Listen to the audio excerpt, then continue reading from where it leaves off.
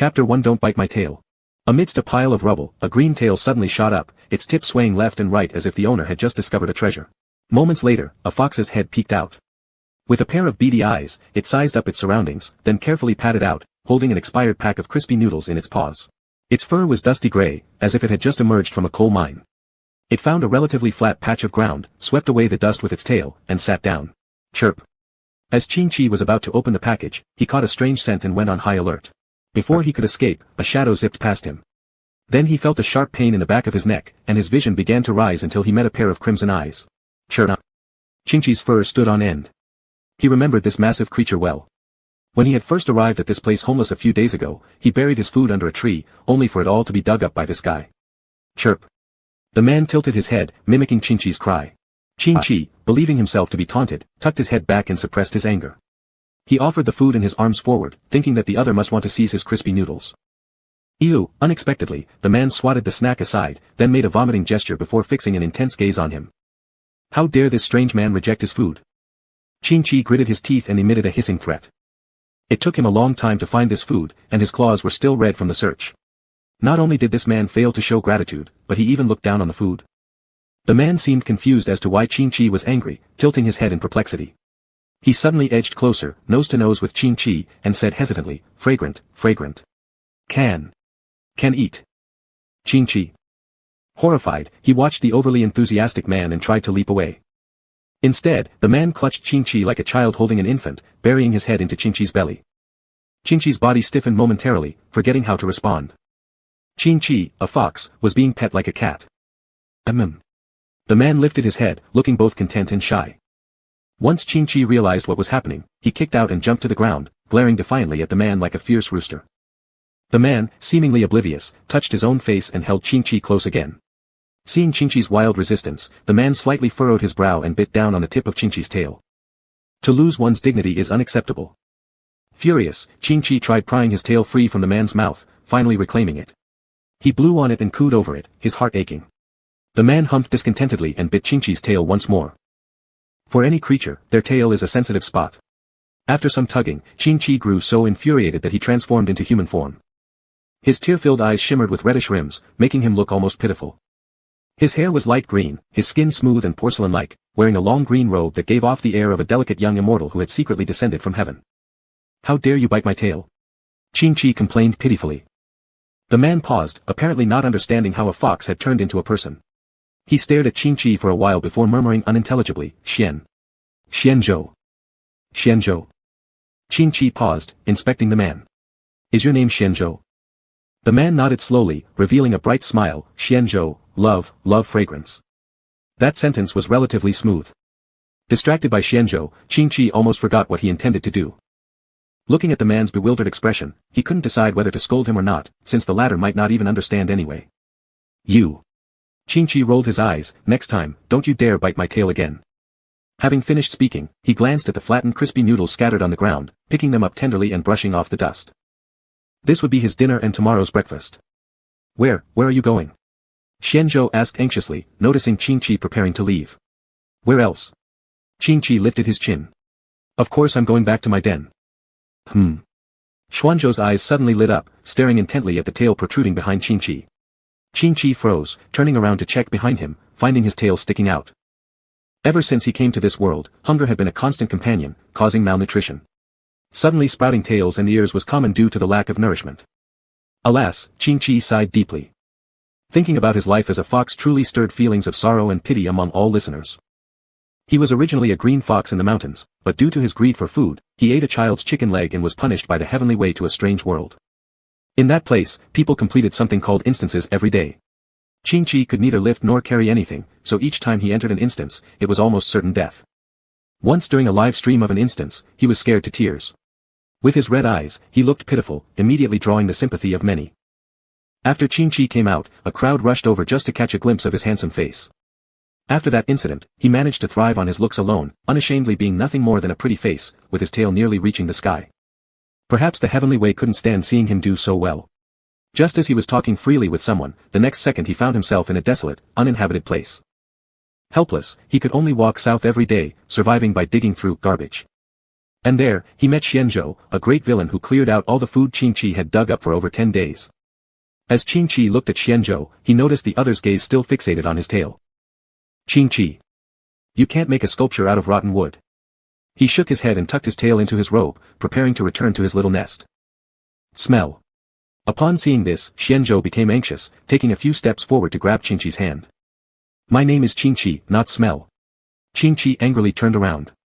Xianzhou blinked, Qi. Qingqi. Fine, let this silly guy call me whatever he wants. After all, we probably won't meet again. Qi. Suddenly, Xianzhou grabbed Qingqi's waist with one hand, hoisting him onto his shoulder. Back home, Qi. Qingqi. Whose home are we going to? Xianzhou took large strides forward, looking very much like a bandit chief abducting someone's wife. Hey, put me down. Qingqi struggled fiercely, wrapping his tail around and beating it against Xianzhou's face, making a boom boom boom sound that sounded painful even to hear. Bang. Before he could struggle to any conclusion, a gunshot made him jump. His ears popped out immediately, standing upright like antennas. Xianzhou's leg had been shot through, but no blood was flowing. He slowly realized what happened, glanced at his leg, and slightly furrowed his brow. Let him go. A coarse voice appeared behind them. Several fully armed humans raised their guns and aimed at Xianzhou. Qingqi was scared into transforming into a fox, jumping off Xianzhou's shoulder. His feet slipped, and he flailed wildly before running straight toward a nearby tree and climbing it. The men holding the guns were taken aback. They'd seen monkeys climb trees, but it was the first time they saw a fox climb one. But Qingqi paid no attention to them. He clung to the trunk, trembling violently and emitting weak squeaking sounds. Xianzhou turned with a dark complexion, fixing his gaze on the man who fired the gun. You. Scared him. Before the other could react, he ran over like a streak of lightning, punching the man to the ground. The others were startled by Xianzhou's sudden move. The fallen man clutched his stomach, enduring the pain while shouting at his companion, hit his head. Oh. Everyone finally snapped out of it, raising their guns and touching the triggers to aim at Xianzhou. At the critical moment, the ground suddenly began to shake. A huge group of zombies arrived with impressive momentum. They moved slowly, like following an order, walking towards Xianzhou as if approaching their adored king. Seeing this, Qingqi was terrified, hugging his tail and hiding behind the leaves, trying to merge with the tree to slip through unnoticed. Those several humans also understood something. They backed against each other, at a loss with the advancing zombies. At this point, an armed vehicle drove up. It skidded to a stop in front of them, driven by a man wearing wire-rimmed glasses. His expression was cold as he stared at them and said, "A bunch of fools, get in the car." Captain Gu. The group's eyes lit up, scrambling aboard the vehicle. The zombies, seeing the bird that had already flown away, did not chase after. Instead, they simply walked up to Xianzhou and collapsed at his feet with a thud. Xianzhou blinked, glancing around. He spotted the bushy fox tail sticking out from the tree. He curved his lips, silently approaching and grabbing hold of the fluffy tail. Qingqi was pulled down from the tree by Xianzhou, shrinking into a ball in fear when facing the army of zombies glaring at him. Xianzhou carried Qingqi back to his den, a dilapidated villa. The zombies inside the base were quite different from those outside. They, like Xianzhou, had faces slightly tinged with green, otherwise indistinguishable from regular humans. Some of them even spoke more fluently than Xianzhou. Qingqi's arrival brought vitality to the dull zombie nest. The zombies gathered around, their eyes glued to Qingqi. This time, Qingqi had finally learned what it meant to keep a low profile. Surrounded by so many people, within just a few seconds he was bristling with fear, his sharp nails revealed as he calculated the chances of escaping on his own. Filthy. A zombie wrinkled its brow, pointing at him and giving a disapproving comment. Qingqi. Upon hearing this, Xianzhou picked up Qingqi, tilting his head slightly. Wash. He then furrowed his brows, seemingly forgetting how to say the next word, but this didn't stop him from taking action.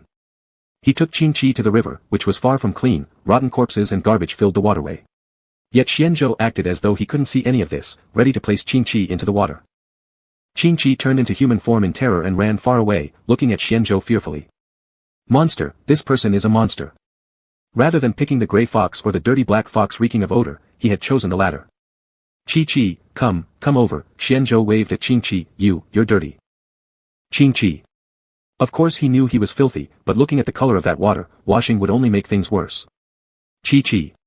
Xianzhou called out with affection and tried to embrace Qingqi. Whoa. In reflex, Qingqi bit down on Xianzhou's hand, immediately releasing it once he realized what he'd done. Xianzhou looked at the faintly bruised bite mark on his hand and retaliated by biting Qingqi's hand. Looking at the bite mark on his hand, Qingqi pouted. Chapter 2, A Vase Has Its Own Virtue. A zombie raising a fox is quite an absurd combination. Xianzhou painstakingly tried every day to ensure his little fox would have enough to eat, but even so, Qingqi preferred scavenging through trash. That pack of crackers took Qingqi 3 days to finish. Qi. Xianzhou was now able to call out Qingqi's nickname in full. He extended the food in his hand. Eat. Qingqi was licking the crumbs from the crackers, and with a glance at the already rotten meat in Xuanzhou's hand, he turned his fox head away, ignoring it. Xianzhou couldn't understand why the other refused to eat, and dejectedly threw the meat onto the ground. The other zombies, already salivating, immediately rushed forward and snatched it all up. I'll take you, outside. Xianzhou said while wiping his hands and then picked up Qingqi. Chirp. Qingqi looked suspiciously at Xianzhou and wagged his tail slightly. Was this guy telling the truth? After all, whenever he requested going out these past few days, Xianzhou had refused with a cold expression each time. Xianzhou answered Qingqi's doubts with actions. He took Qingqi outside. Outside was strewn with broken walls and piles of decrepit cars discarded on the roads, some beginning to rust. The buildings were teetering on collapse, and occasionally as Xianzhou passed by, a block of stone suddenly fell. He caught it bare-handed. Qingqi wrapped Xuanzhou's neck with his tail, curiously glancing around. Previously, he'd been timid, only daring to walk in suburban areas. Suddenly arriving at the urban district gave him a sense akin to Lu Lao Lao entering Grandview Garden, a classic novel. After walking for a long time, Xianzhou stopped in front of a supermarket, glanced around, ensuring there was no danger, and then went inside. So many crackers. Inside, Qingqi looked at the shelves fully stocked with them, his eyes glowing. He transformed into human form and happily ran towards the crackers. His tail hadn't had time to retract and swung behind him like a propeller. Xuanzhou's gaze followed the movements of the tail without blinking. Before Qingqi could savor his happiness, it was shattered by a gunshot. Who's in there? A voice came from the doorway as the glass door was shattered by bullets, and several people walked in. There were men and women, and without exception, they all carried guns. Xianzhou quickly stuffed Qingqi's tail inside his robe and warily eyed the uninvited guests. Who are you? The group exchanged glances and, after looking at Qingqi, quietly whispered among themselves, one man and a pretty boy, should we take them in or deal with them? Deal with them, the oldest man replied. Our team already has 5 people, we don't need more. Follow your boss. After their discussion, they turned to Xianzhou. Are there just the 2 of you, or do you have any accomplices? Xuanzhou's face was cold as ice. He stared silently at them, his eyes resembling someone watching the dead. Seeing that Xianzhou didn't respond, Qingqi instinctively hid behind him. What's the meaning of this? The interrogating man grumbled dissatisfied, then pushed Xianzhou, discovering that he was immovable and solid as a rock. His temperature was also abnormally icy. This guy. The man withdrew his hand, looking first at his boss and then back at Xianzhou, and hurriedly returned a few steps. Boss, something's not right with this person. What's wrong with him? Their leader assumed the man was just afraid and chuckled disdainfully, rolling up his sleeves as he approached. I'll handle it. Watching yet another one step forward, Xianzhou still remained unfazed. The leader sized up Xianzhou, saw he didn't have a gun, relaxed, and moved his gaze. His eyes landed on Qingqi and upon seeing his face, they lit up with excitement. The leader whistled and leered as he pointed at Qingqi. This guy looks fine. Just what we need, since our crew lacks a woman. Let him fill the role temporarily, keep him. He made his choice as if picking goods. What did you say? Xianzhou asked for the first time without stuttering. Grabbing the leader's hand as it reached toward Qingqi, he twisted it hard. With a sharp crack, the man's arm broke. The man winced in agony, trying to retrieve his hand but finding it impossible to break free from the grip. Reacting swiftly, the others immediately aimed their guns at Xianzhou. Despite the continuous gunfire, Xuanzhou's eyelashes didn't so much as flicker, and his battered body rapidly healed. Lifting his eyes, the ashen-brown pupils reflected the terrified faces of his attackers. You cannot, bully. Chi. With a kick, he sent the captain flying, darted like the wind, grabbed the nearest shooter, and flung him aside. The body crashed against the wall, causing dust to fly everywhere. That man coughed blood and clutched his chest. It was a zombie. The remaining humans finally woke from their stupor, retreating only to find themselves cornered by a horde of zombies that had crept up unnoticed. Xianzhou glanced back at Qingqi, who was standing far away in the corner of the wall, watching from afar. With a beckoning motion, Xianzhou said, Come, here, Qi. Qingqi approached with suspicion. What's wrong? Xianzhou wiped his hands and grabbed the tempting tail of the other. LL. Qingqi thought for a moment before saying, I don't care. A vase must have its own virtue and not overstep its bounds. Upon hearing this, Xianzhou pursed his lips and remained silent for a while, then told the few who were already terrified witless, go. He didn't want Poole to be afraid of him. Yes. We'll go right now. The earlier arrogance was gone, replaced with trembling legs as they stood up. Wait, Qingqi suddenly spoke up. They turned around at his words, fawningly asking Qingqi, do you have any requests? Qingqi stepped closer to them, coughed a few times to clear his throat, then seriously asked, I wonder why each of you carries guns. In my understanding, guns aren't supposed to be carried casually, either before or after I came through the portal. Looking at each other helplessly, they saw only pity reflected in one another's eyes. So good-looking but such a fool. Cough, cough. Their leader broke into a fit of coughs. Xuanzhou's kick had left a significant internal injury. Being supported by someone else, he managed to say to Qingqi, because without a gun, you die. And it's still a long way to the base. Qingqi froze, confused, why would we die? Is it because this is a game world? What? It was now the leader's turn to be stunned. What do you mean by game world? Anyway, I can't explain it all to you. You should ask your partner about the specifics. After all, he couldn't possibly tell a zombie face-to-face that having a gun was essential to fight zombies. Letting the group leave, Qingqi returned to the villa with instant noodles, sulking. Xianzhou placed the food in a cabinet, locked it under Qingqi's incredulous gaze, claiming it was for his own good, and set the rule that only half a pack could be eaten daily. This made Qingqi so furious that his fox mouth was literally crooked. B-City human base. You mean there's a human who can transform into a fox? In the laboratory, the bespectacled man narrowed his eyes slightly. His back was turned to several humans as both of his hands rested on the experimental table. Yes, there's always a zombie guarding him. Fascinating, absolutely fascinating. The man's voice was hoarse as his fingertips tapped rhythmically against the table. His eyes burned with bloodthirsty desire. Go, bring me that fox. But. The leading man hesitated. Didn't the elder specify that we can't harm conscious zombies arbitrarily? Consciousness? The man turned slightly, his features excited. Zombies cannot have consciousness. They're lowly creatures, forever unable to possess awareness. Their sole purpose for existing is to provide crystal cores for special individuals. 10 days. The man picked up the scalpel, turning to slash across the man's face, his excitement barely contained. 10 days. Bring that fox to me. I believe he will offer new results for my experiments. Chapter 3, Being a Useful Fox. Qingqi had been unhappy for days because Xianzhou wouldn't let him go out again. A few female zombies were combing his hair with combs in their hands, incessantly repeating how beautiful and fragrant he was. Qingqi couldn't understand what was so fragrant about himself. He lifted his arm and sniffed it. Aside from the smell of crispy noodles, there was no other odor. Why do you always say I smell good? Qingqi slightly turned his head and curiously asked the female zombies. The female zombies paused in their movements, touched their chins and thought for a moment before replying, we don't know. Qingqi. At this moment, Xianzhou returned. He threw the captured mutated deer to the other zombies, instructing them to deal with it. Then, he gently looked at Qingqi and said, Qi. Xianzhou's speech during these few days was no longer stammering, though he could still only express simple ideas. Longer sentences would lead to his system shutting down. You're back. Qingqi voluntarily transformed into a fox form, allowing the other to hold him. Good job, Xianzhou. Next time, can I go hunting with you? Xianzhou's face instantly fell as he held the tail, appearing completely happy just moments ago. No. Confused, Qingqi asked, why not? You will be eaten. I won't be eaten. I'm very capable. Qingqi's eyes twinkled. If you're really worried, you can give me a gun. Just a few shots and no one will dare to mess with me. As he spoke, he nudged Xianzhou's hand with his ears, half crawling into Xianzhou's arms. All right. Xian. His alluring manner made even the nearby female zombies soften their hearts. Just as they were about to speak on Qingqi's behalf, Xianzhou suddenly stood up, pushed Qingqi away, and fled with a look of panic. Qingqi slumped onto the ground, tilting his ears in confusion. If it were before, those people would have already fawned over him.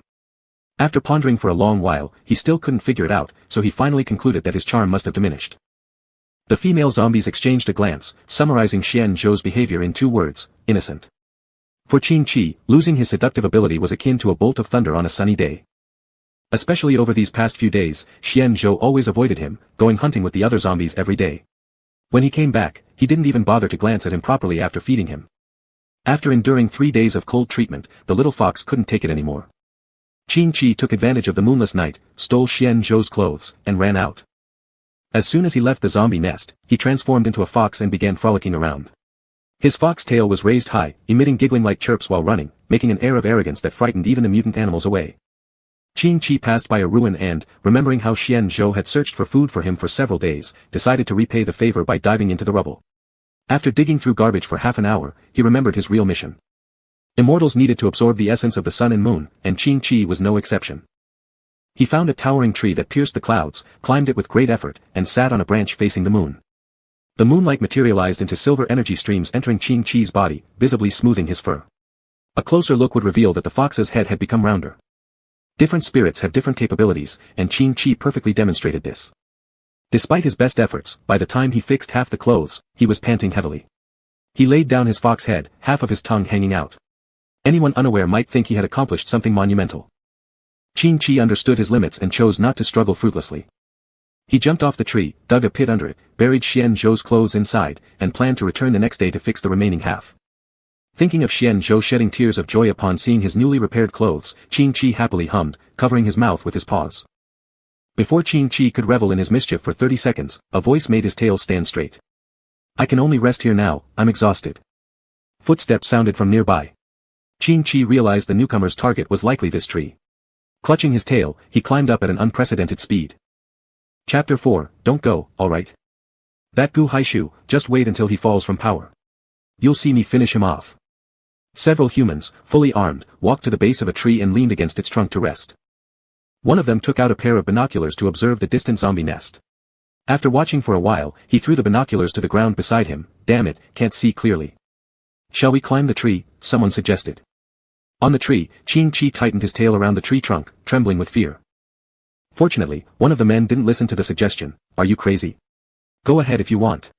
This tree's so tall, if I lose my balance and fall down, I'm done. By the way, one person joked, that fox knows how to climb trees. Maybe that fox is up there on the tree right now, eavesdropping on us. On the tree, Qing-Chi. Forget it, someone waved their hand and said, the zombie king protects that fox closely, there's no way he would let him wander outside. Stop chatting and quickly draw the map. Otherwise, in 3 days when we attack the zombie's nest, what kind of lives do you expect to come out with? Attack the zombie nest. Qing-Chi, on the tree, suddenly became anxious, silently remembering this crucial piece of information. The group of people rested under the tree overnight, drawing maps while chatting idly. Qing-Chi listened in from above, obtaining information that shocked him greatly. It turned out that this world was called the Apocalypse, and there were mainly two forces, zombies and humans. Although mutated animals were also an important factor, they hadn't caused much trouble yet, so they could be temporarily disregarded. It was currently 100 years after the apocalypse began. Humans already had perfect preservation bases scattered all over the world. Zombies had similarly created their own little society. They no longer roamed aimlessly as before but instead elected their strongest member as king, building nests centered around the king. Furthermore, Qing-Chi learned from their conversation that zombies were an extremely ferocious species. But recalling these past few days' attitude from the zombies toward him, he couldn't at all connect the words ferocious and cruel with them. While listening, Qing-Chi began to feel drowsy, and when he opened his eyes again, he had fallen to the ground, and unluckily landed on a rock. If he were an ordinary fox, he might have met his demise on the spot. These people had long since left. Enduring his sore back, he stood up and hobbled back to the villa. As soon as he entered the courtyard, he noticed many zombies looking at him with sympathy. Some even approached to pat his head, giving him painkillers found who knows where. Qing-Chi was very puzzled. He ran forward a bit and then saw Xian-Zhou standing only in his underwear, with a grim expression on his face. Back already? Xian-Zhou clearly appeared furious, speaking more smoothly than usual. He extended his hand, clothes. Qing-Chi transformed into human form, looking down guiltily, I buried your clothes under the tree. Damn it, he had completely forgotten about the fact that Xian-Zhou only had one set of clothes. Xian-Zhou frowned deeply, why? Because. Qing-Chi nervously chewed his nails, because I wanted to give you a surprise. A surprise? Xian-Zhou repeated the term, not quite understanding its meaning. But he roughly understood what Qing-Chi was trying to do for him. Thinking of this, his expression softened slightly, take me there. All right. No. Qing-Chi shook his head vigorously, almost forgetting the more pressing matter. He stepped forward and recounted everything he heard last night to Xian-Zhou in great detail. However, Xian-Zhou's intelligence obviously chilled Qing-Chi's heart. As he massaged his temple, going through the entire explanation, the only thing he retained was, catch the fox. He gripped Qing-Chi's hand and solemnly vowed, I will protect Qi-Chi. Qing-Chi felt moved to tears but still insisted sternly, no, you need to protect the other zombies. Xian-Zhou looked completely baffled, why? In his perception, only the weak needed protection. Qing-Chi placed her hands on her hips and stated firmly, because they are your subjects, and you're their king. So you must protect them, just like they would protect you if you were in danger. Xian-Zhou fell silent first, then imperceptibly nodded, agreeing with the statement. The zombies' level of intelligence was not high, and when Qing-Chi told them that humans were planning to attack, they immediately bared their teeth and got into attacking postures. After considering, Qing-Chi thought that though humans had weapons, they were outnumbered. An assault on the lair definitely wouldn't succeed, and if he left, those people would likely retreat without a fight. He shared this idea with Xian Zhou but received a harsh refusal. Xian Zhou, because he only had a pair of underpants, could only move around indoors. How about I let you touch my tail? Qing-Chi's green eyes reflected Xian Zhou's stern face as he grinned and shook his arm playfully. Alright, a Xian. But this time Xian Zhou was dead set on not letting Qing-Chi leave. He bit into Qing-Chi's neck like an animal marking its mate. SSSS, Qing-Chi winced in pain, muttering pitifully, it hurts. Xian Zhou realized what he had done. Raising his head, he saw that it had drawn blood. He rested his head on Qing-Chi's shoulder while playing with the big tail, saying, don't go, Qi-Chi. But sooner or later, I have to leave. Qing-Chi thought that since he was a fox, eventually he would need to live with other foxes. After all, his lifelong dream was to find a vixen and then raise a brood of little foxes, unambitious but practical. Xian Zhou buried his head gloomily in Qing-Chi's chest, murmuring, don't go. I will protect Qing-Chi. This was the first time Xian Zhou had fully called Qing-Chi by name. Xian Zhou said, there are only a few of them, they can't beat me. Qing-Chi pouted. Of course, he understood that those humans wouldn't be able to match the zombies. But when he was still a cub, Grandpa Mountain God had told him not to cause trouble for others, otherwise he'd be a bad fox. He didn't want to become a notoriously wicked fox. Moreover, with so many mutated animals outside, he could definitely survive since he was after all, a spirit. The conversation between Xian Zhou and Qing-Chi went nowhere. After talking for half the day, an angry Xian Zhou locked Qing-Chi up. Not only that, he didn't leave Qing-Chi alone even to use the restroom, fearing that Qing-Chi might run away. Locked inside the room, Qing-Chi transformed into a fox, jumping around day and night, starting to scratch the door every evening. The emotionally detached zombies were directly driven into depression. Chapter 5, Encirclement. 3 days later, the zombie nest was tense, with several mountains surrounding the villa packed with zombies to prevent humans from sneaking in. The group of humans who had carefully mapped out their plan thought they would be infallible, only to be trapped as soon as they stepped into the zombies' territory. Let me down. Help. They screamed wildly inside the pit traps dug by the zombies. When Xian Zhou finally appeared, they fell silent like frightened mice. Xian Zhou, wearing half-new clothes that looked somewhat absurd, cradled a fox in his arms and stared down at the humans below. He gently stroked the fox's back and asked Qing-Chi, shall we kill them? Qing-Chi looked at the people in the trap, and he felt they were familiar. After recalling, weren't these the same people who shot at him on the first day when he met Xian Zhou? I don't mind. Qing-Chi felt it might still be better to eliminate them but wanted to follow Xian Zhou's decision. As they discussed what to do with these people, the sound of helicopters could be heard overhead. It was nighttime and upon looking up, Qing-Chi saw countless little dots in the sky like stars. However, squinting more closely, they were not stars but armed helicopters. A helicopter landed in front of Qing-Chi and others, and a man in a lab coat got off. Adjusting his glasses on the bridge of his nose, he said with a smile, have you heard of the fable, the mantis stalks the cicada, unaware of the oriole behind? Xian Zhou sensed something amiss and began to emit low-frequency growls, akin to the mournful cries of a wild beast. The zombies received the signal and started slowly moving toward Xian Zhou. Tisk, Gu Haishu lifted his hand, and a group of weapon-bearing humans descended via the aircraft's ropes. Nodding slightly, he commanded, within 1 hour, I want to see that green fox. Yes, Commander Gu. They saluted, and then the sounds of bullets being loaded filled the air. Commander Gu. Commander Gu, the men in the pit frantically shouted, digging their fingers into the dirt walls. Gu Haishu turned at the sound, pretending just now to notice them. He expressed mock surprise, ah, so you're here. Commander Gu, we knew you'd come save us. Commander Gu, we're alive. Please rescue us. If you can save us, we'll always follow your lead without question. Gu Haishu slightly arched an eyebrow, smirking as if amused, then turning to a person beside him, he spoke word for word, report this, Li Taijun, Gu Yuqi. 7 individuals declared officially dead due to failure in covert infiltration. Hearing this, the aide beside him was shocked and raised his head.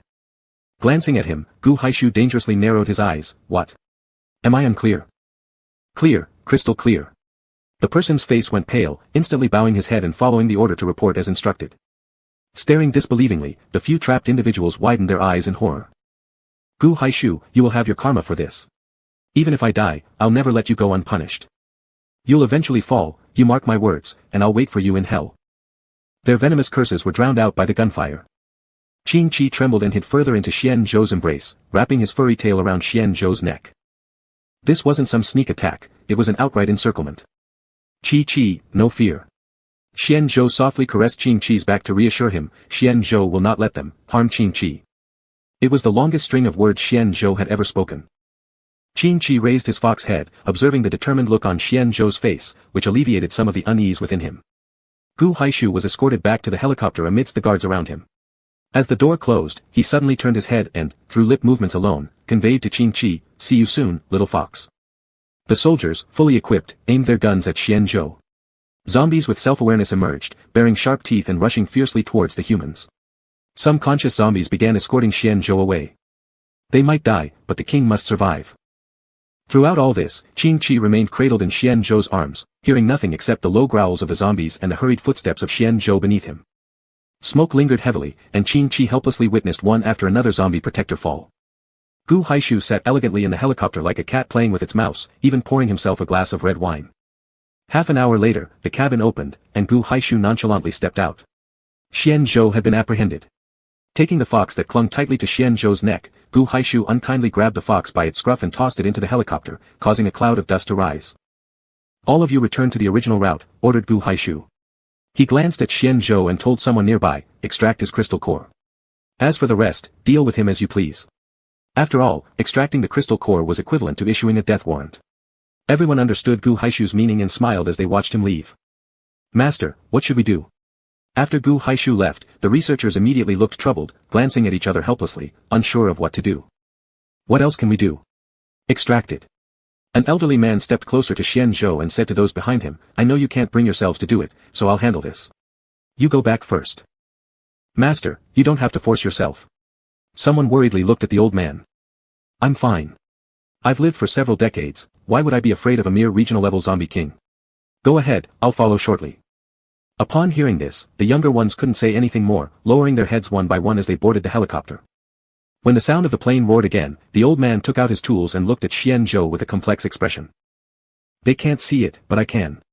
The old man squatted down and actually undid Xian Zhou's restraints. Xian Zhou looked at the old man in surprise, slowly getting up and saying, "Thank you." "Don't thank me." The old man took out an advanced crystal core from his pocket, preparing to use it as a substitute. "You should thank yourself for not being a regional-level zombie king, otherwise my gun would have been aimed at your head long ago." Saying this, he fired a signal flare into the sky. "Go quickly, find more of your people. I'll take care of that little fox for you." Seeing the approaching helicopter, Xian Zhou tightened his lips, turning around and running into the woods.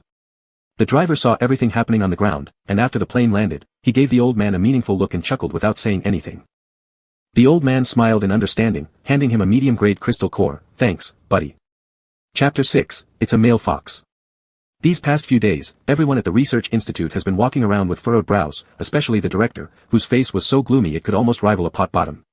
Every now and then, he'd take out the attendance roster to lay off people aggressively. If anyone dared to ask why, the answer would simply be that the left foot entered first. "Are you sure he'll eat this?"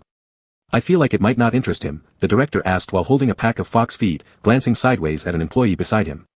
"He should eat it." The employee faltered under the ferocious gaze of the director and nervously lowered his head like a quail. "Foxes ate this before the apocalypse. Would you like to try feeding it again?" The director shot a glare at the employee before picking up the feed and walking towards a cage. The cage was 2 meters high and 7 feet long, ample space for 5 or 6 people, and yet, it housed only a single green-colored fox. "Little darling, see what see what I have in my hand." The director smiled slyly at the fox while shaking the feed in his hand. "You must be hungry, right? Just transform into human form, and I'll give you this immediately." Qin let out a groan and turned over, using his tail to completely cover his head. Seeing that the little guy had no intention of responding to him, the director struggled hard to suppress the anger boiling within him, forcing himself to smile and continue enticing. "Baby, just transform into human form, and I will feed you instantly. Moreover, I'll find several male foxes for you. How does that sound?" The director didn't expect much response but saw Qin suddenly stand up and slowly walk towards him.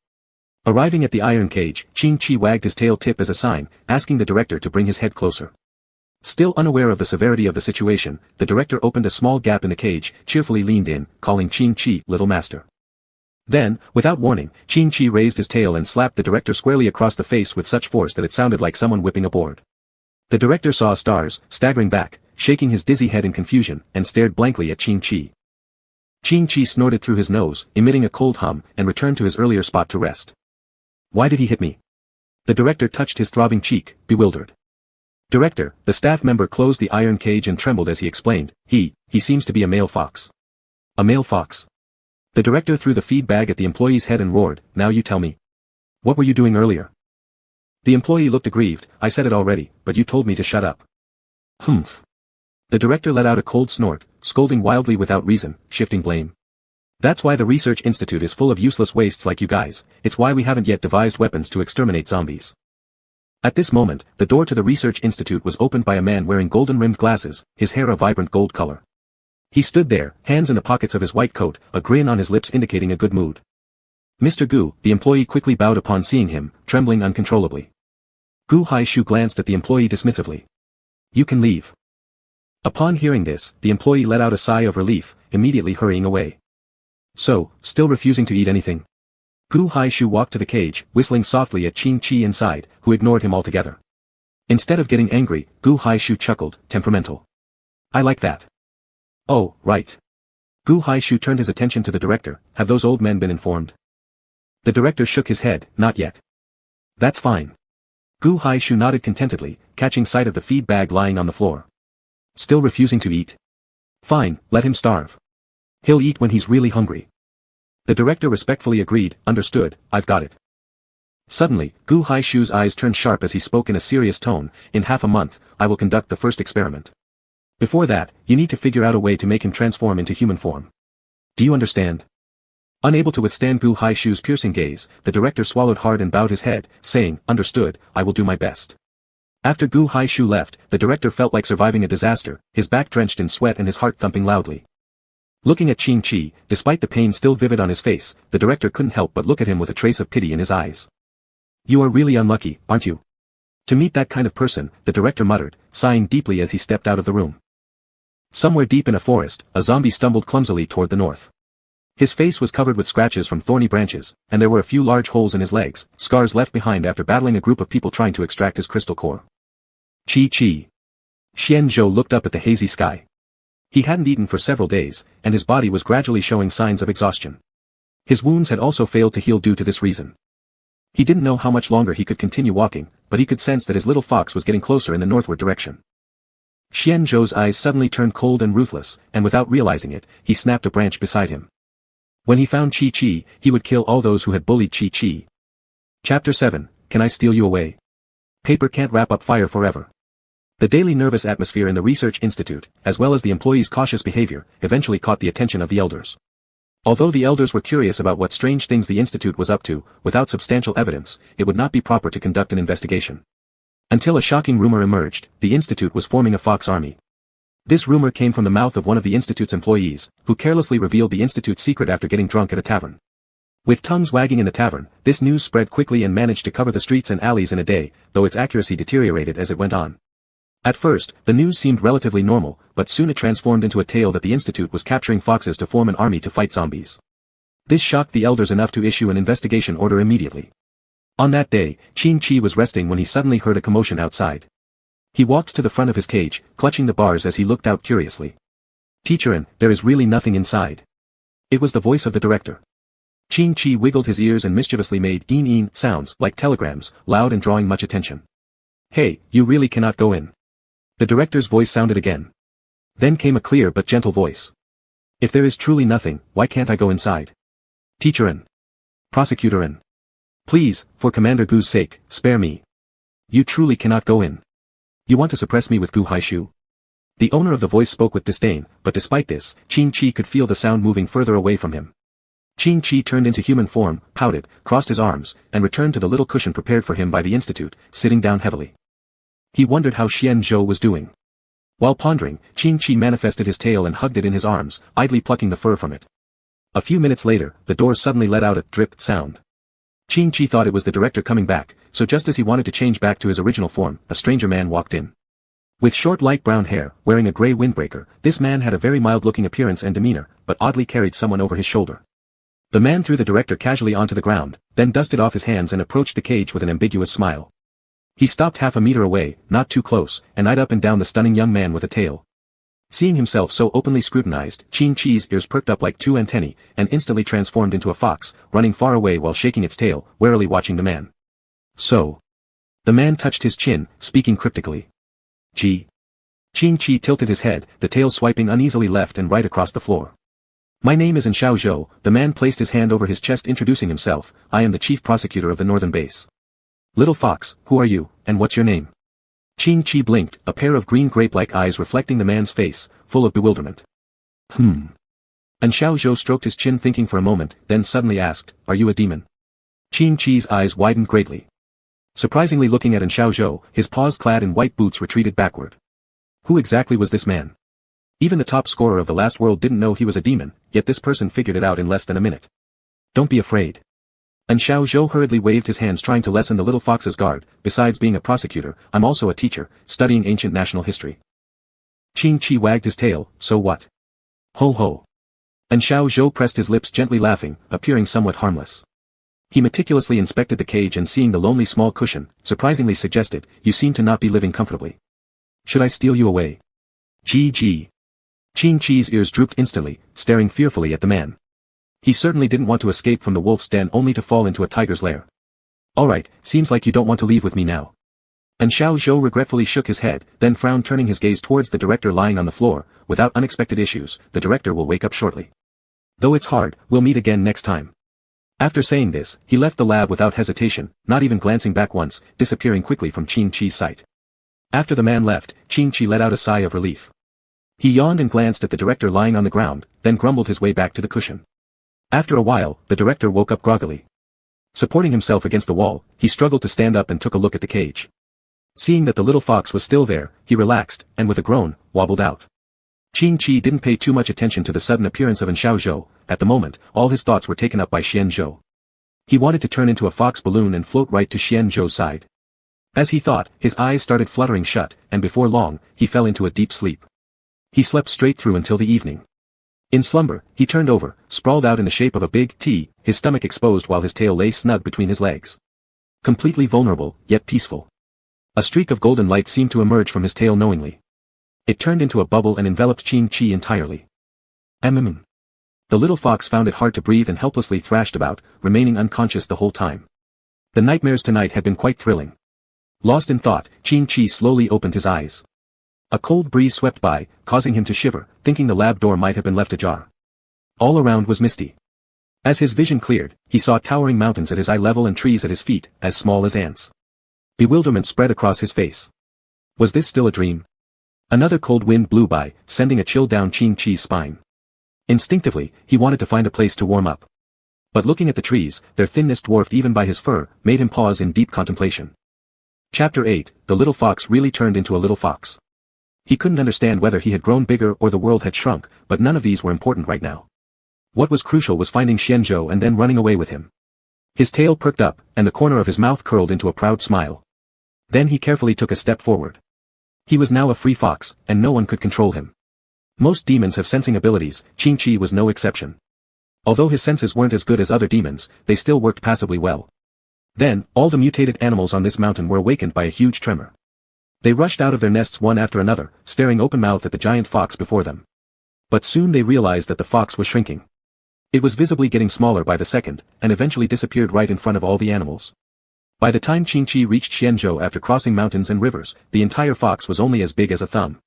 He didn't understand why he was getting smaller as he walked. His brain, which was the size of a soybean, couldn't comprehend these matters, it was occupied entirely by thoughts of Xianzhou. Qing-Chi climbed laboriously onto Xuanzhou's face, and now Xuanzhou's nostrils seemed like small caves with natural hot air flowing out. He felt slightly tempted, but his reason told him not to go inside.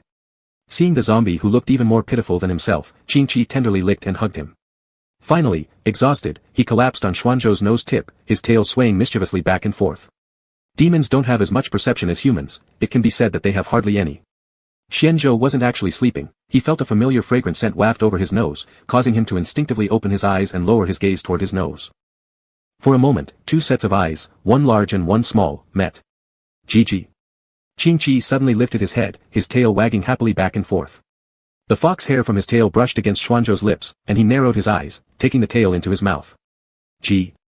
Qing-Chi froze for a moment, then indignantly tugged his tail out due to the excessive force. Losing control of the recoil, he rolled around a few times on Xuanzhou's face before stopping. Qi-Chi.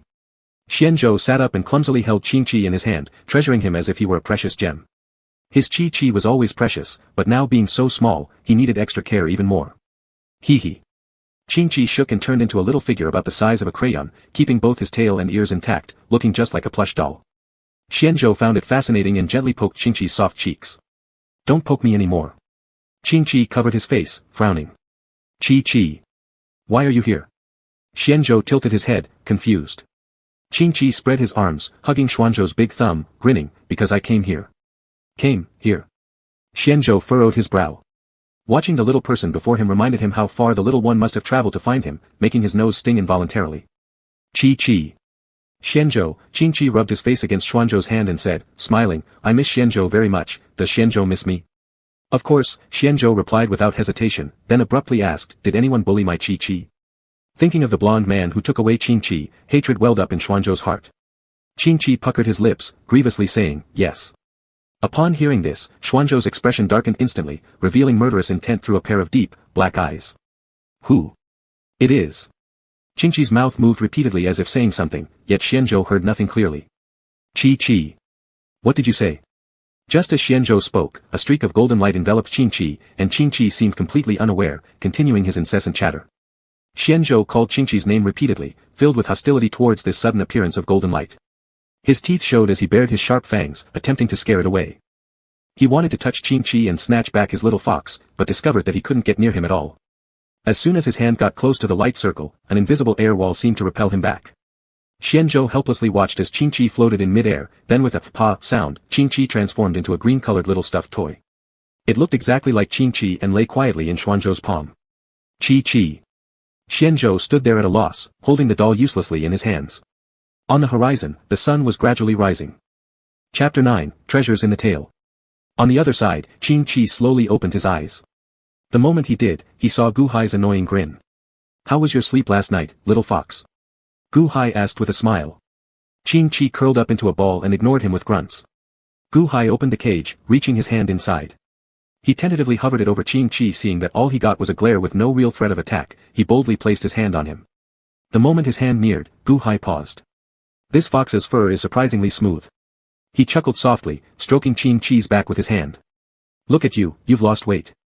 Despite the tone of regret, Qingqi could detect not a shred of genuine concern. Gu Hai had barely touched the little fox for 3 seconds when the latter became restless, jumping to one side and then leaning against the cage as he transformed into human form. Zzz. Despite having seen countless men, Gu Hai couldn't help but draw in a sharp breath upon truly seeing Qingqi's face. Qingqi's appearance was exceptionally delicate, someone who would shine among any crowd, unmistakably recognizable. Although his features were icy and aloof, there was also an aura of endearing cuteness around him. It gave people the impression of being like a mint-flavored candy, cold on the surface but sweet and addictive at heart. Gu Hai smirked, lifting a smile. What's your name? Why should I tell you? Qingqi rolled his lips. Let me out. I need to find Xianzhou. Xianzhou. Gu Hai frowned, clearly unable to recall who this person was. After pondering for a long while, a picture of a zombie's face flashed through his mind. Are you talking about that tiny zombie king? He is not a tiny zombie king. Qingqi wanted to proclaim how powerful Xianzhou was, but feared that Gu Hai might bother Xianzhou and thus kept silent, pursing his lips tightly. If you tell me your name and background, I'll take you to see Xianzhou, okay? Gu Hai coaxed. Clearly underestimating the vigilance of the little fox, Qingqi turned his head, refusing to acknowledge him. Alright, sighed Gu Hai, I guess you don't really care about your Xianzhou after all. In that case, I'll have someone go kill him right now.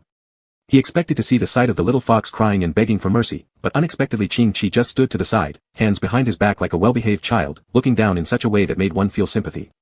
But some people are heartless, and Gu Hai was a typical example. Gu Hai laughed coldly, looks like you truly don't care about him. Since that's the case, there's no reason for him to keep living. After saying that, he flicked his sleeves and walked out. At the door, he abruptly stopped, looked back at Qingqi, only to see that indifferent attitude still, none of my business, so helplessly sighed. He shoved his hands into his pockets, his gaze suddenly fierce. Looks like we'll need to be harsh, huh? Once sure Gu Hai had left, Qingqi turned back into a fox and returned to his nest, wrapping his tail around himself and emitting low whimpers. Then a silk pouch appeared beneath his tail. At the mountain where he lived, every demon had tools to store things, and what kind of tool depended on the mountain god. Technically, using the body as storage shouldn't make sense, but since Qingqi had a bad memory and the mountain god particularly doted on this little fox, they broke the rules and allowed his tail to become the storage tool. Qingqi carried the silk pouch to his belly, bit it open, and narrowed his eyes to look inside. When he saw that there were only 5 items inside, Qingqi immediately realized what happened last night. This silk pouch was given to him by a big shot from the infinite flow world, who said it contained 6 objects, 2 of which were especially powerful, one could grant wishes, and another could bring the dead back to life. If he hadn't guessed wrong, last night he was probably too consumed with thoughts of Xian Zhou, leading the silk pouch to mistake these thoughts for a wish and fulfill it. Happy, Qin Chi covered his mouth with his paw, meaning that he didn't have to leave the research institute to get to Xian Zhou's side anymore. He carefully put the silk pouch away, stuffing it back into his tail. Thinking that he could cavort with Xian Zhou tonight, Qin Chi happily flipped over onto his back. Chapter 10, Inferior Bubbles. As night fell, darkness spread its arms, enveloping the world in its embrace. Qin Chi in the cage yawned, his ears drooping as he drifted off to sleep. In order not to miss the important moment of meeting Xian Zhou, he hadn't slept all day. He had waited for a long time, but the bubble still hadn't come to pick him up. Confused, he shook the brocade pouch with his claws, cheep cheep. After shaking it for a while and seeing no effect, he sighed and kicked the pouch with his feet. Miraculously, a bubble emerged from the tail area, slowly approaching Qin Chi. It stopped 3 centimeters away and opened one corner, seemingly inviting the little fox to crawl inside. Qin Chi wiggled his ears and stared at the bubble for a few seconds before scrambling in on all fours. After he got inside, the bubble immediately began to seal itself. Qin Chi curiously looked around, staring at the golden bubble walls. With a cheeky gesture, he poked it with his claws. Unexpectedly, this unintentional action caused a hole to appear in the bubble. Qin Chi froze on the spot, realizing how poor the quality of the bubble was. At this point, the bubble started rising slowly, and then 2 thin legs grew from underneath it. They moved like an athlete doing warm-ups, moving left and right before starting to ascend spirally. Woof! Qin Chi covered his mouth with his claws. If it kept spinning, he would throw up. This was just the beginning. The bubble burst through the cage and began performing hula hoops in the air, flying about erratically. Meanwhile, the hole Qin Chi had poked began leaking air. Qin Chi, filled with fear, collapsed onto the ground, covering himself with his tail and flattening his ears against his head. When Qin Chi thought he was about to meet his end, he was awakened by a hand poking him. Chi Chi. Xian Zhou tilted his head, looking worriedly at the pale-faced Qin Chi. Since earlier, he had felt the puppet at his waist heating up. Without hesitation, he took it out and saw that the once lifeless puppet had transformed into his beloved Chi Chi. Xian Zhou. Qin Chi shakily extended his claw, clutching Xuanzhou's fingertips and making pitiful whines. Xian Zhou, my head feels so dizzy. Xian Zhou didn't know what Qin Chi had been through, so he used his fingertip to gently rub Qin Chi's head, attempting to soothe his discomfort. Don't be afraid, Chi Chi, Xian Zhou is here. Ugh. Qin Chi lifted his head, scanning around and realizing they were still in the same forest where Xian Zhou had last been. He suddenly turned, hugging Xuanzhou's thumb. Xian Zhou, hide quickly. There's a bad guy coming to catch you. Xuanzhou's eyes became sharp instantly. Who? Could it be the bad person who kidnapped Chi Chi last time? Qin Chi furrowed his little brow, troubled. I don't know his name. Qin Chi had only seen Gu Haishu a few times, and the people in the institute usually called him Gu Team Leader, so Qin Chi didn't know his real name. Xian Zhou placed Qin Chi on a tree stump and crouched down to bring his gaze level with the little fox. Is it a man with golden hair? Qin Chi perked his ears and nodded vigorously. Yes. With the answer, Xian Zhou stood up abruptly, readjusting Qin Chi back to the palm of his hand, his expression stern. Chi Chi, I must go to the human habitat. The human habitat? Wasn't that the base? Upon hearing this, Qin Chi became alarmed. Although he wasn't very clear about the rules governing this world, he did know that humans and zombies were in opposition. If Xian Zhou entered the base, it would be like letting a little white mouse jump straight into a snake den voluntarily. It won't work. There are all humans inside, and they will hurt you. Qin Chi shook Xuanzhou's small finger while saying this. It doesn't matter. Over the long journey, Xuanzhou's clothes had already begun to wear out. He placed Qin Chi into a relatively clean pocket near his chest. Chi Chi's body is still inside, so I must go in. He didn't know how long Chi Chi could maintain this state. And if the doll ever got damaged or lost, wouldn't he never see Chi Chi again? Such a situation was not allowed to happen. Xian Zhou had made up his mind to enter the base. Although Chi Chi was upset, there was nothing he could do, considering he was now merely a toy at everyone's disposal. Cuddled up in Xuanzhou's pocket, the pocket was fairly spacious for the petite Chi Chi. He could roll around, bounce, and play without issues. Qin Chi stuck out half of his head, revealing his shiny round eyes and his ears outside. Occasionally, at the slightest breeze or sound, he would quickly retreat inside. Xian Zhou followed the scent left by Qin Chi's physical body, heading north.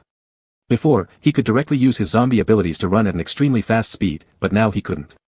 If he ran, Qin Chi in his pocket might get flung out. Xian Zhou walked for a long time, until Qin Chi started yawning. The little fox pressed his face tightly against the fabric and leaned forward with his bottom sticking up, half asleep. A few more minutes passed when a scream shattered the quiet forest. A flock of birds flew up in alarm, chirping angrily as they ascended, their scolding cries seemingly blaming whoever disturbed their peaceful slumber. Chapter 11, The People of the Base. Qingqi rubbed his eyes, stuck his head out, and asked Xianzhou with a tilted head, "What's making that noise?" Xianzhou had already guessed what it might be, but he didn't want to meddle. The sky was starting to lighten with dawn, and he had to hurry to the base. After hesitating for a moment, he told Qingqi, "It's just the rats calling." Qingqi. Do rats make an sound? While Xianzhou didn't want to look for trouble, it didn't mean trouble wouldn't find him. Suddenly, a few beams of light shot over. Startled by the unexpected brightness, Qingqi quickly blinked his eyes and withdrew his head. Frowning, Xianzhou looked coldly at the source ahead. "Th. The person in front, you from the base." A young voice came from ahead, trembling with fear and stuttering heavily. Hearing the word base, Qingqi's ears twitched. He seemed to have thought of something and suddenly peeked out to see Xuanzhou's face clouded, waves of anger rising like surging clouds. His hands were balled into fists as if ready to attack. "Xianzhou." Qingqi climbed out of his pocket like an infant practicing crawling on the ground. Wobbling, he made his way to Xuanzhou's ear, sitting on it and whispering, "Let's not kill them." Xianzhou was surprised when he heard Qingqi's words, "Why?" His limited knowledge and childlike intelligence prevented him from understanding the reason. Killing humans was always the right choice in self-preservation for Xianzhou and other zombies. There was nothing to lose and everything to gain. They weren't strangers to thoughts of peaceful coexistence with humans, but every time they approached, they would inevitably get gunned down, and their crystal cores cruelly extracted. Seeing that Xianzhou remained silent, the young man asking questions couldn't help scanning him with bright lights again. Upon noticing clothes similar to those of a zombie, he retreated like a startled bird, shouting, "He may be a zombie, prepare to shoot." Qingqi hugged one edge of Xuanzhou's ear and whispered while clinging to it, "Xianzhou, don't you want to enter the human base?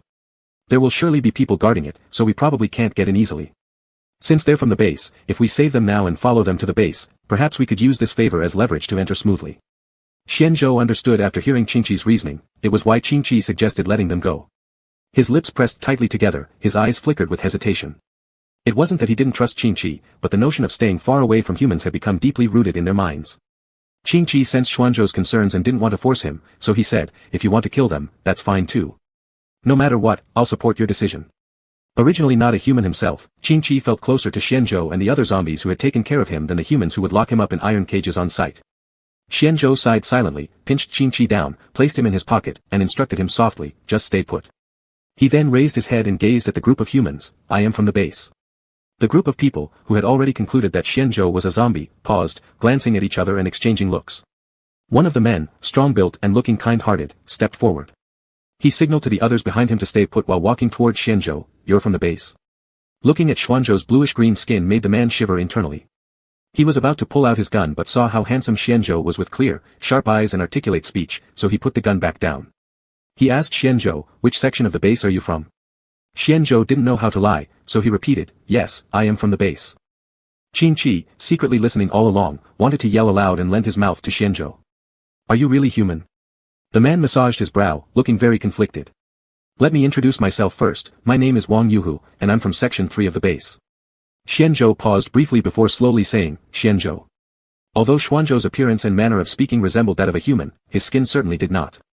Moreover, his mechanical way of speaking and tendency to answer questions irrelevantly troubled Wang Yuhu even more. Wang Yuhu gathered the other companions and pulled them aside, informing them of Xuanzhou's peculiar situation. After hearing this, all the companions frowned deeply, as none of them could decide what to do next. A shifty-eyed man said indifferently, "In my opinion, no matter whether he is a zombie or not, anyway, those things up ahead have blocked our way, and we can't return to the base. We might as well take one more person for better luck. At worst, if we become savages later on, at least we'll have someone to cook." Wang Yuhu glared at him, "What are you talking about? If the base discovers we haven't returned, they will definitely come to rescue us." After hearing this, the man burst into uncontrollable laughter, as if he had just heard the funniest joke in the world. He held his belly while laughing hysterically, startling a flock of birds nearby. "Rescue? Are you really that blind, or just pretending?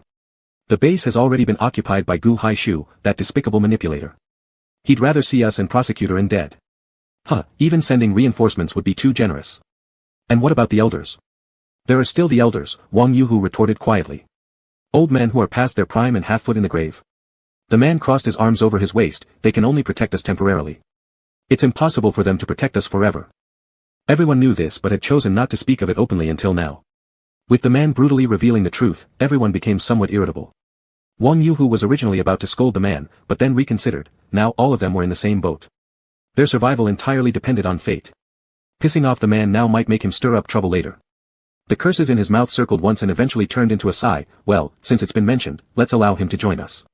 He appears energetic but rather dull-witted, probably preferring solitude. Let's put him forward to scout the road. Everyone understood, it was dangerous being the scout, which carried the greatest risk. Wang Yuhu was taking advantage of the man's naivety by using him as the team's scapegoat. Chapter 12, Bring Me into the Base. At this moment, Xian Zhou, who was playing with a little fox, had no idea that someone had already arranged everything clearly for him. Big brother Xian. Xian Zhou, who was pinching the little fox's tail, looked up upon hearing the voice and then saw Wang Yuhu leading a few people hurrying towards him. He just took a casual glance, then lowered his head to continue teasing the little fox, asking without looking up, "Have you made your decision?" Since it was nighttime, Wang Yuhu and his group could not see the young fox in Xian Zhou's pocket. When they noticed his movements, they became even more convinced that he was a fool, or at least not very smart. Hem. Nonetheless, the show still needed to be performed thoroughly. Wang Yuhu clenched his fist over his mouth, coughing a few times. "Big brother Xian, I am Wang Yuhu from District 3, and also the captain of this week's resource collection team. To tell you the truth, things went smoothly earlier, but when we were returning to the city, we encountered a group of monsters." Xian Zhou furrowed his brow. "Were they zombies?" "No," Wang Yuhu shook his head in terror. "They definitely weren't zombies. It was enormous and had huge teeth. But that's all I could make out. The night was dark, so just seeing it from afar made us feel terrified. There's no way we'd dare approach." Xian Zhou withdrew his hand from teasing the fox and looked coldly at several people. "I need to return to base." "Yes, we need to go back to the base as well." Wang Yuhu smoothly picked up where Xian Zhou left off. "Therefore, we've arranged for you to scout ahead, while we handle the monsters and provide guidance. How does that sound?" Qing Qi knew at once that Wang Yuhu was planning something underhanded against Xian Zhou. Furious, he gritted his teeth, swiping his tail hard across the pocket lining. Xian Zhou felt Qing Qi's anger and caught a glimpse of surprise in his eyes. Subsequently, a faint smile appeared at the corner of his mouth. Wang Yuhu was completely baffled by Xian Zhou's sudden gentleness. Are you going to join us?" "I can join you." Xian Zhou folded his arms and extended 3 fingers, "but there will be 3 conditions." A fool would not set 3 conditions. Wang Yuhu realized he had misunderstood Xian Zhou, but looking at the man's demeanor, there was truly no hint of intelligence. Could he just be an ordinary person who is slightly foolish? Xian Zhou lightly curved his lips. "Firstly, I must arrive at the base within 3 days. Secondly, I require you all to refrain from harming any zombies or foxes along the journey. Lastly, once we reach the base, I demand you bring me into the city." Do you think his confidence might mean he's actually some kind of hidden big shot? Someone whispered to the person beside them. "He's pretending. I could also confidently claim I'll eliminate all zombies tomorrow. After all, bragging doesn't come with any punishment," the other person sneered. Their voices weren't exactly low, most of what they said floated straight into Xian Zhou's ears, yet his expression remained unchanged as if completely unconcerned. Wang Yuhu did not stop anyone either. Despite realizing Xian Zhou wasn't entirely stupid, he didn't change his perception much, continuing to regard Xian Zhou as a dirty wild man.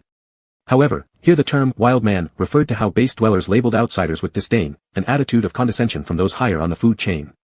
Wang Yuhu gave a slight nod to the few speaking individuals before saying to Xian Zhou, "All right, I agree." Heading north, Xian Zhou walked at the front, surrounded by eerie silence save for the sounds of branches being stepped on and insects chirping. Everything was so quiet that one could hear their own heartbeat.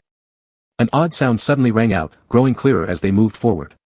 Wang Yuhu's hand holding the flashlight trembled, his steps wobbly, like he might faint any time. Qing Qi poked his head out curiously, peering over the edge of the pocket, full of interest. Xian Zhou noticed and quietly pressed him back down. Crunch, crunch. The sound made everyone's skin crawl, akin to the noise humans made eating crispy bones, occasionally accompanied by tearing noises, like animals ripping apart prey. Terrified, Wang Yuhu forgot to retract the flashlight beam, which shone directly onto the creature. Everyone gasped sharply as the sight caused weak stomachs among the group to vomit. It was a mutated brown bear, feasting on a human who was still alive. The victim's eyes wide open, gazing toward Xian Zhou's direction with expressions of both resentment and regret. His injuries were critical, even if saved, survival would be impossible. The man who initially discovered Xian Zhou panicked so much that he dropped the flashlight and bolted away. Luckily, he was stopped by Xian Zhou, saving himself from becoming another meal. As horrifying as this scene was, it wasn't bizarre. Bears naturally eat humans, and after mutation, their abilities and appetites were both amplified. Thus, the group now couldn't consider themselves safe, because the brown bear had noticed them too, and it was staring at them with its gray bulging eyes, drooling profusely. Qing Qi had already pulled his head back in, the earlier sight had made him feel nauseous, and he awkwardly covered his mouth, neither able to throw up nor keep it down. This beast. Wang Yuhu barely managed to steady himself by leaning against a nearby tree. However, there was no time for him to catch his breath. The brown bear suddenly leaned back, then leapt high into the air, locking its gaze on Wang Yuhu. Ah! A piercing scream broke out, so loud that it seemed capable of rupturing eardrums. The person who screamed wasn't Wang Yuhu, but a girl further behind. It turned out that the bear had employed a strategy to distract them all by pretending to attack Wang Yuhu, only to abruptly turn and target the more tender girl instead. Caught off guard, the girl was directly pounced upon, with the bear's claws pressing onto her shoulders, tearing her flesh apart instantly. Save me! The girl screamed for help, but rushing to her rescue at this moment would be akin to trying to snatch someone from the hands of death itself.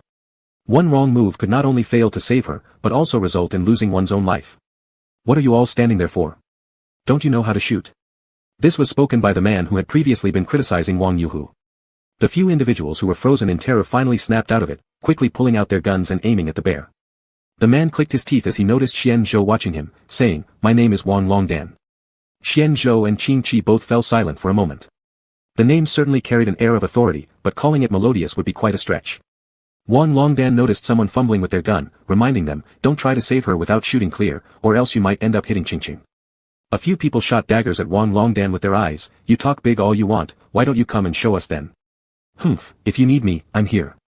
Wang Longdan grabbed a gun and fired a bullet. However, the brown bear was like a wall of steel, the bullet couldn't penetrate it at all. The brown bear turned its head, baring its teeth and even started to mimic a human smile. Wang Yuhu shouted loudly, "Something's not right about this bear. Everyone, retreat immediately." Retreat didn't mean leaving the girl behind. Hearing Wang Yuhu's words, the girl shouted in anguish, "Someone save me. My father works in the research institute." Upon hearing these words, Qing Qi pricked up his ears. Xian Zhou noticed Qing Qi's strange behavior and asked, "Do we save her?" Qing Qi thought for a moment, "We can save her, but this black bear is so powerful." Before Qing Qi could finish speaking, he felt a sudden gust of wind rush into the pocket. Wang Yuhu sensed a shadow flashing in front of him, and instinctively looked up, only to find Xian Zhou inexplicably standing behind the brown bear. He shouted in alarm, "What are you doing? Adding more snacks for the monster?" Wang Yuhu hadn't yelled before things were fine, but once he yelled, the brown bear became aware of someone behind it. Without checking, it swatted its paw backward. Everyone assumed Xian Zhou would either die or end up severely injured, yet he effortlessly dodged the bear's attack with a simple jump. Enraged, the brown bear shook its head, stood up despite its bulky body, and stomped its right foot, causing the ground to tremble as if the earth itself was quaking. Chapter 13, Revealing His Talents. Xian Zhou remained expressionless, as he calmly rolled up his sleeves. After confirming that Qing Qi was safe, he looked up at the brown bear. The brown bear stood on its hind legs and pounded its chest with its forepaws, letting out a thunderous roar. Its nearly bulging eyes glared at Xian Zhou, as if it wanted to tear him apart. It expelled 2 streams of cold breath from its nostrils and pounced toward Xian Zhou, all claws exposed, shimmering eerily in the night. Xian Zhou furrowed his brows slightly. Without dodging, he stepped forward and swung his arm, launching the brown bear several meters away. Shit! Wang Yuhu's mouth gaped open as he looked at Xian Zhou, incredulous. After all, this brown bear weighed no less than 700 or 800 pounds, yet this man had hurled it with just one punch. One could only imagine how immense his strength must be, calling him extraordinarily powerful would not be an overstatement. The brown bear wiped the blood from its nose, then turned its eyes and simply uprooted a tree beside it. Carrying the tree on its shoulder, it hurled it toward Xian Zhou. The tree wasn't colossal, but it wasn't small either for a human. Xian Zhou swiftly sidestepped to avoid it. The brown bear took advantage of this time to circle behind Xian Zhou, attacking by surprise. It raised its massive paw, channeling all its might into it. If there were no mishaps, this strike alone would cause even the base commander's head to explode. Xian Zhou sensed the danger. He turned his head and, seeing the descending bear paw, furrowed his brows, intending to block it. Unexpectedly, the bear suddenly stared at his chest and appeared to have become dazed. By the time it reacted, Xian Zhou's hand had already plunged into its belly. Xian Zhou pulled out his blood-drenched hand, holding a heart that had already rotted. He presented the heart to the brown bear and said expressionlessly, "Eat." This act left everyone stunned. For a moment, the air became eerily silent. The brown bear looked at its own heart in Xian Zhou's hands, swayed its body, and then fell backward. The brown bear died. Its eyes filled with terror, and mixed within that fear was a hint of astonishment. However, it wasn't looking at Xian Zhou's face but rather his chest. From Xian Zhou's chest emerged a fox's head, which looked around bewilderedly. Just moments ago, there had been such an intense battle, yet when its head came out, everything ceased. Xian Zhou carelessly tossed the heart onto the bear's corpse and turned around. He had originally intended to ask whether the girl who had been knocked down by the brown bear was injured, but he saw her face turn pale as she shouted, pointing at him, calling him a monster. Xian Zhou paused, lowering his gaze and tilting his head slightly. A few seconds later, he raised it again, and his brows once more resumed their previous cold demeanor. He glanced at Wang Yuhu, tore off a nearby leaf, and casually wiped his bloody hand while saying in a low voice, "Since the matter is settled, let's go." His steps hesitated briefly before resuming. He turned his head toward Wang Yuhu and asked, I recall you mentioning a group of monsters. Wang Yuhu gradually recovered from his shock. He scratched his head and forced a dry laugh, perhaps I made a mistake. Xian Zhou did not question further and walked ahead. Wang Yuhu jogged to catch up, looking at Xian Zhou and turning his eyes craftily, why are you so strong? Xian Zhou frowned, let's go to the base first. Wang Yuhu nodded awkwardly, sure, the base first. The group returned to its previous form, but all except Wang Yuhu instinctively kept their distance from Xian Zhou, avoiding him as if he were some plagued deity. Wang Yuhu, on the other hand, abandoned his usual nonchalant attitude and approached Xian Zhou, rubbing his hands and walking side by side with him. Young friend, are you not from the base? After hearing these words, Xian Zhou showed no sign of panic. Calmly, he replied, I am from the base. You're not fooling me. If we take you back like this, you'll surely be rewarded by others. Wang Yuhu glanced back at those behind them, noticing they hadn't dared to come closer, and continued, brother, let me be honest, I know a way to get you in without anyone discovering. Xian Zhou stopped momentarily, just for an instant, before continuing as normal. What do you want? Inside his pocket, Qing Qi stroked its tail with satisfaction. Xian Zhou had grown so much, learning now to be cautious. He clearly remembered being carried back by Xian Zhou when the latter was still a stammering zombie. Now, he had begun negotiating and would likely soon reach the intelligence of a normal human. He felt a mixture of joy and melancholy as though watching his son grow up. Wang Yuhu replied lightly, you make it sound as if I'm doing this for money. Let me also speak plainly. In the base, I run a club. Currently, one of our boxers has quit, leaving an empty spot. So, I hope. Before the sentence was fully spoken, its meaning was already becoming clear. But Xian Zhou didn't understand, what do you hope for? Wang Yuhu smirked with the corners of his mouth and laughed, I hope that you become my boxer. Inwardly, Wang Yuhu cursed, thinking this kid really doesn't know how to appreciate a favor. Xian Zhou didn't comprehend what a boxer meant, so he looked towards Qing Qi for help. Qing Qi said nothing, it only raised its tail and shook it vigorously. The corners of its mouth curved upwards into a smile, its eyes twinkling like crescent moons. It looked obedient and adorable, like a glutinous rice ball. Xian Zhou reached out, wanting to stroke it. But reason stopped his hand, pulling it back. He turned toward Wang Yuhu, who stood there looking baffled, and said, I will not be your boxer. Wang Yuhu thought Xian Zhou's refusal had something to do with his stingy attitude earlier, so he reassured him by saying, don't worry. I'm generous, I won't skimp on your money. Moreover, if you join, I'll even give you double wages. Still, Xian Zhou shook his head, I won't. Just as Wang Yuhu prepared to continue persuading him, they had already arrived at the base's entrance. The sky began to lighten, as if a person lying down had rolled over, revealing their white belly. The usually stingy sun generously scattered its first rays of dawn. Wang Yuhu had failed to convince Xian Zhou, yet he still planned to bring him inside the base. Because Wang Yuhu could tell that the young man in front of him wasn't an ordinary one. If Xian Zhou were to make a name for himself or have some powerful connections, then he might use today's goodwill as leverage. If none of that happened, no problem either. When Xian Zhou became destitute, Wang Yuhu would directly hire him into the club. Maybe with a little intimidation, he could work for free. After making up his mind, Wang Yuhu led Xian Zhou towards the guard, smiling brightly all the while, already picturing his bright future in his mind. The guard yawned and saw Wang Yuhu's grin, which made him shiver. Officer, here's my ID. Wang Yuhu bowed and took out his resident card. The guard carefully inspected it, then pulled a coin from his pocket and flipped it into the air. The coin spun several times before transforming into a robot. Its two eyes glowed like scanners, examining Wang Yuhu from head to toe. Drip, no infection. The guard nodded and told Wang Yuhu, all right, you can go in. Hold on. Wang Yuhu swallowed, pointing cautiously at Xian Zhou, big brother, this is a survivor I met outside. The guard carelessly replied, oh, then looked up and saw Xian Zhou. His eyes immediately widened, how can his skin be so blue? Do you even know if he's human, and you're bringing him in? Wang Yuhu slapped his forehead, realizing he'd forgotten about dealing with Xian Zhou's complexion. Damn, his beautiful future hadn't even started and it was already nipped in the bud. The guard stepped back warily. Just as he was about to call others, he heard a warm, cheerful laugh from behind. Qing Qi's ears perked up. This voice sounded so familiar, as though it came from somewhere in memory. The guard turned around to see an elegant-looking man approaching, dressed in a white trench coat, holding a children's book in his hand. Captain N. All the guards rushed over, standing at attention to salute the man. No need for such formalities, and Xiao Zhou chuckled and smiled at Xian Zhou, old friend, why have you come?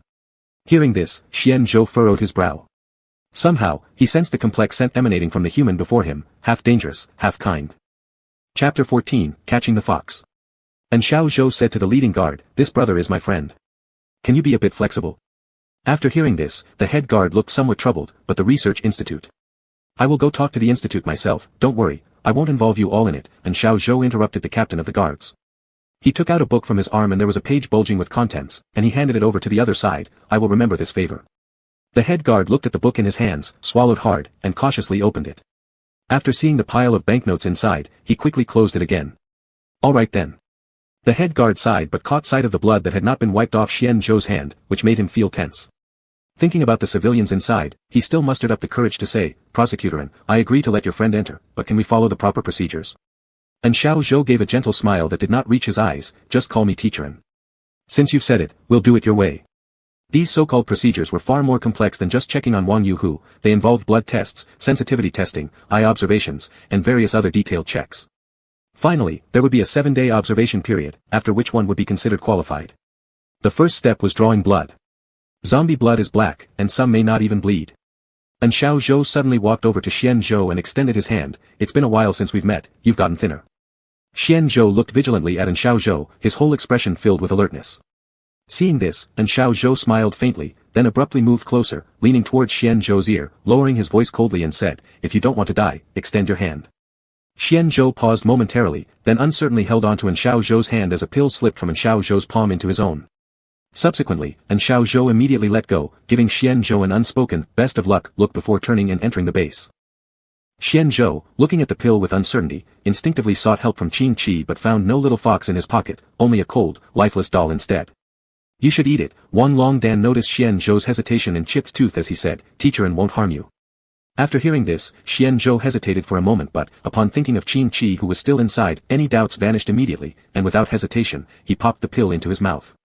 The captain of the guard saw everything and approached, glancing Xian Zhou over thoroughly, frowning, come with me. Xian Zhou nodded and followed along.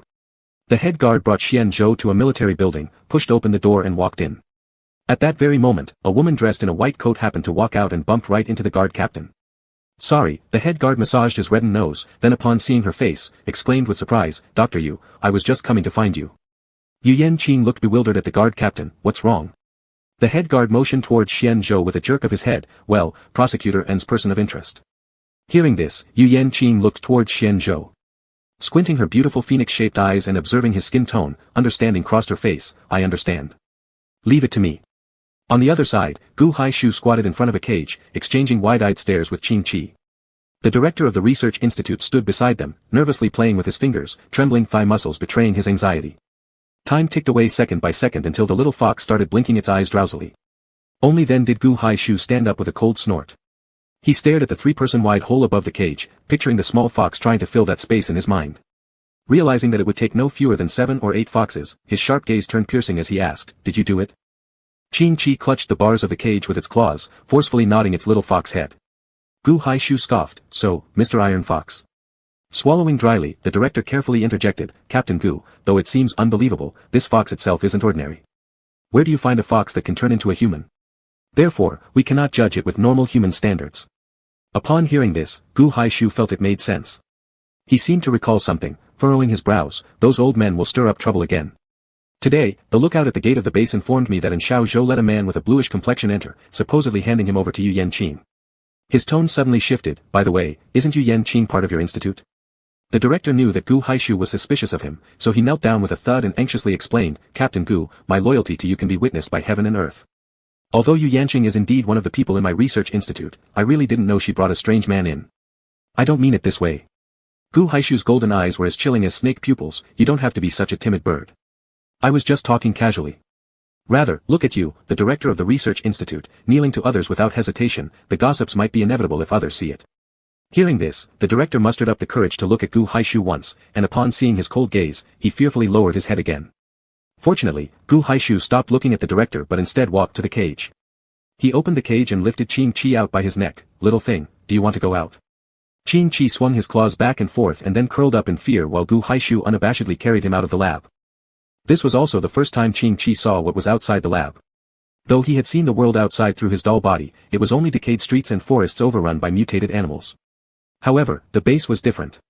Skyscrapers rose from the ground, towering into the clouds, like a natural barrier separating the base from the outside world.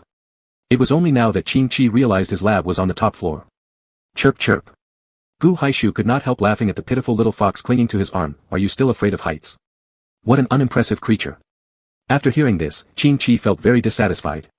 A mischievous idea sprang into his mind.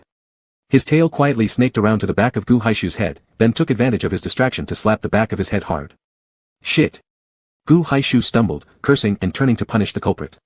However, there was nothing left in his hands, no fox whatsoever.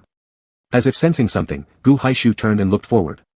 There he saw Qing Chi, his tail cocked high, laughing arrogantly while running downstairs with great vigor. At that moment, the elevator beside the stairs opened and several young men came out. Enraged, Gu Haishu wanted to tear Qing Chi into pieces. While chasing after the fox, he shouted at the few young men, "Catch that fox." Confused, they nonetheless obeyed, intimidated by the furious Gu Haishu who seemed ready to beat someone up. Then, within this experimental building, a great fox hunting chase began. Qing Chi bounced up and down in the building, sending files flying everywhere. Initially, the researchers half-heartedly went along, pretending to participate but not really exerting effort. But when they saw how destructive Qing Chi could be, they were infuriated and threw all their strength into catching the fox. Despite the chaos in the institute building, there was nothing they could do about the instigator. As Qing Chi ran merrily towards the entrance, spreading his limbs to welcome his freedom, he was intercepted by a hand. Chirp chirp chirp. Qing Chi was displeased, looking up at the person holding him. But the other party refused to lower their head, staying upright like a giraffe, presenting him with a haughty chin. The prestigious Northern Base Research Institute can't handle even a single fox.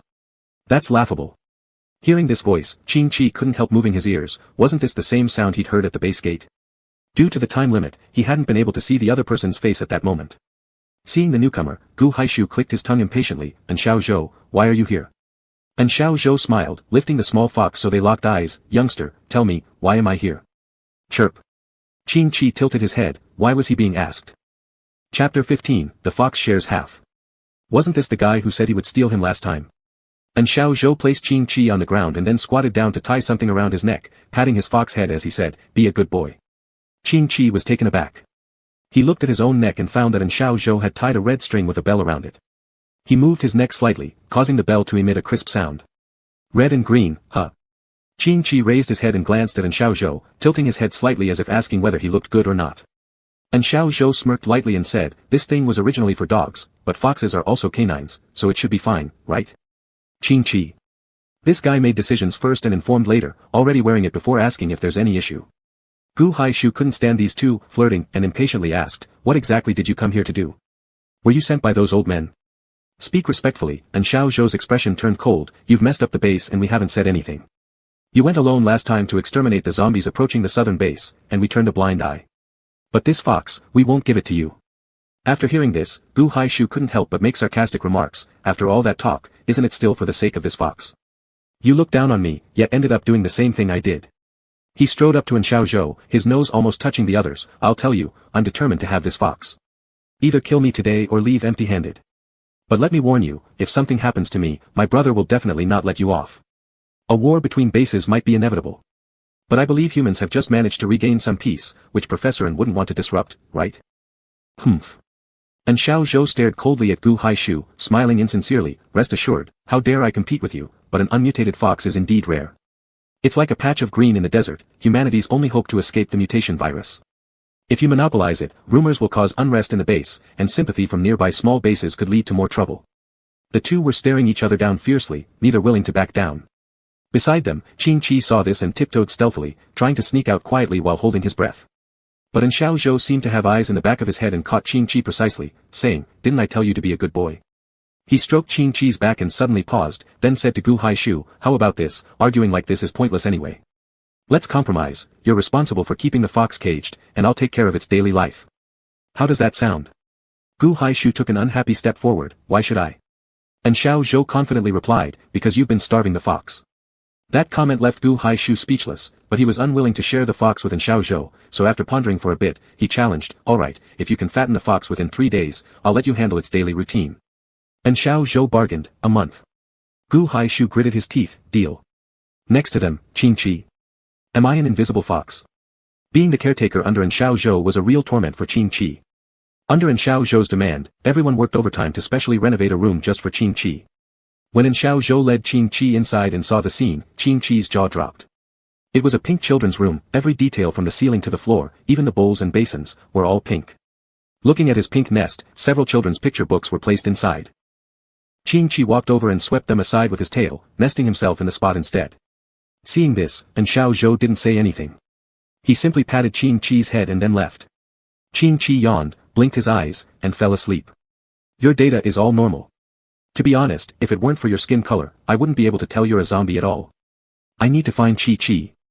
I don't know who this Chi Chi is, but things are tense in the base now. I suggest you stay here with me for a while. Will you let me go eventually? Of course. You're really perceptive, although my tests on your IQ and mentality show you're only 7 years old, your behavior is no different from a regular person. Sorry, I got too excited. Qin Chi opened his eyes, hearing the voices nearby. He looked around and realized he was inside Xian Zhou's pocket. The sound of conversation ceased abruptly as he awoke, and Qin Chi realized that Xian Zhou had noticed his awakening. Sure enough, the pocket was opened, and a pair of cold hands reached in. Qin Chi knew it was Xian Zhou, so he proactively rubbed against the fingers, placing his head between them, signaling for the other to pick him out. But the hand only poked around for a moment before retreating. Yu Yanqing looked at Xian Zhou's odd behavior and unusual expression, asking, "What's wrong?" Xian Zhou shook his head, "Nothing." He had originally intended to take Qin Chi out, but in a flash of thought, he suddenly wondered, if people from the base took Qin Chi away, could they truly be trusted? Perhaps he could trust them, but not necessarily for Qin Chi's sake. It was always better to be cautious anyway.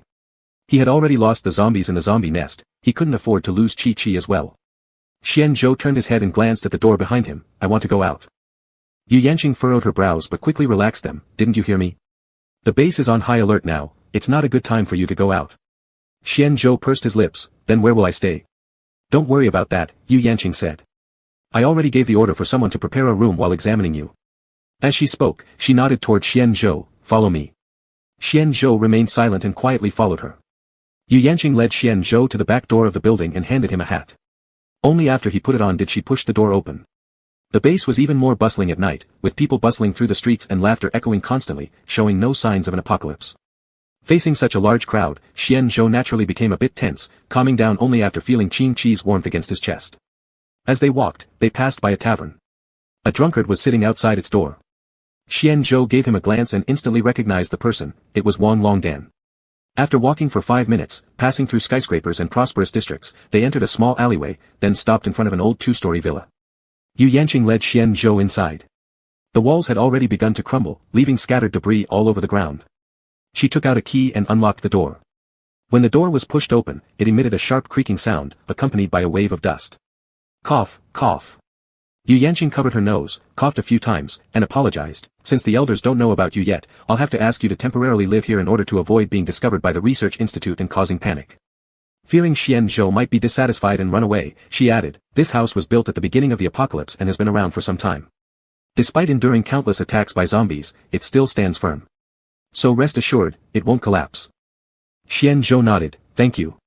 Yu Yanqing smiled, "No need. I'll go back first and come see you tomorrow." After Yu Yanqing left, Xian Zhou hurriedly went inside. He pulled out Qin Chi while anxiously asking, "Did Chi Chi get uncomfortable?" "It's my fault." His remaining words got stuck in his throat as he saw the little figure crying heartily in his palm, melting with sympathy. "What happened? Who bullied you?" "Xian Zhou." Qin Chi wiped his tears and tearfully complained, "And Xiao Zhou bullied me." "And Xiao Zhou?" Xian Zhou had no recollection of this name, though somehow it felt vaguely familiar, like he'd heard it somewhere before. Qin Chi wiped away the tears he'd managed to squeeze out and reflected on every sad incident he could think of in his lifetime. He then lifted his head and cried even louder, "Wah wah wah wah. That person who helped you out this morning, him and Gu Haishu ganged up and bullied me." Chapter 16, Call Out When Eating Meat. Xian Zhou's face darkened instantly after hearing this. He patted Qin Chi's head, trying to comfort him. "Chi Chi, don't be afraid. Tell Xian Zhou what happened, and I will avenge you." When the words "avenge" came out, Xian Zhou's gaze turned even darker, filled with murderous intent. Qin Chi sniffled, holding on to Xian Zhou's fingers, his eyes red and a tear still lingering at the corner of his eye as he softly said, They split me into 2 halves." "What?" Xian Zhou was startled, almost losing his voice. They had cut his little fox in half with an electric saw, laughing wickedly. An uncontrollable surge of anger rose from within him. His originally black-gray pupils gradually turned crimson red while his ashen face began showing signs of cracking, resembling a shattered porcelain cup. "A Xian." Qin Chi looked at Xian Zhou, puzzled. He stretched out his small hand and tiptoed, trying to touch Xian Zhou's face. Upon seeing this, Xian Zhou lifted Qin Chi's hand slightly. Qin Chi successfully touched Xian Zhou's face. Pained, he gently stroked the cracks on Xian Zhou's face, cautiously leaning closer, then rubbing his cheek against Xian Zhou's face before extending his tender pink tongue to lick the cracks. Boom! Xian Zhou felt as though a cotton candy exploded in his heart, the dense sweetness like threads wrapping around his anger, swallowing his rage entirely. Qing Qi was confused watching Xian Zhou suddenly avoiding eye contact, looking unnatural. Could it be that Xian Zhou doesn't like being licked by him? But every time he got hurt, his mother would always lick his wounds for him. Xian Zhou walked inside the house, stopping in front of a wooden table. He wiped off the dust on it with his sleeve, then placed the little one on top. I have to leave the human settlement tonight. Why? Qing Qi didn't understand, they had just managed to get in, so why were they leaving again? Xian Zhou tapped Qing Qi's forehead, I need to find other zombies and launch an attack on the settlement. Qing Qi knew that zombies and humans could not coexist, but he didn't expect the war to come so soon. He scratched his head, then wait for me, Xian Zhou. I'll look for a chance to run away. Xian Zhou paused, his brows furrowed, Qi, you're not. The word dead stuck in his throat, so he hesitated, tactfully asking, Qi, aren't you already in 2 pieces? Yes. Qing Qi's expression was innocent, now and Xiao Zhou takes care of my food and clothes, Gu Haishu manages my shelter and travel, my freedom is divided in 2. Upon hearing this, Xian Zhou realized his misunderstanding, and his shoulders relaxed instantly. If he could sweat, his shirt would have been soaked long ago. Qing Qi, shrinking his head, widened his eyes curiously, asking, why do I feel like you've let out a sigh of relief? Xian Zhou sat on the chair nearby, disregarding whether it was dirty or not, leaning his head back, indeed, I've let out a sigh of relief. Thank goodness Qing Qi was still alive, thank goodness the little one was still safe. But thinking about Qing Qi's vague words, he suddenly frowned and extended a hand, Qi, bring your tail over here. Huh. Though puzzled, the unsuspecting child still obeyed, hugging his own tail and placing it gently into Xian Zhou's hands. Seeing the large green tail in his palm, Xian Zhou suddenly pinched it lightly. Since the tail was one of Qing Qi's sensitive points, this sudden pinch made him so boneless he lazily lay on the table, blissfully closing his almond-shaped eyes. Originally, Xian Zhou intended to punish Qing Qi for his unclear speaking, but unexpectedly it became a reward instead. He helplessly smiled, at the beginning, you wouldn't even let me touch your tail.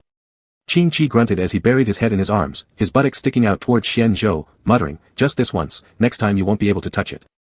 Oh. Xian Zhou lowered his head, watching as the tip of the tail hooked his finger, chuckling, then I better touch it enough this time. Qing Qi groggily turned around.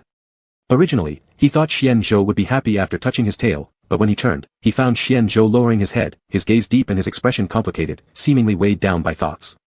For some unknown reason, he felt that Xian Zhou was a bit strange tonight, lacking a hint of his usual foolishness. Qing Qi woke up abruptly due to a loud blast of a Suona horn, his eyes suddenly opening. He lifted his head and anxiously looked around, spotting Xiao Zhou not far away playing the Suona. A sleepy Qing Qi wanted nothing more than to throw that Suona at Xiao Zhou's head. Seeing that Qing Qi had awakened, Xiao Zhou slowly put down the instrument, smiling and asking, this thing, I found it among the ancient nation's musical instruments. Does it sound good? Qing Qi was still unnerved, glaring at Xiao Zhou before turning around and facing away from him with a huff. Xiao Zhou said as he approached, it's almost 6 now. Tell me, what does a fox like you without any entertainment do if not wake up early? It's for your own good. Qing Qi covered his ears with his paws, refusing to listen to Xiao Zhou's sweet talk. You, throwing a tantrum over nothing again. Xiao Zhou clapped his hands, come inside. No sooner had he finished speaking than the door was pushed open from outside, and a group of people dressed in server uniforms filed in. They carried all sorts of items in their hands. The first 2 individuals had labels A and B on their chests. A held a bowl filled with feed, while B pushed a small cart laden with stewed beef and braised pig trotters among other food items. Xiao Zhou let them put down the things and then dismissed them. Chirp. Qing Qi looked at the plate of pig trotters, swallowing saliva repeatedly. His longing gaze clearly spelled out his hunger. Seeing this, Xiao Zhou simply smiled and said, do you want the feed or the meat? If it's the meat, just call out once. Qing Qi's eyes brightened, chirp. Xiao Zhou smiled even more brilliantly after pressing his lips together, how about this, considering how dirty your fur would get if you gnawed the pig trotter in your fox form, why don't you turn into human form? Qing Qi perked up his ears warily, slowly stepping back 1 step. He guessed that Xiao Zhou wouldn't be so kind-hearted without expecting something in return, there must be a catch. When Xiao Zhou realized gentle persuasion wouldn't work, he resorted to being stern. However, he didn't want to leave a bad impression on the little fox, so he said after some thought, I also want you to eat the meat, but that dog Gu Haishu has decreed, unless you transform into your human form, under no circumstances can I give you the meat. After hearing this, Qing Qi looked at Xiao Zhou suspiciously. Though this sounded like something Gu Haishu would say, Qing Qi felt Xiao Zhou might have manipulated the situation. Alas, alright, Xiao Zhou shook his head, then I will let them take the meat away now. As he spoke, he prepared to clap his hands. Don't take it away. Qing Qi panicked, instantly transforming into his human form to protect the cart. Seeing his target hooked, and Xiao Zhou smirked, stopping teasing Qing Qi immediately, not taking it away. Eat it, I'll watch you eat. He waved his sleeve slightly, sat cross-legged on a cushion nearby, keeping his eyes unwaveringly fixed on Qing Qi as he nodded and said, eat. Qing Qi rolled up his sleeves, tentatively picked up a piece of pig trotter, seeing and Xiao Zhou was just watching silently without showing any dissatisfaction, he began eating heartily. After Qing Qi finished one pig trotter, and Xiao Zhou suddenly stood up, lifted him by his collar towards the vanity table, and picked up a comb to start brushing his hair. Qing Qi wiped his hands and tried to turn around, only to be restrained by Xiao Zhou pressing on his shoulders. What are you doing? Quiet. And Xiao Zhou pinched Qing Qi's large ears, pulled them back. Qing Qi dared not speak back, pouting as he obediently retracted his ears and tail. And Xiao Zhou messed around with Qing Qi's hair for half an hour, and upon looking in the mirror afterwards, Qing Qi found himself with 2 corn braids which left him utterly speechless. Don't untie them. And Xiao Zhou quickly stopped Qing Qi when he noticed he was trying to pull the braids apart, but it was too late, Qing Qi had already turned them into chaos. Well, and Xiao Zhou's half an hour effort was wasted. Never mind. And Xiao Zhou pressed his temples, picked up a hairband and randomly tied up a bunch of Qing Qi's hair, patting his head and saying, let's go, time for morning exercises. Qing Qi raised his head with a baffled expression, what? Run where? Chapter 17, Ancestral Pig Trotter. Today, an unusual sight could be seen at the base. Prosecutorin, who rarely appeared more than a few times a year, was actually on the square with a large group of children. Come on, you can do it. And Xiao Zhou stood by the side of the road, cheering for Qing Qi who was running around the playground in circles. Behind Qing Qi was a big crowd of children. He had already circled the playground 4 or 5 times. A corner of the sun peeked out as if it were curiously looking down at Qing Qi. Ha! Qing Qi stopped, wiped the fine sweat from his forehead, and panted as he bent over, only managing to stay upright by holding onto his knees. And behind him, there were dozens of burning eyes focused intently on him. Brother, we have to run 50 laps every day, you know, the leading child said innocently, blinking his eyes. Qing Qi's eyes widened, 50 laps. Were all these kids from the post-apocalyptic world so terrifying? 50 laps in one morning. He turned around and met the expectant gazes of the children, swallowed hard, and quickly gave up, I can't run anymore. I'm completely exhausted. And the sun was getting bigger, if he kept going, he'd end up drying into a fox jerky. And Xiao Zhou's hands were crossed in the pockets of his clothes as he strolled over with a large group of people. Although Qing Qi didn't recognize those people, judging by their attire, they must have been from Gu Hai's group. Teacherin. As soon as the children saw Xiao Zhou, they excitedly surrounded him, chirping like little sparrows. And Xiao Zhou smiled warmly, and when he did, 2 shallow dimples would appear. Coupled with his amiable appearance, he truly exuded an air of scholarly refinement. He slightly bent down and gently said, all right, it's almost 8 o'clock now. Go back to your classes. Yes. The children nodded vigorously and cheerfully linked arms to rush towards the school. After confirming that the children had all left, and Xiao Zhou retracted his smile and said to the people behind him, take note, foxes of Qing Qi's species can only run 5 laps. Physical test results, unqualified. Qing Qi bit his lips, he felt like he'd disgraced his ancestors. In order to save face for his clan, he muttered quietly, my parents both have quick strides, and my older brothers and sisters run very fast, me. I understand. And Xiao Zhou cut off Qing Qi, then told the person behind him, amend this, Qing Qi's clan has excellent physical abilities, except for Qing Qi himself. He belongs to the lower-class fox category. Hearing the first part, Qing Qi proudly curled up his lips, but after hearing the last sentence, his lips instantly fell. Unhappy, he puffed up his cheeks. Grandpa Mountain God used to say that he was a 1,000-year rarity among celestial foxes, not some lowly fox. But Qing Qi didn't dare say this out loud because he truly was clumsy. Other foxes were transforming into human forms while he was still weaning off milk. When other foxes were learning sorcery, he was still weaning off milk. At such times, Grandpa Mountain God would tell him the story of the late flying bird and teach him to wean off milk. When all the other young foxes were growing strong and fierce, Qing Qi was still clinging to a baby bottle and begging for attention. You're just too skinny. And Xiao Zhou sized up Qing Qi, chin resting on his hand as he remarked, all the food from our family's ancestral pig trotters has gone into you. Starting today, you need to work harder, or else you won't be worthy of that trotter. What does ancestral pig trotter mean? Qing Qi was momentarily stunned, grabbing in Xiao Zhou's shoulder and asked hoarsely, how long has your pig trotter been sitting around? And Xiao Zhou frowned upon hearing this, solemnly replying, for 180 years plus. What about it? Qing Qi's eyes widened, his mouth opening into a tiny O shape. He had eaten a pig trotter over 100 years old, it was practically ancient. And Xiao Zhou, seeing Qing Qi's expression, immediately understood. He gave Qing Qi a knowing smile, didn't it taste pretty good? Qing Qi smacked his lips, it indeed tasted great, but, a pig trotter over 100 years old. Never mind, he shook his head and consoled himself, treating it as just a well-preserved delicacy. And Xiaozhou had class after 8 and wasn't worried about Qing Qi leaving. After putting the red string around his neck again, he patted his head, instructed him a bit, and left. Pretending to let Qing Qi roam freely. Qing Qi hadn't expected that the freedom he'd longed for so much would come to him so easily. Breathing in the rare air of freedom, he felt like the dark days of his life had finally brightened. Everything seemed beautiful, except the rope around his neck felt a bit tight. Guided by instinct, he weaved through the crowds, starting to search for Xian Zhou's presence. He found Xian Zhou in front of a vendor stall, whereupon he ran up enthusiastically waving and shouting, "A Xian." Xian Zhou initially thought he was hearing things when he heard Qing Qi's voice, until a pair of warm arms wrapped around his waist, making him realize this wasn't an illusion. Qi Qi. Xian Zhou turned around and looked at Qing Qi, whose hair was a mess resembling a bird's nest. He instinctively frowned but quickly brushed it aside, pulling Qing Qi's hand. "Why are you here, Qi Qi?" "Hee and Xiaozhou let me wander around alone for a bit." Qing Qi's eyes sparkled brightly. Noticing that Xian Zhou had been looking at something before, Qing Qi followed his gaze to a stall selling birds.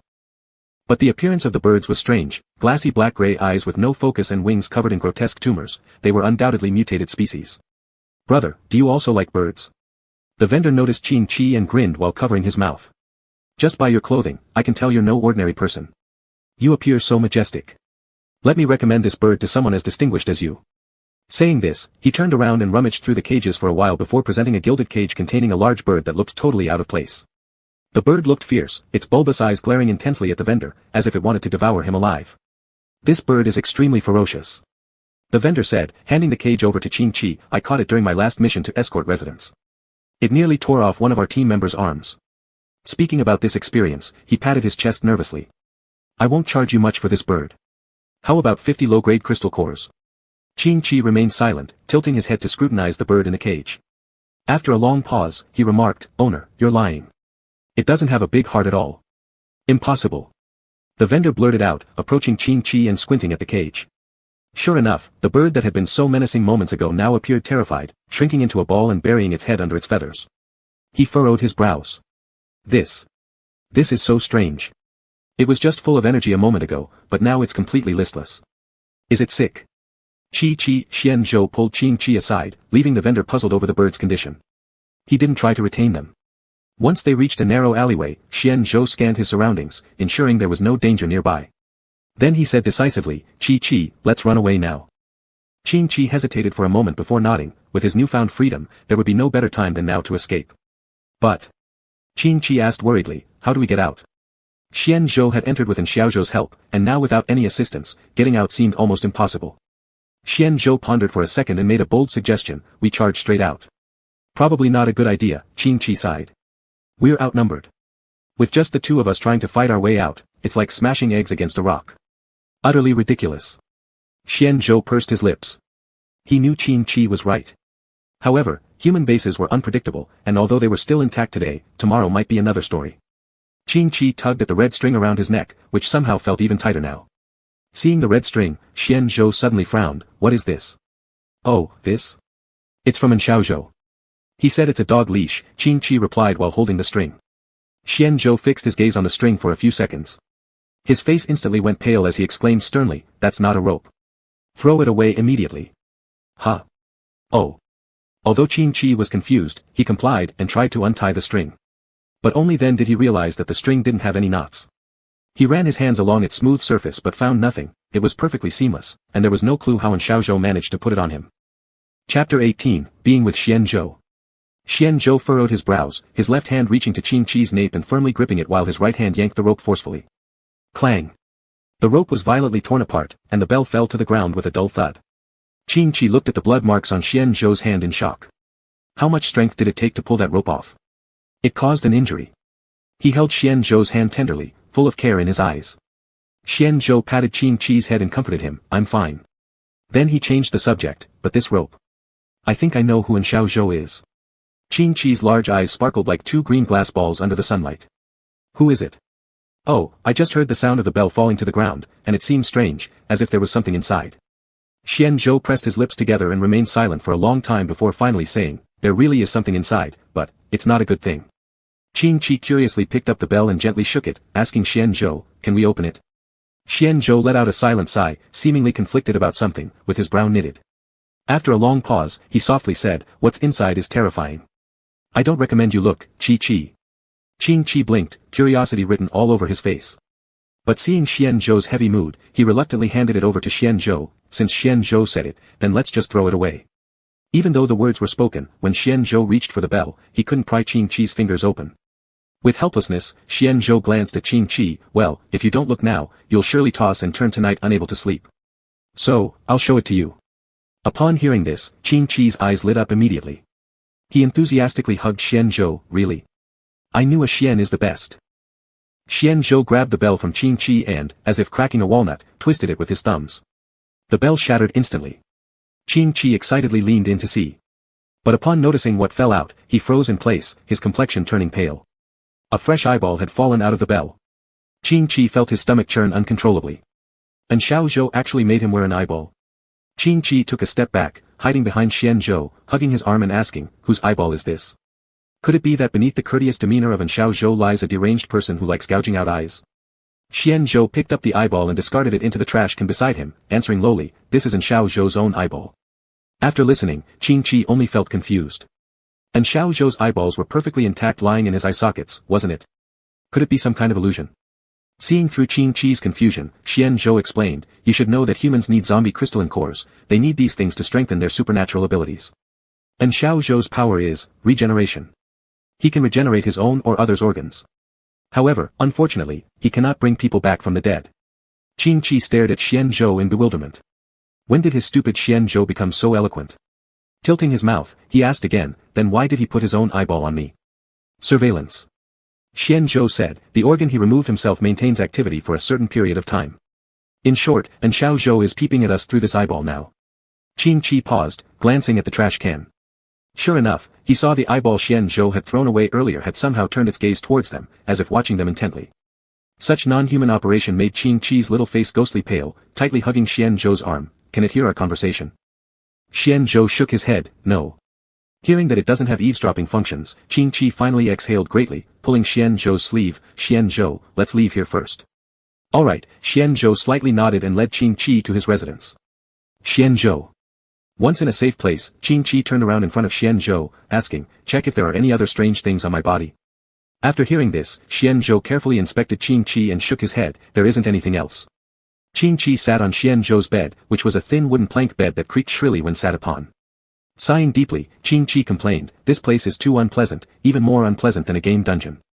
Xian Zhou didn't understand what game dungeon meant. He wanted to ask Qing Chi, but seeing his worried face, he swallowed his questions. Qing Chi looked at Xian Zhou and asked, what did you mean just now when you said you knew who An Xiao Zhou is? An Xiao Zhou. Xian Zhou seemed to recall something unpleasant, his face gradually turning pale. He sighed deeply, saying, An Xiao Zhou used to be our doctor, voluntarily treating incomplete zombies. But later, he betrayed us. Qing Chi asked, what did he do? Xian Zhou took a deep breath, his eyebrows furrowed together, and his hands clenched into fists, yet his tone was unusually calm. He installed microbombs inside the organs he restored for the zombies, causing severe casualties. Qing Chi understood that although Xian Zhou's tone was lighthearted, he must feel terrible inside. He originally thought An Xiao Zhou was an angel in white, but turned out to be an executioner with a knife. He gently hugged Xian Zhou, thinking of many comforting words, but after they turned around in his throat a few times, they finally became a silent sigh. In front of extreme sorrow, comfort feels as pale as blank paper. Xian Zhou hugged Qing Chi back, lightly resting his head on his shoulder. I know I am very stupid, with nothing but strength and speed, but I will promise Chi this, one day, I will become powerful. I will build a home dozens of times bigger than the human habitats. I will use the most expensive gems in the world to pave Chi a palace so we can spend the rest of our lives there together. Qing Chi always felt something odd about these words, but couldn't figure out what exactly was wrong. Xian Zhou lowered his head to look at Qing Chi, their faces very close, each able to hear the other's breathing. Qing Chi felt that Xian Zhou's gaze was somewhat oppressive, instinctively looking away. Xian Zhou was momentarily stunned upon noticing this, but didn't say anything afterward. Silently standing up, he then walked towards the window, his back looking bleak. Qing Chi panicked instantly. He didn't expect his unconscious behavior would hurt Xian Zhou, quickly walking over while gesturing and saying, sorry, I didn't mean it. I was just. Xian Zhou turned around, covering his face in an expression seemingly ready to cry, does Chi not want to stay with me, a stinky zombie, forever? Xian Zhou is not a stinky zombie. Qing Chi grew agitated, Xian Zhou is the best zombie I've ever seen in my life. It's not stinky, it's fragrant. Xian Zhou wiped away non-existent tears, so will Chi stay with me forever? I wish. Qing Chi paused, Xian Zhou is male, and unable to have offspring with him. If he stays with Xian Zhou, wouldn't he just be a fox without a wife? So he shook his head. We can be together, but I need to find a wife. Why does Chi want to find a wife? Chi responded unconsciously, because we need to have babies. Xian Zhou asked again, who told you that foxes need to have babies? Everyone says that, Chi replied. Xian Zhou put down his hand. He took a deep breath, placed a hand on Chi's shoulder, and seriously said, would Chi rather be an ordinary fox or an extraordinary fox? Chi answered without hesitation, extraordinary, actually being ordinary. You cannot think like this. Xian Zhou patted Chi's head, saying seriously, being ordinary just means getting married and having children, then worrying about daily trifles like firewood, rice, oil, and salt, being forever bound by the fox den.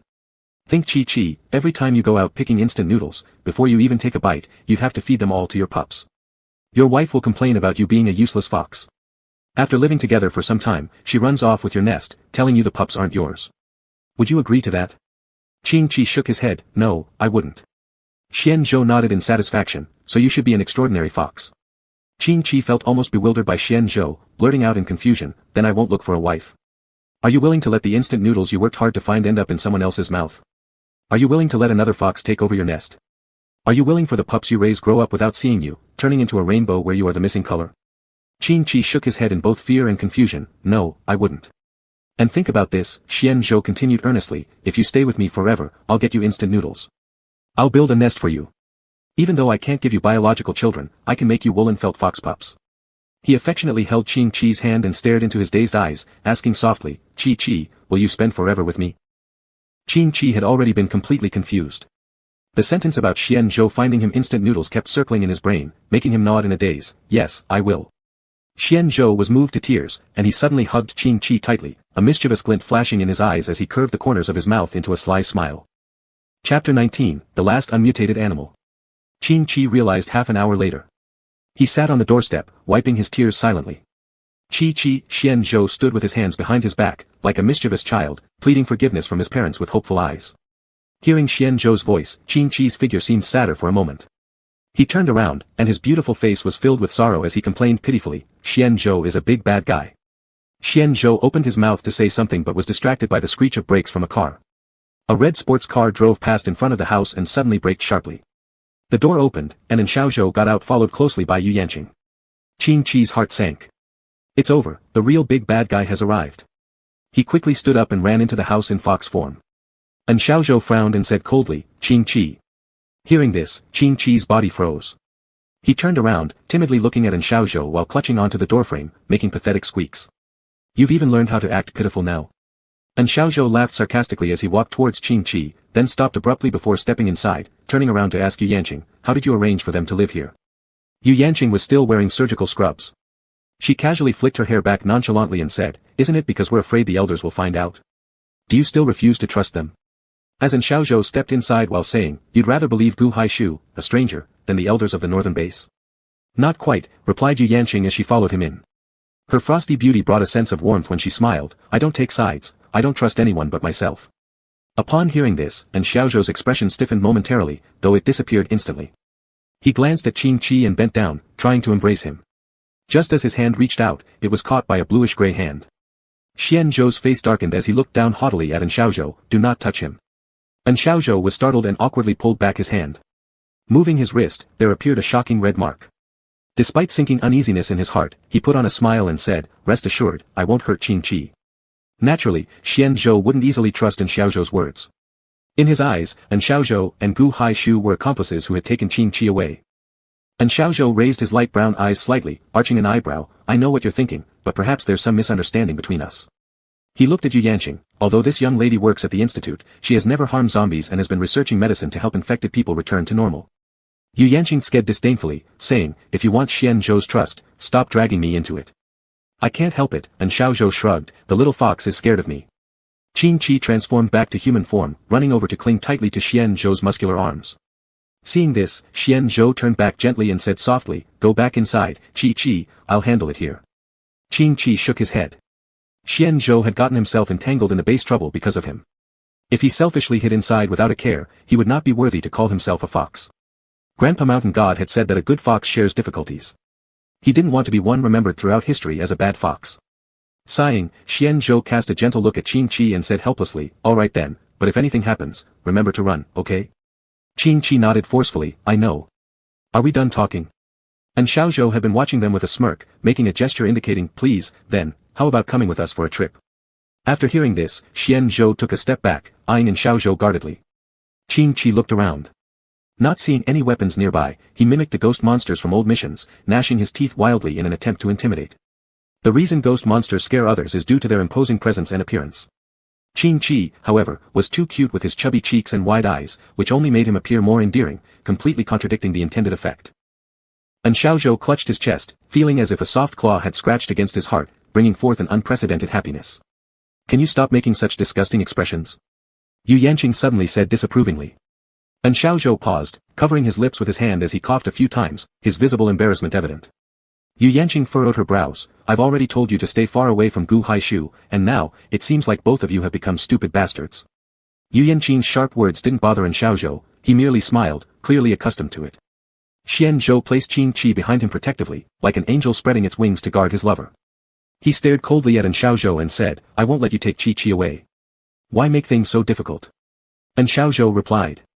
There's no way you can escape the base now, and even if you do, Gu Haishu will never stop hunting you down. Why not cooperate with us instead of living in constant fear? You've harmed so many of Xian Zhou's subordinates, why should we cooperate with a beast in human form? Qin Chi retorted and quickly hid his face again. And Xiaozhou raised an eyebrow in confusion. I've harmed Xian Zhou's subordinates. This sounds like some misunderstanding. He was about to ask for clarification but saw Qin Chi unwilling to speak up, and Xian Zhou's reluctance to bring up the matter. He sighed, never mind, since this is the case, there's plenty of time to resolve things later. With that, he gestured to Yu Yanqing with a nod, let's go. We'll come back after a while. Yu Yanqing looked at Xiaozhou in disbelief, you're just giving up like that. And Xiaozhou said meaningfully, rushing will only lead to failure, and anyway, I've already obtained what I wanted. The last sentence was almost whispered, as if speaking silently through lip movements, clearly trying to keep it from Xian Zhou. Yu Yanqing stared incredulously at Xiaozhou, silently mouthing the question, what? And Xiaozhou evasively shook his head, we'll talk about it back home. After confirming that Xiaozhou had left, Qin Chi let out a relieved sigh and turned to Xian Zhou expectantly, Xian Zhou, wasn't I very brave just now? Xian Zhou frowned, lost in thought, and absent-mindedly nodded, very brave. Hearing this, Qin Chi bubbled with joy, spinning around happily, his ears popping out without him noticing, so, am I the smartest and bravest fox in the world, Xian Zhou? Xian Zhou nodded again, yes, Qi Qi is the smartest and bravest fox. By the time he realized what he'd just said, Qin Chi had already skipped off into the house, admiring himself in the mirror with pride. He followed in closely, brows furrowed deeply, Qi Qi, we can't stay here anymore. Qin Chi looked back in confusion, why? Is it because of that big bad Xiaozhou? Xian Zhou first shook his head, then nodded, sort of, but there are other reasons too. Qin Chi curiously asked, what reasons? Haven't you noticed yet, Qi Qi? Xian Zhou lowered his gaze toward Qin Chi, so far, besides you, all animals have mutated. Qin Chi froze, and when he finally understood, his face mirrored Xian Zhou's, filled with worry and sadness. You mean all the animals in the world have mutated? Xian Zhou gravely nodded, I thought you already knew, given that you were wandering alone before meeting me, right? At this, Qin Chi bitterly laughed. Indeed, he had been wandering before, encountering many animals who fled from him as if he were a plague god. At that time, lost in grief over crossing worlds, he hadn't given it much thought. So, he was now the only animal on this planet that hadn't mutated? No wonder Gu Haishu went to such lengths to capture him. Qin Chi suddenly remembered something he'd overheard from the people Gu Haishu had sent, so he asked, but I've heard from humans that animals haven't caused any chaos. That's true, Xian Zhou crossed his arms and leaned against the wall. Animals were always in a passive state even before the apocalypse. Mutating didn't change that unless they could develop weapons like planes or cannons. Xian Zhou continued, before the apocalypse, they did dominate for a while and could bully some unconscious zombies, but as the end times fully set in, zombies also began gaining consciousness, pushing them back to their original passive roles. Qin Chi asked further, then have ants mutated? What about mosquitoes and cockroaches? They exist in large numbers, ancient creatures with strong reproductive and hiding abilities. Xian Zhou shook his head, they've disappeared. Qin Chi was more confused now, why have they disappeared? Xian Zhou said, I don't know. I have no memory from before my mutation, not even knowing why or when I mutated. All I know is my name and events from the past 6 months. Chapter 20, Beastfolk Base. But, Xian Zhou paused for a moment, I actually feel like I've been remembering some things gradually over this period. My mind has started to become clearer, not as muddled as it was a few years ago. It feels refreshing, almost like recovering from a major illness. Qin Chi nodded thoughtfully and asked, then where should we go, Xian Zhou? It was clear from Xiao Zhou's words before he left that Gu Haishu practically wielded absolute power in this base. Therefore, once their location was exposed, it would be as easy as pie for Gu Haishu to capture them. This base is relatively unique compared to the other large bases, Xianzhou said after reminiscing for a while. At least according to the intelligence I know, none of the other bases have the position of elder, all are directly under the jurisdiction of the base leader. Qingqi felt like she understood what Xianzhou meant. So are we going to see the base leader now? Xianzhou glanced at Qingqi and tapped his forehead. You little fool, if you go see the base leader now, it'll be like sending a lamb to the slaughter. Qingqi pouted unhappily. Then who should we look for? We don't know anyone here. Finding someone who can help us without betraying us will be like finding a needle in the ocean. Xianzhou, however, shook his head. We'll wait until tonight. Tonight I'll take you to meet someone. Seeing Xuanzhou's confident demeanor, Qingqi couldn't help but ask who they were going to meet. Xianzhou leaned down, pressing nose to nose with Qingqi. Qingqi froze on the spot, her eyes wide open, her body rigid, not daring to move an inch, her ears drooping, occasionally twitching upward a couple of times. Xianzhou suddenly rested his head on Qingqi's shoulder, hugging his waist with both hands, completely disregarding any decorum, whispering in his ear softly, Qi smells so nice. The warmth of his breath reached Qingqi's ears, turning her face red instantly, like clouds painted by the twilight glow. Her earlobes began to heat up too, and she conjured a tail which shyly wrapped around Xuanzhou's waist.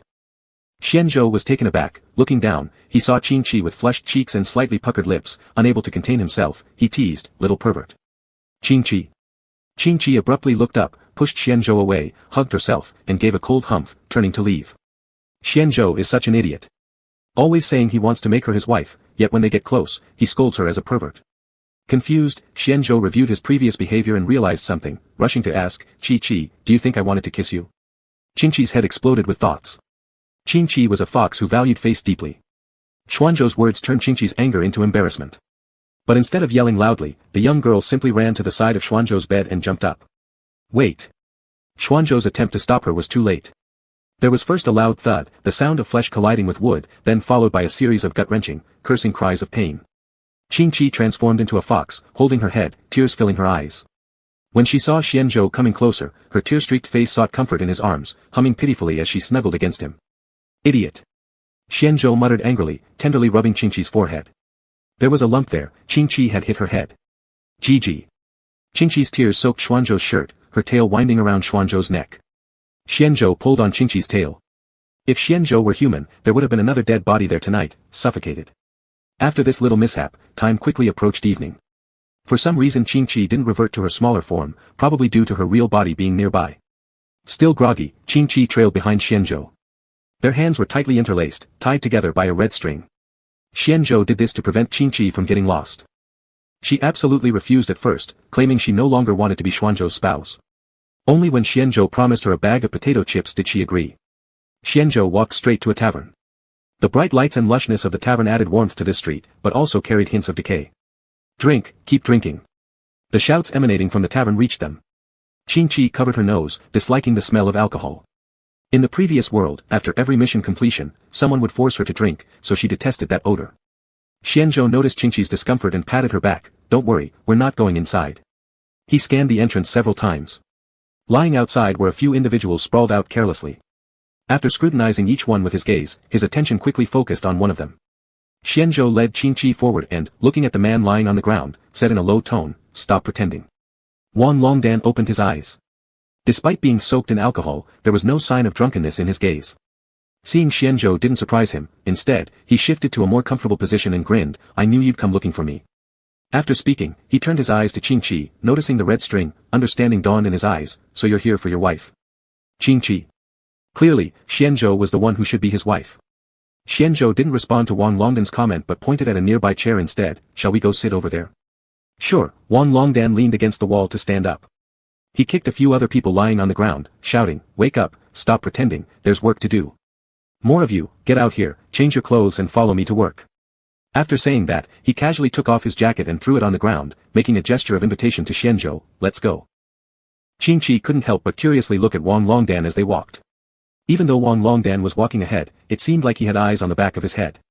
Suddenly turning around, he looked straight at Qingqi with a grin, "Young friend, don't keep staring at me. I know I'm handsome, but unfortunately, I'm not interested in men, so you might as well give up." And without waiting for Qingqi's response, he quickly turned around again in a smooth, fluid motion. The confused Qingqi. They soon arrived at the place Xianzhou had indicated. Under a huge sunshade was a medium-sized round table, with 4 chairs placed beside it. Xianzhou wiped the dust off Qingqi's chair, then untied the red string, allowing him to sit down. After seeing this, Wan Longdan approvingly glanced at Xianzhou, caring husband, good man. Once all were seated, Xianzhou leaned back in the chair, his left leg crossed over his right, arms folded over his chest. He asked carelessly, how did you know I would come? Wan Longdan didn't speak, just pointed at his ear and then gestured towards a few lampposts. Behind the lampposts, a few shadows were moving, blending into the darkness once Wan Longdan pointed them out.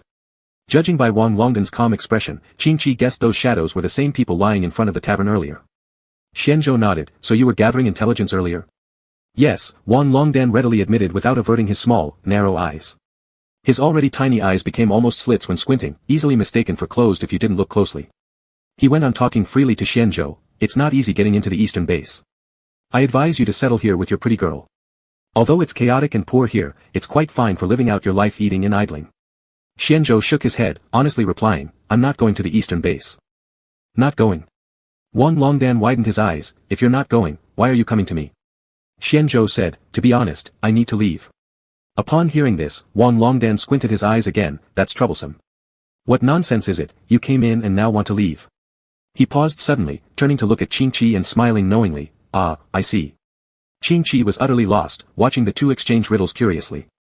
I can let you leave. Wan Longdan rotated his eyeballs and held up one finger, wiggling it in front of them, but the price is 1,000 high-grade crystal cores.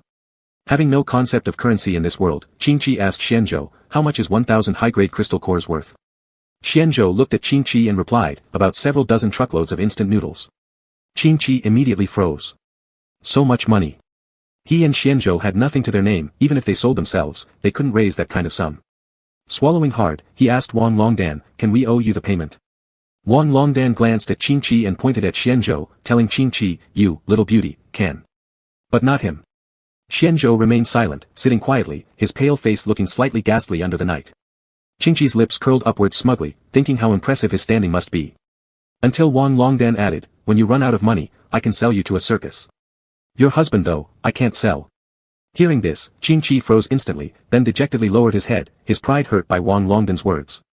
A while later, he suddenly lifted his head. Wait a second, he hadn't revealed he was a fox, and neither had his ears or tail shown up. How could Wan Longdan know he was an animal? Wan Longdan seemed to have read Qingqi's mind. He chuckled with a cunning smile, my ears are pretty sharp, I know everything that's going on around me. Xianzhou interjected at this moment, his special ability is hearing. Hearing this, Wan Longdan grinned even wider, hee, what the zombie brother said is true. My nickname is Flying Ear. Those who were lying on the ground with me earlier don't have special abilities either, but they all have exceptionally strong hearing. Upon hearing this, Qingqi glanced at Wan Longdan's ears and indeed found them significantly larger than normal people's. Qingqi then asked, then why were you so sure we would go to the eastern base just now? Aren't you a beast man? There was surprise flashing in Wan Longdan's eyes, clearly not expecting this question from Qingqi. The eastern base is the home built by beastmen. Aren't you one of them? Qingqi paused for a moment, recalling how Xianzhou had mentioned that animals didn't leave any significant mark in this apocalypse world. So, what about this beastman base? Seeing through Qingqi's confusion, Xianzhou explained without hesitation, beastmen aren't animals. They're semi-mutated humans bitten by mutated creatures. Feeling overwhelmed, Qingqi thought his brain might not be enough to process all the information being revealed to him about this world piece by piece. Still struggling, he asked cautiously, then if we go there, will they accept us? Hey, Wan Longdan laughed, they'll take you, but definitely not your husband. Qingqi frowned, finally unable to bear it any longer, and said firmly, he's not my husband, he's my wife. Chapter 21, Strange Sounds. Wan Longdan imperceptibly smiled faintly, obviously not taking Qingqi's words seriously, thinking it was merely a playful banter between the couple. He caught a glimpse of Qingqi slightly parting her rosy lips and before she could speak, Wan Longdan beat her to it, I know what you're going to ask. It's just about what kind of place the eastern base is. Forget it, I won't tell you unless you pay me. He fumbled in his trouser pocket for a pack of cigarettes, waving it towards Xianzhou. Seeing the latter shake his head, he opened the pack himself and took one out, placing it in his mouth unlit. He did not light it, it seemed as if he were merely indulging in oral gratification, dryly holding it there. Qingqi leaned over curiously, staring at the cigarette and asked, what is this? Wan Longdan shifted the cigarette with his tongue to the side, holding it halfway in his mouth while saying, you've never seen one.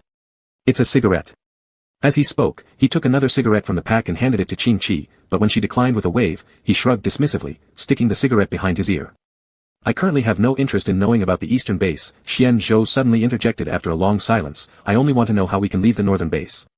Wan Longdan didn't even twitch an eyebrow as he responded decisively, I've already said it, 1,000 high-grade crystal cores, no negotiation. But if that's the case, why did you come with us? Qing Chi blinked, her eyes glittering in the night, since you already knew I'm a fox, you should also know we don't have the money. Wan Longdan froze momentarily. He removed the cigarette from behind his ear, continuously tearing off pieces of tobacco silk, his gaze evading as he said, there's no way I could possibly know everything about trivial matters, otherwise, this wouldn't be called intelligence gathering, it'd be gossip collecting. You're contradicting yourself, Xian Zhou patted Qing Chi on the head as if praising her, then told Wan Longdan, since you already knew we'd come, that means you've been observing our every move all along, so there's no way you wouldn't know about our financially strained situation. Wan Longdan's narrow eyes squinted ever so slightly as he stared silently at Xian Zhou, a mocking smirk curling at the corner of his mouth. Xian Zhou acted as though he hadn't noticed, continuing, we are profitable to you, which is why you waited for us like a rabbit trap in the tavern. Never mind, I can't argue with you too. Wan Longdan got up leaning on the table with one hand. He stretched, then said, yes, there is some profit for me, but you can't question me about it. You should ask Captain N, I'm just acting on someone else's behalf. After saying this, Wan Longdan wobbled away. The tobacco silk was scattered all over the floor, and the air was permeated with a faint nicotine smell. How is it always about Xiao Zhou? Qing Chi tilted her head and looked at Xian Zhou, asking, Xian Zhou, should we go back now? Xian Zhou looked somewhat grim, sighing as he said, let's go back first. Qing Chi noticed Xian Zhou had been sighing frequently these past few days. She had never seen such a worried-looking Xian Zhou. Realizing it was because of herself that Xian Zhou was affected, Qing Chi couldn't help but feel deeply apologetic. Another sleepless night passed. Transforming into a fox, Qing Chi sat by the window, sadly gazing at the moon. If she were a wolf, she guessed she would probably howl loudly at the sky. Unfortunately, she wasn't, she was just a clumsy little fox, lazy and awkward. Xian Zhou got quite a shock from Qing Chi the next day. He touched the other's bruised black eye circles tenderly, concernedly asking, why didn't you sleep last night? Are you feeling unwell? Qing Chi pulled at her extended robe sleeves, not answering Xian Zhou's inquiry but instead saying, Xian Zhou, I want to change clothes. Xian Zhou was surprised for a moment, glancing over Qing Chi's robes, and asked, is there something wrong with your clothes? Qing Chi shook her head, no, it's just that I think wearing these clothes makes me too conspicuous, so I thought I'd switch to something else. Alright, Xian Zhou naturally did not object to Qing Chi wanting new clothes. He carefully combed Qing Chi's hair. Since he wasn't skilled at complicated hairstyles, the best he could manage was the same hairstyle as in Xiao Zhou, loosely tying her hair into a messy low ponytail. It was even worse than in Xiao Zhou's. Fortunately, Qing Chi looked beautiful, and not a trace of disorder or untidiness was visible, but rather exuding a sort of leisurely charm.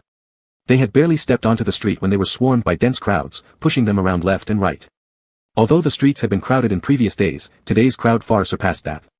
Unable to do anything else, Xian Zhou returned home to fetch a mask, putting it on before heading out again. The main roads and alleys of the base were completely packed with people jostling each other. Qing Chi felt like she was being squished into a fox pancake. Seeing this, Xian Zhou used brute force to push the people aside, clearing a space with his body for Qing Chi. Someone turned around, ready to yell in anger, but upon seeing Xian Zhou's tall stature and solid muscles, hesitated and turned their head back. Though the sides of the road were crowded, a wide pathway had been cleared right through the center, all the way to the central square. Qing Chi curiously tiptoed and asked, Xian Zhou, what are they doing? Xian Zhou shook his head, he didn't understand this either. A kind-hearted sister overheard Qing Chi's question and offered an explanation, because today, the Eastern Base's leader is coming here as our guest. The leader of the Eastern Base? Wasn't that the one Wan Longdan had mentioned yesterday? They're here. They're here. With a sudden shout, the crowd began to stir. Xian Zhou stood firmly rooted to the spot where he was standing. An airplane slowly revealed itself in the sky, gradually landing. The door opened, yet no one stepped out. Everyone paused, craning their necks and eyes to peer inside. Come, over. A chilling voice pierced through Qing Chi's ears, carrying traces of coldness, as if it had traveled from an icy world, causing a shiver down the spine. Qing Chi froze, rubbing his ears before asking Xian Zhou, did you hear someone speaking? Xian Zhou lowered his head, closed his eyes for a moment, listening intently to the surrounding sounds, then shook his head and said, no. Qing Chi grew more suspicious, though considering how noisy and crowded it was, hearing incorrectly could certainly happen. Get, here. Another sound followed, with the same tone as the previous one, indicating it came from the same person. It sounded intermittent, like a broadcast with poor signal, accompanied by a static crackle. This time, Qing Chi was sure someone was speaking. He raised his guard and turned around to inform Xian Zhou but realized there was no one behind him. No. Not only behind. All the people around him had vanished. Qing Chi tightened his grip on his clothes, calling out softly for Xian Zhou. But no one responded. Having no choice, Qing Chi began to take small hesitant steps. The little fox wasn't just clumsy but also cowardly. He was already so terrified by the eerie scene in front of him that his mind went blank. If there were a hole on the ground now, he would have dived into it without hesitation. At first, he still walked, but as fear took over his brain, his pace quickened, eventually turning into a run. Every time he encountered a shop or stall, he would stop to ensure no one was around before leaving. He didn't know how long he'd been running, only the whistling wind echoing in his ears. His clothes were soaked with sweat, his legs wobbling. When he finally reached a tavern, he couldn't help leaning against the wall to rest. "I am here." The voice rang again, this time its tone less cold and even with a hint of laughter that was barely noticeable. Qing-Chi stiffened. This time, the source of the sound was directly behind him. Chapter 22, Whoever harms Qing-Chi must die. Xian-Zhou's brain was so terrified that it lacked oxygen. He slowly turned around, and in these short few seconds, he imagined himself being turned into fox skewers, fox pies, fox soup, or even grilled fox meat. The moment he turned, he quickly covered his eyes and spent a long time mentally preparing himself before daring to peek through the cracks of his fingers. He had expected to see something ghastly like a ghost from an infinite world, but instead, there stood a young man with a refined face, wearing a white robe, looking slightly sickly. "I'm here." The young man repeated what he had said earlier, but this time without the previous stuttering or crackling noise. Although still somewhat weak, his voice sounded no different from an ordinary person's. "Are you Qing-Chi?" The young man smiled faintly. "You're truly timid, more than I am."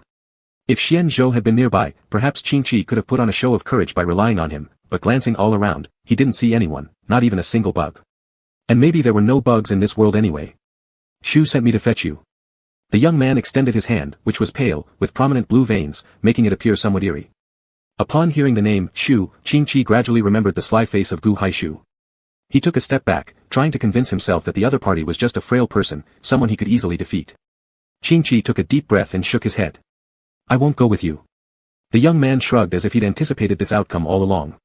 Then he sat cross-legged, closed his eyes, and said, "Since that's the case, then you can just stay here until you're ready to come with me." At first, Qing-Chi thought the other party was joking. But the young man simply sat down and never got up again. The surroundings became eerily quiet, and the temperature began to drop. As Qing-Chi wandered through the streets, no matter where he went, he always ended up right back in front of the tavern, bumping into the young man once again. After a few rounds, Qing-Chi also felt weary. He adjusted his clothes and then sat down beside the young man. Furrowing his brow, he recalled his brief life so far, realizing how turbulent it had been, like an unfinished dirt road, smooth at the beginning but full of ups and downs later. "Why did you follow Gu Haishu?"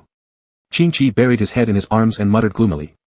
The young man opened his eyes and tilted his head to ask Qing-Chi in return, "Then why are you following that zombie?" Qing-Chi hesitated for a moment, unsure how to respond.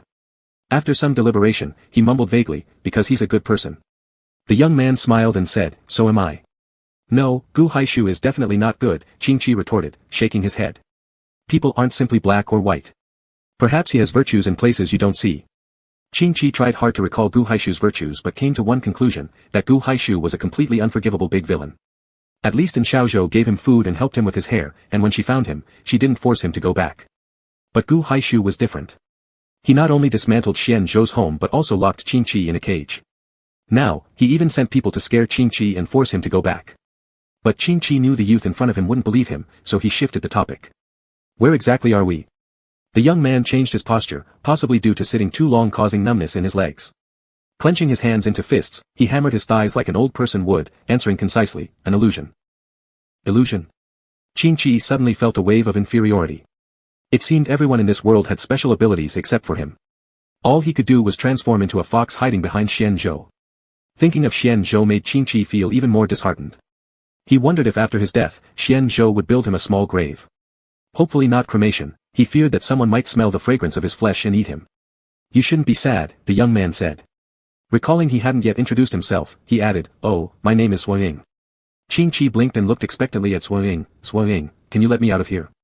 Suoying shook his head. "No, Shu said I must bring you back." Upon hearing this, Qing-Chi pouted unhappily and grumbled, "Are you Gu Haishu's dog? You do everything he says." Suoying merely laughed at Qing-Chi's complaints and then remained silent. As the temperature continued to fall, fog started rising around them. The mist formed various shapes, like hideous demons with sharp teeth and menacing faces. They danced wildly around Qing-Chi and Suoying, creating their unique and grotesque spectacle. In the dim haze, Qing-Chi could vaguely make out snowflakes falling from the sky.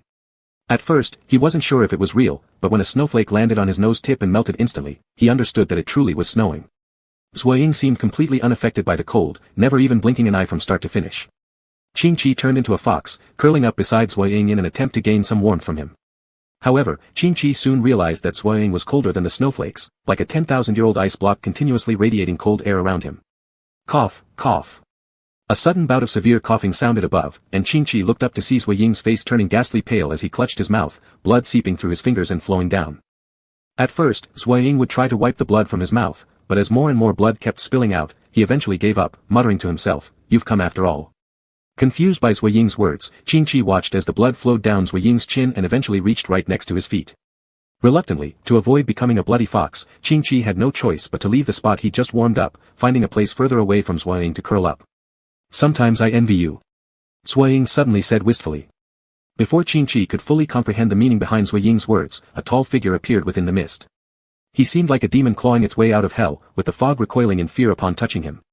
Once Qing Chi clearly identified the person, his eyes lit up as he immediately transformed back to human form and shouted loudly, "Xian Zhou." Stumbling forward, when he saw what Xian Zhou held in his hands, his steps slowed to a stop. Xian Zhou's face and hands were covered with black cracks, his eyes crimson red like a bloodthirsty devil, holding a blood-stained axe in his hand, reeking of blood. The splashes of blood on his clothes somehow bore an artistic resemblance akin to a free-spirited calligrapher's work. "Come over here," Xian Zhou beckoned, his voice as icy as Zhuo Ying's cold demeanor. Qing Chi hesitated for a moment, then walked over with pursed lips. Xian Zhou pulled Qing Chi behind him, raising his hand while pointing the axe straight at Zhuo Ying's direction. "Anyone who harms Qing Chi must die." Zhuo Ying mocked a laugh, struggling to stand up as he strode toward Xian Zhou without restraint. "Do you really think you can kill me inside my illusion?" Xian Zhou furrowed his brow, lifting his axe high before chopping it down, yet Zhuo Ying vanished into thin air like a puff of smoke. The surroundings changed. Wan Longdan leaned against the tavern door, a cigarette dangling between his lips, another in his hand.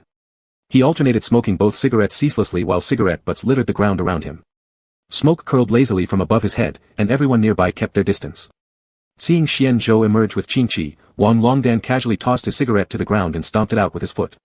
"Damn! Damn! Damn!"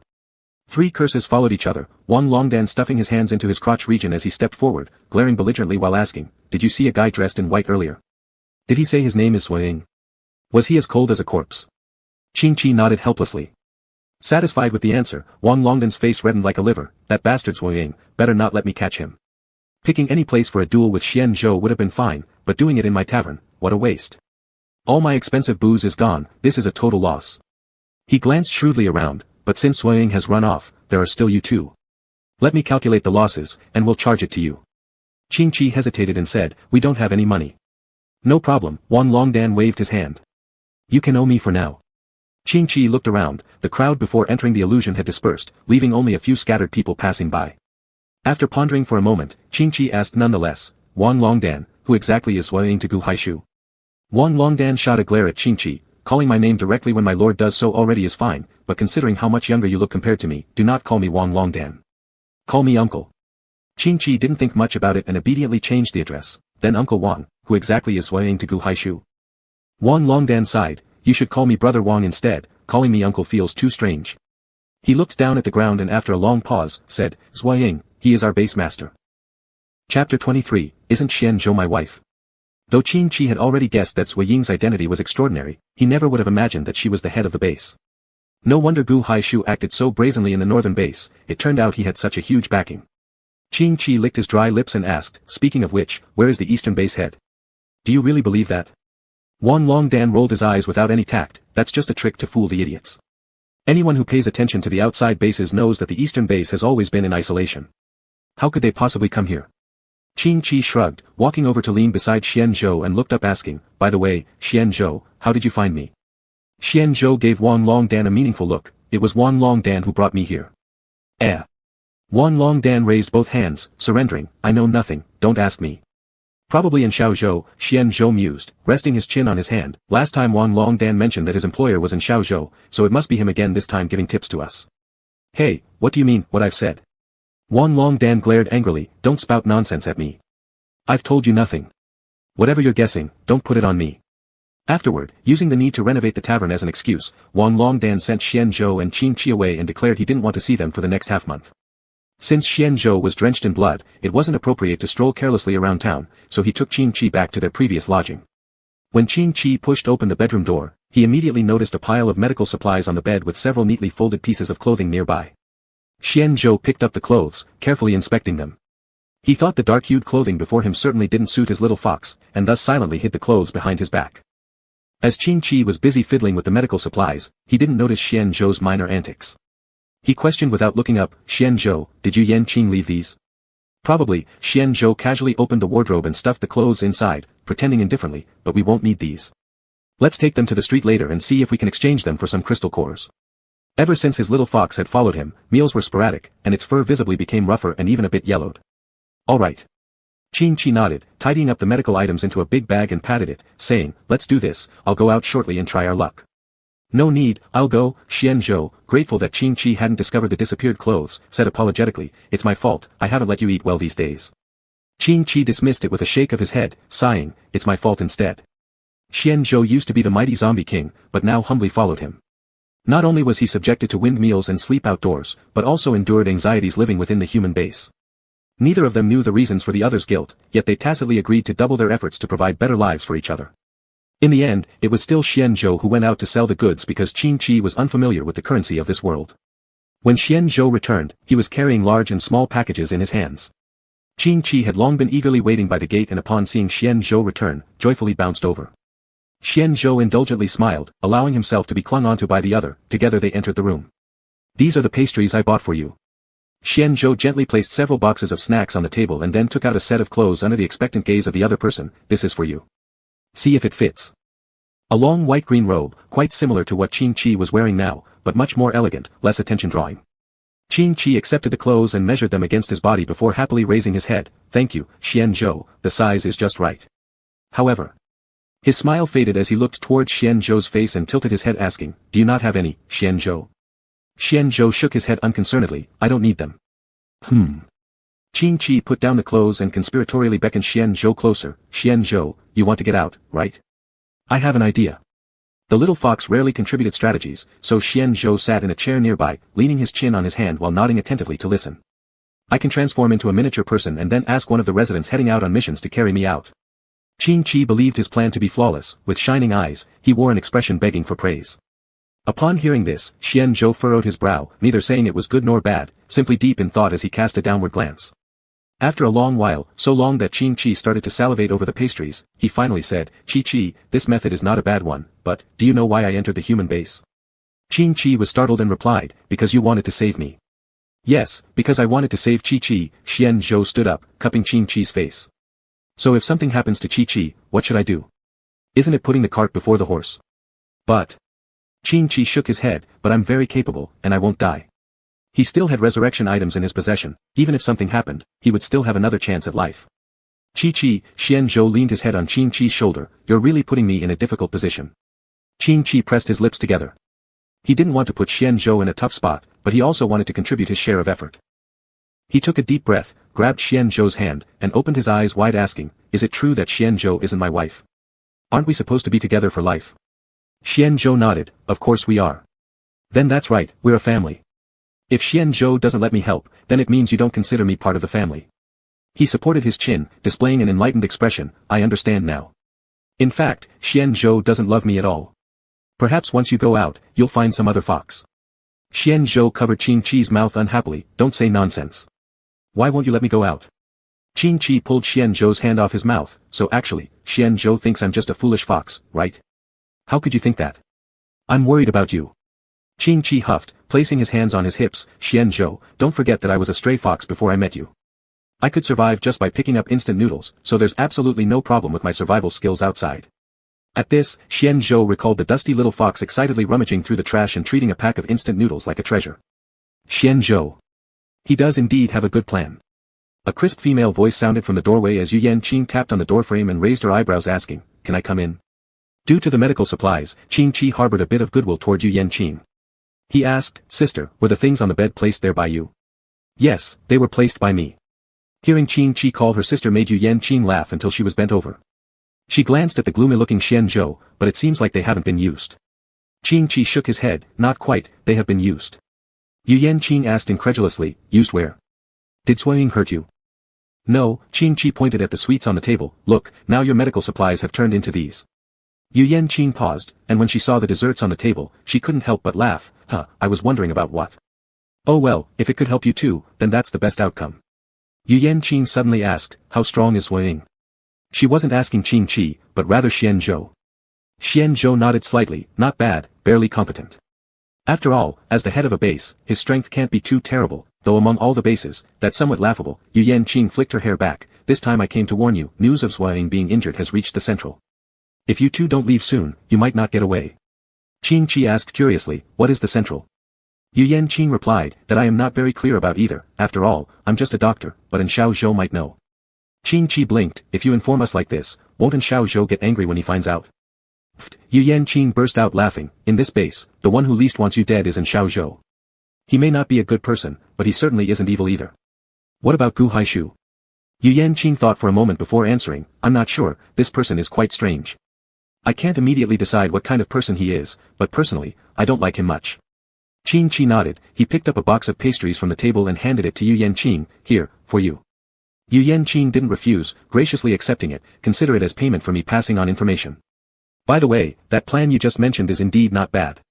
It may not be foolproof, but it's undoubtedly the best choice so far. If you need any help, I'll go tell Wang Longdan to assist you. After saying that, Yu Yanqing didn't wait for a response from Qing Qi and the others, and left turning around. Xian Zhou, after Yu Yanqing's figure completely disappeared, Qing Qi walked around Xian Zhou a few times and asked smugly, so can I go out now? Xian Zhou was somewhat exhausted by the situation. He massaged his temples and said helplessly, all right then, but you must promise to be careful no matter what. Run away immediately if things get dicey, understood? I knew a Xian was the best. Qing Qi had been craving pastries for a long time. He picked up a box of pastries, transformed into a fox, and sat on the stool nibbling. Xian Zhou frowned, why do you turn into a fox to eat? Without hesitation, Qing Qi replied, because this way I'm smaller and can eat more. In the evening, Xian Zhou lying in bed suddenly heard a splash of water. Following the sound, he found Qing Qi washing clothes with effort in the bathroom, hissing sounds everywhere. The water stained with blood looked as though it could belong to a crime scene if not inspected carefully. A complicated emotion flickered in Xian Zhou's eyes, and he gripped several strands of green hair tightly in his hand. Holding the hair tightly, he turned to murmur almost silently to the moon, I will not let anyone hurt you, not even myself. Chapter 24, An Encounter with Zombies. The next day after getting up, Xian Zhou saw the clothes neatly placed beside his pillow and pretended to be unaware as he put them on. The clothes were half wet and half dry, but he didn't mind. He took Qing Qi and headed toward Wang Longdan's tavern. Wang Longdan was standing at the entrance of the tavern, chewing gum incessantly. When he saw Qing Qi and Xian Zhou approach, he nodded and gestured toward the interior with a nod of his head, come in. Dr. Yu has already informed me, said Wang Longdan with a worried look, his brows furrowed with concern. You really give me a headache, I wouldn't do this if it weren't for the high pay. While complaining, Wang Longdan led Qing Qi and the others into the tavern. He walked to an old wall and kicked it with his foot. With a loud, grating sound, a concealed room suddenly opened its door. Qing Qi looked inside, apart from a few chairs, there was nothing, making the place barren and empty. Wang Longdan retracted his foot, hands in his trouser pockets, nodding ahead to lead the way, come in. Once everyone entered, Wang Longdan closed the door. Sit down, Wang Longdan sighed heavily as he sat on the chair, his legs crossed, his neck tilted back. Explain your entire plan to me, in great detail. The more specific, the better. Qing Qi exchanged a glance with Xian Zhou. Plan. It seemed they had no plan. Qing Qi stuttered, well, I shrink, then, you take me out. Wang Longdan didn't speak, staying silent for a moment before abruptly sitting straight and staring dumbfounded at Qing Qi, that's it. Qing Qi hesitated and nodded. Damn, cursed Wang Longdan under his breath. You decided this on the spur of the moment. What are you thinking? Is there even anything in your heads other than porridge? At least tell me what you plan to do after going outside. You can't just wander around and come back empty-handed. Standing up, the suppressed anger from the past few days burst forth like a flood breaking through a dam, turning into frenzied shouts, how could you two be dumber than Wei Ying? And you don't even know what you're going out for. We'll take him out first, Xian Zhou responded calmly, frowning. We'll get Qi Qi out first, I believe once he's outside, he'll know what to do. You. Wang Longdan choked on his words, speechless. You're treating life like a game. Qing Qi muttered gloomily, but if we don't do this, we won't even have the chance to play this game. Wang Longdan paused, then slapped the back of his head in frustration. Damn it, I forgot about your situation. Whatever, why did I agree to deal with your mess in the first place? Let me make it clear, when something happens, I won't help you. I'll run faster than anyone else. No worries, Qing Qi perked up upon hearing Wang Longdan's agreement and nodded enthusiastically. I'll try my best to hide. Despite Qing Qi's cooperative reply, Wang Longdan still couldn't shake his unease. He frowned and said, I've just completed a resident task not long ago. Applying now probably won't work. I'll have to buy an identity card from someone tonight and pretend to be someone else to go out. When Wang Yuhu came in last time, his face was scanned. Wouldn't that expose you too? Xian Zhou asked with some concerns. Don't worry, Captain An has already made arrangements. Wang Longdan stopped mid-sentence, realizing what he had let slip. Quickly covering his mouth, he tried to deny any admission, I haven't said anything. You haven't heard anything? Yes, absolutely nothing. Qin Qi. After settling on their plan, Qin Qi went back to the residence with Xian Zhou to prepare. Xian Zhou packed the pastries bought yesterday into a small bag and handed them over to Qin Qi to hold onto, claiming these would be his provisions for the journey outside. Qin Qi tilted his head and asked, if I take all the food, what will you do, Xian Zhou? Shaking his head, Xian Zhou replied, I don't need to eat anything. His statement wasn't a refusal, he simply had no interest in pastries. Because Qin Qi could only transform into a tiny person at night, Wang Longdan spent a large sum of money to purchase an identity and applied for a patrol mission during the evening. Tisk, it's getting colder these days. A group of them walked through the ruined city, surrounded by collapsed buildings and endless garbage. Wang Longdan carried a black leather bag, with a little person tied to it by a string, swaying up and down as the bag moved. The moon was obscured by dark clouds, leaving only the white light of flashlights to illuminate the road. Several crows flew by, landing on a withered old tree. They stared at the group with eyes the size of sesame seeds, their pupils emitting an eerie glow in the dark. So cold. Wang Longdan tightened his coat with one hand, burying his face into the fur collar for some warmth. Just bear with it, we can only go back after 5 o'clock in the morning, said the leader. This small team was responsible for patrolling the safety of the base, encircling it until dawn before returning. Though the task was dangerous, the high pay made everyone scramble to apply during normal times. Wang Longdan glanced down at Qin Qi tied to his bag and turned to the captain, hey, I gotta piss. How about you guys go ahead? Are you kidding me? An irked teammate turned around, don't think just because it's the late stage of the apocalypse that you can let your guard down. What if a mutated lion or tiger shows up? You're asking for trouble. What can I do? Wang Longdan put the bag on the ground and hopped while holding his groin, feigning urgency, I can't wet my pants, can I? The captain, growing impatient, said, what are you afraid of? We're all men here, just pee by the roadside. Relieve myself outdoors. Wang Longdan looked at the captain awkwardly, clasping his hands together pleadingly, Captain, there are so many people around, I'd be embarrassed. Could you guys go first? I promise I'll catch up within 2 minutes. Seeing the captain was about to say something, Wang Longdan immediately picked up the leather bag and ran off, shouting as he went, Captain, I really can't hold it any longer. Don't wait for me, just go ahead. What kind of guy is this, hard to persuade? Let's go our own way, anyway, it's not our problem if anything happens to him, complained someone in the team. The sooner something happens, the better. In this world, who would still act like this? I'd say anything bad happening to him would be his own fault, serves him right for being such a creep. That's enough already. Stop talking nonsense, it's uncalled for to be so spiteful toward a person. If you don't like it, shut up instead of saying things just to make yourself seem important. The captain originally intended to suggest waiting for Wang Longdan, but seeing the complaints and muttering in the team, he could only nod and led them forward. Wang Longdan arrived behind a large wild tree, towering in the middle of the road like a giant blocking the highway. He untied Qin Qi and set him on the ground, squatting halfway and said, your boyfriend said he just needed you brought out. Now that I've done it, what should we do next? Qin Qi stood with his hands behind his back, looking around, and asked, where are we? The outskirts of the base, Wang Longdan replied, leaning against the tree with one hand, we shouldn't have taken this mission.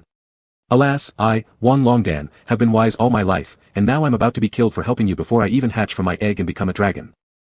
Qin Qi pursed his lips and didn't say anything. Shit. Wang Longdan suddenly jumped away from the tree, pointing at it in shock, this tree is moving. Upon hearing this, Qin Qi pricked up his ears, trotted over, and touched the tree, then shook his head, no, the tree isn't moving. I swear it moved just now. Wang Longdan insisted, pounding his chest, if it didn't, I, Wang Longdan, will die childless. After a moment, he suddenly felt a pair of small hands gripping his shoe. Wang Longdan looked down, puzzled, at Qin Qi, what's wrong? Did you see the tree move too? Not exactly, Qin Qi shook his head and pointed far away, I think I know why you thought the tree moved. Wang Longdan looked over curiously and met dozens of green glowing eyes. Wang Longdan. Definitely, he should never have taken this mission. Qin Qi felt a gust of wind rushing past him. He turned around to see Wang Longdan running with sparks nearly flying from his feet. Qin Qi had been left behind. Helpless, Qin Qi watched as the approaching unknown creatures got closer, and decided to climb the tree.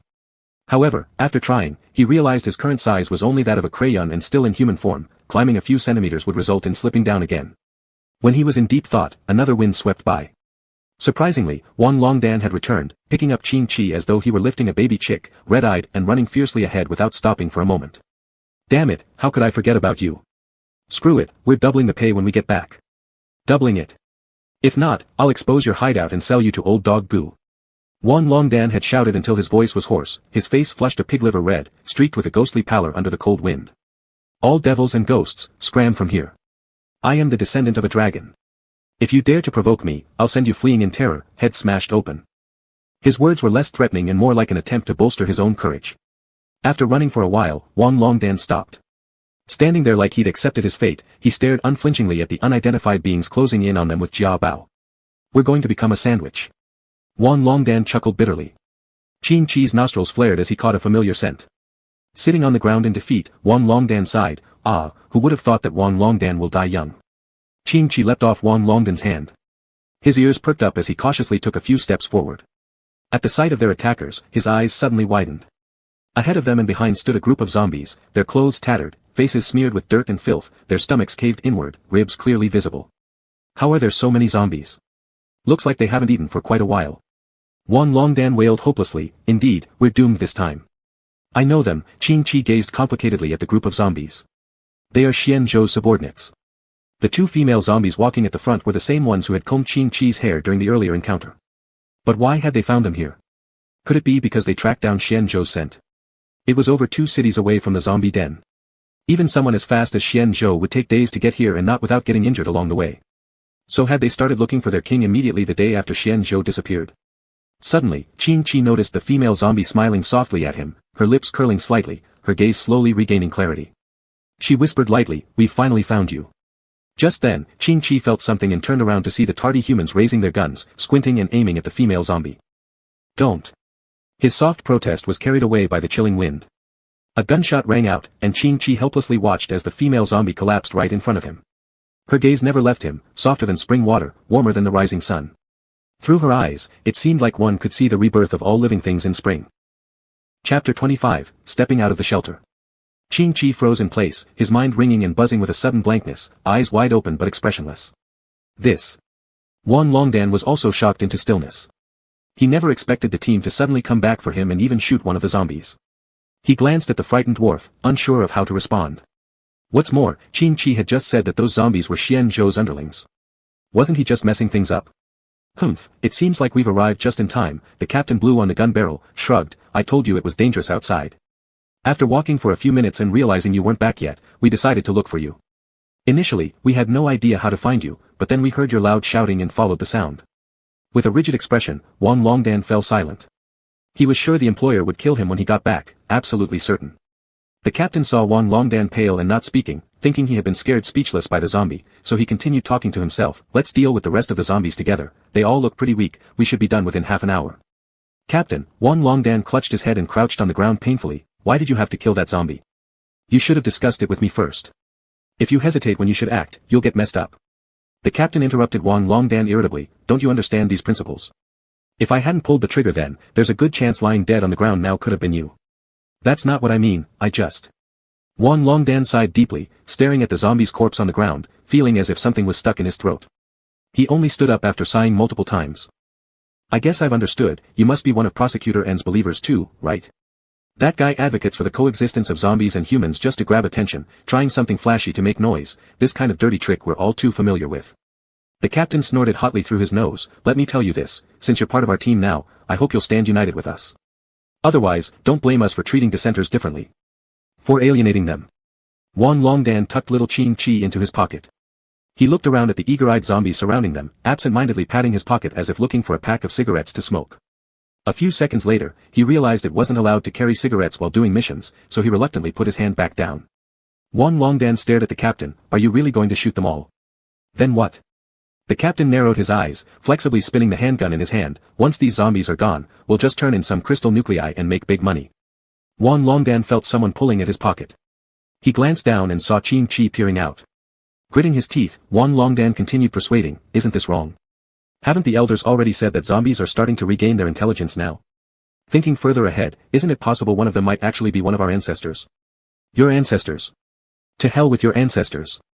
A quick-tempered blonde rolled up his sleeves, grabbing Wang Longdan by the collar and yelling, "You either follow orders or leave, simple as that." "Brother, why so mad?" Wang Longdan smiled awkwardly, brushing the other man's hand away, his eyes flickering mischievously. "Do you know the Dragon Shell Tavern?" "Of course I do." The blonde looked at Wang Longdan suspiciously. "It's famous as a source of information." "What? Do you think I'm ill-informed and wouldn't know that?" "How could I think that?" Wang Longdan grinned. "Have you seen the tavern master of Dragon Shell Tavern?" "Never met him, though I've heard it's an old man on his deathbed." Wang Longdan's smile froze on his face, and his mouth twitched awkwardly as he pressed on. "Have you seen the tavern master's children?" "What the hell is this about, huh?" The blonde gave Wang Longdan a side-eye glare. "I've never even met him, how would I know anything about his kids?" "To be honest." Wang Longdan beckoned the blonde closer with his finger, satisfied when the other leaned in. He whispered conspiratorially, "In fact, I'm the tavern master's illegitimate son." The blonde's eyes bulged out, his mouth gaping open in an O shape pointing at Wang Longdan. When Wang Longdan thought the other man was finally about to turn around and start supporting him in convincing the captain, the blonde burst out laughing and grabbed his stomach. "You, being the boss bastard son? Your father would even be embarrassed to use you as footrag." After laughing enough to his satisfaction, the blonde turned around and recounted the earlier conversation with Wang Longdan to everyone else. For a moment, the whole street echoed with laughter. Wang Longdan pursed his lips, giving poor Qing Chi a helpless glance. Qing Chi cowered in Wang Longdan's pocket, where there was a strong smell of nicotine that made one's head dizzy. He stuck his head out, breathing in fresh air while looking at the zombies staring at him, feeling a mix of complex emotions. He was just a little fox. If he were a wolf or a bear, perhaps he would have rushed forward to protect them. But now, all he was a little fox who had to be carried in someone's arms when walking. If only someone could help him. Anyone or anything, as long as it could help him. The mountain god always said he was a celestial fox, but shouldn't celestial foxes be smart and powerful? Why was he so stupid and weak? The sound of bullets being loaded rang out around them, sounding exactly the same as during the raid on the zombie den. Some of the zombies began trembling with fear, shaking like they were being sifted through a sieve, yet their feet seemed rooted to the ground. Wang Longdan couldn't stand it anymore, so he picked up a stone and threw it at them forcefully, trying to drive them away. But the zombies just let out muffled groans without any reaction. Frustrated and despairing, Wang Longdan shouted loudly, "A bunch of fools, they're going to kill you. Run!" Afraid the zombies wouldn't understand, he also pointed specifically at the dead female zombie on the ground. Several leading zombies seemed to comprehend. They glanced at each other, one of them pointed toward the base direction, stammering, "Wang. Wang is inside. We need to find." Though hesitant, the general meaning could still be understood. "Get lost." The blonde man shoved Wang Longdan with his elbow. "Whoever doesn't make money is an idiot. If you want to be stupid, go ahead, but we won't do it." As he spoke, he lifted his gun and narrowed his eyes. "My moneymakers, don't move. Let me see whom I should shoot first." Qing Chi covered his ears, terror making him curl into a ball. He didn't want those zombies to die. Who could help him? Anyone would do. He would pay whatever price, just as long as someone could help. "Why don't you help them yourself?" A childish voice suddenly sounded, startling Qing Chi. He stretched his head out and looked around but found no source of the voice. "If you don't take the initiative to step out of your sheltering wings, how will you know whether you're really useless?" Qing Chi froze for a moment, thinking this statement was reasonable. Yet as he prepared to nod, he shook his head abruptly. "I can't do it." "Why can't you?" Qing Chi clutched his head. "Because I'm dumb. I ruin everything I try. Ever since I was young, I've never been better than anyone else at anything. I don't have any merits, I'm good at nothing." "So, are you planning to cover your head until dawn?" Qing Chi shook his head. "I don't want to." "Do you want to save them?" Qing Chi nodded earnestly. "Yes." "Jump out." "What?" Qing Chi was shocked by this command. "If you want to protect them, why not take action?" "I'm too weak. If I go out, I'll just cause more trouble," Qing Chi lamented. "Only you can save them. Though your strength might be slight, isn't it better than doing nothing at all?" After speaking these words, the voice fell silent. Qing Chi called out several times, but the owner of the voice never responded again. The sound of loading ceased, signaling that they were ready to fire. Qing Chi's heart raced like drumbeats. He didn't know if the mysterious voice's suggestion was correct, but compared to staying curled up in someone's pocket waiting for a miracle or foolishly envying fish from afar, he might as well give it a shot. Just as the blonde man prepared to fire, he suddenly noticed something resembling a doll darting towards him. Instinctively, he closed his eyes and shielded his face. Unexpectedly, the small creature targeted his gun muzzle instead. "Damn it! What the hell is this?" When he opened his eyes and saw the gun blocked, fury surged within him. Cursing aloud, he violently shook his gun repeatedly, but the little thing stuck to it like superglue, impossible to shake off. Wang Longdan reached for Qing Chi, intending to pull him back, but his hand met nothing but empty space. Hearing the curse, he turned around. When he saw Qing Chi clinging to the blonde man's gun, his eyeballs nearly popped out. That's my. Before Wan Longdan could finish his sentence, the blonde impatiently flicked Qin Chi off. Without regard for what Qin Chi was, he hurled him straight forward. Qin Chi landed on the ground after rolling several times before finally stopping. What is that? The captain approached upon hearing the commotion. Oh, just a stuffed toy. The blonde said nonchalantly. Hearing this, the captain turned his attention to Qin Chi. Upon seeing Qin Chi struggle feebly, the captain instantly became interested. Before the captain could pick up Qin Chi shakily stood up on his own and lunged again with gritted teeth. Having learned from the previous attempt, the blonde man impatiently swatted Qin Chi away like a badminton shuttlecock before he could get close. Hey, didn't you guys feel the ground shaking? One of the team members asked timidly, his head tucked in. What's moving? I don't feel anything, the blonde said irritably. He glanced at Qin Chi, who had been thrown into a tree and was now motionless, and immediately felt relieved. He urged the captain, let's get this started. If we keep stalling, it'll be dawn soon. Beside him, Wan Longdan's heart was in turmoil, he could already picture Xiao Zhou sharpening his knife eagerly. The blonde waited for a while but received no response from the captain. Growing annoyed, he turned to see what was happening. He saw the captain standing still, eyes wide as he pointed in one direction, trembling uncontrollably. Frightened by the captain's reaction, the blonde gave him a shove, startled. Captain, what's wrong with you? The captain turned his head mechanically. His lips moved, quivering as he spoke, wolves, wolves. Countless wolves. The blonde froze, then looked up. Surrounding them on all sides, pairs of emerald green eyes glared hungrily, their menacing gazes piercing through the silence of the night. The sound of swallowing saliva echoed eerily in the stillness. Chapter 26, Qin Chi is a demon. Everyone stood on tiptoe instantly. They opened their eyes wide, holding their guns but at a loss what to do. How could there be so many wolves? The captain wiped the cold sweat from his face and tried to calm himself down. It's really strange. I've been on patrol not less than 50 times, maybe even 100, but this is the first time I've encountered such a situation. Huang Mao was completely flustered. He stood back to back with the captain, harboring a bit of luck. Captain, can we just rush out with our guns? The captain didn't say anything. His fingertips kept rubbing the handgun as cold sweat rolled over the veins bulging on his forehead. The more silent he became, the harder it was for the group to suppress its restlessness. With morale shaken, someone broke the psychological barrier, squatting down and beginning a silent cry of pain. The wolf pack moved. The dark cloud slowly drifted away, revealing the moon. The curved moon resembled a human's upward turned corner of the mouth, smiling as it observed from above. A wolf that was much larger than the others walked out from among them. It had a diagonal scar on its face and green-gray eyes that stared straight at Huang Mao. All the wolves instinctively cleared space, letting the Wolf King stand in front. The Wolf King raised its head and let out an earth-shattering howl. Ayuo. As the howl began, wolves in all directions stretched their necks one after another and let out loud howls.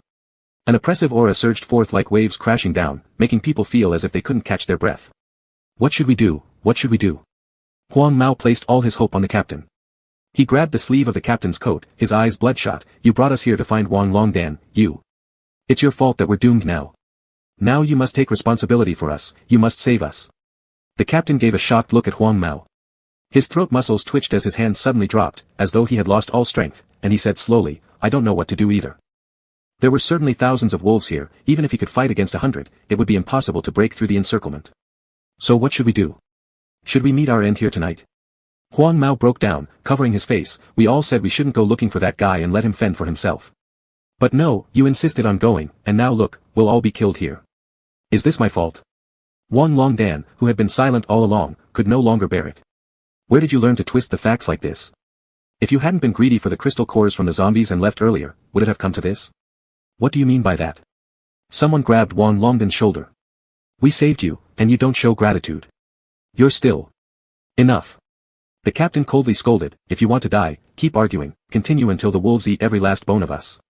The person grabbing Wan Longdan fell silent instantly. Unwillingly letting go, he crossed his arms and stood to the side.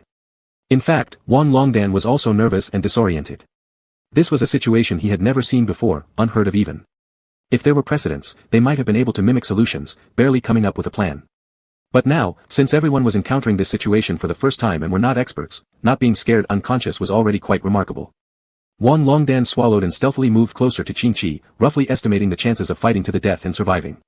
When he approached Qin Chi, he suddenly noticed the Wolf King move. Its eyes slightly narrowed, and its vertical pupils almost imperceptibly shrank. Wan Longdan wasn't sure if it was his imagination or not, but he always felt that the Wolf King seemed to be glaring at him. The captain was thinking about countermeasures and thus did not notice their interaction. After some thought, he said, the only hope now is to contact the base. As he spoke, he felt around in his pocket and took out a card. It was a simple communication device, with the advantage of being cheap and easy to carry, but the disadvantage of losing signal easily. But will it work? Someone had already completely given up hope. By the time help arrives from the base, our bones will probably have been gnawed clean. No, they might have been eaten entirely. What do you suggest then? Do you have other methods? The captain glared at that person irritably. After a few cold snorts, he began to activate the card. With a crackle, the captain's eyes immediately brightened. Is this the base? This is the captain of the 7th District Night Patrol Squad. We've run into trouble and need support. The other side remained silent for a few seconds before asking, what kind of trouble? We've encountered wolves, lots of wolves. Please give me the exact number. The captain heard this, looked up and roughly estimated, replying, there should be 4,000 to 5,000 of them. Are you serious? I checked your location. You've just left the outer area, which is still under the jurisdiction of the base. How could there be thousands of wolves there? Really? Huang Mao was also anxious. He snatched the card and shouted loudly, we really encountered wolves. If you don't believe me, I can have others vouch for us. As he spoke, he turned his head and looked at the others. You quickly explained to them that we've really encountered wolves. After hearing this, no one made a sound. They stared in horror behind him, biting their lips with dead white faces. What's wrong? Instinctively, Huang Mao turned around. When he saw the Wolf King had been staring at him for who knows how long, he was so scared that he directly threw the card away, plopping down on the ground with a thud. No, don't eat me. The Wolf King merely glanced lightly at Huang Mao, then walked over to the fallen card and stomped it into 4 or 5 pieces with one paw. A few young female wolves approached, circling around the Wolf King while softly growling low. After hearing this, the Wolf King looked at Huang Mao and suddenly narrowed its eyes as it approached. You don't eat me. No, don't eat me. Terrified, Huang Mao mumbled nonsense. He raised the handgun he had been gripping tightly, shooting blindly with his eyes closed. He thought dozens of bullets would surely hit the mark, but when he opened his eyes, he was shocked to find that the Wolf King was standing right before him unharmed, with spent bullet shells scattered around. Wang Longdan couldn't help but chuckle at Huang Mao's poor aim, only for his own laughter to freeze as a wolf lurking behind him unexpectedly nudged his backside. Shit! Wang Longdan landed on his butt beside Qing Chi and immediately shoved the small item into his own chest. The Wolf King approached Huang Mao, sniffing around him before suddenly raising its paw and slapping Huang Mao across the face. The sharp claws hadn't retracted, leaving an alarming streak of bloody scars on his face that sent chills down everyone's spines. Being scratched by an ordinary animal might result in nothing more than a rabies shot, but being scratched by a mutated creature was different. Mild cases led to animalistic features appearing, severe ones caused direct necrosis of brain cells, becoming vegetative, or even turning into a zombie. Huang Mao touched his face, seeing fresh red blood, widened his eyes, and stood up, running toward the dark ruins while shouting, I don't want to die. Other wolves saw Huang Mao and all stepped aside without sparing him a second glance. A piercing light flashed, and Wang Longdan looked up to see the people from the base arriving. Dozens of armed vehicles rolled in, the roar of engines caused restlessness among the wolf pack. Woof!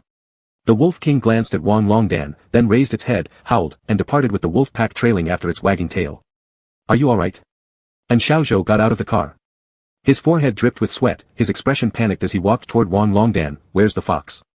Wang Longdan pointed at his coat pocket, the meaning clear. Seeing this, and Xiaozhou sighed in relief. He stared at the receding wolf pack thoughtfully, furrowing his brows. Yu Yanqing arrived carrying a medical kit. She took stock of the group with others and asked, one person's missing. Where's the other? Wang Longdan showed no signs of tension despite escaping death, lazily extending a hand toward Xiaozhou, give me a cigarette. Xiaozhou glared at Wang Longdan irritably, none. Upon hearing this, Wang Longdan awkwardly withdrew his hand. Supporting himself with one hand against the ground, he stood up, brushing dust off his palms. Huang Mao was scratched by a wolf. Out of fear, he ran towards the city center. Everyone present was stunned. Yu Yanqing asked anxiously, should we rescue him? Xiaozhou shook his head, let's go back with the others. Yu Yanqing frowned, wanting to say something but ultimately said nothing upon seeing his stern expression. Wang Longdan glanced at the still lingering zombies in the distance, what about them? If we leave them be, they will eventually be found by the next patrol team. Xiaozhou pressed his temple, sighing, go back first. Then ask Xian Zhou for some old clothes, hang them on the car and drive towards the woods. They'll follow. When Xian Zhou saw the dirty doll, he almost knelt down in shock until learning it was merely asleep, allowing him to finally breathe a shaky sigh of relief. Xian Zhou. Xiaozhou called Xian Zhou out. The two sat on the threshold as the moon hung partially veiled by dark clouds in the sky. He took out a cigarette, handing it to Xian Zhou, who shook his head. Xiaozhou chuckled softly, lighting the cigarette on his own. I have something to return to you. Xiaozhou said as he pulled out a small cloth bundle. Upon opening it, several green hairs were revealed inside. Xianzhou looked startled at Xiaozhou. You, when did you get these? Xiaozhou flicked the ash off his cigarette. The last time when I was combing Qingqi's hair, it was the day you two met. Xianzhou said, so you already knew that day I would discover your eyeballs. Makes sense, someone like you would never leave no backup plan. Xiaozhou arched a brow with nonchalance, and I haven't even scolded you for throwing my eyeballs into the trash can yet. He suddenly asked, do you know about demons? Xianzhou shook his head. Figures, even if you did know, you probably forgot after mutating. Xiaozhou said, a demon is a kind of creature I found in an ancient civilization, a species differentiated from animals. They possess abilities as incredible as ours, but they call it magic instead of mutation. Are you suspecting Qingqi? Xianzhou's tone was filled with displeasure. Xiaozhou chuckled lightly, this isn't suspicion, it's confirmation. Why not think he's from the eastern base? His characteristics aren't consistent with what you've just described, are they? Xiaozhou shrugged, do you think I took Qingqi's hair for fun? I've already tested him. He has shown no signs of mutation at all, which only proves one thing, he was born this way. He crushed the cigarette on the ground, you should understand better than me whether Qingqi is a demon or not. Self-deception really serves no purpose. Their conversation ended when the moon was completely covered by clouds. Qingqi had a dream. In his dream, he stood on a high platform, and everyone beneath him bowed to him in submission. His expression remained indifferent, while his eyes carried an aura of arrogance and unrestraint. By his side stood the mountain god grandfather whom he respected most. Chapter 27 Qingqi wants to be a perfect fox. Qingqi was woken up by the sound of someone packing. He turned over and covered his head with his tail, trying to block out the noise in this way. At this moment, all the sound suddenly disappeared, and a cheeky voice rang out. Hey, still sleeping? If you sleep any longer, I'll pull off your tail and use it as a scarf. Qingqi was so scared that he shivered. He opened his eyes and saw Wang Longdan grinning at him. Why do you scare him? Xiaozhou glared at Wang Longdan, dissatisfied. He had a few packs of instant food in his hands, placing them one by one into the suitcase next to him. The door was pushed open, and Yu Yanqing walked in holding several pieces of clothing. The material and style were very similar to the piece Qingqi was wearing. She tossed them to Xiaozhou and then said, alright, you're no different from Wang Longdan, so don't pretend to criticize others. After hearing this, Xiaozhou just glanced at Yu Yanqing and didn't argue back. Where's Xianzhou? Wang Longdan asked. Yu Yanqing clapped her hands and called out toward the door, aren't you coming in yet? If you don't come in soon, your little fox will start crying without seeing you. After a while, a tall man dressed in black walked in. Standing at 1.9 meters with a well-built body, he wore a long black robe complete with a hood, which covered most of his face. Qingqi stared at him with wide eyes. The man slightly lowered his head, and only his thin lips could be barely seen. What are you playing mysterious about? Yu Yanqing asked with annoyance. Upon hearing this, the man raised his hand and slowly pulled down the hood. With deep features, pale white skin, thick eyebrows, and eyes like stars, along with an impressive nose, sharp eyebrows extending into his temples, and those thin lips adding a bit of aloofness, his dark short hair lazily fell on either side of his ears. An unruly demeanor mixed with a touch of nonchalance made him seem like a natural-born emperor. When he saw Qingqi, his brows slightly bent downwards, revealing infinite affection in his gaze. Xianzhou. Qingqi was momentarily confused, staring blankly at Xianzhou. Qi, Xianzhou approached, bending down and said, Qi has awakened. Do you feel unwell anywhere? Qingqi shook his head, his eyes glued to Xianzhou. He wasn't unaware of how handsome Xianzhou looked before, but due to his skin color and attire, he hadn't paid much attention. Look, little fox's eyes are bulging. Wang Longdan whistled, teasingly mocking. It's not that, Qingqi mumbled with a red face, I'm just surprised. Yu Yanqing smiled and explained to Qingqi, I used one of the cosmetics developed by our research institute on Xianzhou. Its usage is the same as moisturizer, one application can last for half a month, and won't lose effect because of water or anything else during that time. Wow, so amazing. Qingqi gazed at Yu Yanqing with stars in his eyes, sister, I want to use it too. Do you really? Yu Yanqing showed a look of surprise, your skin tone is normal, why would you need this? Being fair-skinned is so cute.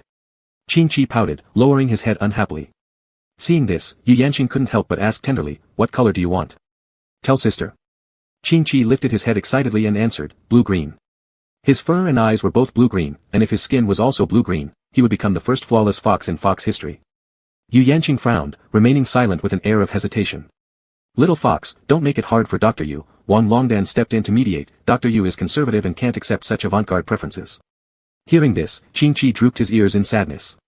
Were his preferences really avant-garde? Cough. Yu Yanqing cleared her throat, then let's continue talking, I'll go check on Gu Haisu and others at the institute. Alright. Xiaozhou nodded, also, please take leave for me at school and tell the principal I won't be going to class today. Understood. Yu Yanqing waved her hand and walked straight out. Qingqi noticed the large and small packages on the floor and asked Xianzhou curiously, "Where are we going?" "You're leaving the base," and Xiaozhou responded first. He glanced at the watch on his wrist. "It's 1 p.m. now. At 2, I'll take you to see the elders, they're the only ones who can help you currently." Qingqi nodded. "Then where will we go after leaving?" "Wandering. How could I let you wander around?" And Xiaozhou chuckled at Qingqi's words. But then, seeing Xuanzhou's gloomy expression, he quickly composed himself. "It depends on Xuanzhou's decision, but our current plan is to send you two to the southern base first. Although the leader there."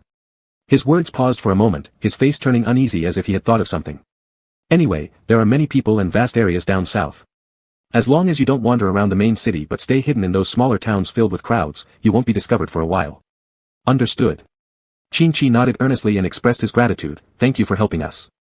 And Xiaozhou was taken aback for a second, then smiled lightly and replied, "Just mutual benefit, nothing to do with help or not." He quickly packed the food and clothes into the suitcase, closed it up, and waved to Wang Longdan saying, "Director Dan, let's go."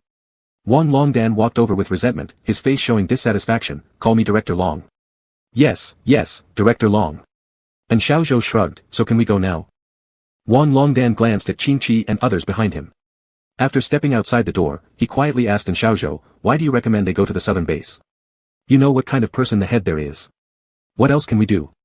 And Xiaozhou sighed helplessly. "The eastern base is inaccessible, and going to the western base would be like walking straight into a trap. But they shouldn't go to the southern base either." Wang Longdan frowned. "Those two are perverts. I heard last month." "All right." And Xiaozhou interrupted Wang Longdan, "I have my own reasons, you just take care of yourself." At 2 o'clock, and Xiaozhou arrived right on time to pick up Qingqi and Xianzhou to meet the elders. They entered a towering skyscraper, their leather shoes making a steady sound of clack-clack against the marble floor. And Xiaozhou led them into a grand hall where more than a dozen elders sat in turn around a square table.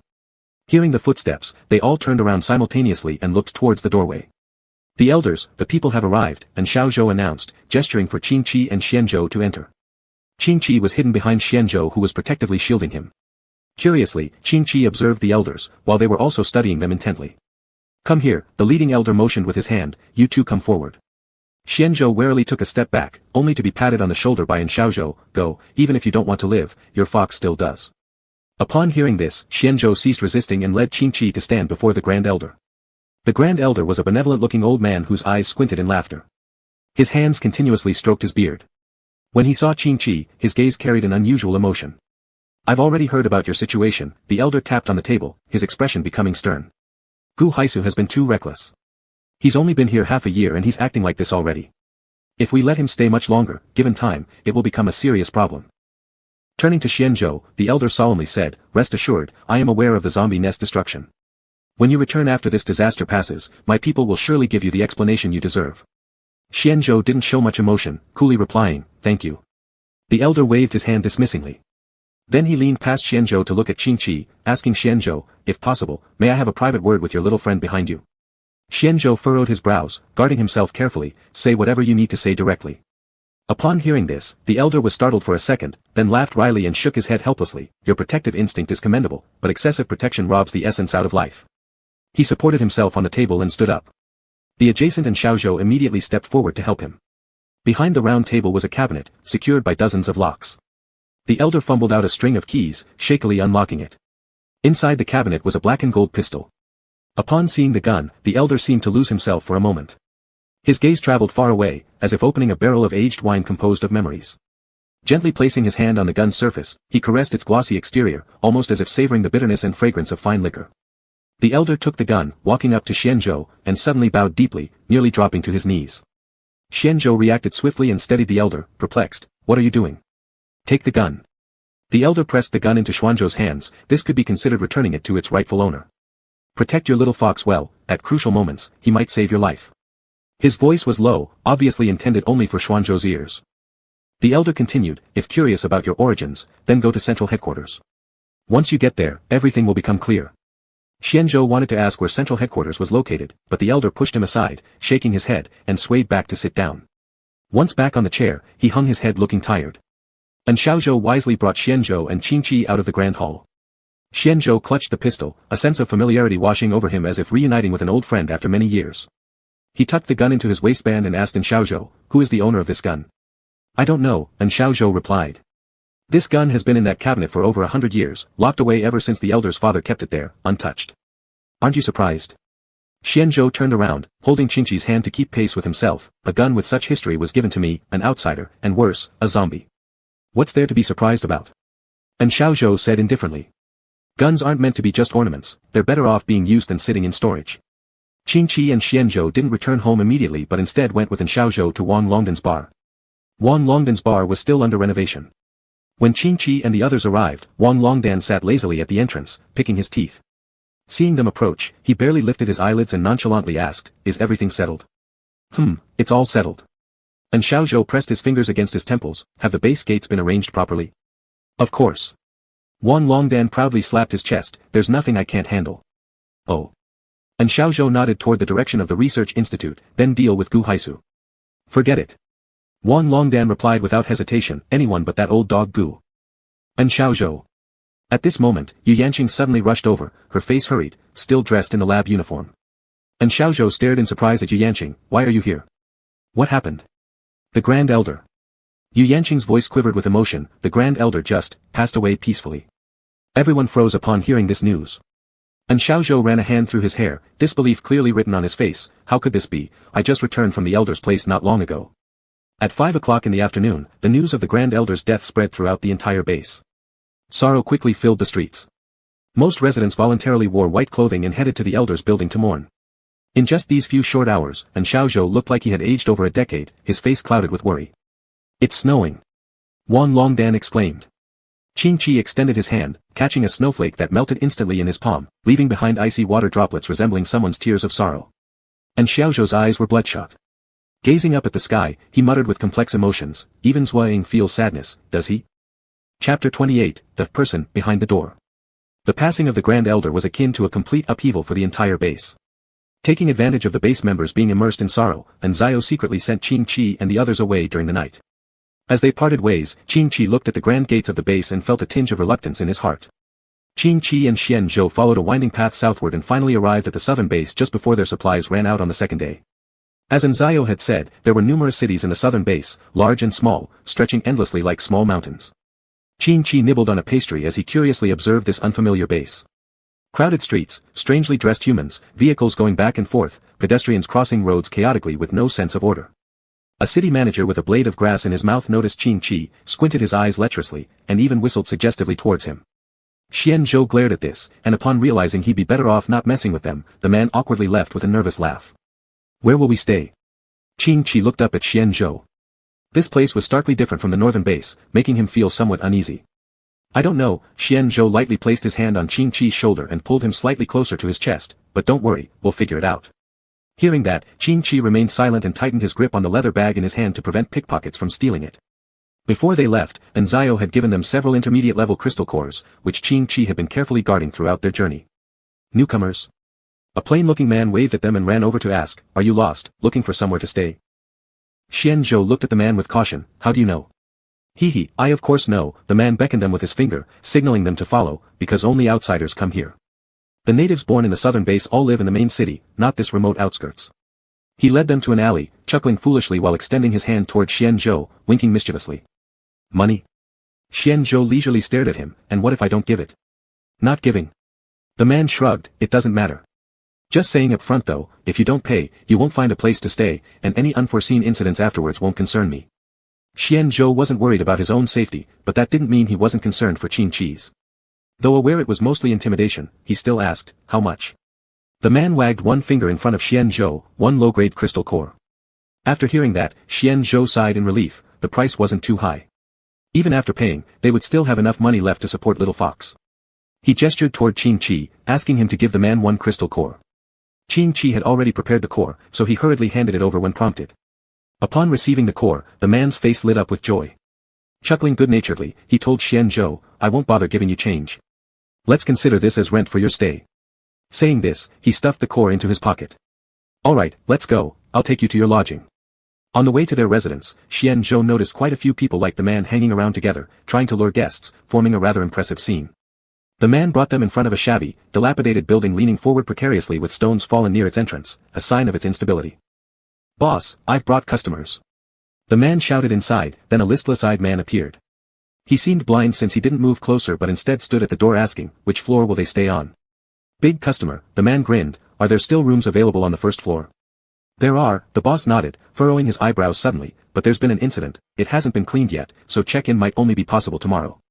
That won't work, I've already collected the money, the man's eyes flickered, so how about this? You arrange them a temporary room, then have them move to the first floor tomorrow. The man didn't respond verbally, only nodding faintly. After exchanging pleasantries with the boss, the man hurriedly left, most likely searching for the next customers. Qin Chi followed behind Xian Zhou as they entered the building. Litter filled the stairwells in disarray, getting more and more chaotic as they went higher. If there were flies in this world, here would probably become their paradise alongside maggots. As they passed the first floor, Qin Chi suddenly stopped, staring at a locked room, subconsciously touching his nose. What's wrong? Xian Zhou noticed Qin Chi's odd behavior, turning back to whisper. Qin Chi furrowed his brow and said, there's a smell, a strange smell. He wanted to say it smelled like blood, but he was afraid the boss would hear and be displeased, so he rephrased it. The boss walked ahead, perhaps because he was blind, making his hearing especially sharp. He didn't even turn around when he said, with all the garbage, it's normal for there to be a smell. Qin Chi remained silent and gently pulled on Xian Zhou's sleeve instead. Xian Zhou understood at a glance, looked at the boss meaningfully, and silently refrained from further comment. The boss led them to a shabby room with an iron door covered in red rust that scraped the hand like sandpaper when touched. After bringing them to the room and giving them the key, the boss left. Xian Zhou opened the door and went inside first. Seeing the messy state of the place, he frowned. Xian Zhou rolled up his sleeves and said, Chi, wait outside while I tidy up the room first. Qin Chi considered himself no lazy fox and grunted as he entered, wanting to help Xian Zhou clean. Xian Zhou tenderly stopped Qin Chi, saying, Chi, this place is dirty. It's fine, Qin Chi shook his head. In the future, life might get tougher, so I need to get used to it. Xian Zhou wasn't sure what to say for a moment, pursed his lips, sighed helplessly, and thus tacitly agreed to let Qin Chi join him in cleaning. Together, they spent 3 hours tidying up until the room was finally barely presentable. The fabric on the sofa had turned entirely black, so Qin Chi helplessly sat on the floor, taking off his gloves to rest. Xian Zhou went to the bathroom to wash his hands. Shaking the water off his hands, he asked Qin Chi, what did you discover on the first floor just now? Recalling it, Qin Chi couldn't help frowning.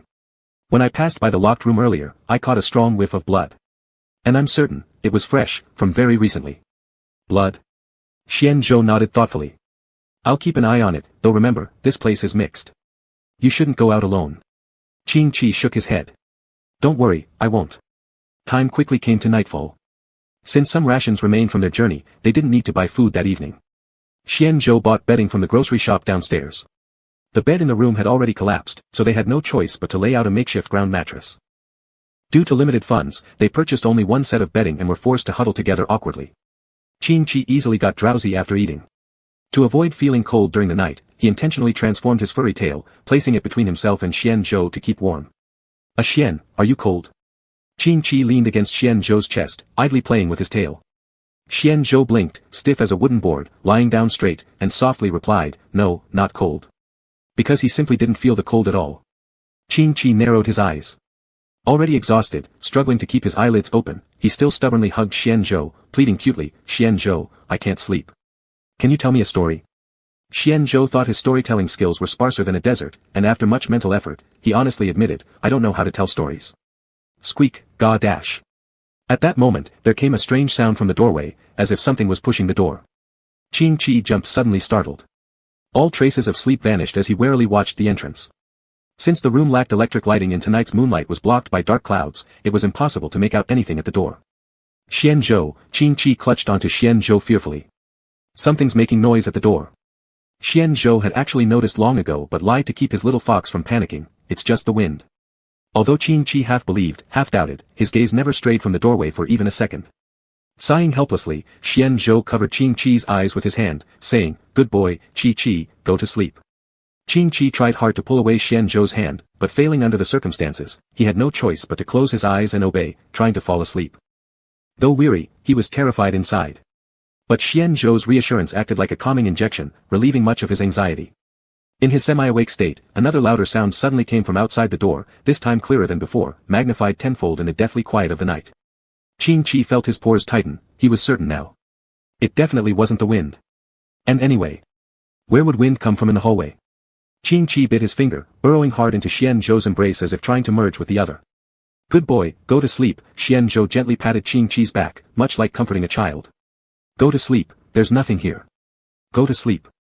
Qin Shi had a small heart, but he didn't know why. After hearing Xian Zhou's voice, much of his fear dissipated. Drowsiness swept over him again. This time, there was no sound of pushing at the door, and he gradually drifted off to sleep. After confirming Qin Shi was asleep, Xian Zhou carefully lifted the blanket, stood up, and moved silently. His face darkened, his eyes bloodshot red, and he went straight to the nearby pile of clutter that hadn't been discarded yet. From it, he picked out a steel pipe, gripping it tightly in his hand as he walked toward the door. The thing outside seemed to have heard the commotion inside.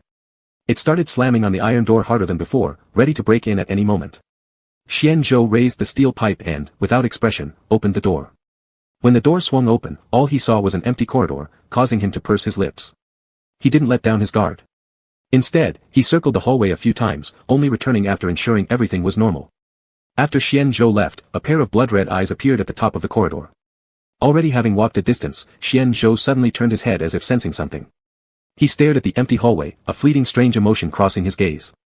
Chapter 29, I've got you now, little fox. Qin Shi was woken up early.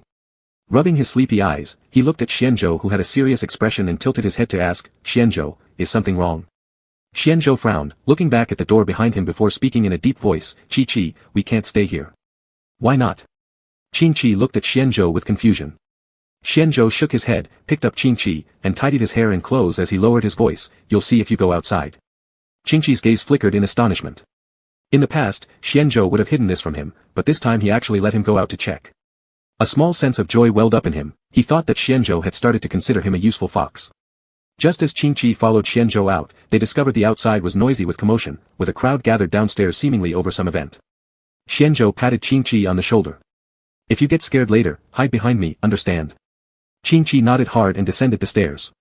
He noticed one room on the ground floor with its door ajar, exuding a heavy, pungent smell of blood. The crimson blood seeped like a little stream from the door gap. After seeing it, Qin Shi's face immediately turned deathly pale. There were people standing around, led by the blind owner. The owner stood with hands crossed behind his back and an intricate look on his face. Through the half-open door, Qin Shi glimpsed a peeled body lying lifeless. The crimson blood pierced his eyes like knives, leaving the ghastly vision of the corpse embedded in his mind even after he tried shifting his gaze away. Qi, you. From nearby came Xuanzhou's helpless voice. Qin Shi gave an apologetic smile and embraced Xuanzhou's arm, scanning the surroundings with his eyes. My God, how many is this already this month? There used to be just one per month, now there are almost 20. They don't value our lives, thinking we're all lawless people who will never be missed if dead. I'm leaving this place. Where's the boss? I want to return my room. Where will you go if you leave? Go out to feed the zombies.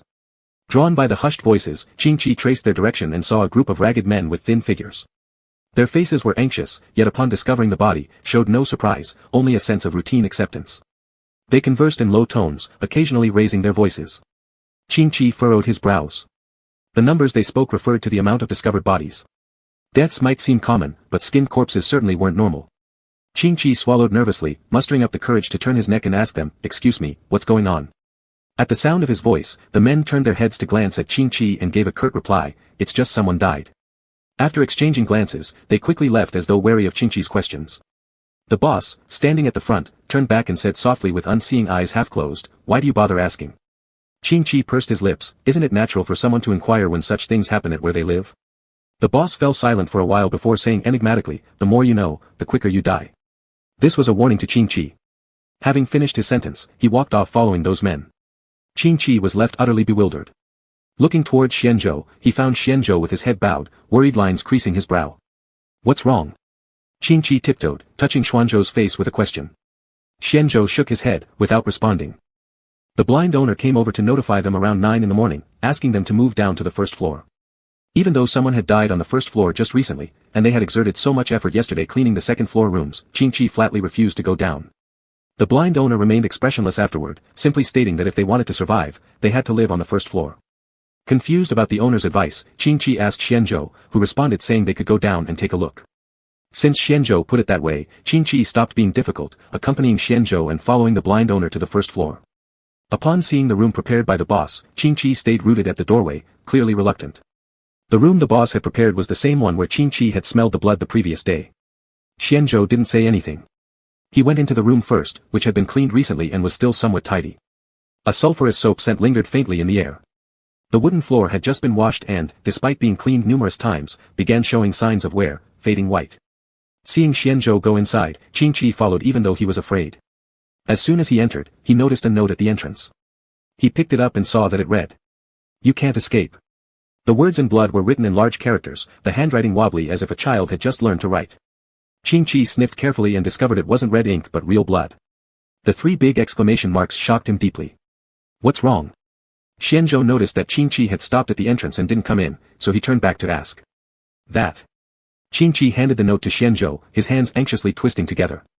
When Xianzhou saw the note, his expression instantly turned cold, his breathing much more rapid than before. Xianzhou crumpled the paper into a ball and asked Qingqi, where did Qi find this? It was at the door. Qingqi said. I see. For now, Qi must stay close to me and not get separated, Xianzhou said, then walked towards the window. He leaned on the window frame, sticking his head out to breathe in fresh air. He kept holding the note in his hand all along. If Qingqi could find this thing, surely the cleaner wouldn't have missed it. This could only mean it was intentionally left for Qingqi by its owner.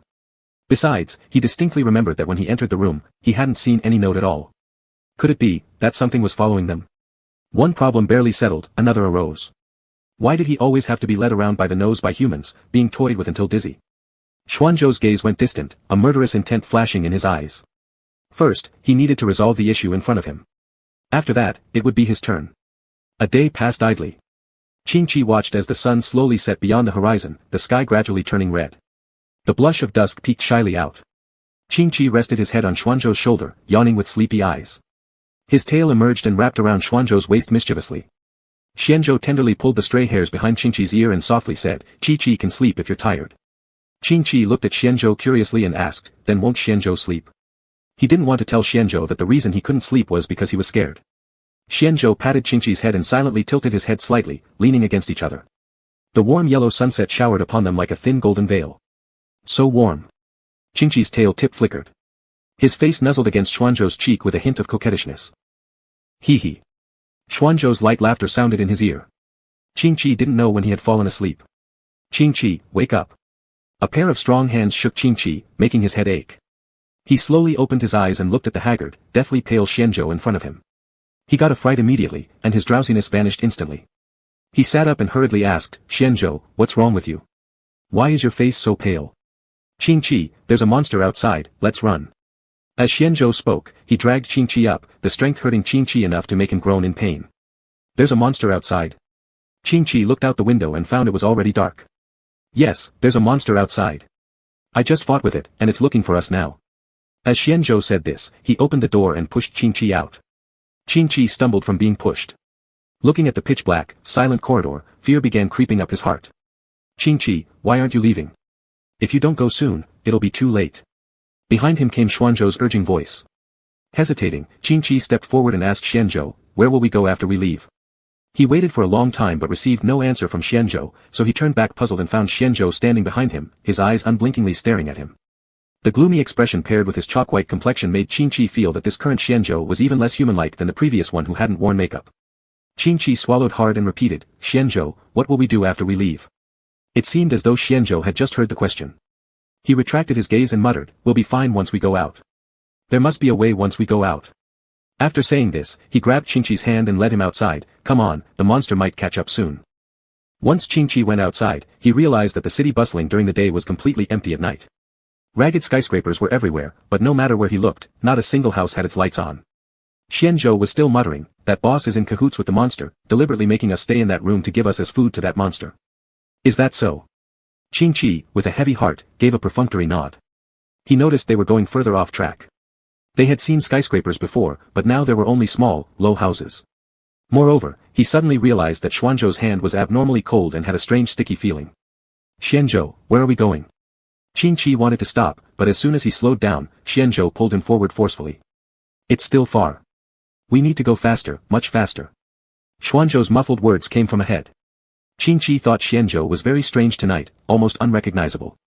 Wait, not Xianzhou. A chill ran through Qingqi as he tested the waters. Xianzhou, do you think that monster is sent by Gu Haisu? Xianzhou stopped in his tracks and replied with an, I don't know, then continued moving forward. Qingqi continued to probe, but it can't be him, Gu Haisu has been so good to us. He saved us, provided us with food and clothes. Such a kind person wouldn't harm us, would he Xianzhou? Xianzhou fell silent for a few seconds before replying gloomily, yes. A chill coursed through Qingqi again. He struggled mightily to withdraw his hand and eyed the figure before him warily. You're not Xianzhou. Who are you? I've been discovered. A raspy, near-silent voice came from Xianzhou. Xianzhou turned around and stared directly at Qingqi. With a grin, sharp white teeth gleamed eerily in the dark night. Running his hand over his face, when he reached the center, he tore the skin along the bridge of his nose, revealing a blood-soaked, skinless face as he approached Qingqi. I caught you, little fox. Chapter 30, Xuanzhou's Past. Qingqi was utterly terrified.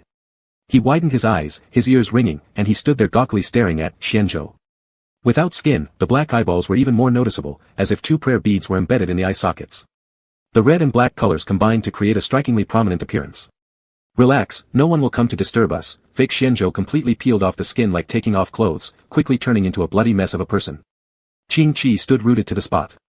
The night at the southern base was colder than that at the northern base, and he felt the wind cutting across his face like knives. After quite some time, he found his voice. Who are you? A dying man doesn't need to know who I am. Xianzhou, no, it should be the monster, who tilted his head to look at Qingqi while pointing at his face, said, I want your skin. A calm tone carried an unsettling sentence. Qingqi was scared out of his wits. He knew some people used fox skins for coats and such items, but he didn't expect that, even in the apocalypse, someone still targeted fox fur. Biting his finger, hesitantly he said, can you leave me half my skin if you're going to peel it? Being a demon, if he left him with half, he could repair himself using his demonic powers. Curiously, the monster moved around Qingqi, leaving bloody footprints with every step on the ground. Rubbing his chin, he said, you're strange, shouldn't you be afraid? Nodding, Qingqi responded, I am scared. Shaking his head, the monster disagreed, not really. Qingqi felt aggrieved, truly fearful as he was. Looking around to confirm no one was present, the monster sat cross-legged. He stared at Qingqi, lowering his voice in a sinister tone, asking, little fox, do you know why I peel human skin? No idea, Qingqi honestly shook his head, then quietly added, and anyway, I'm not human. Ignoring the latter part of what Qingqi said, the monster stroked his chin and asked, do you want to know? This piqued Qingqi's curiosity. Do villains all like explaining their motives? He figured if the monster started talking, Xianzhou might show up soon. Speaking of which, where had Xianzhou gone? Opening his wide eyes, he asked the monster, could you have already skinned Xianzhou? How could I? The monster grinned evilly, revealing sharp needle-like teeth numbering in the hundreds, looking especially terrifying when gathered together. I can't beat that guy. And even if I did, I doubt a zombie would be interested in human skin either. Hearing this, Qingqi let out a sigh of relief, happy to know Xianzhou was safe. Yet, looking at the monster's abyssal mouth, Qingqi feared that he himself might soon be in trouble. Qingqi took a deep breath, trying hard to cheer himself up, making an effort to calm down. Watching the monster, remembering how the other wanted to explain earlier, he asked again, so, why do you want to skin humans? By a second for every second possible. The monster saw through Qingqi's little trick, smiling indifferently, I know what you're thinking about, forget it. See my teeth? It takes me only 30 seconds to peel a human skin.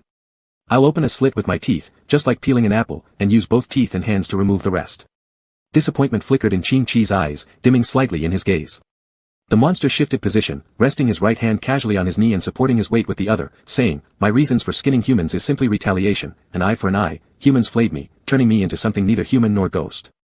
So don't you think I have good reason to take revenge? Qingqi didn't know how to respond. In his view, the monster's grudge against humans seemed to have nothing to do with him personally. But from a third-person perspective, the monster did seem the innocent party, though that certainly wasn't justification for harming innocents. Heh, don't believe me, I wouldn't stoop so low as to skin humans, the monster chuckled coldly, his hatred overflowing as he spat, rest assured, you're not special. Everyone who dies under my hand goes through the same procedure. My purpose is to make you all realize what kind of person your cherished base commander truly is. Having calmed himself down a bit after saying this, the monster slowly continued, before the apocalypse, my family survived by fishing. Due to its onset, we had no choice but to settle in the southern base with our wives, children, and elderly. At the time, I thought I was lucky, I thought I was luckier than those without homes outside. The monster shook his head, as if mocking his former self. In the third year of settling here, with more and more outsiders flooding in, the base experienced a population explosion. Once, during the master of the base's external inspection, my child accidentally spilled a drink on the great base master, so they killed my entire family except for my youngest son who survived. They injected me with an animal zombie virus and peeled off my skin while I was still alive. He raised his hand and waved it in front of Qingqi, do you think I don't feel pain? Every step I take, every movement, feels like being burned. After that, I became a monster everyone shouts at, a despised rat on the street. The second base master had a penchant for making dolls, so he ordered me to go out and peel human skin for him. In return, he let my youngest son live. Initially, it was once every 3 months, then once a month, and now, there seems to be no set pattern anymore. Whenever he's in a good mood, he sends me out to collect doll skins for him. Qing Chi paused for a moment and asked, so this time, am I the target? The monster nodded, yes, otherwise what? Qing Chi thought about it. He couldn't remember provoking the southern base master at all, and not only that, he didn't even seem to have met him. Do you really think those people providing you with shelter are good? The monster saw Qing Chi's confusion and said, they register your information, sneakily photograph your faces when you humans aren't paying attention, and send your photos along with a list of names to the base master. The skin I peel, besides providing doll skin for the second base master, also somewhat prevents overpopulation. Otherwise, the outer city of the southern base wouldn't even be able to fit a single foot, it would be entirely crowded by people. Qing Chi suddenly looked behind the monster, as if seeing something. He glanced a few times, then quietly withdrew his gaze and asked the monster, if you don't give them the human skin, what will they do to you?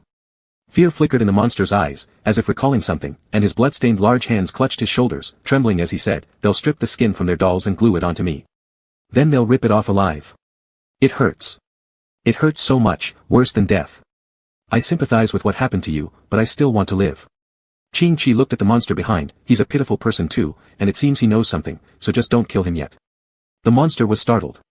He slowly realized something and tried to turn his head but was stopped by a cold pistol pressed against him.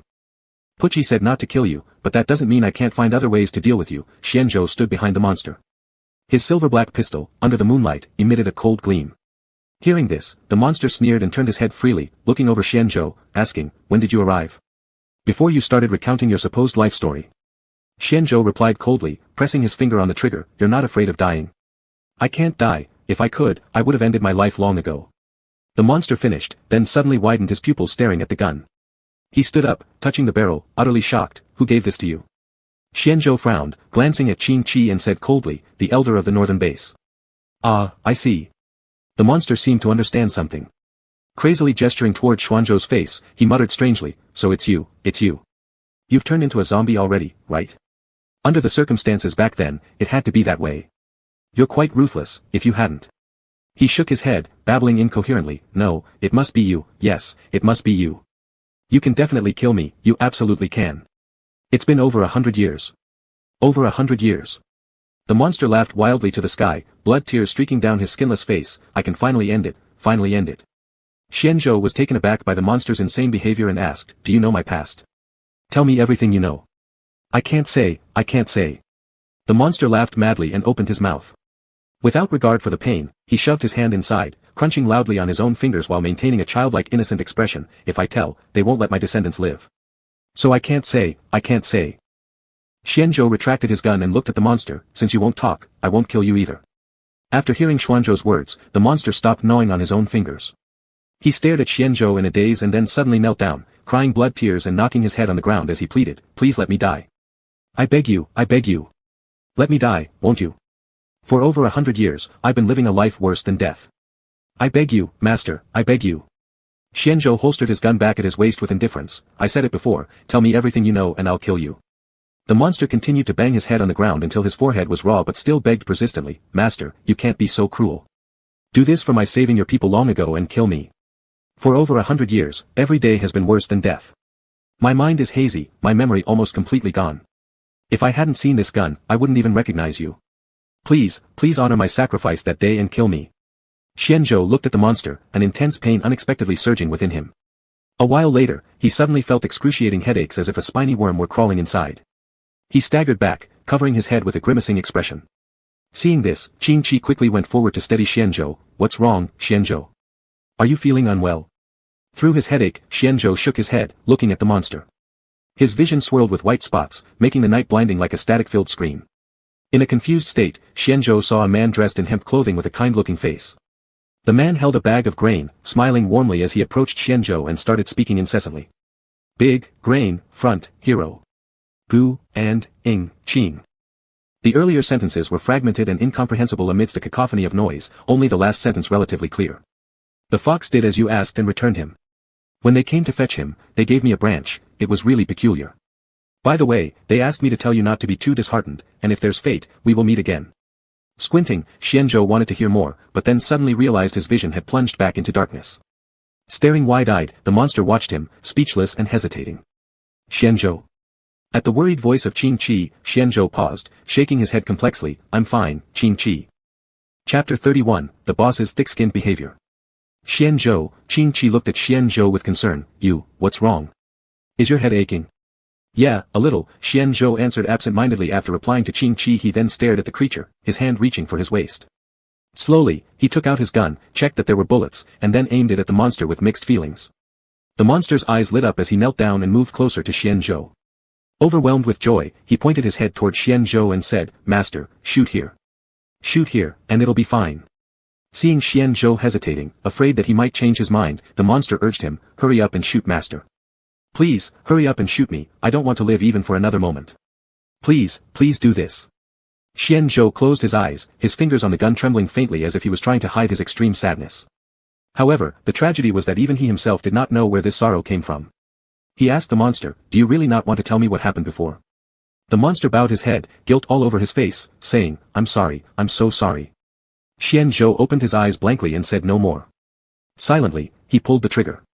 A gunshot sounded, a bloody corpse fell, the lights in a room were turned on and then immediately off again. Xianzhou looked like he felt something. His gaze flickered as he turned to look at Qing Chi. He tucked away his gun and reached out his hand to Qing Chi. Let's go. Qing Chi looked at the corpse on the ground, held Xianzhou's hand, and looked up at him and asked, shouldn't we deal with his body? No need. Xianzhou shook his head and started walking without ever glancing at the monster's body.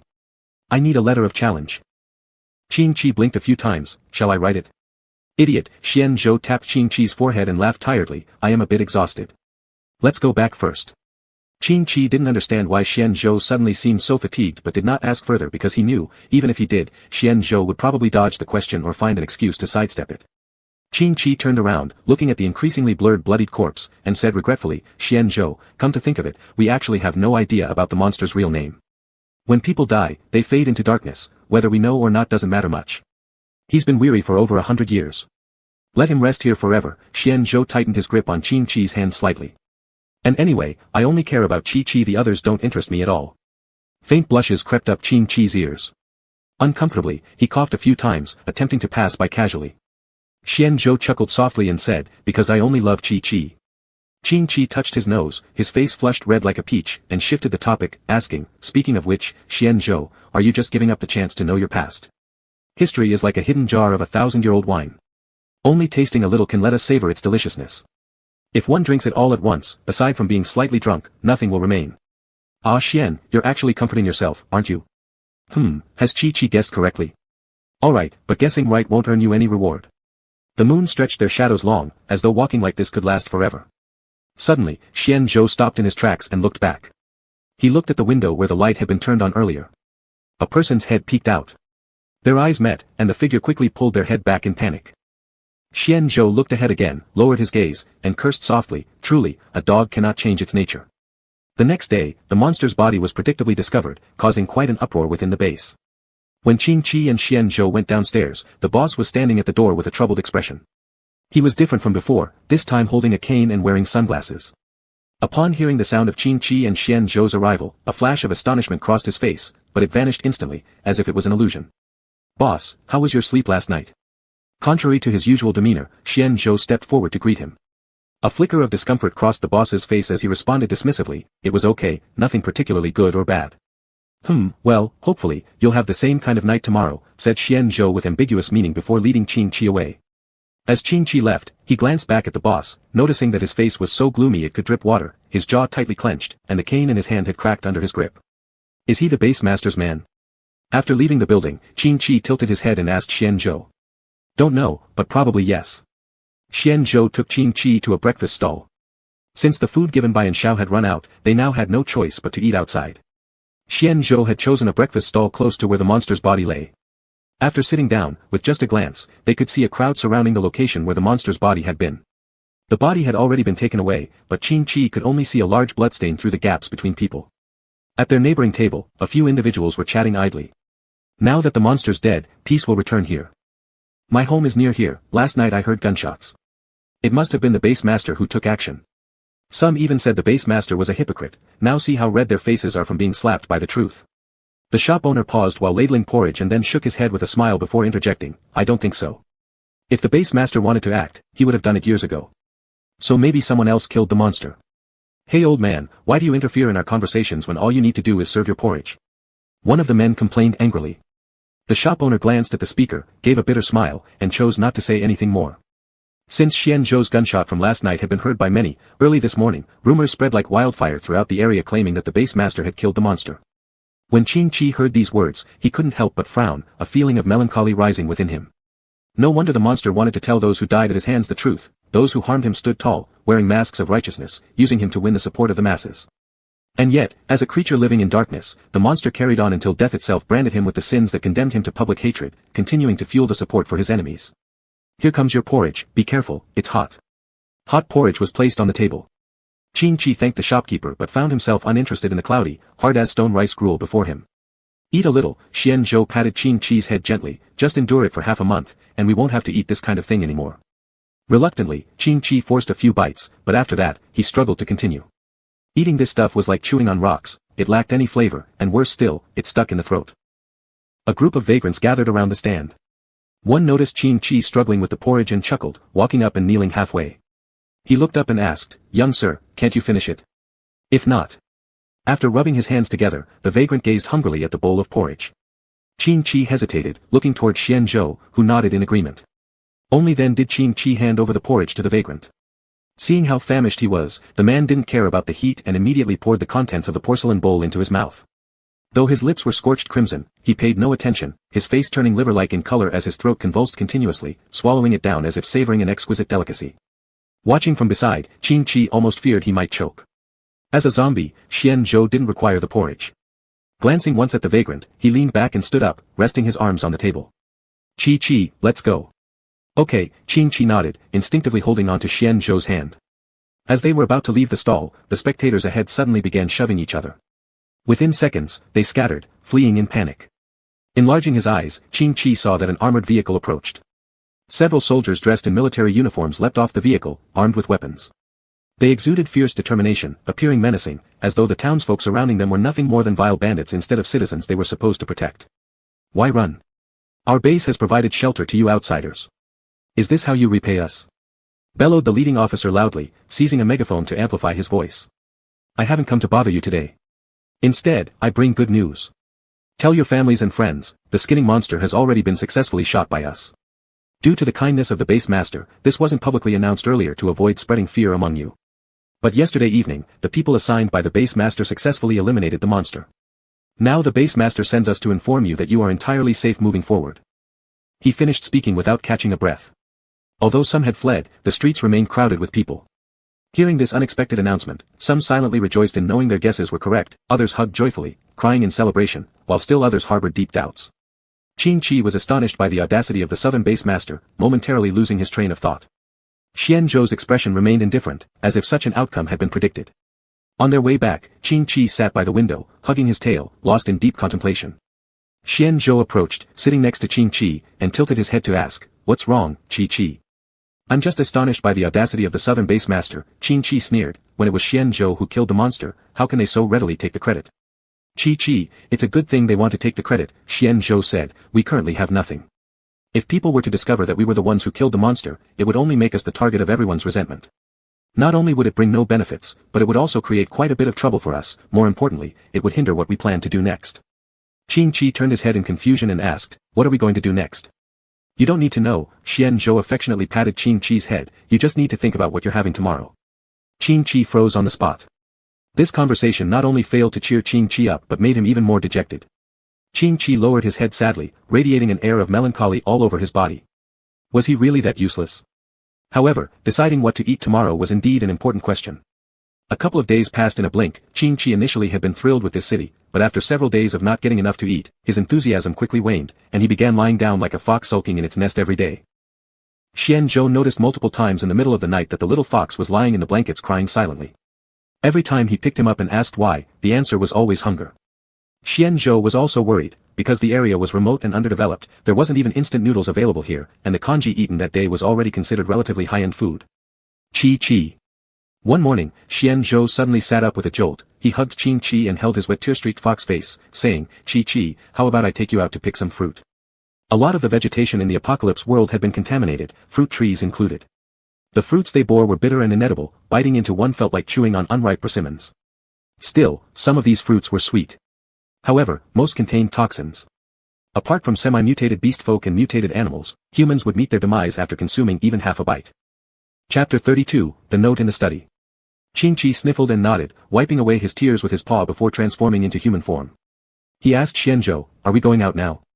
"Yes, let's go out now."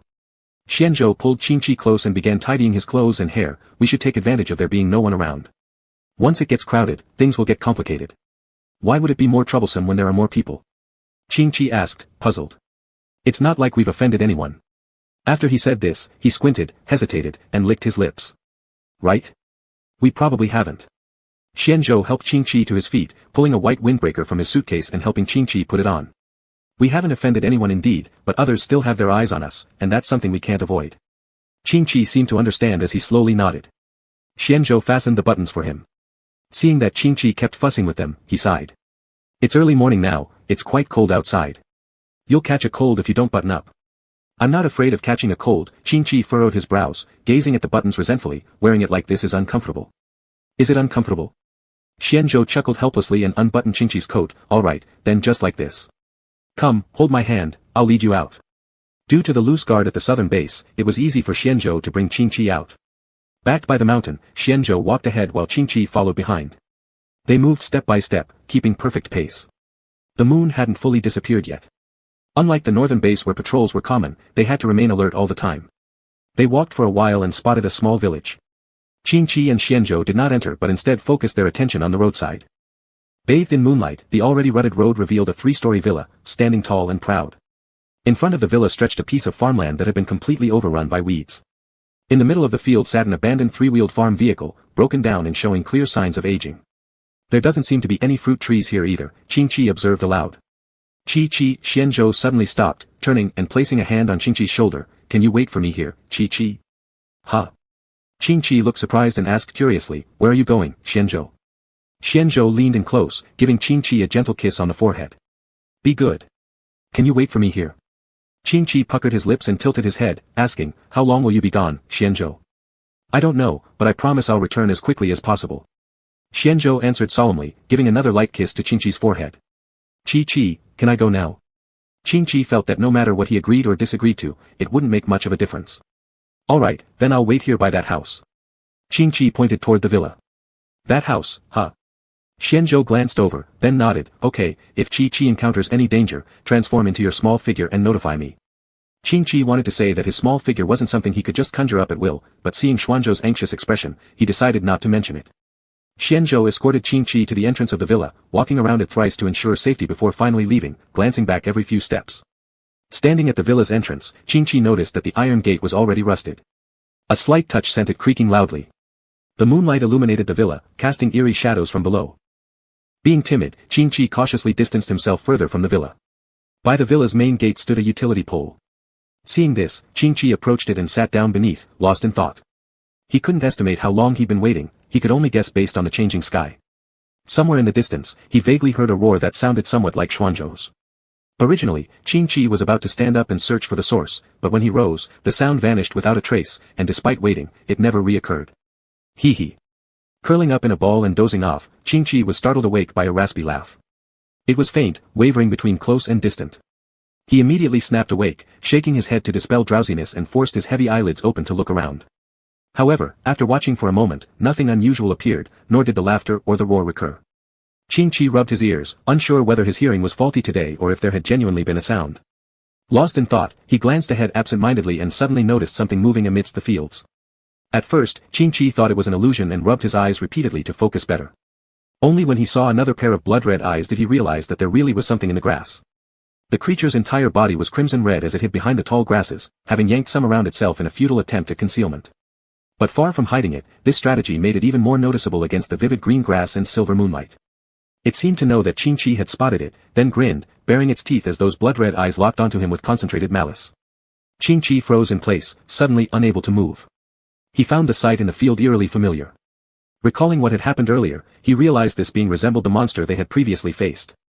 Even though the distance and the grass prevented clear identification, the creature's bright red body and fiery red eyes were unmistakably the same. But hadn't the monster already died? Its body had been disposed of. Qingqi frowned deeply, wondering if Xianzhou hadn't truly killed it, allowing it to resurrect and be manipulated by the base commander to peel its own skin off once more. However, Qingqi quickly shook his head to dismiss that theory.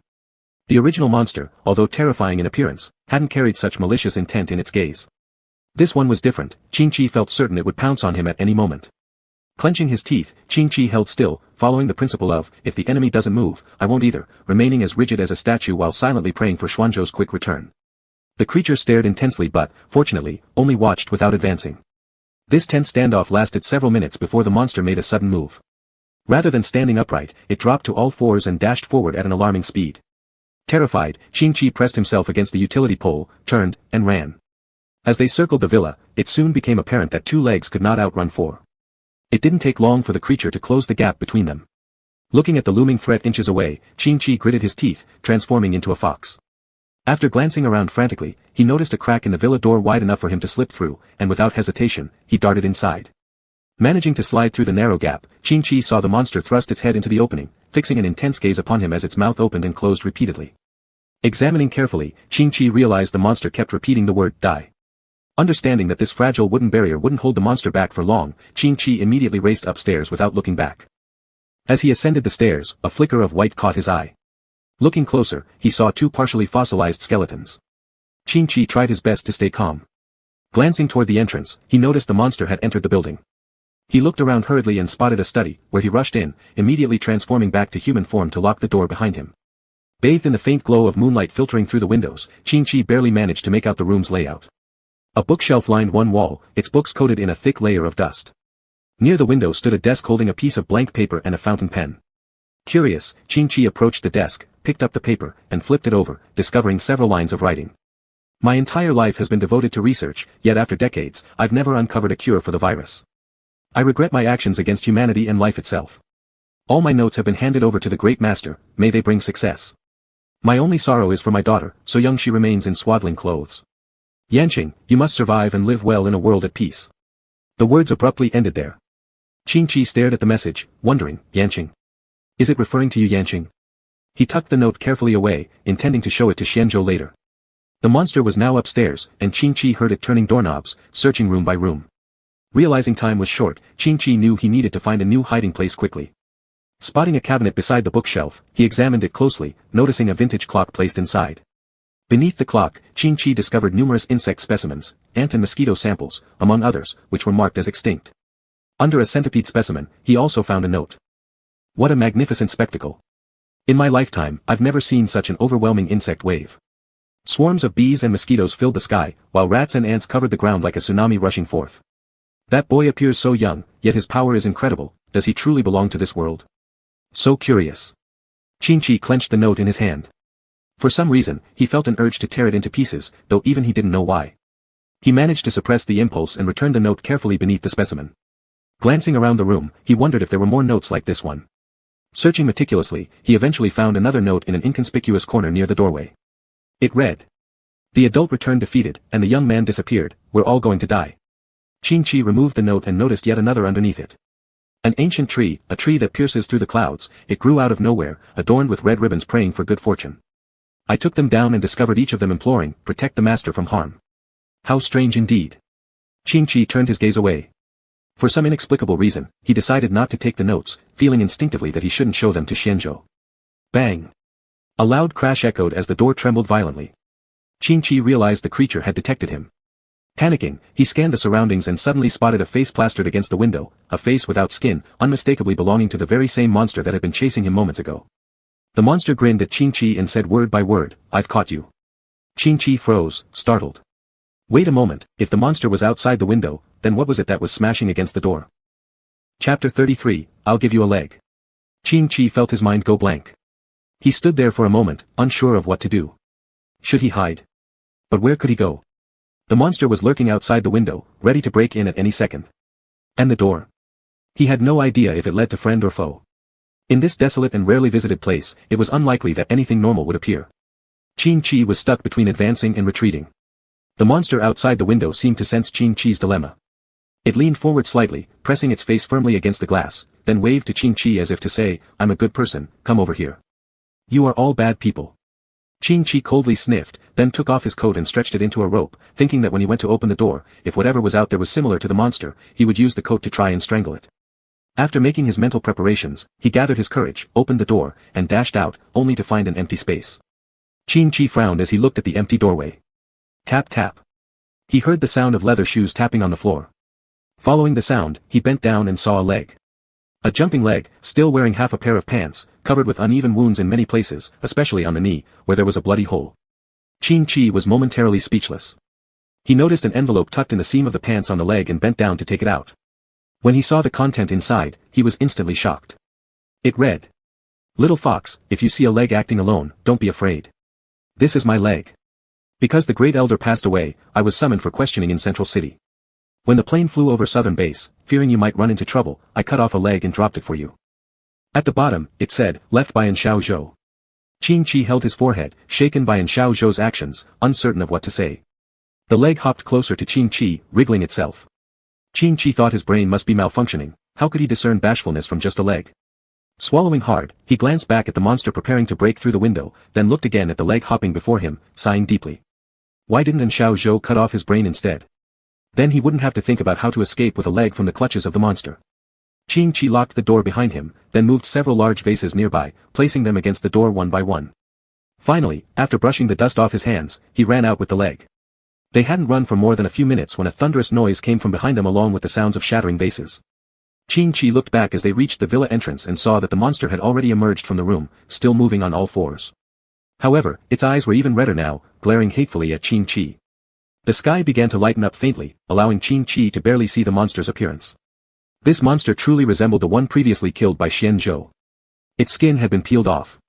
Moreover, compared to the earlier one, the current monster appeared much worse off. Its hands and feet had been severed, which explained why it moved on all fours. Observing its wide-open mouth during its roars revealed its teeth had been pulled out, and even half its tongue was missing. Qing Chi retracted his gaze. No matter how tragic this individual's past might be, since this monster now wanted to kill him, it was his enemy. The villa door had already been destroyed when the monster entered.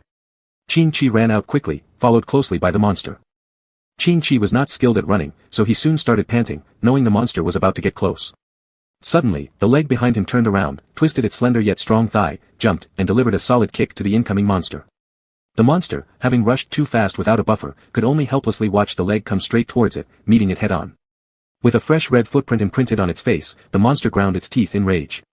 The thigh of the leg twisted, and Qing Chi understood it was urging him to flee. Touched by the gesture, Qing Chi gave the leg a deep glance and sprinted forward with all his strength. However, the monster's target had always been Qing Chi. Throwing the leg aside, it ignored it and continued chasing Qing Chi relentlessly. Qing Chi managed to create some distance from the monster, but after just a few seconds, he turned back only to see it closing in again. Looking at the approaching monster, Qing Chi felt tears welling up. Lowering his head, he kept running until suddenly noticing a group of people walking towards him. Xian Zhou was covered in blood. As he saw Qing Chi rushing toward him, he extended a blurry hand. Qing Chi flew towards him, transforming into a fox mid-air as tears streamed down his face, squeak squeak squeak. Xian Zhou embraced the little fox and loosened the small tail wrapped around his neck before narrowing his eyes and looking ahead. When the monster saw Xian Zhou, its originally arrogant demeanor deflated like a punctured balloon. His eyeballs darted around and in just a few seconds, he turned around and fled. Xian Zhou stroked the crying fox's head and ordered the people behind him with a deep voice, "Bring him back." Qing Chi only then noticed what was behind Xian Zhou, a large group of zombies. Many of the zombies had fresh injuries on their bodies. They lowered their heads fearfully. Upon hearing Xian Zhou's command, they sighed bitterly, raised their heads, and hastily began to act. The zombies were not as agile as the monster, but they outnumbered him. It wasn't long before they successfully captured the monster. Xian Zhou lowered his gaze towards the monster pinned by the zombies. Upon seeing his injuries, he couldn't help but furrow his brows. "Are you from base master's side?" The monster clenched his teeth, refusing to answer, showing an appearance of determination to die rather than yield. Xian Zhou smirked coldly at this sight and pulled out a gun from his waist. "Do you know what this is? Your colleague died under this gun." Upon hearing this, the monster widened his eyes in terror. He looked at the gun, panicked wildly, shaking his head fiercely, opening his mouth to emit indistinct sounds. Xian Zhou pressed his lips slightly, silently gazing at the monster without uttering a word. After a few seconds, the monster suddenly struggled violently. He lifted his head, pointing his chin upwards, and spoke with great difficulty, "Son. Son." Upon hearing this, Xian Zhou looked up, realizing that dawn had already begun. As the moon disappeared, the sun slowly emerged, resembling an old gardener leisurely sprinkling rays of sunlight. However, the monster seemed to avoid the sunlight as if it were something filthy. Xianzhou seemed to contemplate as he retracted the gun. Looking down at the monstrous figure distorted by fear, he suddenly said to the zombies restraining the monster, "Let him go." Both the zombies and Qin Chi were surprised. Qin Chi clutched onto Xianzhou's neck, pointed at the monster, and hummed unhappily, wishing to pour out all his grievances. "Alright, I know you feel wronged," Xianzhou stroked Qin Chi's ears softly and said, "Rest assured, I will avenge you, but not now." After saying that, he once again turned to the zombies, "Did you not hear my words? Let him go."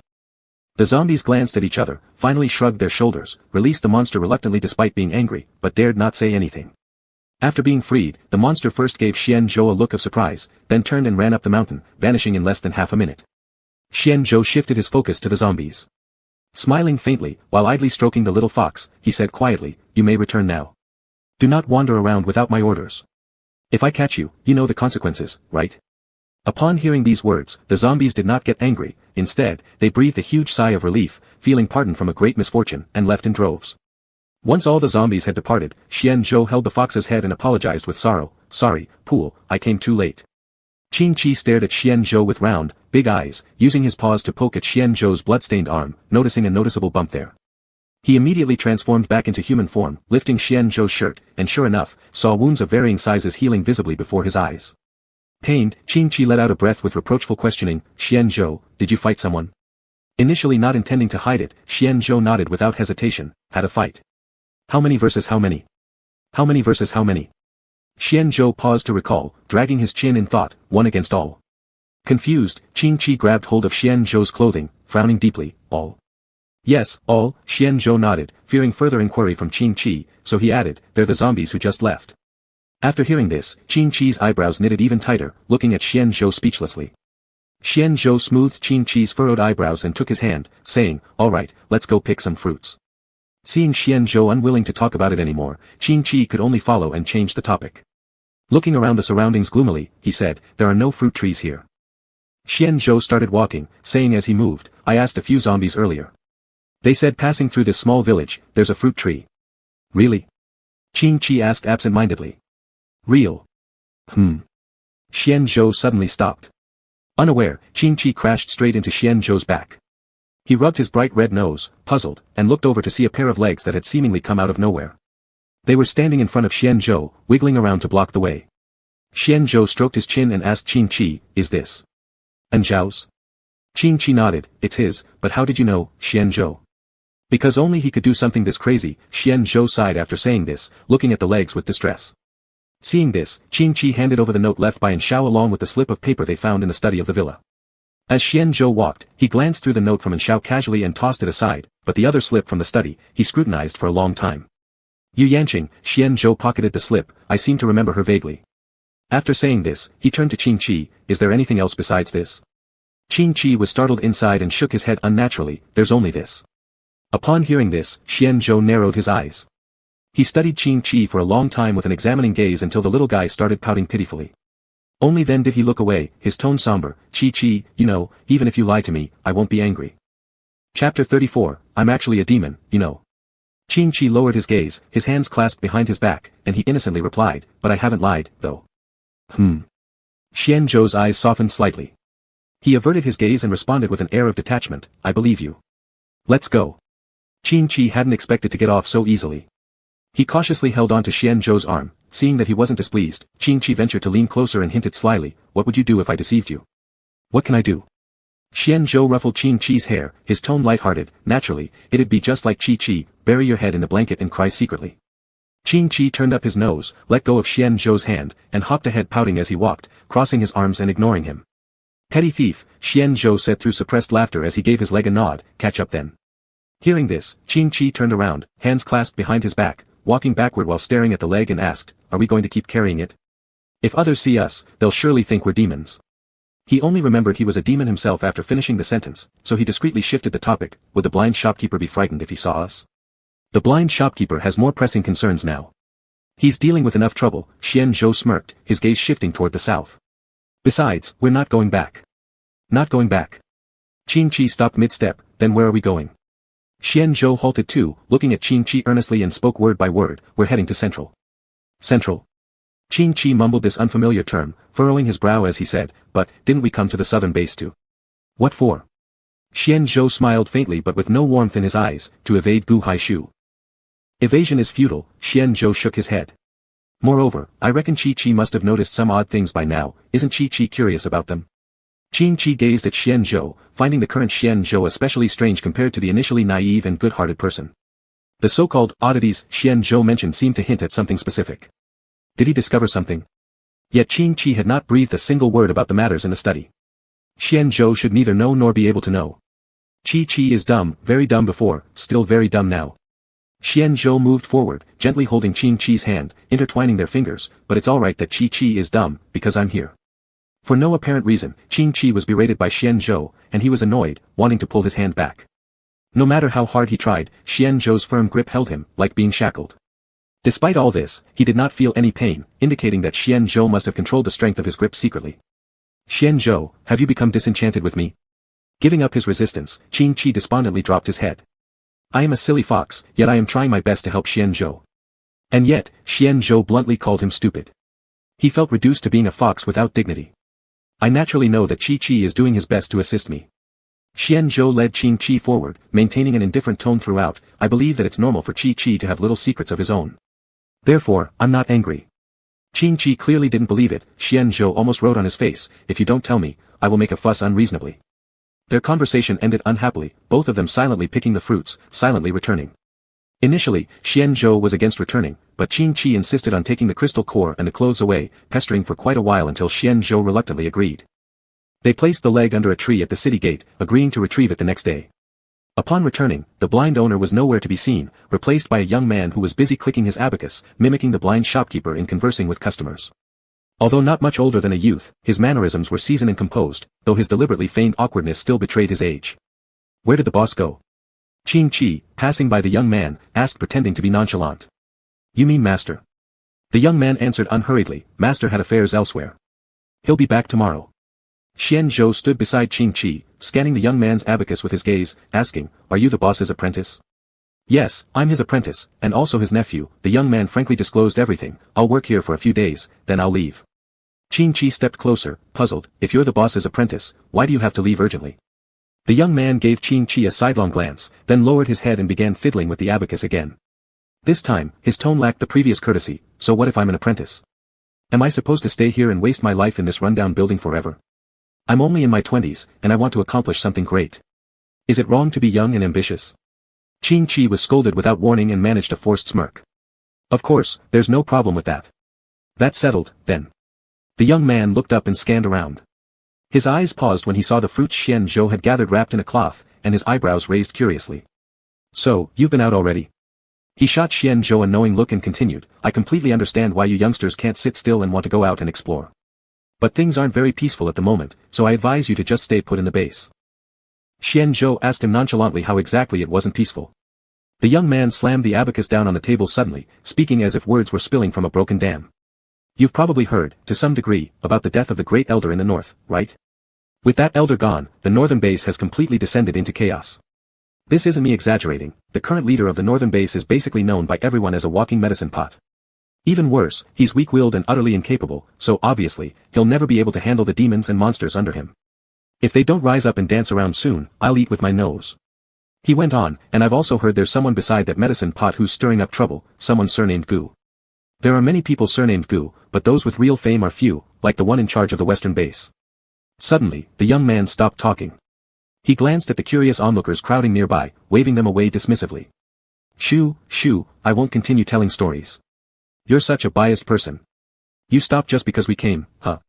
What does that even mean? Please continue, sir. I'm almost suffocating inside the base, tell us about the outside world, give me something to ease the boredom.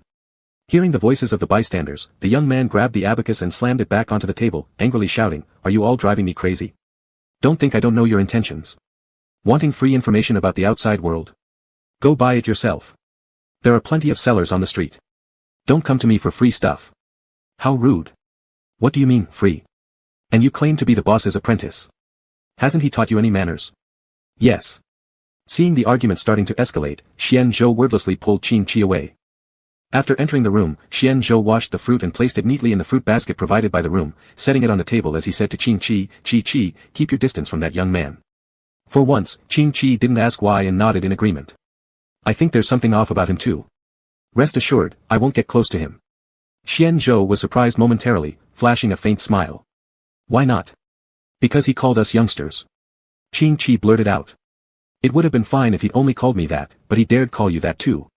Moreover, his tone sounded like he was lecturing us. It feels strange and unnatural every way you look at it. Xianzhou's smile froze. He feigned sadness, asking, I'm glad Qi has started using his brain, but what did you mean by the last part? Are you saying I'm old? He complained, his face filled with melancholy. Qi accuses me of disliking him every day, but now it seems like it's actually Qi who dislikes me. He'd originally intended to elicit sympathy so Qi would say he wasn't old, thereby flattering him indirectly, but instead, Qi thoughtlessly replied, even if you're old, I wouldn't dislike you, and the words I said earlier don't mean you're old. You're overthinking it. Qi is deliberately being sarcastic. No. Qi shook his head firmly, I'm just pointing out that the young man is weird. I didn't say you're old. Besides, if we're being technical, I'm older than Xianzhou anyway. Xianzhou paused, asking Qi curiously, how old is Qi? Upon hearing this question, Qi furrowed his brows deeply. It was a rather ordinary question, yet somehow, it felt like an impossibly hard riddle for him to answer. He bent his head, counting on his fingers for quite a while before hesitantly saying, 100? Or maybe 103? Or even 105? Facing Xianzhou's puzzled gaze, Qi chuckled sheepishly, to be honest, I don't even know how old I am. My family never bothered to keep track, and every time I ask them, they're vague about it. However, I roughly calculated myself and concluded I should be between 100 and 106 years old. His tail appeared and rose high, brimming with pride as he added, by our clan standards, I'm still just a baby fox. Instead of sounding embarrassed, there was a touch of pride in his voice. Qi, you should count yourself.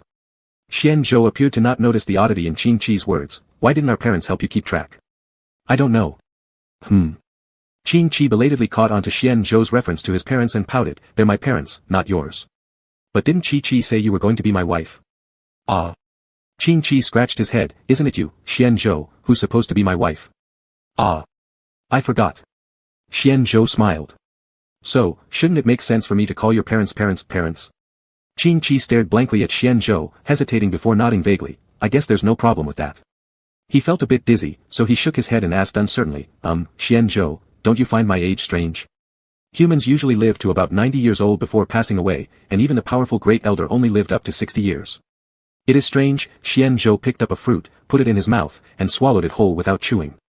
But I've said this before, Qi having little secrets is normal, and it's none of my business to interfere. Touched by Xianzhou's words, Qi clutched the hem of his clothes, looked around carefully, then leaned close to Xianzhou's ear and whispered, Xianzhou, I'll tell you. I'm actually a spirit. Xianzhou gave a slight nod and picked up another fruit to eat. Qi was irked by Xianzhou's apparent indifference, muttering resentfully under his breath, Xianzhou obviously doesn't care about me. How could I not care about you? Xianzhou swallowed the fruit and sighed. The reason I remain unmoved is because, whether Qi is from what race or appears as what form, in my eyes, you're always just a silly, clumsy fox who's also greedy and cowardly, and this fox belongs to me. It will unconditionally trust me, unconditionally come to me, and I will also unconditionally love him. Isn't that enough? Qi. He somehow felt like Xianzhou was slipping in some hidden insults against him. He rubbed his hands nervously, his cheeks flushing pink as he bashfully said, then I'll force myself to love you back, alright? Chapter 35, What gives you the right to stand by his side? Love me? Caught off guard by Xiaohuli's declaration of love, Xianzhou instantly hugged him with a surprised smile, I love you too. I know you love me, Qingqi pretended to act mature as he patted his own shoulder and said profoundly, Xianzhou, let's go back to our previous topic. Right now, our personal safety is the top priority. Qi cut me off, but... Xianzhou furrowed his brow, that young man is indeed suspicious, not just his actions and manners, but also his words. We had just met him for the first time, yet he started talking endlessly about the northern base. His eyes darkened, rather than it being accidental interest, I feel like he was lying in wait. Lying in wait? Meaning he was specifically waiting at the door for us to return. Qingqi's eyes flickered as he reached for a fruit, only to be stopped by Xianzhou. Qi, don't eat it yet. Wait until we confirm it won't harm you. Xianzhou comfortingly patted Qingqi's head and continued, he is deliberately revealing information about the northern base to us. As for his purpose, I am not entirely clear about it yet. Isn't it said that the blind boss will be back tomorrow? We can ask him, Qingqi suggested. Him. Xian Zhou picked up a fruit under the eager gaze of Qing Qi. He might already have become someone's puppet skin by now. After saying this, he smiled gently and nodded, handing over the fruit to Qing Qi's mouth. You can only take a small bite. All right. Qing Qi agreed while opening his mouth wide and swallowing the whole fruit. Even Xian Zhou's hand didn't escape. After a few chewing motions, his eyes suddenly turned red. Xian Zhou became alarmed, thinking Qing Qi wasn't feeling well, so he held on to Qing Qi's shoulders and shook them. What's wrong? As he spoke, he extended his hand to pry open Qing Qi's mouth, intending to check his throat. Xian Zhou is a jerk.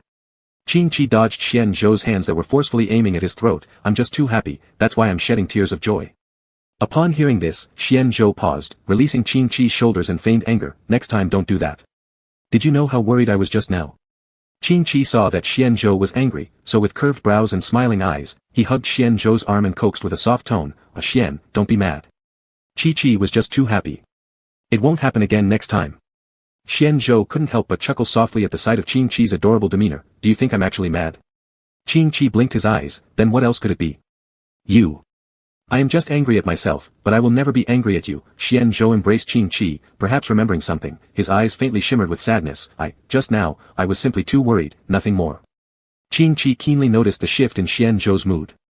He blinked his eyes, lifting his delicate, jade-white fingers and lightly stroking Xian Zhou's furrowed eyebrows. A Xian always frowns and sighs, this way you'll grow old faster. Mountain God Grandpa said humans are fragile, frail creatures with short lives. Probably by the time I reach adulthood in the demon race, a Xian would have already become an old man with white hair. Although I still like a Xian no matter what form he takes, I selfishly hope a Xian doesn't age so quickly. I hope a Xian will wait for me, until I grow up, until I can stand on my own, until we grow old together. I want to be with a Xian. The long confession, accompanied by sincere eyes, all made Xian Zhou feel unreal. When did Qi Qi start having such thoughts? He held Qing Qi's hand, his trembling spreading from his hand to his shoulders. Happy? Not really, there was more anxiety than anything else, the kind of anxiety that comes with the fear of losing something precious. He tried to hide his emotions by biting his lip, but the sharp teeth quickly pierced through his thin lips, filling his mouth with black blood and a trace of bitterness, which carried the scent of an ancient tree. Xian Zhou froze. This was the first time he tasted his own blood in a state of consciousness, but why did his blood taste like that of an ancient tree? Suddenly, the familiar headache came rushing in. He clutched his head as the scene before his eyes began to blur, and Qing Qi's somewhat unclear reply echoed in his ears. Since when? Maybe it was when a Xian entered the northern base for me. Xian Zhou opened his eyes wide, wanting to answer Qing Qi, but when he opened his mouth, no sound came out. White mist rose from the ground, swirling and enveloping the entire room. Xian Zhou, I'm going to take him away. A clear voice came from ahead. Xian Zhou narrowed his eyes and searched, then saw the speaker, causing him to pause abruptly. He saw a giant ancient tree ahead, hanging with countless red votive plaques. Under the ancient tree stood a man dressed in white. His back was turned to Xian Zhou, and his dazzling white hair cascaded down like a waterfall. He slightly turned sideways, his narrow eyes squinting with an icy coldness in them. No, don't take him away. A familiar voice then echoed immediately after, its owner weak as if severely injured. Each word seemed to require great effort, accompanied by heavy gasps, revealing a suffocating sense of despair. A look of astonishment flickered across Xian Zhou's face. This voice. If he hadn't misheard, it was his own voice. The man in white looked at him but appeared also to be gazing past him at someone else. His snow-white eyes were extremely cold, and his presence stern. The words he spoke were devoid of any courtesy, not taking him away. What state is he in after protecting you? You are nothing more than an insignificant bug, unworthy of even standing beside him. On what grounds should he get hurt for your sake? It's my fault. But please, I beg you not to take him away. I'll give up anything at all. This time, Xian Zhou's voice carried a sobbing tone. Anything? The man's lips curled lightly, derisive. You have already become something neither human nor ghost. Where do you derive the qualification to say such things from? Without me, you wouldn't even have the right to stand here and speak. What gives you the right to stand by his side? The man's eyes began to turn red, his tone more agitated than before. He is our god, the deity on the pedestal whom we revere. You, an inferior insect from a low world, an ignoble man, why deserve he stays because of you? Xian Zhou clutched his chest, he felt his heart ache painfully as if squeezed by a spiky hand. Managing to stay upright, he strained to see the object cradled in the man's arms. Though he had a suspicion, seeing the familiar green fox still caused his pupils to shrink uncontrollably.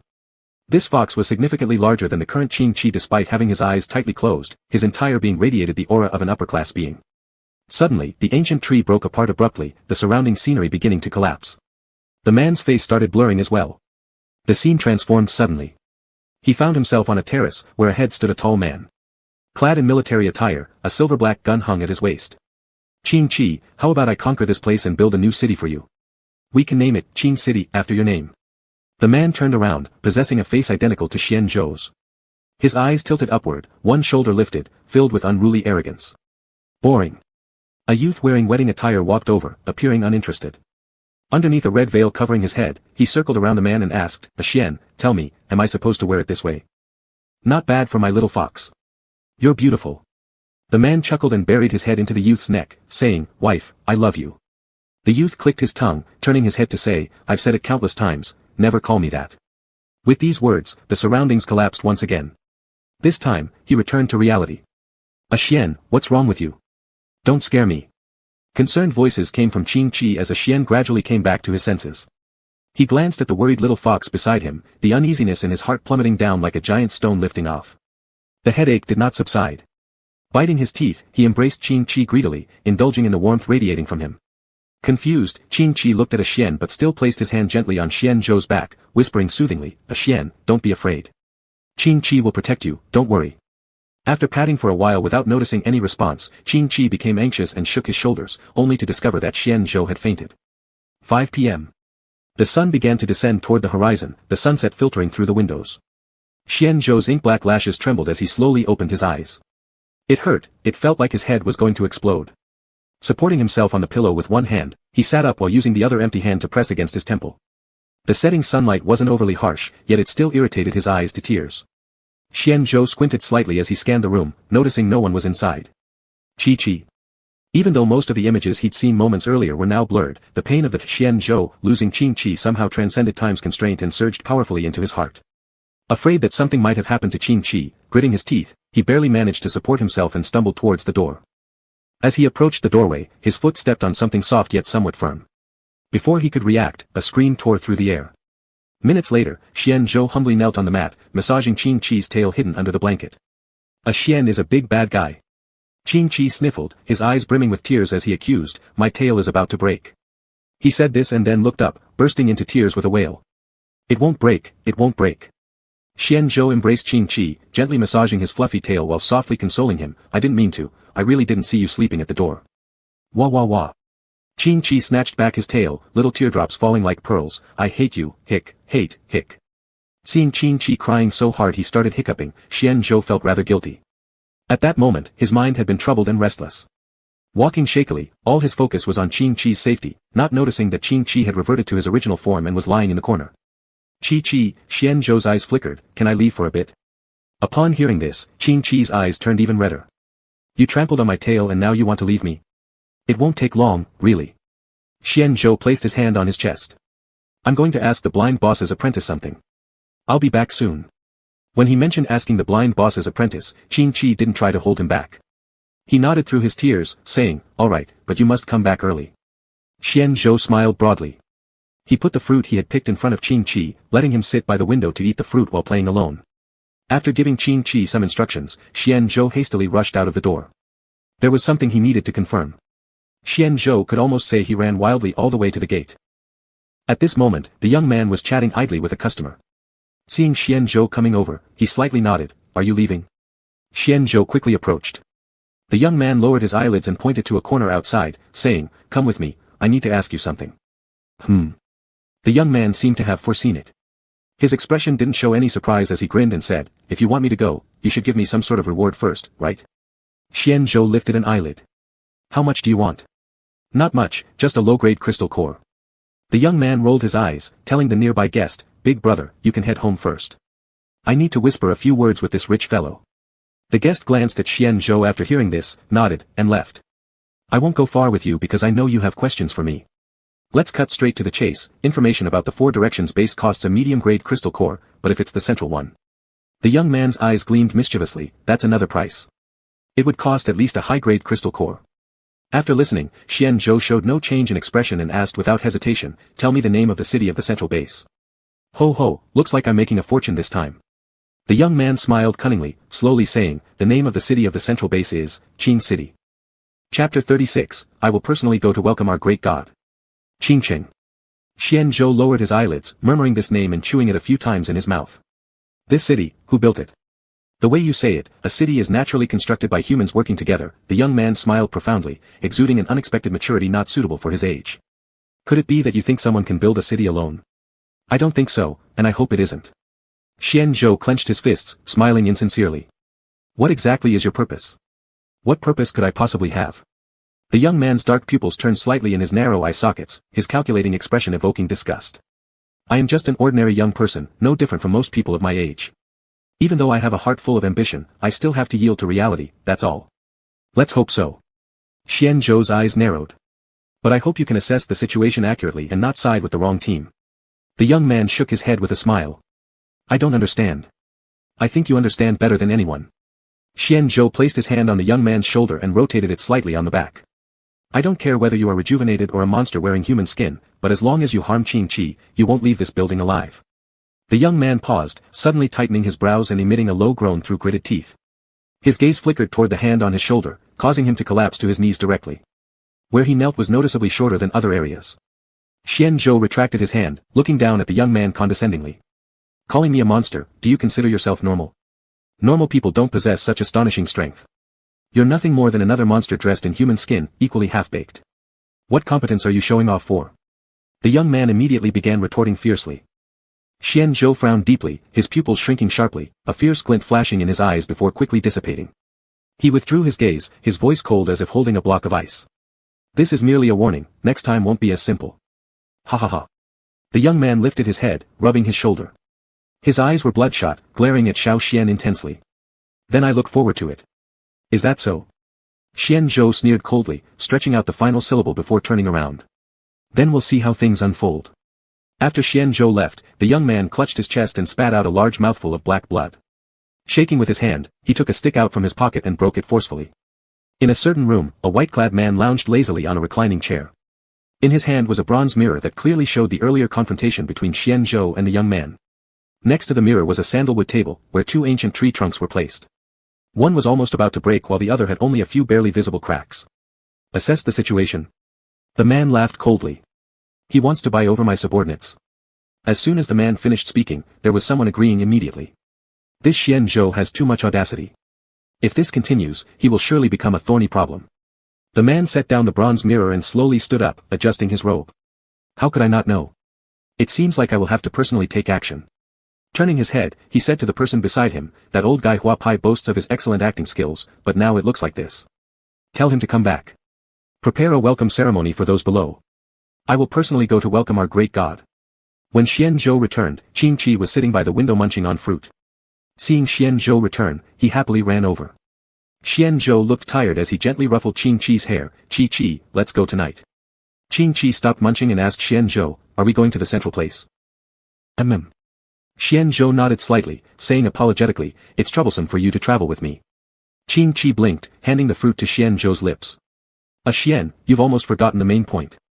Xian jumped into the fire first to save me, and everything that has happened since then is due to me. How can this be considered a trouble? Xian Zhou gave a weary smile, took a bite of the fruit, then suddenly remembered seeing the ancient tree in his semi-dreamlike state in the morning. He coughed softly a few times, swallowing the fruit, his face becoming serious as he asked, Qi, can I ask you a question? I hope you will answer truthfully. Qingqi was surprised, rarely seeing Xian Zhou's solemn face, and couldn't help feeling curious about the question, bending his eyes slightly. Of course I will answer truthfully. Xian Zhou originally wanted to ask Qingqi if he was from this world, but then recalled what the white-clad man had said, that Qingqi was their god. In this world, there is no concept of deities or Buddhas, perhaps it existed before the apocalypse, but now it has long since vanished. Because everyone understands that praying to gods and Buddhas is useless compared to self-reliance. In times of danger, gods won't save you. No matter what, you will never receive their mercy, because they simply don't exist. Xian Zhou's eyes shifted slightly as he asked Qi, was there ever anything like an ancient tree around you? An ancient tree? Qingqi paused for a moment, raising his head to look at the ceiling while tapping his chin thoughtfully in reminiscence. Are you talking about Grandpa Mountain God? Grandpa Mountain God? Xian Zhou was startled for a moment, as he had often heard this term from Qingqi's mouth, so it was already quite familiar to him. Since Qingqi always referred to the mountain god as Grandpa, he had never connected the white-clad man with the mountain god. But upon reflecting on it now, there was indeed a considerable possibility. So he asked, Qi, what kind of person is Grandpa Mountain God? Grandpa Mountain God. Qingqi hesitated suddenly, furrowing his brows and shaking his head. I'm not too sure either. People say he must be very gentle. Why aren't you clear? Well, because Grandpa Mountain God was harsh on me. Qing Chi said, somewhat embarrassed. Actually, it wasn't particularly harsh, but he was stricter with me than with others. Because I've been pretty dumb since childhood, but Grandpa Mountain God seemed to have high expectations for me, so every time, he would assign me lots of tasks, but I never managed to finish them. After a pause, he added, but I still like Grandpa Mountain God. He looks handsome, he doesn't disdain me, and he never calls me a stupid fox even when I can't complete the tasks. Instead, he takes me to the human world to play. That does sound like a good person, Xian Zhou continued asking. Then, what does Grandpa Mountain God look like? Upon mentioning this, Qing Chi immediately became highly animated. Gesturing vividly, he said, he's all white, white hair, white clothes, even his eyes are white. Hearing this description, even a fool could guess the identity to some degree. Xian Zhou leaned back against the table nearby, his mood complicated as he lowered his eyelids. By Qing Chi's account, the white-clad man could be considered someone who watched over Qing Chi as he grew up. If one day that guy came again demanding him, would Qing Chi really choose him, a smelly zombie? Would he repeat the mistakes of the past? That feeling of helplessness along with the unfamiliar emotion of losing someone dear churned up once more. Xian Zhou clutched his chest as he looked at Qing Chi next to him, suddenly wanting to ask him who he would choose between himself and the supposed Grandpa Mountain God. But as the words reached his lips, he couldn't bring himself to say them. In the past, he could conquer cities and offer them as gifts to Qing Chi. What could he do now? Lead Qing Chi through wind and rain, enduring the hardships of daily life? Or take the little fellow to depend on others, living a besieged life surrounded by enemies on all sides?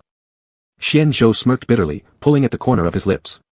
Even in the past, he couldn't protect Qing Chi, so could he now? If Qing Chi isn't from this world, why not just send him back directly? He could return to the vicinity of the northern base to continue being his muddle-headed zombie king, while Qing Chi could go back and continue being the revered deity admired by thousands. This idea swirled incessantly in Xian Zhou's mind. He opened his mouth to speak, intending to verbalize it, but upon meeting Qing Chi's concerned gaze, his lips felt shackled. The words turned over in his throat but somehow wouldn't come out. Qing Chi, Xian Zhou steadied himself and stared solemnly at Qing Chi. What if one day there appeared someone better than me, would you choose him, Chi? Qing Chi blinked his eyes, looking at Xian Zhou in puzzlement. Why is a Xian asking this question? Afraid that Qing Chi might detect something, Xian Zhou feigned calmness and looked away. It's nothing, I'm just suddenly curious. I would naturally choose a Xian. Qing Chi answered without hesitation. No matter how excellent or powerful that person may be, I would choose a Xian. Startled, Xian Zhou assumed he hadn't made himself clear enough and went on to elaborate, but if that person is someone who saw you grow up and I would still choose a Xian, Qing Chi interrupted Xian Zhou, his expression taking on a bit of seriousness. Why? Because a Xian also chose me. At first, Xian Zhou could have avoided diving into fire and entering the human base, but a Xian still came, choosing me. Therefore, naturally, I would choose a Xian too. Qing Chi took hold of Xian Zhou's hand, his eyes filled with worry. What's wrong with a Xian today? Why keep asking such strange questions? He seemed to be thinking of something, his cheeks puffing up. Was it the blind boss's apprentice who bullied you? Don't worry, a Xian. I'll go and beat him up right now. As he spoke, he prepared to storm out with an angry look. He didn't bully me. Xian Zhou quickly grabbed Qing Chi, saying, I was just suddenly curious, so I asked this question. No one has bullied me. Although Qing Chi answered affirmatively, there was still a hint of worry lingering in Xian Zhou's eyes. He glanced at the suitcase in the distance and said to Qing Chi, Chi, it's not early anymore. Let's start packing our things now, and we will leave after it gets dark. Okay, Qing Chi nodded, obediently pulling the suitcase over, then opening it to start packing. Halfway through, he suddenly frowned. A Xian, I won't ask why we're leaving here, but you can't keep everything from me, right? For instance, at least tell me where the blind boss went, okay? While tidying up clothes, Xian Zhou sighed.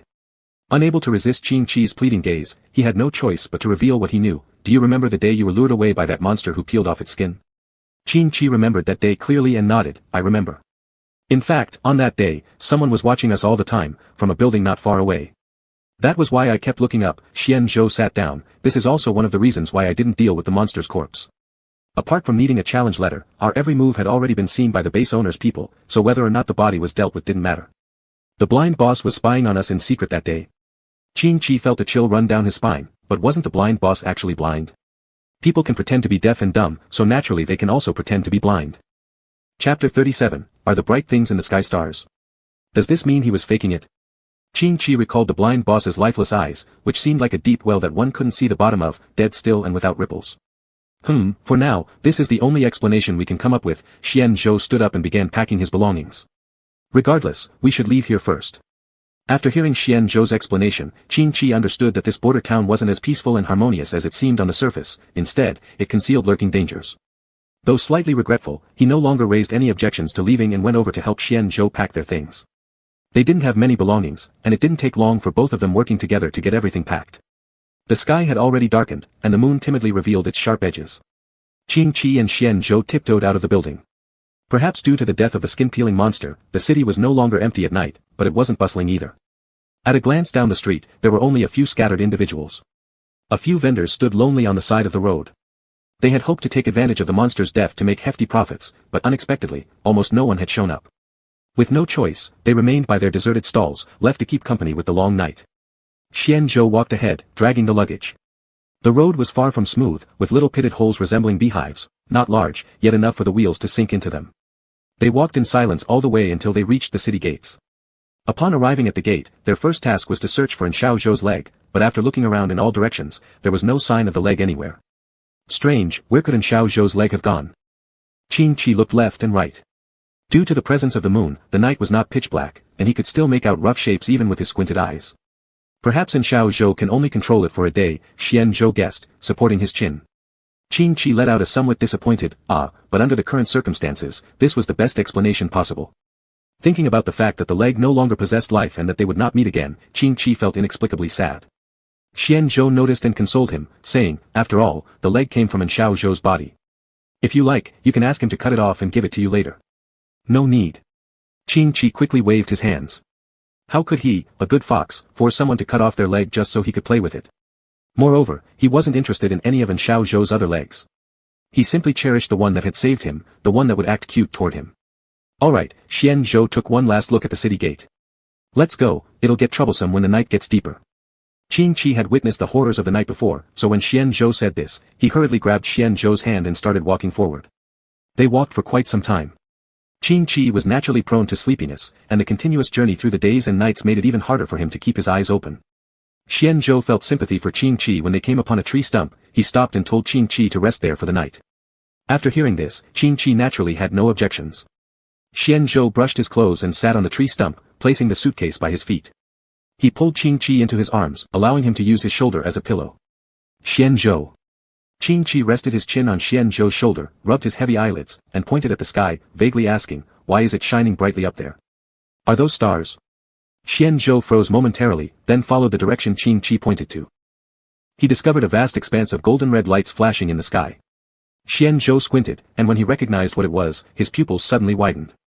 Chi, wake up, Xian Zhou shook Qin Chi's shoulders. Something's coming. With blurry eyes, Qin Chi opened them, snapped awake instantly upon hearing Xian Zhou's words, stretching his neck like a duck, wide-eyed as he asked, what? What thing is coming? I'm not sure, but it feels familiar. Xian Zhou, at this moment, no longer bothered with the suitcase. Instead, he held Qin Chi's hand, half hugging him and dragging him behind a big tree while covering his mouth, whispering softly, Chi, don't talk. Scared witless by Xian Zhou's nervous expression, Qin Chi nodded dumbfounded, his eyes as round as copper bells. After gazing at the sky for half a minute, Qin Chi suddenly realized why Xian Zhou felt a sense of familiarity. Could it be anything else but Gu Haishu's armed helicopter? But how did Gu Haishu find them here? Doubt arose in Qin Chi's mind. It was apparent that Gu Haishu had come prepared. The helicopter was heading straight towards them. Xian Zhou also realized who the visitor was, and his face turned ashen. Because of Qin Chi's matter, he detested the so-called team leader Gu intensely. Chi, are you afraid? Xian Zhou tilted his head to ask. Qin Chi turned his head and shook it, saying, not afraid. Compared to the skin-peeling monster, Gu Haishu seemed amiable. They were not in a forest but on an old roadside.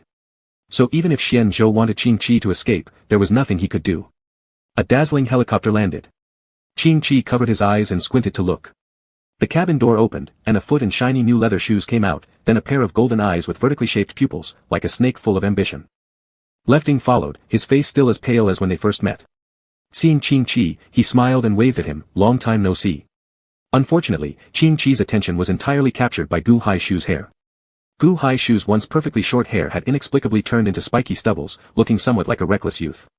Xian Zhou, no matter how much you calculate, you didn't expect my appearance, did you? Gu Haishu looked especially proud, his crazy smile showed unhidden satisfaction. Xian Zhou frowned, shielding Qin Chi behind him and sneering through his nose. The little fox seems interested in my hair, doesn't he? Gu Haishu noticed that Qin Chi kept looking at his head and laughed. You don't think that after the death of the elder, the control of the base would fall into Xiao Zhou's hands, do you? He's just a bookworm, and even if given, he wouldn't be able to handle this important responsibility. In other words, he had beaten Xiao Zhou and gained control of the base. Disgust flashed in Xian Zhou's eyes at the sight of Gu Haishu's overconfidence. It's just a case of a small person celebrating their own success. Ha! Gu Haishu put away his smile. With arms crossed, he arched his eyebrows. Well, let you insult me as much as you want. After all, these are just empty boasts anyway. Ashu. Lefting suddenly tugged at Gu Haishu's sleeve. Gu Haishu glanced over. What is it? You. Lefting hesitated. Can you let Qin Chi go? Master, are you joking? Hearing this request, Gu Haishu's expression darkened instantly, his eyes slightly narrowing. Do you think we went through all this trouble, traveling thousands of miles, just to play word games in front of these two? Left Ying's courage diminished in front of Gu Haishu. Burying his head, he dared not say anything more, for fear of angering the other side. I will not let you take Qin Chi. Xian Zhou protected Qin Chi and coldly said. Relax, I won't just take the little fox. Gu Haishu shifted his gaze to Xian Zhou's waist. I've heard the old man gave you a gun. Is that true? Xian Zhou was startled. He hadn't expected Gu Haishu to ask about this. Give me the gun. Gu Haishu extended his hand and threatened. If you don't, you'll have to come along. You should know, you don't have the same treatment as the little fox, and whatever torture or inhumane research happens to you in the institute, alas, it's not something I can control. In response to Gu Haishu's threat, Xian Zhou remained unperturbed. He smirked disdainfully, clearly not taking Gu Haishu's threat seriously. He acted this way because he was prepared to fight to the death with Gu Haishu. If Gu Haishu dared to take Qin Chi, he would die today, but make sure Gu Haishu went down with him. Oh, right, before returning to the helicopter, Gu Haishu suddenly turned aside and said, Until now, I've been wondering how you managed to escape from so many institute members, until I checked and found out. What do you know? I caught a few traitors. Gu Haishu grinned provokingly. Rest assured, I've already sentenced the old man to death by hanging and displayed him publicly for 3 days at the base. As for the remaining accomplices, I've driven them out of the base. Right now, even if you give the institute 800 hearts, they wouldn't dare defy my orders. Hearing Gu Haishu's words, Xian Zhou's heart skipped a beat. Clenching his fists, if circumstances allowed, he would definitely punch that guy to death. Alright, let's go. Gu Haishu made an inviting gesture, slightly raising his eyebrows. I suppose you wouldn't want us to resort to some special methods, would you? Xian Zhou's eyes turned red. His hand moved downward, gripping the gun at his waist, just about to act, when he was stopped by Qin Chi. Turning his head, he stared blankly at Qin Chi, who also looked at him, gently shaking his head. Startled, Xian Zhou felt as though he'd lost all his strength, letting his grip on the gun loosen and slumping his shoulders. Qin Chi knew Xian Zhou's character all too well. The moment he saw Xian Zhou clenching his fists, he understood exactly what he was thinking. Though he certainly understood Xian Zhou's feelings, he didn't want him to get hurt. Compared to losing him, enduring humiliation was nothing. Fortunately, Xian Zhou merely gave him a weak smile, then leaned on him as they entered the helicopter. Qin Chi and Xian Zhou sat opposite Gu Haishu and the others. Zhuo Ying kept his head low, appearing timid, a stark contrast to the person in the illusion. If it weren't for Zhuo Ying's memories from the illusion, Qin Chi might have thought this was Zhuo Ying's twin. There was a small table between them.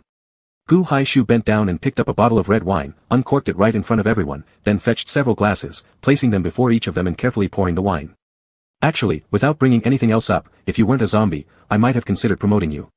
Gu Haishu returned the red wine and raised his glass towards Xian Zhou. Unfortunately, you are, which is too bad. Xian Zhou frowned, leaning back slightly to distance himself from Gu Haishu, coldly replying, I consider myself fortunate. And Qin Chi, disliking alcohol, also avoided the wine cup, instead turning his head away with disdain. Why do you two insist on being such party poopers? Gu Haishu lightly laughed upon seeing neither Qin Chi nor Xian Zhou giving him face, then put down the wineglass. Compared to staying in that unstable southern base, coming back with me would be much safer. Qin Chi pressed his lips together, keeping his head down without a word, trying to become invisible. But Gu Haishu's eyes, like radar, locked onto him with precision. Little fox, how about having a little? Qin Chi imitated Xian Zhou and shifted back, tilting his body as far away as possible from Gu Haishu. How about a sip? This time, it was Zhuo Ying who spoke, his voice soft and timid yet oddly gentle, almost like an unnerving housewife vibe. Unable to withstand Zhuo Ying's unwavering gaze, Qin Chi sighed, picking up the wineglass intending to take just the smallest sip as a mere gesture. He'd take only the tiniest sip, just half. Unexpectedly, just as his face neared the wineglass, the helicopter suddenly jostled. Caught off guard, Qin Chi's face dove straight into the glass. When he lifted his head again, his face was smeared with red wine and tears, his expression filled with woe. He was so unlucky, he was the unluckiest fox in the world. Seeing Qin Chi's pitiful state, Gu Haishu wanted to laugh but feared upsetting the little one, so instead turned around to interrogate the pilot. What's going on? If you can't fly, step out. It's not, the pilot's voice trembled, those two superiors have arrived. Chapter 38, Your skin is so smooth, I like it so much. When Gu Haishu heard these words, his expression darkened instantly. His fingers tapped the desk rhythmically as he murmured, they've come, huh? Well, since we're on someone else's turf, visiting the host is inevitable. As he spoke, he waved his hand dismissively to the driver and said, follow them, remember to drive smoothly or little Fox will be upset. The driver snapped back to reality after hearing this and gave a strained nod. The journey was relatively stable. Gu Haishu refrained from making any smart remarks and instead gazed intently at his wine glass. Qin Qi and Xian Zhou were secretly glad that Gu Haishu wasn't talking, providing some peace and quiet for their ears. On the contrary, Sui Ying looked worriedly at Gu Haishu, wanting to ask but not daring to. After about 10 minutes, the helicopter gradually came to a stop. The cabin door opened, and a grayish hand extended inside. Qin Qi was startled and instinctively reached out, only to be quickly pulled back by Xian Zhou's quick reflexes. Why are you being so cautious? A ghostly pale face appeared at the entrance of the cabin, his complexion white but his lips blood red, creating an unsettling effect. Startled, Qin Qi retreated further inside. Master Lan Shi, don't scare my fox, Gu Haishu showed no surprise when he saw the man. Alright then. Lan Shi shrugged and stepped aside. Gu Haishu went out first, followed closely by Sui Ying. Finally, Qin Qi and Xian Zhou exited. Upon leaving the helicopter, two men in robes came into sight, one had a disinterested gaze, while the other seemed unusually excited. The latter turned out to be Lan Shi, who had just thrust his head into the cabin. He affectionately leaned against the other man beside him, rubbing his fingertips over his own lips, and fixed an unyielding stare on Xian Zhou. Gu Haishu frowned almost imperceptibly at this sight and said, stop staring, he already has someone. That's quite unfortunate, Lan Shi sighed regretfully and shook his head. Then he lifted his shoulder, deliberately exposing his fair shoulders, and swallowed thickly while looking ardently at Xian Zhou. However, it's such a pity to let this kind of masterpiece slip away. Seeing that the other party didn't heed advice, Gu Haishu lost his mood to advise further, saying indifferently, whatever then. Xian Zhou frowned deeply, clearly displeased with their conversation. Our guests are always welcome, we've prepared guest rooms for you all. Please feel free to settle down, said the other man sincerely with his hands clasped in front of him. Lan Xiu, can you arrange that handsome guy's room close to mine? Lan Shi still hadn't given up, clinging onto Lan Xiu's arm and pointing at Xian Zhou while pouting cutely, husband, please. Qin Qi's pupils dilated beside him. Husband. Were Lan Shi and Lan Xiu lovers? He thought they were twin brothers because they resembled each other about 40 to 50% and even had similar names. Turns out they were a couple. With Lan Shi shamelessly flirting with Xian Zhou like that, doesn't Lan Xiu feel like there's green fog above his head? Lan Xiu's expression didn't change, and there was no sign of anger, replying coolly, guests naturally choose their own rooms. This was an indirect rejection of Lan Shi. After hearing this, Lan Shi stomped his feet, muttered something about how much he hated Lan Xiu, and then turned away. My apologies, Lan Xiu's expression remained unchanged, gesturing for them to proceed, please come in. Gu Haishu's eyebrows slightly twitched upward as he nodded insincerely. The residence of Lan Xiu and Lan Shi was an ancient civilization palace.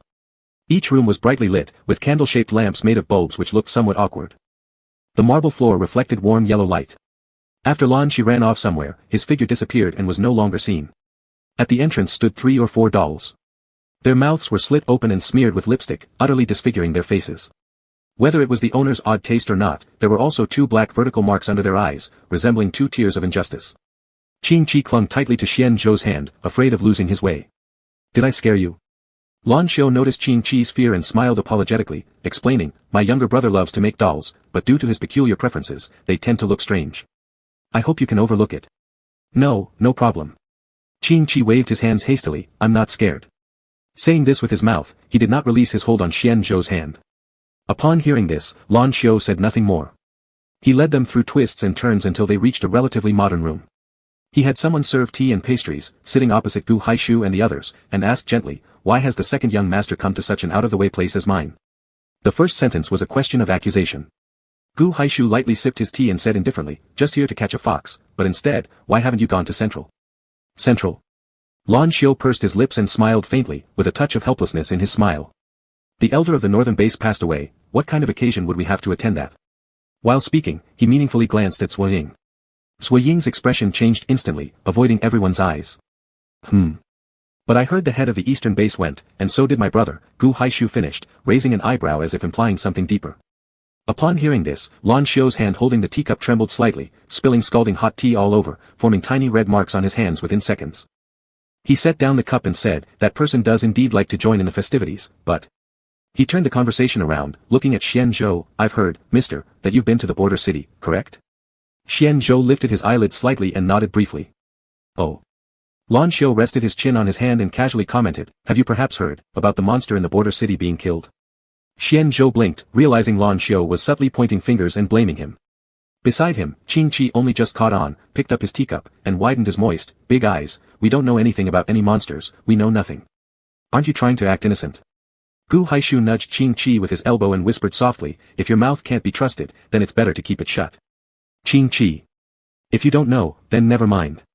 Lan Xiu lowered his eyelids, gesturing for a servant who immediately came forward, telling them, escort our guests to their resting quarters. Gu Haishu, upon hearing this, closed his eyes as though sighing in relief. As they were being led to their rooms, Qing Chi noticed that his and Xianzhou's weren't together. Not only that, they were miles apart. Xianzhou looked at the servant leading them. The servant's eyes darted quickly, forcing a laugh while lowering his head. I want to stay with Qi. Xianzhou pulled on the drowsy little fox swaying back and forth, telling the servant, I won't go to that room, I want to stay with Qi. The servant's bitter laugh almost brought tears, his lips trembling as he said, I'm afraid that won't work. Why not? Xianzhou furrowed his brow, showing signs of anger. Don't get mad, this isn't something I can decide. The servant became jittery when noticing there was no one around, his legs shaking and tapping nervously. If I tell you something no one else knows, how about you give me some sort of reward? Saying this, he rubbed his hands together anxiously. Xianzhou looked at Qing Chi and saw him nod. Pulling a few crystal cores from his pocket, he handed them over, take it. Then I'll let you two know this, tonight, whatever you do, do not leave your rooms, and if someone calls you or tries to wake you, ignore it completely. Our master is a madman, both of them. Having said this, he hastily stepped forward, fleeing without turning back. Huh. He ran away. Qing Chi yawned, nearly closing his eyes. What should we do, Xianzhou? It's fine, since he left, we can sleep together. Xianzhou patted Qing Chi's shoulder and led him into the room, his thoughts revolving around the servant's warning. Neither are good people. Did that mean Lan Xiu and Lan Shi were cut from the same cloth? Looking at the small fox asleep on the bed as soon as he lay down, he helplessly shook his head and removed his jacket before lying beside him. After sinking into darkness for several minutes with his eyes closed, he suddenly opened them again, truly concerned by the servant's words. Turning his head, he looked at Qing Chi, only to find that sometime unknowingly, the boy had transformed into his true form, sprawled out belly up with no defense whatsoever, resembling a lazy fox pie. Chi. Xianzhou gently shook the fox's head, attempting to rouse him. But the little guy was too exhausted, moving his ears slightly, he flipped over and continued sleeping. Chi. Xianzhou gave up, reclosing his eyes. 2 hours later, a sudden unfamiliar spiritual attack swept towards him. Furrowing his eyebrows, he unhesitatingly countered it. Chi. In his dreams, Qing Chi kicked his legs, fluttered his eyelashes. Was that Xianzhou calling him? Chi. The voice sounded again. This time Qing Chi moved his ears, forcing his heavy eyes open. And then, he saw a face, deathly pale with a grotesque smile stretched to the earlobes. Chi. Lan Shi's gaze was fixated on Qing Chi, mimicking Xianzhou's tone, you're awake. Qing Chi transformed into human form, rubbing his ears as he looked at Lan Shi with a mix of confusion and shock. Chi, where's Xianzhou? Lan Shi suddenly asked. Qing Chi glanced sideways at Xianzhou who was sound asleep, unsure how to respond. Let's go. Lan Shi extended his hand, grinning like a child. We'll pick out some new skins for the dolls. No way. Recalling the creepy dolls at the palace entrance, Qing Chi shook his head vigorously. I'm so tired, I want to sleep. It's fine, you can sleep while I carry you. As Lan Shi spoke, he opened his arms, gesturing with his chin. Come on, let me hold you. Remembering the earlier incident with the monster, Qing Chi didn't dare leave Xianzhou. He shook the latter but saw no response, leaving him despondently facing Lan Shi alone, his voice lacking confidence. I have to protect Xianzhou. He doesn't need your protection. Lan Shi shook his head. Come, follow me. Qing Chi retreated, his eyes beginning to water. I won't go with you, I'm a bad fox, and if you try to hurt me, I'll bite you. I won't hurt you, Lan Shi reassured, moving closer with each step. Come with me, the dolls are almost waiting too long. Seeing Qing Chi on the verge of tears, Lan Shi gently stroked his face, intending comfort. But as soon as his fingers touched Qing Chi's skin, his gaze turned mesmerized, a smile curling on his lips. Your skin is so smooth. I love it so much. Chapter 39, Come on, bite my tongue. Your skin is also very smooth. Qing Chi turned away, dodging Zui Ying's hand, with fear written all over his face. Then would you like to go with me? Lan Shi stretched out his hand again, his fingertips brushing against Qing Chi's face. Gu Haisu is there too. Really, he's there too. In Qing Chi's mind, an image of Gu Haisu braiding his hair and playing with dolls innocently appeared.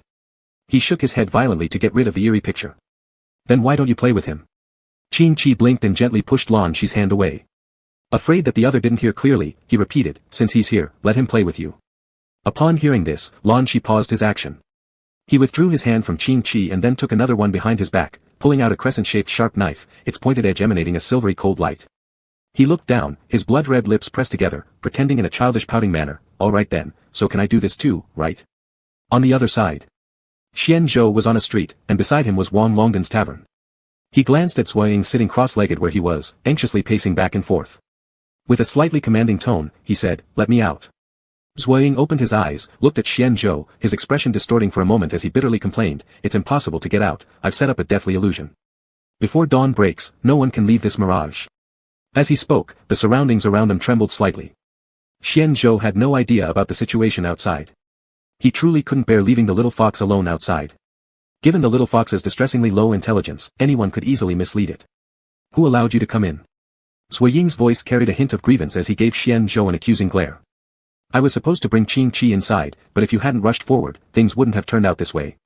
Stopping his pacing, Xian Zhou frowned and asked Sui Ying, why did you bring him inside? Of course, it's to protect him. Sui Ying shrugged nonchalantly. Perhaps the sitting meditation was tiring, so he propped his chin up with one hand and gave Xian Zhou a sidelong glance. Unless you think otherwise. If you hadn't stupidly rushed in, it would be you who are left outside, exposed to danger right now. After listening, Xian Zhou cast a suspicious look at Sui Ying. Why did this Sui Ying care so much about the little fox? However, he didn't have the heart to investigate these details now. All he cared about was finding a way out. When Sui Ying mentioned that Qing Chi might be in danger, his eyes instantly reddened. Bending down, he grabbed Sui Ying by the collar and roared in a low voice, let me out. Forced to stand up, Sui Ying staggered forward a few steps. Pushing Xian Zhou away, he said coldly, how many times must I tell you? It's not possible to leave. He returned to his original position and sat down again. Rolling up his sleeves and resting his chin on his hand, he leisurely said, do you really think there will always be someone foolish like Wang Longdan to help you? Furthermore, my initial plan was to bring Qing Chi in, and you ruined everything by coming in uninvited. And yet, you have the audacity to act aggrieved. Gradually calming down, Xian Zhou found himself without any desire to argue with Sui Ying, so he simply smirked coldly and said, does Gu Haisu know that you're so talkative in front of others? Mentioning Gu Haisu made Sui Ying's face shift abruptly. Closing his eyes, he coldly chuckled a few times before ignoring Xian Zhou altogether. Seeing this, Xian Zhou stopped talking as well. He began observing the surroundings, hoping to discern some hidden clues. Listening to the incessant footsteps, Sui Ying reluctantly opened his eyes. Seeing Xian Zhou fumbling here and there, irritation crept into his voice, stop looking. I already told you, it's impossible to leave. Upon hearing this, Xian Zhou turned his head. Suddenly, he remembered that last time he entered Sui Ying's mirage because he injured him. Thus, using the same method, perhaps if he harmed Sui Ying once more, they might escape. Thinking this way, he fixed his gaze on Sui Ying. Sui Ying lifted his head, meeting Xian Zhou's fiery gaze, unconsciously wrinkling his brows as he tilted his head and asked, what is it? Rolling up his sleeves, Xian Zhou got straight to the point, saying bluntly, fight me. What? Sui Ying lost his voice out of astonishment. Clearing his throat, he incredulously asked, did you just say what I thought you said? Fight me. Xian Zhou repeated expressionlessly. Sui Ying touched his earlobe, laughing incredulously as he looked at Xian Zhou and asked, I already said killing me within my mirage is nothing more than a pipe dream. Who said anything about killing you? Frustrated with wasting more time with Sui Ying, Xian Zhou urged, just fight me, hurry up. Staring intently at Xian Zhou's eager expression, Sui Ying slowly comprehended his intentions and mocked, sometimes I do envy all of you. If it were me, a shoe definitely wouldn't rescue me. Xian Zhou didn't want to get involved in Sui Ying's love and hate affairs, so he replied perfunctorily, then why are you still with him? You don't understand, because I only have him. Sui Ying stood up as he spoke, sighed, and looked forlornly, our positions are different, our perspectives on how people act are also different. I know, in your eyes, Gu Haisu is an unforgivable villain, and I am the accomplice who colludes with a great villain. But if you were in my shoes, maybe you would understand us. Rather than trying to clear his name, take some real action. Xian Zhou's eyebrows arched, as you said, we have different positions. Since they're different, there's no need to explain any further. I believe that if we chased you relentlessly and set obstacles everywhere, you would hate us bitterly too. That's true, then there's nothing more to say. Sui Ying stretched the corner of his mouth in self-mocking laughter, shrugging helplessly, come on then, let me see what you're made of. In the basement of the palace, Qing Chi sat on the cold floor. His neck was fitted with a coarse leather collar, and in front of him lay several dolls whose faces had been mutilated beyond recognition. His eyes were bloodshot, his nose sniffled intermittently, clearly showing he had cried recently. The temperature in the basement was specially turned down. The joints of his fingers and his knees had become slightly red from the cold, looking like strawberry-decorated desserts. Lan Shi stood before him, holding a human skin in one hand. Beside him stood something akin to an operating table. On it lay a skinless corpse, its open mouth expressing unspoken regret and terror. A sharp knife was inserted into its head, its tip reaching deep within. Standing by its side was the expressionless manskin monster, beside whom sat several wooden buckets. Inside them soaked whitened human skins due to prolonged water submersion. The water was already thoroughly dyed red. "Give me that one," Lan Shi waved at the monster and pointed to the rightmost bucket. The monster nodded mechanically, pulled out the body barehanded, and respectfully held it up with both hands to Lan Shi. Seeing this, Lan Shi smiled in satisfaction, taking the human skin and waving it before Qin Chi as if it were a garment, his eyes sparkling with extreme excitement. "Little fox, doesn't this look familiar to you?" Qin Chi lowered his head as a strong wave of nausea surged up. He clutched his mouth tightly, fervently imagining Xian Zhou's smiling face to barely keep himself from vomiting. "Since you're new, I won't leave you hanging." Lan Shi blinked mischievously and exaggeratedly opened his mouth, saying deliberately slowly, "This belongs to your beloved driver." Qin Chi paused momentarily. "Driver? Could it be the helicopter pilot?" Lan Shi chuckled softly and had the creature bring over several relatively undamaged dolls standing nearby. From his pocket, he took out a marker pen and deftly wrote a few names on the dolls. Qin Chi glanced at them and widened his eyes in astonishment. On the dolls, respectively written were Xian Zhou, Gu Haisu, Sui Ying, Qin Chi. What was strange wasn't just these names, even more unsettling was the fact that Xiao Zhou's name was also listed at the end. And Xiao Zhou hadn't traveled with them, so why did Lan Shi write their names? Moreover, judging by the situation, Lan Shi were likely the heads of the southern base. Although their relationship seemed complex, being base leaders was certain. After the elder of the northern base passed away, Central convened a meeting. Listening to Lan Xiu's conversation in the tea room, it became apparent that Gu Haisu had an extraordinary background. Furthermore, although Sui Ying was merely nominally titled, he was indeed the genuine northern base leader. If Lan Shi killed them, wouldn't Central pursue justice? Thinking this, Qin Chi summoned up a bit of courage and asked Lan Shi hesitantly, "Are you going to kill us?" His tone carried immeasurable pity. "Why should I kill you?" Lan Shi wore an innocent face. "I just want to invite you all to play a game. You guys are certainly strange." Even though bad guys' words shouldn't be trusted, Qin Chi relaxed slightly. Looking around, Qin Chi asked Lan Shi, who was fiddling with the human skin, "If you said Gu Haisu is here, then where is he?" "I haven't seen him." "Him?" Lan Shi propped her chin thoughtfully. "He might still be on his way. Don't worry, soon someone will come keep you company." These words sent chills down Qin Chi's spine. Yet, at the same time, a weird sense of relief welled up inside him. "Do you miss seeing them that much?" Lan Shi suddenly moved closer, extending her tongue and licking Qin Chi's cheek. "Why not let you go see them right now?" Lan Shi's tongue was rough, and as it grazed his face, every small bristle caused Qin Chi to instinctively retreat backwards, resisting by pushing against her with his hands and whispering weakly, "Stop licking me. If you continue, I'll bite you." Lan Shi did not appear to be the slightest bit afraid after hearing this. He extended his pink tongue, looked at Qin Chi with a maniacal expression, and mumbled, "Come on, bite my tongue." The request was so grotesque that Qin Chi widened his eyes in shock, turned away, and finally threw up. In the dead of night, the palace was still brightly lit. Xian Zhou stumbled down the corridor. His body was riddled with injuries that hadn't fully healed due to the lack of time, making the jagged wounds look particularly startling. There wasn't a single soul in the nighttime palace. However, every few meters along the way, there would be a candle stand, each composed of real candles. Though there was no wind, the red and blue flames danced and swayed from side to side. Xian Zhou strained to follow Qin Chi's scent as he moved forward, for the palace layout was complex, forcing him to stop every few steps to confirm the direction. As he passed a room, its doors suddenly opened from the inside, revealing a man in a robe who looked at Xian Zhou in surprise and asked, "Why haven't you gone to sleep? Are you going somewhere?" Xian Zhou glanced at Lan Xiu. Just as he was about to reply, he suddenly remembered what one of the attendants had said, prompting him to lie, "I'm hungry. I woke up to find something to eat." "I see." Lan Xiu didn't harbor any doubts and, perhaps to display his hospitality, proactively walked ahead of Xian Zhou, saying to him, "Then I'll take you there. Follow me." Chapter 40, Ah Xian, It Hurts. If Lan Xiu were to take him along, how would he ever find Qin Chi? Thinking of this, Xian Zhou decisively declined Lan Xiu's offer and said, "It's nothing, it's so late, you should sleep first. No need for the bother." "No problem, I have insomnia anyway," Lan Xiu replied, glancing back as if he had noticed something. His eyes narrowed. "You're being so evasive. Could it be that you're looking for someone?" After finishing his sentence, he arched an eyebrow and fixed his gaze on Xian Zhou as though trying to discern some hidden motive in order to confirm his guess. Who could I possibly look for? Xian Zhou realized Lan Xiu was not friendly towards him and didn't lower himself anymore. His eyes darkened. "I'm just hungry." "Oh." Lan Xiu smiled and changed the subject. "What about that fox that has been following you all along?" "I was just looking for food for him." Xian Zhou replied without changing expression, do you have anything else? If not, I will leave first. Lan Xiu nodded thoughtfully, then go ahead. As Xian Zhou started to move, Lan Xiu's eyes suddenly sparkled meaningfully, but if you really leave, you might never find what you're looking for. Xian Zhou was startled upon hearing this. He turned around and restrained his urge to ask aggressively, took a deep breath and questioned him, where is he? If you want to know where he is, just follow me, Lan Xiu responded, lifting his chin and walked forward by himself. Xian Zhou had no choice but to chase after him to figure out the whereabouts of Qing Qi. Lan Xiu walked for a while and then took the flickering candle from a candlestick and held it in his hand, using his free hand to lift the hem of his long night robe and continued walking forward. They hadn't taken more than a few steps when someone approached with a worried look. Upon seeing Xian Zhou, his eyes lit up instantly and he ran forward asking, where is Sui Ying? Huh? Xian Zhou asked in confusion, Sui Ying hasn't gone back. What nonsense is this, gone back or not, where is Sui Ying? Gu Haishu appeared excited and wanted to grab Xian Zhou's collar but was stopped in advance by Lan Xiu, making such a fuss, it's not very appealing.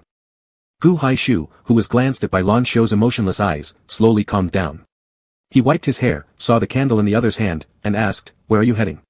To find someone, Lan Xiu loosened his clothes hem, stretched out his hand, and enigmatically smiled, do you wish to come with us? Gu Haishu looked at Lan Xiu and hesitated many times without speaking due to some unknown reservations, eventually saying nothing. After a short pause, the group set off again, only now with one additional person. Lan Xiu led the way in front, while Xian Zhou and Gu Haishu walked side by side behind. Gu Haishu pretended to yawn and asked Xian Zhou in a low voice, where's my fox? Xian Zhou gave Gu Haishu a glare and retorted, which fox? That's my fox. Tisk, it's already like this and you're still quarreling over trivial matters with me, Gu Haishu nudged Xian Zhou with his elbow, hey, seriously now, where's the fox?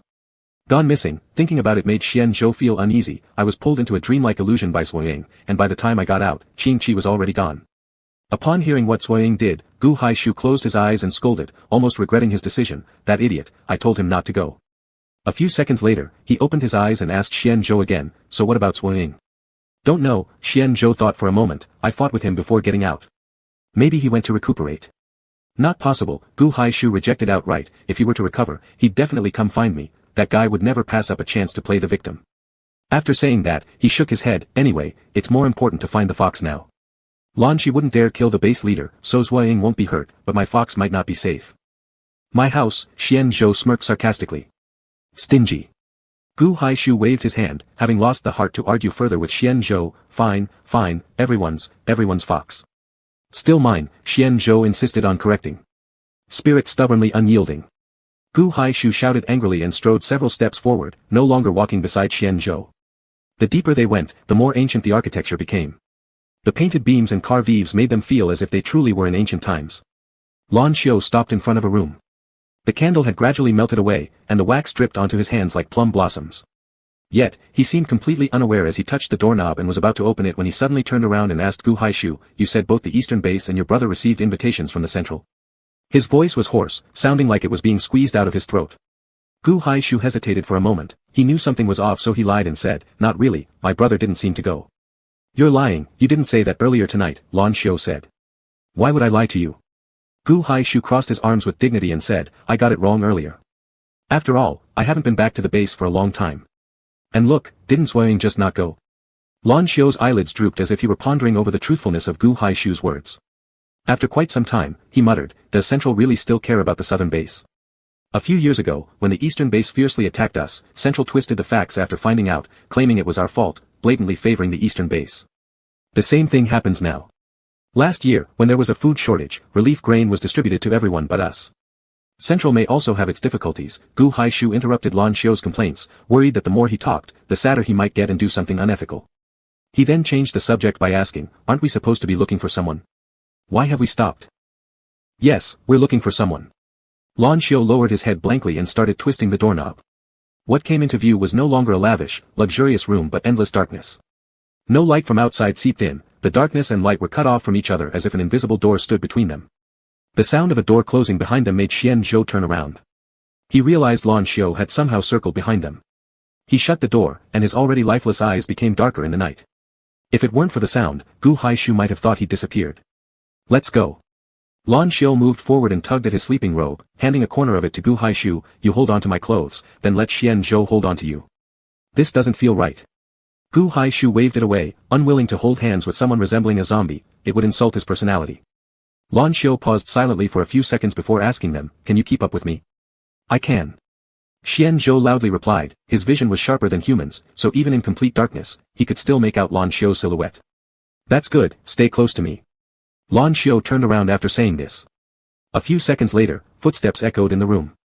Xian Zhou understood Lan Xiu had begun to move forward. He stopped paying attention to Gu Haishu and started walking ahead. "Wait for me." Unable to see, Gu Haishu panicked, fumbling around blindly, trying to find something to lean on. Suddenly, his hand touched a slippery, spherical object. Initially startled, he soon became alert and continued feeling downward. "Ugh." Xian Zhou, walking ahead, stopped at hearing Gu Haishu's groan and asked, "What's wrong?" "Something's biting me." Gu Haishu no longer cared about his face, shouting, "You guys come here quick. Something's biting my hand's about to break." Xian Zhou, who wasn't originally inclined to help, gloated after hearing the last sentence, "That's what you get for grabbing at random. You idiot, stop watching and come give a hand." Gu Haishu shouted loudly. "What are you doing over there?" Suddenly, an impatient voice sounded from up ahead, followed by faint light. This glimmer seemed like a string of fire in the icy wilderness, as though it might go out at any moment, providing warmth that barely scratched the surface. The sound of leather shoes hitting the floor resounded, and Lan Xi approached. The candlelight illuminated his deathly pale complexion, lending a somewhat eerie touch. "Why are you two moving so slowly?" Lan Xi approached Gu Haishu. By the dim light, Gu Haishu saw what was biting him. It was a skinless creature. Its jaws were tightly clamped onto his hand, oozing blood, and he couldn't tell whether it was his or the creature's. "Let go." Seeing Gu Haishu's predicament, Lan Xi frowned and roared at the creature angrily. After listening, the creature's eyes darted around, slightly opening its mouth. Just as Gu Haishu thought he'd be saved, it suddenly clamped down hard again. Though stronger this time, the grip no longer restrained Gu Haishu because his finger had broken off. Seeing his severed finger, Gu Haishu's eyes widened with rage. The creature showed no fear, instead opening its mouth up and down, chewing on Gu Haishu's finger. Then it swallowed it, wiggling its fingers against its cheeks in a provoking smile. Gu Haishu laughed through gritted teeth. Ignoring the fear, he turned to confront Lan Xi, but a glance at Lan Xiu's expected expression revealed it was intentional. Suppressing the urge to swear, he clenched his teeth and walked away. But upon further thought, it seemed a bit too coincidental, encountering a monster on a must-pass route that conveniently bites onto his finger. While part of it was due to his own recklessness, the coincidence was uncanny. If he had to guess, Lan Xiu might be killing one to warn the others. Perhaps this was his way of telling Xian Zhou, who possessed the highest combat strength, to behave. "Let's go." Maybe realizing Gu Haishu had understood his situation, Lan Xiu became increasingly unrestrained. He casually yawned and turned around to move forward, saying, "Pick up your pace or little fox will get anxious." Upon hearing "little fox," Xian Zhou froze, his head lowered with a dark expression. In a grave tone, he said, "All right, let's go." Ignored by everyone, Gu Haishu glanced at Xian Zhou with a smirk.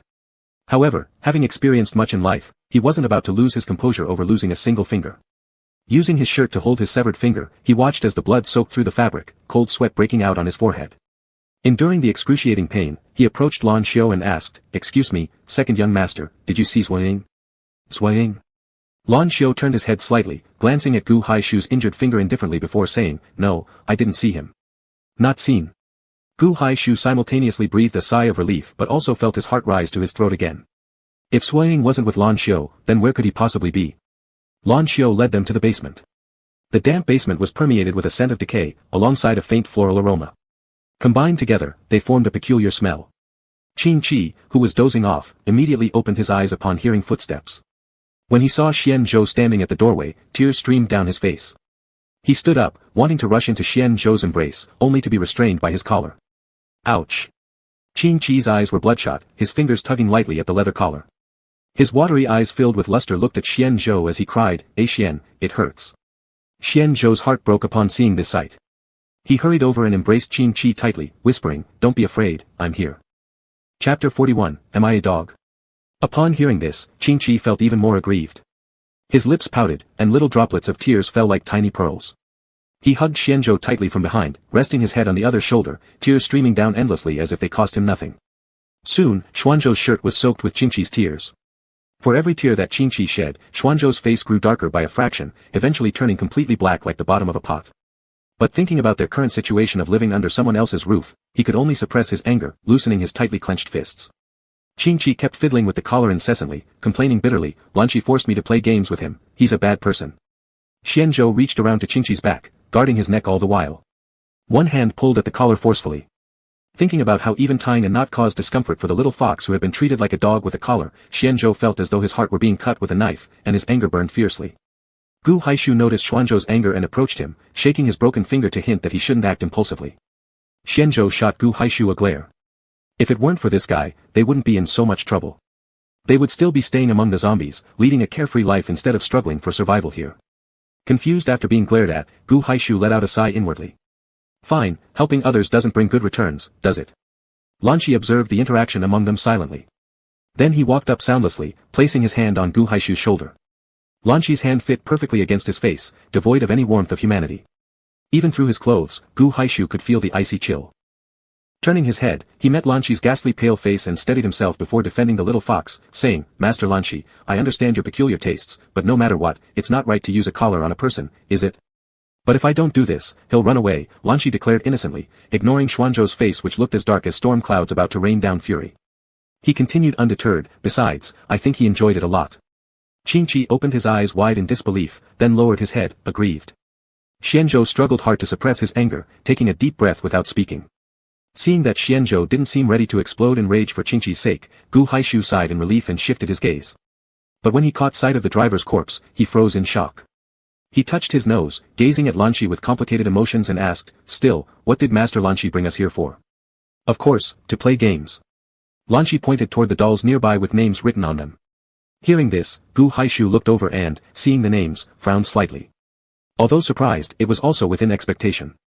However, why was Engsub's name there too? He glanced at Xianzhou and found him frowning deeply, clearly having noticed this strange detail as well. Compared to Gu Haishu, Xianzhou was bolder and asked directly, You kidnapped Engsub as well? Beside him, Gu Haishu's lips twitched. He nudged Xianzhou, reminding him, Big brother, could you avoid being so straightforward? Who said you're my big brother?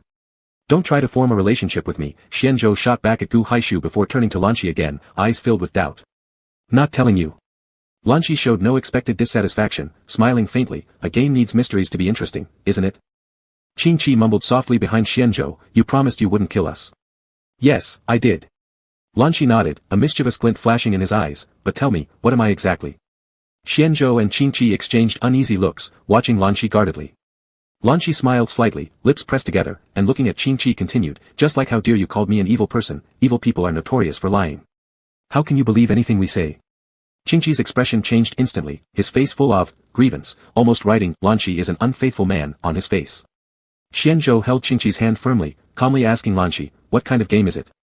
The game, Lanqi answered cheerfully, is letting me see your value. For example, now Gu Haishu has already lost one finger. Lanqi smiled sweetly as he looked at Gu Haishu, If he loses another one, I will consider him useless and directly. After finishing his sentence, he made a gesture as if wiping his neck, his meaning evident. Gu Haishu's complexion gradually turned awkward. He had been cautiously surviving, believing that because of their identities, Lanqi and his group would let them go easily, which was also why he followed Lanqi without hesitation. Who would have thought? They were completely insane just like rumors claimed. Completely insane. So, if I lose another finger, you're going to kill me? Gu Haishu asked incredulously, laughing through his anger. Do you even know what you're doing? Aren't you afraid that my brother will find out and level your southern base? Of course, we are afraid, Lanqi said with words but no fear in his expression. The situation turned, now it was Xianzhou who stepped forward this time, patting Gu Haishu on the shoulder saying, Calm down. Gu Haishu glanced back at Xianzhou, snorted coldly, but slowly calmed down, saying indifferently, All right, since we're on your turf, let's play by your rules. Speak, how do we play? The rules are simple, Lanqi raised a hand, pointing towards the door, I'll take you to the back mountain shortly. If you can return without a scratch in one day, I'll set you free. Xianzhou furrowed his brows slightly, tilting his head down without uttering a word. Seeing this, Lanqi continued, You may only suffer an injury as severe as losing a finger. For reference, we've prepared examples for you. That's all so far. Any other questions? There is. Concerned about his life, Gu Haishu put aside the arrogance of being an upper-class individual and raised his hand asking Lanqi, Do we have any range limitations? Like not exceeding a certain distance? Nope, Lanqi walked over and opened the door, without turning around he said, You can run as far as you want, escaping is on your own skill. However, just a friendly reminder, if you get hurt beyond our requirements. Lanqi smiled faintly, No matter where you run, we will find you. So, don't waste your efforts. Qingqi peeked his head out, asking, Does that mean if we aren't severely injured, we can just run away? Even leaving the base won't be a problem. Of course, it doesn't matter. Lan Shi turned around and took out some candles from a nearby cabinet that was nearly moldy, lighting each one before handing them over to Qing Chi and the others. It doesn't matter at all. Even if you come back and blow up our headquarters, we won't kill you. Qing Chi's eyes brightened. Based on what Lan Shi had said, winning the game would not only win their lives back but also grant them an additional immunity card. However, there's no such thing as a free lunch. With rewards so enticing, the corresponding game difficulty must be quite high. Take good care of your candles, it's pitch black in the back mountain, making it very dangerous. Lan Shi smirked, I won't participate anymore. After saying that, he turned around and said to Lan Xiu, brother, the rest is up to you. Lan Xiu was always silent, and this time was no exception. He nodded slightly and then coldly gestured at Qing Chi and the others, signaling for them to follow him. Thus, they followed Lan Xiu outside. Qing Chi walked in the middle, his hand firmly held by Xianzhou. Gu Haishu walking in front saw this and lewdly extended his hand, trying to grab Qing Chi's hand as well, but Xianzhou glared at him, forcing him to withdraw. The so-called back mountain was a mountain adjacent to the palace. Tonight's moon was unusually bright, and from a distance, birds perched on branches could be vaguely seen. At the entrance of the mountain stood a fence. Lan Xiu unlocked it and ensured none of their candles had gone out, then said, wish you luck with the game. He narrowed his eyes and continued, don't think about pulling tricks, every move you make will be monitored by us. Qing Chi didn't understand initially, how could they still be monitored after entering the mountain? But when they really went inside, he realized Lan Xiu wasn't exaggerating or lying. The first impression upon stepping into the back mountain was the shock of countless surveillance cameras. The red indicator lights shining like pairs of blood-red eyes were eerily terrifying in the quiet night. Qing Chi clutched onto Xuanzhou's garment hem, swallowing hard as he asked nervously, with so many cameras, how do we go to the bathroom? You'd be fine if you turn into a fox, Gu Haishu remarked casually as he walked ahead, just lift your leg, and pee right where you stand. Qing Chi widened his eyes, shaking his head vigorously, absolutely not. I'm not a dog. All canines, why bother about these details? While talking, Gu Haishu kept looking around anxiously. Despite cracking inappropriate jokes, his face was tense, and Qing Chi even noticed his hands trembling. The little fox, being kind-hearted, patted his chest and made peace saying, don't be afraid, I'll protect you. I'd be more likely to protect you. Gu Haishu didn't appreciate the gesture. He moved inward, and the sound of twigs snapping underfoot was exceptionally noticeable at night. He paused briefly, half joking, right now, you two actually depend on me. As he spoke, he showed his broken finger and shook it, saying, this is the thing you use to measure the extent of injury. Xianzhou sarcastically remarked upon this, no wonder Captain Gu, losing a finger is as trivial as losing a hair. Then what else could I do? Gu Haishu bitterly smiled, shall I cry my eyes out? As long as I can survive, all the rest are but clouds and mist. Anyway, zombies like you who have no life would never understand. Why do you think we have no life? Xianzhou took a few steps forward, we have feelings, we feel sad and happy, why can't we live honorably like humans? Don't talk nonsense. Gu Haishu stopped walking and turned his head, yes, your kind are evolving now, so what? My parents were brutally killed by your kind. There's an old saying in the ancient country, blood vengeance must not be shared under heaven. You've killed so many people, torn apart so many families, how could you simply gloss over everything with phrases like, oh, I have feelings too, or I can feel both sadness and joy, and bury all these into the river of history? Xianzhou remained silent. He knew that the undead had done many wrongs against humanity. It was better to let Gu Haishu vent his anger rather than refute him. And Gu Haishu wasn't wrong. However, Qing Chi, who was very protective of others behind him, immediately began to argue, but zombies aren't born this way. They're also victims. They don't want to turn into zombies either. Instead of hating them, why don't we help zombies revert to normalcy and reunite with their former families? Reunite? Gu Haishu suddenly froze, staring coldly at Qing Chi. That's right, Qing Chi said, do you know where your parents are? If you do, maybe you could go find them. Once your sister researches a cure for zombies, you'd once again become a child with parents. Gu Haishu lowered his head, biting his lips tightly. After a long pause, he grumbled gloomily, my parents, they were already killed by my own hands. Chapter 42, The Fragile Glass Heart of the Little Fox. A strange silence followed. Qing Chi scratched his head, unsure how to respond. Gu Haishu looked down, and his expression was unclear. However, from the slightly trembling hand, it was evident that he wasn't as calm on the inside as he appeared on the outside. There was a trace of unnaturalness across his face, mixed with a tinge of guilt. He lowered his head, the moonlight fell upon his face, casting a line between light and shadow along his nose. His golden glasses reflected the moonlight, catching the eye. Qing Chi sensed the faint sadness in the atmosphere and walked over to offer awkward comfort, you shouldn't feel too guilty. Actually, it's rare for zombies to regain consciousness like Xianzhou. It's more common for them to hurt people without any awareness. If you don't kill them, they'll continue harming others. So this is. He thought using the term, eliminating trouble for the people, would be inappropriate, trying to come up with another word. But his slow-witted mind struggled to find an answer, so he shrugged and stopped speaking. Gu Haishu remained silent for a long time. He clenched and relaxed his hands repeatedly before sighing and raising his head. His reddish-gold eyes were somewhat dimmed. I, of course, know that. Otherwise, how could I have said that zombies are all monsters without life? Saying it with the most sorrowful tone, these words were exactly what the little fox didn't want to hear. "Tsk, you," Qin Chi murmured and went back behind Xian Zhou. "I was just worried about you earlier, and now you're impossible to reason with." "Humph." Gu Haishu chuckled softly. "All right, I won't bother chatting with you anymore." He paused and then spoke to Qin Chi. "However, your words earlier made sense to me, but it's just like that. I will still continue to detest zombies because you should understand that human beliefs held for a long time can't change overnight." "I'll let you witness change," Xian Zhou, who hadn't spoken until now, suddenly interjected with firm eyes. "Without altering yourself, I'll make you see the change in the world." Gu Haishu stared blankly at Xian Zhou for quite a while before realizing. In that case, I'll be waiting to see it. Gu Haishu's mental state wasn't good. He sat under a tree nearby, radiating a melancholic aura, like a moldy mushroom. This is so annoying. I should have never gone with Lan Xiu. You may avoid something for a while, but not forever. He'll find you eventually. Xian Zhou finished by taking Qin Chi with him under the tree. He glanced around at the surrounding surveillance equipment and frowned slightly. These things really make one uneasy.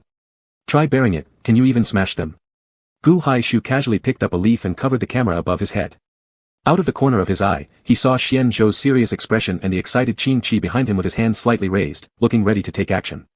Gu Haishu widened his eyes and quickly interrupted their unrealistic thoughts loudly. "Don't get your hopes up. Not to mention whether it violates game rules or not, there are so many cameras, how long would it take to destroy all of them? Rather than doing this." He stroked his chin and his eyes lit up. "I think we'd better figure out a way to get black clothes or use leaves as cover. In this way, we still have a chance to stay hidden unnoticed." After saying this, he noticed Qin Chi frowning and hesitating, so he asked, "Little fox, what's wrong with you?" Qin Chi looked troubled. Does the surveillance record what we say?" Upon hearing this, both Xian Zhou and Gu Haishu fell silent. Seeing their reaction, Qin Chi understood the answer. With a sigh, he gave up saying, "I'm so tired. I feel like if I keep going like this, I'll fall asleep right where I am. Anyway, we haven't encountered any danger so far, why not spend the night here roughly?" Gu Haishu didn't take Qin Chi's words seriously. Seeing the little guy really seemed very sleepy, he stood up and started patrolling around. Xian Zhou embraced Qin Chi and shook his shoulders gently. Seeing him groggily open his eyes, he sighed in relief but frowned. "Why have you been so sleepy lately?" He feared the little one might be sick and placed his hand on the other's forehead. "I've always been like this since I was a child." Qin Chi, leaning against Xian Zhou, yawned. "I'm not sick either. Mountain God Grandpa says I'm normal." Upon hearing Mountain God Grandpa, the image of a man in white with a stern side face flashed in Xian Zhou's mind. He cast his gaze downward, and a strange emotion surged within him. This wasn't the first time he had experienced such a foreign emotion. He was sure this feeling didn't belong to him.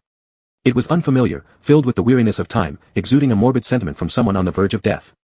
If his guess was correct, it must stem from him during his human years. Xian Zhou always felt estranged with his past human self. It was like a person who had been amnesic for a long time flipping through the diary before losing memories. He found it familiar yet devoid of any sense of belonging. "Hey, you two. Come here." In the distance came Gu Haishu's voice, interrupting Xian Zhou's thoughts, causing his finely shaped eyebrows to crease slightly. "I found something." Gu Haishu called again, this time with a hint of excitement in his tone. "I'll be there right away." Xian Zhou stood up, patting Qin Chi's head gently, instructing him to wait patiently in the spot, and then he went off to find Gu Haishu. When he arrived, Gu Haishu was standing under a tree beside a cave. The cave wasn't very large, only just big enough for one person. The moonlight couldn't penetrate inside it. From Xian Zhou's angle, it looked like an open-mouthed black hole in the universe. In Gu Haishu's hand was a candle, which he brought closer to Xian Zhou, using its light to illuminate his face. With an air of vigilance, he asked, "You're Xian Zhou, right?" Xian Zhou gave him a glance. He knew Gu Haishu was worried that a team member had been substituted, hence why he asked. Being vigilant was good, especially in these dangerous hinterlands filled with hidden perils. "I'm Xian Zhou. I left Qi Qi resting at the original place," Xian Zhou explained as he looked around with crossed arms and asked Gu Haishu, "What have you found?" "I don't know how to describe it, but just take a look yourself, it's inside the cave." Gu Haishu stepped back. "I'll keep watch outside for you." Xian Zhou didn't say anything, he held the candle and walked in. When he saw what was inside, a trace of realization flashed across his eyes. Close to the entrance of the cave, several skeletons were placed chaotically. Beside one skeleton, Xian Zhou noticed a pair of sunglasses identical to those worn by the blind shop owner that day. He glanced at it for a while before quickly moving his gaze to examine other bones. When he noticed a bone at his feet, he slightly froze, bent down, and picked it up to observe the wound on it. The wound was broad and deep, indicating someone had struck with fatal intent. Judging from the width of the wound, it was most likely caused by a machete. After not staying much longer, he walked out quickly and informed Gu Haishu about the information. Upon hearing it, Gu Haishu took the bone, scrutinizing it for quite a while before his expression gradually darkened. Let's head back first. Gu Haishu tossed the bone back into the cave and said, isn't the little fox still waiting at the original place? Let's go and find him. Xian Zhou immediately nodded, all right. Both returned swiftly to the spot where Qing Qi lay half kneeling on the ground nodding off, his eyes nearly reduced to slits, struggling to stay awake despite obvious fatigue. Touched by his endurance, Xian Zhou approached and scooped Qing Qi into his arms, suggesting, Qi Qi, transform into your fox form. I'll hold you. Qing Qi opened his sleepy eyes and shook his head refusing, no need for trouble, I can stay awake. You transforming wouldn't be troublesome, it'd actually make things easier for us, Gu Haishu, more straightforward than Xian Zhou, declared, your human form is nothing but a liability. Qing Qi was momentarily stunned. The heartless words of Gu Haishu directly pierced the fragile glass heart of the little fox. He bowed his head, encircling Xian Zhou's neck with his hands, teary-eyed as he transformed into a fox, burrowing into the embrace and making whining noises to coo. Well then, go ahead and sleep, okay? After comforting the little fox, Xian Zhou turned to Gu Haishu, what do we do now? Are you asking me what to do? Gu Haishu incredulously eyed Xian Zhou, touching his earlobe and narrowing his eyes, am I hearing correctly? Xian Zhou pursed his lips, patiently repeating, yes, I'm asking you what we should do next. Huh. I thought throughout our journey, you seemed so steady and confident, as if you already had a plan. Gu Haishu became somewhat agitated and adjusted his glasses, saying, so let's not leave yet anyway. Since we can't exit, aimlessly running around would only decrease our stamina. Without strength, when real danger comes, it'll be problematic. After pondering, Xian Zhou agreed, it was indeed a method. Besides, he also wanted to ask Gu Haishu a question. The little fox had already started snoring in his arms, its tail twitching from time to time as if dreaming a beautiful dream. Because Qing Qi was still in his arms, to avoid waking the little fox, Xian Zhou stood straight and directly approached Gu Haishu, what's the relationship between Lan Shi and Lan Xiu? Why should I tell you? Gu Haishu tilted his head, eyeing Xian Zhou, give me a reason. Is it possible that you want to single-handedly break out? Xian Zhou shifted his gaze to Gu Haishu's candle, by the way, if the candle goes out, you'd probably be unable to move a step, wouldn't you? Despicable. Gu Haishu caught the hint of threat in Xian Zhou's words and muttered a curse under his breath, their relationship. It's a long story. He tiptoed and plucked a few leaves from the tree, scattering them on the ground to use as a cushion, then straightened his clothes and sat down. Surveillance. Gu Haishu pointed at the red-lit surveillance device, what about this? Upon hearing this, Xian Zhou lowered his eyes and inclined his head toward a withered branch far away, succinctly saying, smash it. Should I smash it? Gu Haishu frowned, why don't you do it yourself? Xian Zhou glanced at Qing Qi in his arms, his tone calm and even laced with a hint of pride, I'm holding the fox. Gu Haishu's lips twitched. Looking at the emotionless yet smug person in front of him, he felt both irritation and helplessness.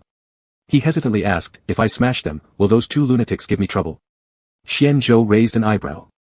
He knew that Gu Haishu was extremely cautious when dealing with things involving safety hazards. He said, don't worry, go ahead and smash them. I'll take responsibility if anything happens. Even after hearing Xian Zhou's definitive reply, Gu Haishu still wasn't reassured. Compared to Xian Zhou's all-in approach, Gu Haishu was more like a snake lurking in the shadowy grass.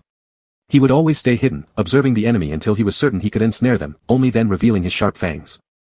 Chapter 43, Who's Lying? Xian Zhou saw the expression on Gu Haishu's face and showed no surprise, rather an air of expectation. I know you're worried, but you have to be clear. We're in the open while the enemies hide in the shadows. If we don't act strongly and seize the initiative. I get it. Gu Haishu cut off Xian Zhou. He raised his hand and pressed hard on the bridge of his nose. I want to live more than anyone. No matter what happens, I hope you can remember what you just said. After he finished talking, he walked toward the broken branches, picked through them briefly, and selected a thick and sturdy tree stick. Then he turned around and asked, which one do we smash? Or should we smash them all? After hearing this, Xian Zhou nodded toward the nearest surveillance camera, smash that one. All right. Gu Haishu nodded and quickly approached the chosen target. When raising his hand to strike, he hesitated for just a moment before shaking it off. With a loud bang, the red eye of the surveillance camera was smashed into pieces. Gu Haishu slightly raised an eyebrow, a flicker of ferocity passing through his eyes. He lifted his hand again, and unlike the earlier action-driven lift, this time it felt more like retaliation. Gu Haishu continued smashing over 10 times before stopping. The surveillance equipment was now shattered into bits. He threw away the stick as the ferocity slowly disappeared from his eyes. He looked down at his palm which had become blood red from the friction against the stick, smirked disdainfully. From beginning to end, Xian Zhou never interfered with Gu Haishu. Once Gu Haishu had calmed down, he finally asked, feeling better? A lot better. Gu Haisu clapped his hands, knocking the wood shavings off, then walked towards Xian Zhou. I know what you're going to ask next, it's about Lan Shi's relationships, right? Just so you know, I only know a little bit about their relationship, most of which is hearsay from the residents. Of course, there's also a small part that I heard from my brother, though rarely. Xian Zhou nodded. Instead of immediately questioning him about Lan Shi and others, he asked something completely unrelated, is your brother the base commander? Yes, Gu Haisu admitted openly. My brother is the head of the western base. Xian Zhou acknowledged this nodding, then asked another question, does your brother know about events from 100 or 200 years ago? Hearing this, Gu Haisu furrowed his eyebrows. He thought deeply while propping his chin up with his hand, if you ask me other questions, I might be able to answer some, but about things that happened 100 years ago, I really don't know much. Although Xian Zhou hadn't expected much, hearing Gu Haisu's response didn't make him too disappointed. Compared to asking me, why not go ask Shao Zhou instead? Despite looking younger than I am, his family has been generation after generation executioners, practically walking historical records. Even professional historians would feel inadequate compared to them. Xian Zhou paused briefly in astonishment, are you sure? What the hell do you think? Gu Haisu replied irritably. Do you really think I'd lie at a time like this? Xian Zhou frowned slightly. If what Gu Haisu said was true, then when the elder gave him the gun, Shao Zhou definitely should have known what it was. Yet strangely. At that time, Shao Zhou answered that he didn't know. Xian Zhou glanced at Gu Haisu. No matter how you look at it, between Gu Haisu and Shao Zhou, one of them must be lying. But. Xian Zhou furrowed his brow even deeper. Shao Zhou's appearance indeed seemed suspicious, showing up suddenly, extending goodwill unexpectedly, and helping them all along without asking for anything in return from the start to finish. It was sudden and strange. Alright, let's set everything else aside for now, Gu Haisu leaned casually against a large tree. Let me explain the relationships within the bases for you first. He grabbed a twig, crouched down, and started sketching and writing on the ground. First, our world is divided into 5 main bases, 1 central base, 4 regional bases, and the rest are smaller ones, which aren't worth mentioning. Among the 4 regional bases, northern and eastern are the most special. The northern base follows an elder system, and the eastern one is built by beast folk. As for the western base, besides being industrially developed, it doesn't have any distinctive features compared to the southern base, it's just an ordinary existence. What about the central one? Xian Zhou asked the question he wanted to know the most. Who manages the central base? The manager of the central base passed away. Gu Haisu's eyes were filled with regret. According to my brother, he was a war god capable of annihilating everyone in sight. Initially, when chaos reigned worldwide due to lack of control, evil forces ran rampant, and killings and robberies could be seen everywhere. There was no order to speak of. Back then, many local tyrants emerged. They occupied the most fertile land to build their strongholds, enslaving people to work for them every day. The manager back then was a subordinate of one of these local tyrants. He killed his master and began to rally civilian armies, somewhat like an ancient peasant uprising. However, instead of persuasion, he used force to make the other tyrants submit. It was kind of a case of fighting fire with fire. It said that his greatest feat involved him fighting 100 enemies alone. When he emerged, he was covered in blood, and the pile of corpses behind him formed a mountain. Xian Zhou asked curiously, if he was so powerful, how did he still die? Betrayal. Gu Haisu sighed, the wheel of fortune turned, and he was betrayed by his closest confidants. There have been rumors circulating among the populace that his trusted confidant was the head of the eastern base. Do you think there's any chance it's true? 60%, Gu Haisu replied, while rumors aren't always reliable, it is indeed possible. The eastern base commander is a beast folk, and it's said that the original manager had a fox around him at the time, so it's not inconceivable they conspired together. Xian Zhou paused, lowering his gaze dejectedly, a fox, huh? Yes, I've heard that this fox was very powerful, having once caused a massive insect infestation. Although I never witnessed it myself, I often hear storytellers talk about it. I won't repeat the details since I'm not really interested. However, according to the storytellers, this fox could transform into human form, and it was rumored to be someone with green hair and green eyes. Gu Haisu suddenly stopped mid-sentence, glancing thoughtfully towards Qing Qi. Without leaving any trace, Xian Zhou shielded the fox protectively and deflected the topic smoothly, asking, by the way, after all this, what's the relationship between Lan Shi and Lan Xiu? Brothers. Gu Haisu shifted his gaze, as if he'd sensed something, looking at Xian Zhou now with a hint of inquiry in his eyes but without revisiting the earlier topic, they're biological brothers. It said that after they became base commanders, they were repeatedly harassed by their subordinates and mocked by relatives, which led to their scandalous incestuous act, a move intended to shock and offend. Do they love each other? Gu Haisu shook his head, no, I've heard it was just for intimidation and to annoy those relatives who were harassing them. More like fake lovers than real incest. Xian Zhou lowered his head in silence for a moment before finally saying, continue. In any case, they achieved their goal, Gu Haisu went on, don't underestimate Lan Xiu just because he doesn't seem as crazy as Lan Shi. In truth, none of the actions taken by Lan Shi were done without Lan Xiu's approval. While it appears as if only one person is acting, it's actually both of them working in tandem. Xian Zhou suddenly thought of something and asked Gu Haisu, which of the two handles the politics. Together, though the main decision-maker is still Lan Xiu. Then is it possible that besides satisfying his own interests, Lan Xi's actions are also aimed at gaining favor from the residents on behalf of Lan Xiu? After hearing this, Gu Haisu looked enlightened. That does sound plausible. Lan Xiu's reputation and political influence certainly exceed Lan Xi's. If following your guess, Lan Xi would have sacrificed a great deal. Wouldn't he be resentful? Maybe it could become our breakout point. They wouldn't turn against each other. Xian Zhou cut off the hope budding in Gu Haisu. You yourself said Lan Xi is crazy, he loves doing these things, so why would he feel dissatisfied? You seem too sure about it. Though he is interested in such acts, it doesn't mean he isn't greedy for power. Gu Haisu abruptly stopped himself as he noticed the commotion from Qing Qi in Xian Zhou's arms, reminding, your fox seems awake. Xian Zhou had already noticed Qing Qi's movement. Lowering his head, he scratched the little fox under its chin tenderly, his eyes brimming with indulgence as he softly asked, Pool, are you awake? Qing Qi opened his eyes groggily and squirmed even more energetically upon seeing Xian Zhou. Xian Zhou patted the little fox's back. All right, Pool, are you still sleepy? Go back to sleep if you are. We'll speak quietly. Qing Qi didn't say anything. Instead, he wrapped his tail around Xian Zhou's neck, resting his head on Xian Zhou's shoulder while letting one foot sneak out through the gap between Xian Zhou's arm and body. His leg dangled loosely in the air. Seeing this, Xian Zhou carefully brought Qing Qi's leg back and pulled him closer into his embrace. Watching the little guy close his eyes again, he breathed a sigh of relief. After this small interruption, neither Xian Zhou nor Gu Haisu had the desire to continue their discussion. Gu Haisu took out an ornate gold-rimmed pocket watch from his bosom, adjusted his glasses, and glanced at the time. He said, we've only been inside for about half an hour. His tone was full of melancholy. Xian Zhou looked up at the moon and suggested, let's check somewhere else. Hearing this, Gu Haisu didn't argue. He turned his head to look around and asked, all right, but where to? Let me think. Xian Zhou suddenly remembered the knife marks on the bones he had seen in the cave earlier. He then said, how about we go back to the cave? That place? Gu Haisu recalled the piles of bones and paled a bit. Are you sure? He instinctively rejected places that could be dangerous. Absolutely sure. Do you remember what I told you before? There were marks on one of the bones, made by a machete. Thinking carefully about Lan Xi's personality, I suspect he kept people penned up here in the back mountain, Xian Zhou said as he began walking forward. Since holding two candles while carrying Qing Qi was inconvenient, he asked Gu Haisu to help with one. With one candle in each hand, Gu Haisu led the way. With adequate light, he felt slightly braver. The cave wasn't far away, they reached it in no time. Just as they approached the cave, both stopped in their tracks. Because they heard noises coming from inside. The sound was strange, somewhat like sharpening a blade. Hearing this late at night, and especially in this perilous back mountain, the two immediately exchanged worried glances. Gu Haisu glanced at the candle in his hands, fearing the light might attract attention. So, he tiptoed over to some nearby bushes and hid the candle there. Chapter 44, A Little Training for Gu Haishu. After finishing everything, Gu Haishu turned back. He adjusted his glasses, lowered his voice and asked Xian Zhou, what's that? Xian Zhou took a few steps forward, glanced towards the cave. His eyesight had always been better than humans, so he quickly recognized what was inside. A bearded hunter.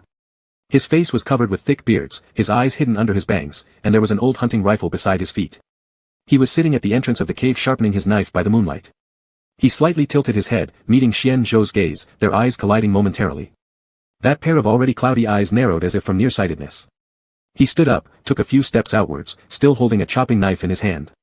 The upper part of the blade was quite uneven, taking on a wavy shape, while only the lower half remained somewhat smooth. Gu Haishu, upon seeing the hunter, gulped, gave Xian Zhou a look asking what to do, and moved his foot back, ready to run away. Xian Zhou shook his head and whispered, don't run. Because running would not make a difference. This hunter obviously lived long-term in the mountains. Competing in a race here against him would be like playing hide-and-seek in someone else's living room. Being found was just a matter of time. Judging from the tattered clothes of the hunter, he must have been staying in the mountainous area for at least 8 years, if not 10. It was highly possible that he was Lan Xi's tiger. Hearing Xian Zhou's words, Gu Haishu glanced incredulously at Xian Zhou, are you sure? Xian Zhou's gaze was fixed on the hunter all along. With his back straight, he nodded lightly in response to Gu Haishu's question. Looking at the chopping knife in the hunter's hand, Gu Haishu immediately remembered the knife marks on the bones inside the cave. He pressed his lips together, panic showing in his golden eyes. He suggested with his feet slightly retreating backward, let's just run, shall we? Where are you going to run? Xian Zhou turned his head, coldly glaring at Gu Haishu, casting a bucket of cold water over his thoughts, look at his legs. Can you outrun him? At these words, Gu Haishu froze, reminded by Xian Zhou that the hunter had 4 legs, only the extra 2 were too thin and hard to notice because of the dark. What the hell is this thing? Gu Haishu instinctively reached for his pocket watch. His eyes flickered between the watch and the hunter. Damn it, it's only been 10 minutes, and this night is dragging. The hunter's attention was drawn by Gu Haishu's shiny golden pocket watch. His pupils brightened suddenly, then using his 4 legs, he walked over. Logically, 4 legs should walk fast, like common horses and deer, but the reality was that he wobbled like a chick just learning to walk, legs crisscrossed, hands flailing backwards, shoulders moving, trying hard to keep balance. At this sight, Gu Haishu's eyes lit up. Initially, his smile was restrained due to the chopping knife held by the hunter. However, as minutes passed and the hunter didn't get any closer, that wild grin spread across his whole face. When his eyes curved upwards, he suddenly saw the hunter bending down sharply, like a long-distance runner warming up. Then, he charged directly towards them. He was faking it. Gu Haishu's smile froze instantly, realizing this fact. He loudly warned Xian Zhou standing next to him but turned around to find that he was already gone. It seemed as if he'd guessed something, looking back behind, catching only the fading back figure of Xian Zhou. Soon after, even that silhouette disappeared from his view. In times of great difficulty, everyone flees their own way, Xian Zhou demonstrating this perfectly. Qing Qi woke up to violent shaking. Opening his eyes, he found the scenery changing rapidly around him. Lifting his head, he noticed Xian Zhou's pale complexion. Chirp, ugh, Qing Qi opened his mouth to inquire when he swallowed a stomach full of wind. He had no choice but to close his mouth and hold his belly while wagging his tail. Xian Zhou ran for a full 30 minutes before slowly stopping. He stopped in front of a cave, exhausted from the severe and prolonged run, even as a zombie, he couldn't bear it easily. He set Qing Qi down gently on the ground and slowly sat leaning against the cave entrance. This cave was enormous. If the previous one were compared to this one, it would be like a small sorcerer meeting a powerful wizard, being undervalued by more than just a few notches. Qing Qi transformed into human form. Here, the trees were numerous, lush leaves formed a canopy overhead resembling many vines blocking out the mercilessly shielded moonlight. If he weren't a spirit, he wouldn't be able to see Xian Zhou's face clearly. What's wrong, Xian, are you alright? Qing Qi looked worriedly at Xian Zhou, remembering how his elder brother and sister would pat their chests when they were tired from running. So, he jumped into Xian Zhou's arms and stretched out his small hand to imitate that for him. I'm fine, I won't be tired. Xian Zhou didn't push away Qing Qi's hand, instead, he smiled gently as he leaned in a bit more and softly asked, did I scare you? No, Qing Qi glanced around and realized that Gu Haishu was nowhere in sight. He asked, where is the big meanie? As for him. Thinking of Gu Haishu's foolish actions made Xian Zhou's expression suddenly cold. He said, that guy has always been eccentric, and although he's an excellent leader, his survival skills are worse than yours, so I let him undergo some training with a little cute companion. Qing Qi greatly appreciated Xian Zhou's compliment and cheerfully nodded, Xian did the right thing. But. Qing Qi tilted his head curiously and asked, what kind of little cute companion? Is it cuter than me? There was a faint hint of jealousy in his tone. Of course not as cute as you. Xian Zhou couldn't help but smile and ruffle Qing Qi's hair while saying, but I think Gu Haishu will like it. If that's so. Having received a satisfactory answer, Qing Qi nodded and then gripped his right hand, frowning at the emptiness he felt. Xian, where is our candle? Upon hearing this, Xian Zhou glanced at the candle in his hand, which had long since been extinguished, and then said, mine was taken by Gu Haishu, and yours, well, during the run, it got blown out by the wind. He handed over the candle guiltily. It's all right. The little fox understandingly took the candle and waved his hand slightly, causing the candle to reignite. Seeing the bright red flame burning again, Xian Zhou recalled what Gu Haishu had said about the Inshao Zhou porridge and asked, Qi Qi, I have a question for you. When I first went to the northern base to find you, did you tell Inshao Zhou that I was coming? Even though Qing Qi didn't understand why Xian Zhou was asking this, he honestly replied, nope, at that time I barely met Inshao Zhou, so I didn't tell him this news. And even if I did meet him, I wouldn't have told him. After hearing this response, Xian Zhou's heart sank abruptly. He massaged his temples, feeling a jumble of emotions. In other words, Gu Haishu's words were likely true, and Xiao Zhou probably knew all along where the gun came from, and the help he gave multiple times was also intentional. Moreover, regarding that lost leg, could he now speculate whether Inshao Zhou's arrival wasn't to help them but rather to confirm their location? The hesitation Inshao Zhou showed when he initially suggested bringing them to the southern base and the name later found on the Lan Shi doll linked everything together. It all seemed to make sense now. Also, considering what Gu Haishu said in his hair upon their first meeting days ago, if Xian Zhou's guess was correct, the reason Gu Haishu cut his hair short might be to rally people's trust. After all, being an outsider, it was indeed harder than ascending to heaven to firmly establish himself in someone else's base. This was odd, very odd, and Xiao Zhou going to the central area, yet he wasn't the winner in Gu Haishu's power game, nor was he the base commander, only one of the relatively outstanding executive officers in the 4 bases. Yet, why could he still claim a spot among countless high-level figures at the center? Xian, today I had such a long dream. Qing Chi's sweet voice came over, pulling Xian Zhou back from his thoughts. He lightly smiled and asked, what dream was it? I dreamed that my brother came to pick me up. And Grandpa Mountain Spirit too. Upon hearing the content of the dream, Xian Zhou's smile disappeared immediately. He held on to Qing Chi's shoulders and asked, Chi, repeat that. What did you dream? Oh, just a dream. Qing Chi looked perplexedly at Xian Zhou. Dreams are opposite to reality. Yes, opposite, Xian Zhou bitterly laughed. If only dreams really were opposite of reality. Something struck him then, and he asked Qing Chi, have you ever felt familiar with someone around you? No, Qing Chi shook his head. He didn't understand what was up with Xian Zhou today and asked, Xian, did someone bully you while I was sleeping? Was it old dog Gu? Not that, Xian Zhou helplessly shook his head. His expression grew more serious as his voice lowered. Chi, think again carefully. This is important to me. Ah, okay then. Qing Chi stood up, supported his chin with one hand, lowered his head, and paced back and forth. Let me think. If I must say one from before, does the blind boss count? Qing Chi blinked and said, when I saw him for the first time, I felt a bit familiar, but it was only a tiny bit. People looking alike happens normally. Xian Zhou nodded thoughtfully. Besides him, is there anyone else? Let me think. Qing Chi furrowed his brows, scratching his head and saying, that seems to be all. Xian Zhou and Mu Chunfeng chuckled slightly, then Xian Zhou placed a big hat on the little fox's head. Chi, whether we can go out or not entirely depends on you. Ah. The little fox looked troubled, smacking his lips as he said, then let me think some more. It was quite an impossible request. The little fox paced back and forth around Xian Zhou, even his tail appeared while deep in thought. He walked around holding his big fluffy tail. Just when Xian Zhou thought his question might have been too excessive and was about to say, never mind, the little fox came running with his tail dragging along behind him and excitedly said, Sister you. Sister you. For a moment, Xian Zhou did not react to whom Qing Chi referred to as Sister you. It took several seconds to realize he meant Yu Yanqing. Upon hearing that it wasn't in Xiaozhou, he felt a slight sense of inexplicable disappointment. However, the mention of Yu Yanqing's name was indeed surprising. Xian Zhou turned and asked Qing Chi, who does Yu Yanqing resemble in your mind? Qing Chi opened his eyes wide, showing a hint of embarrassment on his face as he grinned and said, she resembles Mom. Chapter 45, he eats his own flesh and drinks his own blood. Xian Zhou was stunned. Apparently Qing Chi's response was completely unexpected. Regarding Qing Chi's family, he could say he knew nothing about them. Cough, cough. Xian Zhou cleared his throat and asked again, then, what kind of person is Pulchi's mom? Mom. Qing Chi frowned, looking at Xian Zhou with a mixture of bewilderment and confusion. Why does brother Xian ask this question?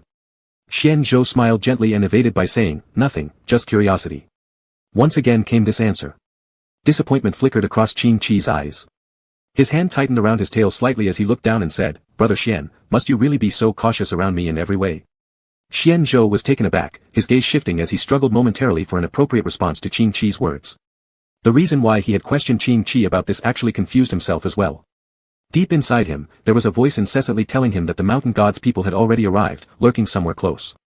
That voice gave him an oddly familiar feeling, closely resembling some inexplicable emotions he had experienced before, leading him to suspect that both probably originated from the same person. That person being the human version of himself. But wasn't the human version of him none other than himself? Truly strange it was. He felt like he was walking along a thorny and rugged path, while thick fog rose along the small road, making it increasingly harder to discern direction the further one walked. And Qing Chi was like a rose hidden amidst those thorns, bringing sweetness and hope into his life. He couldn't bear to see this rose get picked away by someone else. You might call him selfish, or even greedy, but regardless of how others judged him, he would always keep Qing Chi safe, willingly succumbing to the thorns should he ultimately perish among them. Meeting Qing Chi's disappointed yet reproachful gaze, Xian Zhou pressed his lips together, looked away, and shook his head. I'm sorry, I can't tell you. He didn't want to make the little one worry or have to choose between the mountain god and himself. All he desired was for the little one to stay naively under his protection as in the beginning, shielded from the world's darkness. Furthermore, there was one more point.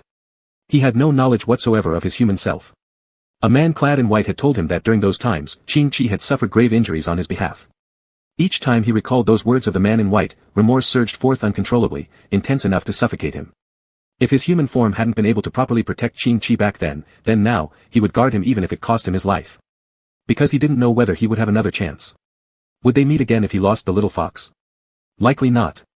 Hence, even at the cost of his life, he would safeguard his little fox this time. Regaining focus, Xian Zhou noticed Qing Chi was still staring directly at him, pouting, full of grievance. What's wrong? Xian Zhou quickly embraced the grieved little fellow, scratching under his chin as he said, won't you tell me? Qing Chi loved having his chin scratched. Even in his human form, he would feel so relaxed that his eyes would squint shut. After hearing Xian Zhou's inquiry, Qing Qi became even sadder. It's because Brother Xian made me unhappy. Gripping the hem of his robe tightly, he complained softly, Brother Xian doesn't pay attention to me anymore. Drifting off into his thoughts alone, Brother Xian must have stopped loving me. Brother Xian is a disloyal person. As he spoke, his eye rims reddened, big teardrops circling in his eyes. It's my fault, Xian Zhou consoled him, heartbroken. Brother Xian wasn't daydreaming, he was thinking about how to protect Pu Qi, how to protect his little fox, ensuring no one else takes him away. No one's taking me away, Qing Qi mumbled discontentedly, suddenly raising his head glumly to add, Brother Xian, forget what I said about you sister looking like mom, alright? During Xian Zhou's moment of deep thought, Qing Qi suddenly remembered the note he'd seen earlier in the study. If Brother Xian were to investigate Yu Yanqing, the matter within the study might inevitably come out. Moreover, upon careful consideration, Yu Yanqing really didn't resemble his mother at all. Yu Yanqing would touch his head, prepare clothes for him, even tease him. However, mother was different, she continuously wept, perpetually frowning without ever loosening her furrowed brows. Not to mention teasing others. He recounted these thoughts to Xian Zhou, confidently concluding, and I am a fox, my mom is a fox too, whereas you sister is human, so naturally, there cannot be any connection. Xian Zhou laughed, nodded in agreement, but quietly filed this clue away in his heart. The little fox was easily deceived, believing that Xian Zhou truly trusted him, cheerfully bounding over to cuddle up against him and playfully affectionate. Xian Zhou hugged Qing Qi and looked up, but due to the moon being obscured, he couldn't use its light to estimate the time. Qing Qi followed his gaze and then asked, when will the big bad guy come back? Why do you miss him so much today? Xian Zhou asked in surprise, stroking the little one's tail as he pinched it gently. He watched as the little thing wet-eyed collapsed into his arms and teased, is Brother A not fragrant enough? Why are you constantly asking about others? Brother A is fragrant. Qing Qi wrapped his arms around Xian Zhou's neck, saying, then I'll stop asking. Xian Zhou raised his hand, assessing that his strength had recovered, so he helped Qing Qi stand up and said looking down, Qi, we need to leave. A has fully recovered. Qing Qi showed little interest in exploring the rear mountain and shook his head while saying, are you sure? Don't we need more rest? Of course, Xian Zhou held Qing Qi's hand and his gray-brown eyes focused intently as he surveyed the surroundings. Upon seeing the cave, he frowned suddenly and pointed towards it, saying, let's go inside. Qing Qi stared at the pitch-black, lightless cave with difficulty all over his face. Though unwilling in his heart, he still nodded, all right. The reason Xian Zhou wanted to enter the cave was that he sensed signs of life within it, the breath of life felt very weak, as if it could vanish at any moment. He glanced at Qing Qi beside him whose face was pale like a vegetable. He originally intended to suggest that Qing Qi wait at the cave entrance if he was afraid, but then reconsidered, realizing the entrance wasn't safer than inside. After all, considering the small fox's martial abilities, even an ordinary crow might terrify him into running amok. With one hand holding Qing Qi and the other carrying a candle, Xian Zhou walked into the cave. The candlelight was rather dim, only allowing them to vaguely see objects about half a meter away. The cave turned out to be deeper than expected, the damp smell persistent, and the dripping water sound seemed to originate from somewhere unknown. Each drop accelerated their heartbeat. Qing Qi was terrified, glancing left and right, fearing something non-human might appear beside him. Xian Zhou led Qing Qi further inward. They walked for a long time, yet they couldn't find the end of the cave. Xian Zhou lifted the candle and squinted, peering ahead. But apart from endless darkness, there was nothing else. Should we continue walking? Qing Qi beside him whispered. Actually, Xian Zhou himself was uncertain too. The vitality became increasingly intense. Although he didn't fear whatever lay inside, if it were something lethal, his little fox would get endangered. Let's go back the way we came. After careful thought, Xian Zhou decided against risking his little fox. Good. Qing Qi was just about to cheer when he noticed Xian Zhou's slightly regretful look. After pondering, he spoke up, let's keep going forward, it's fine with me. Xian Zhou froze, stunned as he glanced at Qing Qi and shook his head, saying, deciding to leave was my choice. You don't have to force yourself because of me. His little fox should never bow down to anyone, including him. Qing Qi blinked and fabricated a lie, it's not that. I'm also curious about what's inside. Xian Zhou looked at Qing Qi and found himself momentarily speechless. Seeing the boy pretend to expectantly, he helplessly tightened the hand he held inside, since this is the case, let's go in. Before entering, Qing Qi kept leaning toward Xian Zhou, nearly hanging on his shoulder. Noticing this, Xian Zhou tenderly embraced Qing Qi closer, despite stumbling occasionally, he made no effort to push Qing Qi away. And thus, the two of them laboriously walked deep into the cave. In the dark abyss of darkness, the candlelight seemed utterly insignificant. As they ventured deeper, the air grew ever damper, and the flame on the candle began slowly shrinking. This made their already limited visibility even more challenging. They kept walking forward for approximately 5 minutes, and suddenly a faint, yet pungent, decaying stench permeated the air, causing both Xian Zhou and Qing Qi to frown in discomfort. Walking a few more steps, the smell grew even stronger. Xian Zhou asked Qing Qi to stay put while he checked ahead. Alright, Qing-Chi nodded, reminding him, be careful. I will, Xian-Zhou responded and headed inside. The signs of life began to fade away, replaced by a decayed aura of death. Once Xian-Zhou clearly saw what lay inside, his expression drastically changed. A heap of rotten meat and scattered limbs lay before him. Nearby them was a small knife, still smeared with bits of flesh. Next to the knife sat a stone-made bowl. Xian-Zhou was relieved that he hadn't let Qing-Chi follow him in. He looked around and discovered a set of clothes in an inconspicuous spot. Without hesitation, Xian-Zhou approached and started searching through them. After rummaging around, he found an ID card. The name on it made his pupils constrict sharply. The black gold card had the name inscribed in golden thread clearly written as in Xiaozhou. He carefully put the card away and then went out to find Qing-Chi. When Qing-Chi saw Xian-Zhou come out, he sighed deeply with relief and went up close again. But just as he got near, he covered his nose and grumbled, you smell like a dog's nose, huh? Xian-Zhou tapped Qing-Chi's forehead lightly before recounting everything he'd seen inside in meticulous detail. Qing-Chi's expression turned serious after hearing it. So, those limbs and pieces of flesh all belong to Xiaozhou. It's only a guess, but I'm almost certain. Xian-Zhou said, I suspect that due to some reason, he ended up in this cave. Because of something outside, he couldn't dare to leave, so to survive, he cut his own flesh and drank his own blood. That's possible, but, how did Xiaozhou end up here? Qing-Chi was still puzzled. Xiaozhou had explicitly mentioned being on a plane, planning to head toward Central. Could it be that Lan Shi and others had intercepted Xiaozhou's plane, and tossed him into the rear mountain just like they were now? Chapter 46, Under the Roses Lie Corpses. Xian-Zhou noticed the great confusion on Qing-Chi's face and said, everything now is just speculation. Even if Xiaozhou really is here, it won't change our current situation of being unable to leave the back mountain.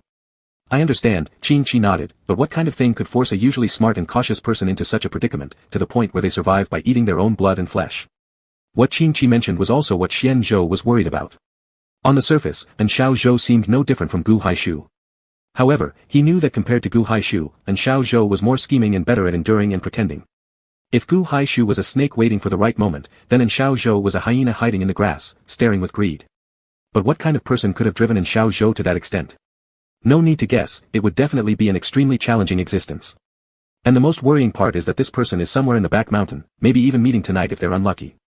Qi-Chi, promise me that you'll stay away from Xiaozhou in the future, Xian-Zhou turned around, worriedly saying to Qing-Chi. Qing-Chi, though confused, but seeing the unusual expression on Xian-Zhou's face, obediently nodded, alright, I will. Seeing this, Xian-Zhou slightly lowered his eyelids in relief, glancing toward the direction of the cave entrance and solemnly said, Qi-Chi, let's go out now.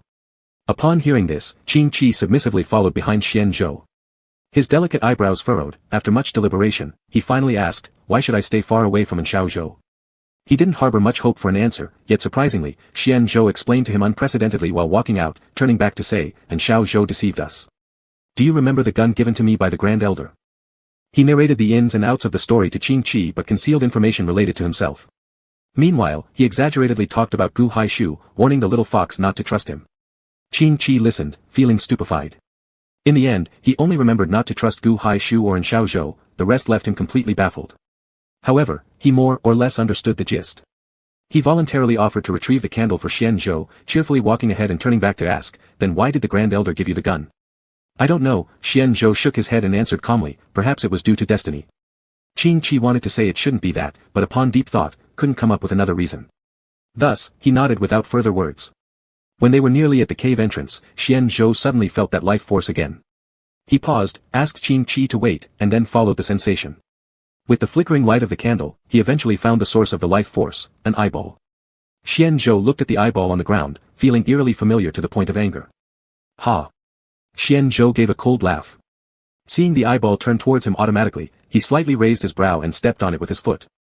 Soon, the signs of life disappeared within the cave. Xian-Zhou walked back and then saw Qing-Chi dozing off squatting on the ground. The little guy immediately greeted him with a cheerful wave when he saw him return, rushing into his arms. Why are you sleepy again? Xian-Zhou caught Qing-Chi, suspiciously staring at him. His attitude changed from initial helplessness to suspicion and worry. Just bored, Qing-Chi yawned, seemingly unconcerned. Hearing this, Xian-Zhou held Qing-Chi's hand, leading him outside as he casually asked, since when has Qi-Chi been feeling sleepy? Qing-Chi tilted his head, tapping his chin with his index finger, it seems to be ever since entering the strange world. Xian-Zhou was stunned, strange world. Is it here? He guessed it might be a side effect of Qing-Chi getting injured for his sake, already preparing to comfort him. Unexpectedly, the little fox shook his head, saying, not here. It's, the Rose Garden. Rose Garden? Xian Zhou stopped in his tracks, gazing intently at Qing Qi. After taking a deep breath, he masked his strong curiosity and casually asked, why call it the Rose Garden? Because the master of the world owns many roses. Qing Qi recalled something, his complexion instantly paling. Underneath those roses lie numerous corpses. They are all the people who failed the game. Game? What kind of game? A look of surprise appeared on Qing Qi's face, clearly not expecting Xian Zhou's interest. After pressing his lips together, he continued, there are many games. Sometimes, it's acting roles, sometimes solving puzzles in escape rooms, but more often, it's fighting each other after turning into ghosts. As he recalled those dark days, Qing Qi looked utterly devastated. He squatted down, his brows knitted with worry as he said, there were many players who helped me back then, but in the end, they all died. He touched the position of his tail and thought that in that space, there were many small trinkets given to him by them. Although they weren't useful, he eventually couldn't bear to throw them away. Xian Zhou noticed Qing Qi's gloominess and gently led him outside again without further mention of it. When they exited the cave, both realized the candle was already half-burned. Qing Qi held the candle, looking at Xian Zhou with a troubled expression. What should we do next? Xian Zhou looked up, scanning the vine-covered area above without a gap, and sighed melancholically. Let's just take it step by step. Qing Qi nodded, holding the candle while walking ahead with his head drooping. After a long walk, they suddenly noticed the wind picking up. Qing Qi hugged himself tightly. The rustling leaves carried an eerie chill. While walking cautiously, he kept glancing around warily. Suddenly, he felt the surrounding scenery flicker, like an old TV screen with poor signal. He stopped immediately, frowning deeply. What's wrong? Came Xian Zhou's concerned voice from behind. Qing Qi shook his head, his eyes searching left and right, wide open in an attempt to see more clearly. But everything soon returned to normal, as if what happened just now had been nothing but his own hallucination. What's the matter? Xian Zhou's voice sounded once more, this time tinged with impatience. Hearing the annoyance in Xian Zhou's words for the first time, Qing Qi puckered his lips slightly, feeling hurt in his heart. As he resumed walking forward, he mumbled a question to the other side, Xian, did you feel the surroundings moving a bit just now? No. Before Qing Qi finished speaking, Xian Zhou replied firmly. I didn't feel anything.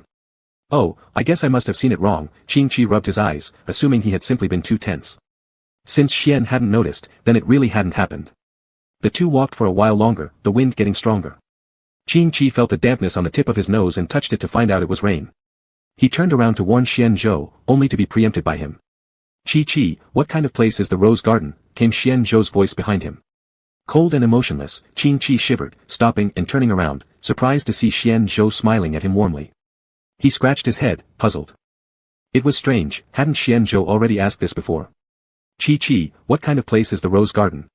Xian Zhou narrowed his eyes and repeated patiently, his tone as smooth as before, devoid of any ripples, carrying an unsettling coldness. Qing Qi froze. Xian Zhou never spoke to him in such a tone. Recalling how he'd been deceived by monsters earlier, Qing Qi raised his guard and answered evasively, the Rose Garden is just the Rose Garden, as its name suggests, full of roses.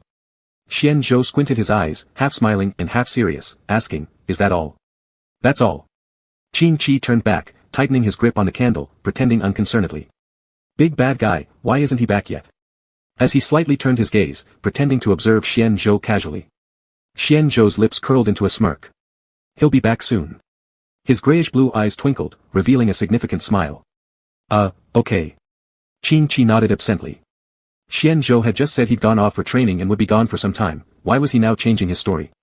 At this moment, Xian Zhou took a few steps forward, placing a hand on Qing Qi's shoulder and excitedly suggested, on my way here, I saw a wooden cabin. Walking aimlessly like this, sooner or later we'll be discovered by a monster. We might as well go hide there. Xian Zhou's suggestion hit the mark precisely, since Qing Qi had also wanted to find a place to take shelter from the rain. Without making it obvious, Qing Qi moved Xian Zhou's hand aside, swallowed saliva nervously, hesitating in his heart whether he should believe the words spoken by the person in front of him. After thinking for a while, he cautiously probed, do you remember your gun, Xian? You said back then it was given to you by the second elder, right? No. Xian Zhou shook his head. It was the grand elder instead. Sorry, my mistake. Qing Qi pressed his lips together, tilting his head and staring intently at Xian Zhou's face, trying to detect some inconsistencies from his expressions, but no matter how long he stared, he couldn't find anything amiss. Qing Qi hesitated, then continued to ask, I remember you mentioned before that Gu Hai Shu is bad, while In Xiao Zhou is good. If we run into In Xiao Zhou later, can we join forces with him and escape together? Xian Zhou looked at Qing Qi expressionlessly, his eyebrows slightly raised as he corrected, Qi made another mistake. Both of them are evil.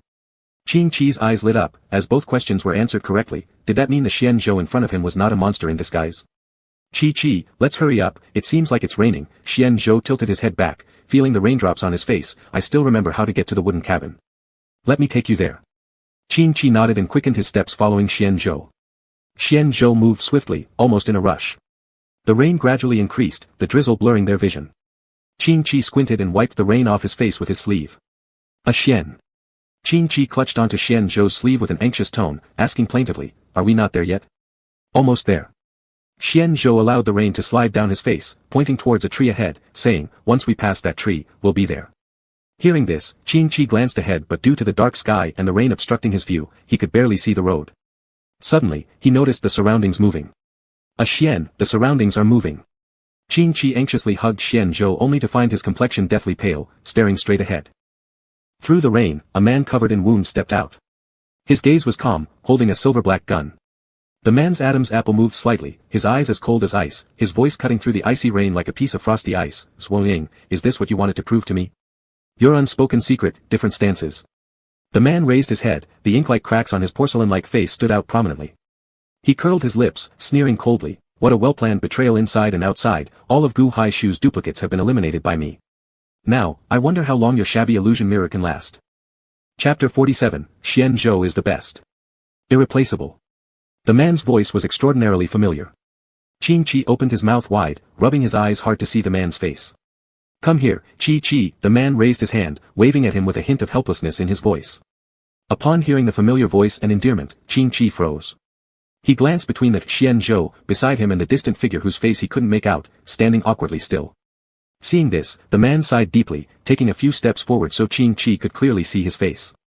He said, the one next to you is Zhuoying. Come here, Chi. Chi's gaze darted back and forth between the two men. Upon realizing his disguise had been exposed, Zhuoying lost interest and snapped his fingers, returning to his true form. At that, Chi jumped away instinctively and ran resolutely toward the distant man. Xian. Chi threw himself into Xian Zhou's arms, bawling tears and snot, I'm sorry, I didn't recognize you. I know you're an idiot, so it doesn't matter. Xian Zhou was covered in blood, while Chi wriggled around uncontrollably in his embrace, quickly turning into a little spotted cat. Blood. Chi pulled his face away from Xian Zhou's abdominal muscles, wiping the blood off his own face with a pained look. Xian has been hurt, it must be painful. Let Chi blow on it. Saying this, he puckered up his lips and blew gently, little by little. From afar, Zhuoying immediately turned his gaze aside. If he kept watching, he'd develop prickly eyes. Still, Chi, this isn't the first time this has happened. How come you can't always tell your husband apart? At this thought, Xian Zhou chuckled amidst irritation, pinching Chi's cheeks as he looked on pitifully, shouting in pain. Helplessly, he scolded, you ungrateful brat, am I so replaceable? Not at all. Hearing this, Chi immediately began lifting his head and loudly proclaimed, Xian is the best. Irreplaceable. Hearing this, Xian Zhou grabbed Chi's chin, glaring fiercely as he asked, then why can't you tell the real Xian from the fake one? Embarrassed, Chi lowered his head, his cheeks flushing red, muttering softly, it's not my fault for being stupid. Alright then, being stupid makes perfect sense. Xian Zhou's anger had already dissipated entirely amidst Chi's coquettish antics. Upon hearing this statement specifically, he no longer had any desire to dwell on it. He turned his head and looked towards Zhuoying, who stood nearby looking utterly dejected, coldly mocking, all your cunning plans came to nothing in the end. It's me who's sorry to both of you. Zhuoying radiated exhaustion throughout his entire body. Lowering his eyelids, he spoke weakly, acceptance of defeat means compliance. Since you've won, whatever you wish to do with me, I won't resist. I have no interest in torturing others, nor any thoughts of killing. Xian Zhou's tone remained calm, you just need to tell me why you did all this, and that's enough. Hearing this, Zhuoying looked up at Xian Zhou, astonished. Then he lowered his head again, saying lightly, I don't know either. How can you not know? As the rain continued to grow heavier, Xian Zhou took off his coat to shield Chi from the rain, continuing, first, get rid of your illusion or Chi will catch a cold. He gave Zhuoying a glance saying, if you refuse, I'll kill you. Zhuoying lifted his head slightly, observing the interaction between the two in front of him, a flicker of envy passing through his eyes. He nodded, raising his hand and waving it. The surrounding scenery started shaking, and within moments, the rain vanished, replaced by a bright moon. Chi scanned the extinguished candle in his hand and the water stains on his clothes, puzzled. He only set up a half illusion, Xian Zhou explained to Chi, as far as I know, the intensity of an illusion is determined by its creator. For example, last time at the base, Zhuoying put you under a death mirror. Unless the specific time passed or a particular item was used, even the person who created the illusion couldn't escape. This time, however, it was different, it was just a small illusion.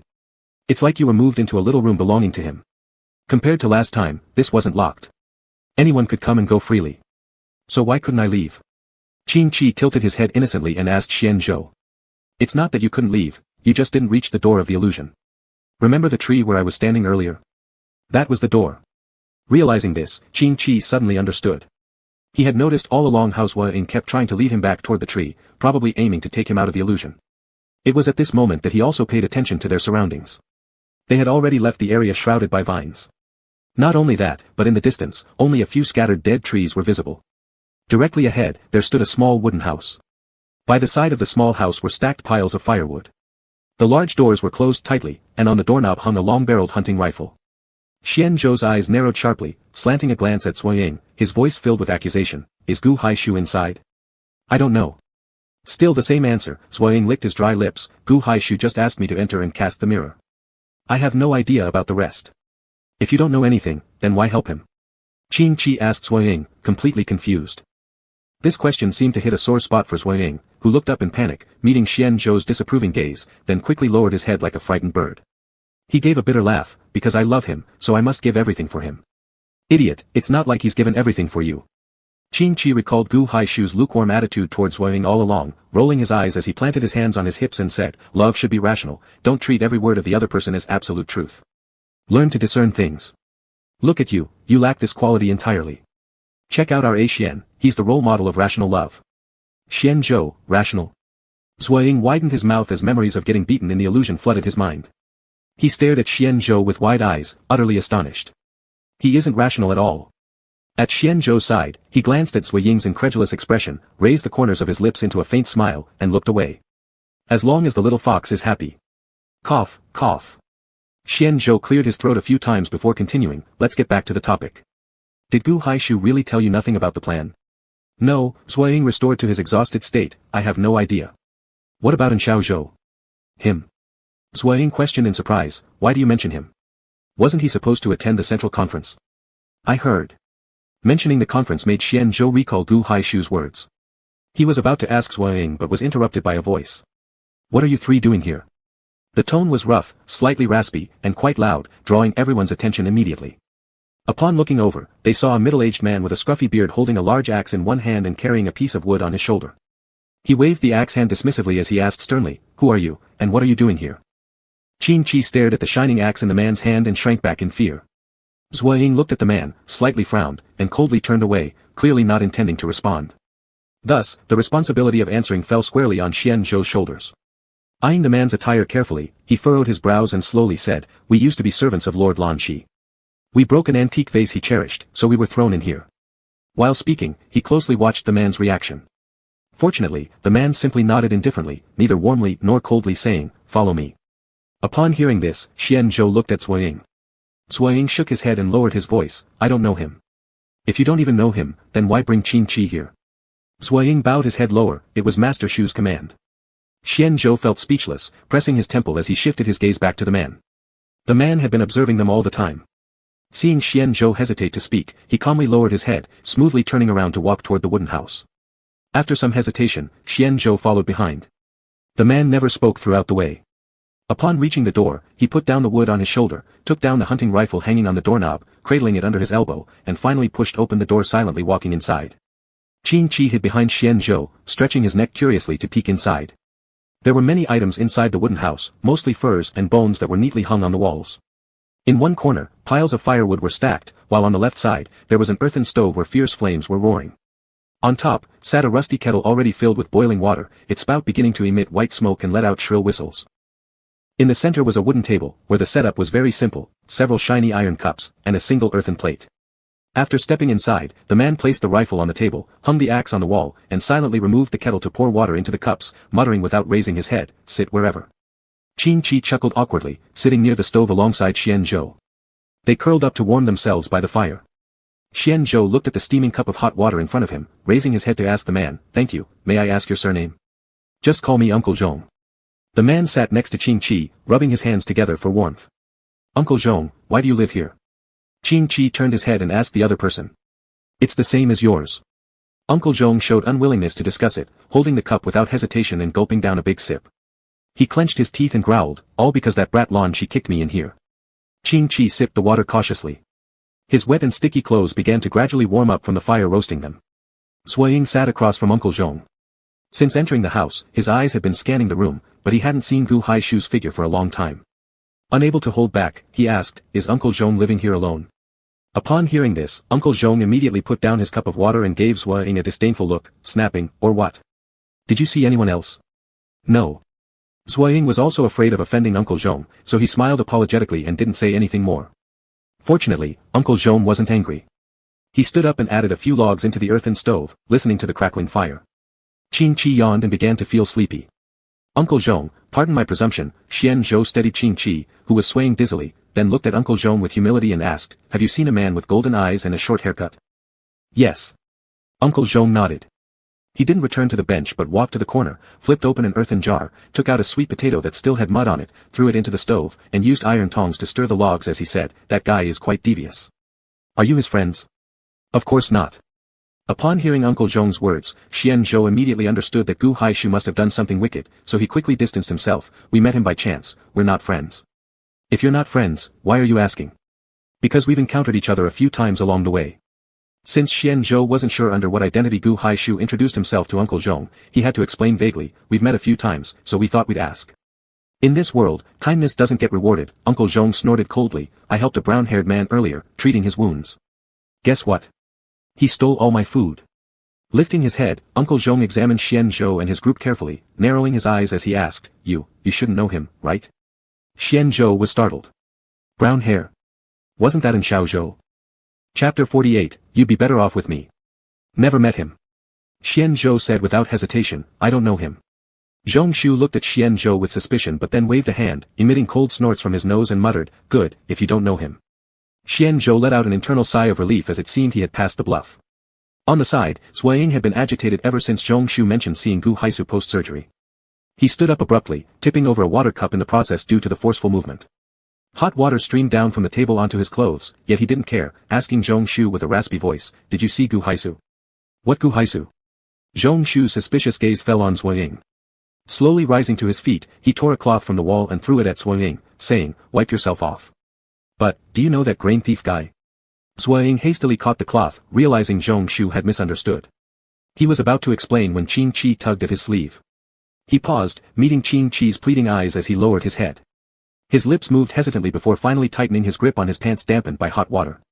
After biting his lip, he said, "No, I don't know that person, but this golden-eyed man, he's my lover." When he said this, his tone was uncertain and kept glancing back, seemingly afraid of being overheard. After hearing this, Zhong Shu's expression grew serious. "Lover? That guy is your lover?" He glanced at Xian Zhou. "Why did you lie to me?" Xian Zhou stiffened, not expecting Sui Ying to make such a fuss. He chuckled awkwardly and gave a weak explanation, "I am unfamiliar with this gentleman, we just met along the road." "Humph," Zhong Shu calmly added some wood to the fire, "I've been here for decades, the number of people I've met can be counted on one hand. How come I didn't know that so many interesting things happen on the mountain behind, allowing two people to meet in one night?" "I'm not lying." Sui Ying stood up. Already frail, his sudden emotional reaction quickly caused uncontrollable coughing fits. "It's true. Cough, cough. It's true." Seeing Sui Ying's severe coughing, Zhong Shu furrowed his brow suddenly, refilling his water glass, and stared silently at him. Startled, Sui Ying looked at Zhong Shu, perplexed by the latter's behavior. "What are you doing?" Zhong Shu pushed the cup closer, coolly saying, "Talk slowly." "Thank you." Sui Ying sat down dejectedly again. Clutching the cup, he raised his eyes cautiously to observe Zhong Shu, opening and closing his lips as if wanting to say something but holding back. "Is Gu Haisu your lover?" Zhong Shu remained standing, towering over Sui Ying. Sui Ying swallowed hard, rubbing the edge of the cup with trembling fingers. His pants, soaked with hot water, were gradually cooling, making an uncomfortable sensation which prompted him to shift his legs uneasily. Lowering his head, he avoided Zhong Shu's gaze throughout. Zhong Shu picked up the pliers leaning against the corner, retrieved a sweet potato, and asked without turning around, "Am I speaking too softly?" "Not at all." Sui Ying could sense Zhong Shu's dissatisfaction and immediately shook his head, explaining, "I zoned out earlier." "No worries." Zhong Shu placed the sweet potato on a clay plate and carefully peeled the burnt skin, "Then I'll ask you again. Are you and Gu Haisu in a relationship?" Sui Ying fixated his gaze on the sweet potato in the plate, dazed, answering after a long while, "Perhaps, though it isn't accurate. It's more like I secretly admire him." Finishing, he absent-mindedly took a sip of hot water. Zhong Shu nodded thoughtfully, pulling out a small knife from his waistband. He cut the sweet potato into 4 parts and put them into 4 little bowls, saying, "So, you came here just to look for him?" Zhuo Ying hesitated, avoiding looking up to answer. "No."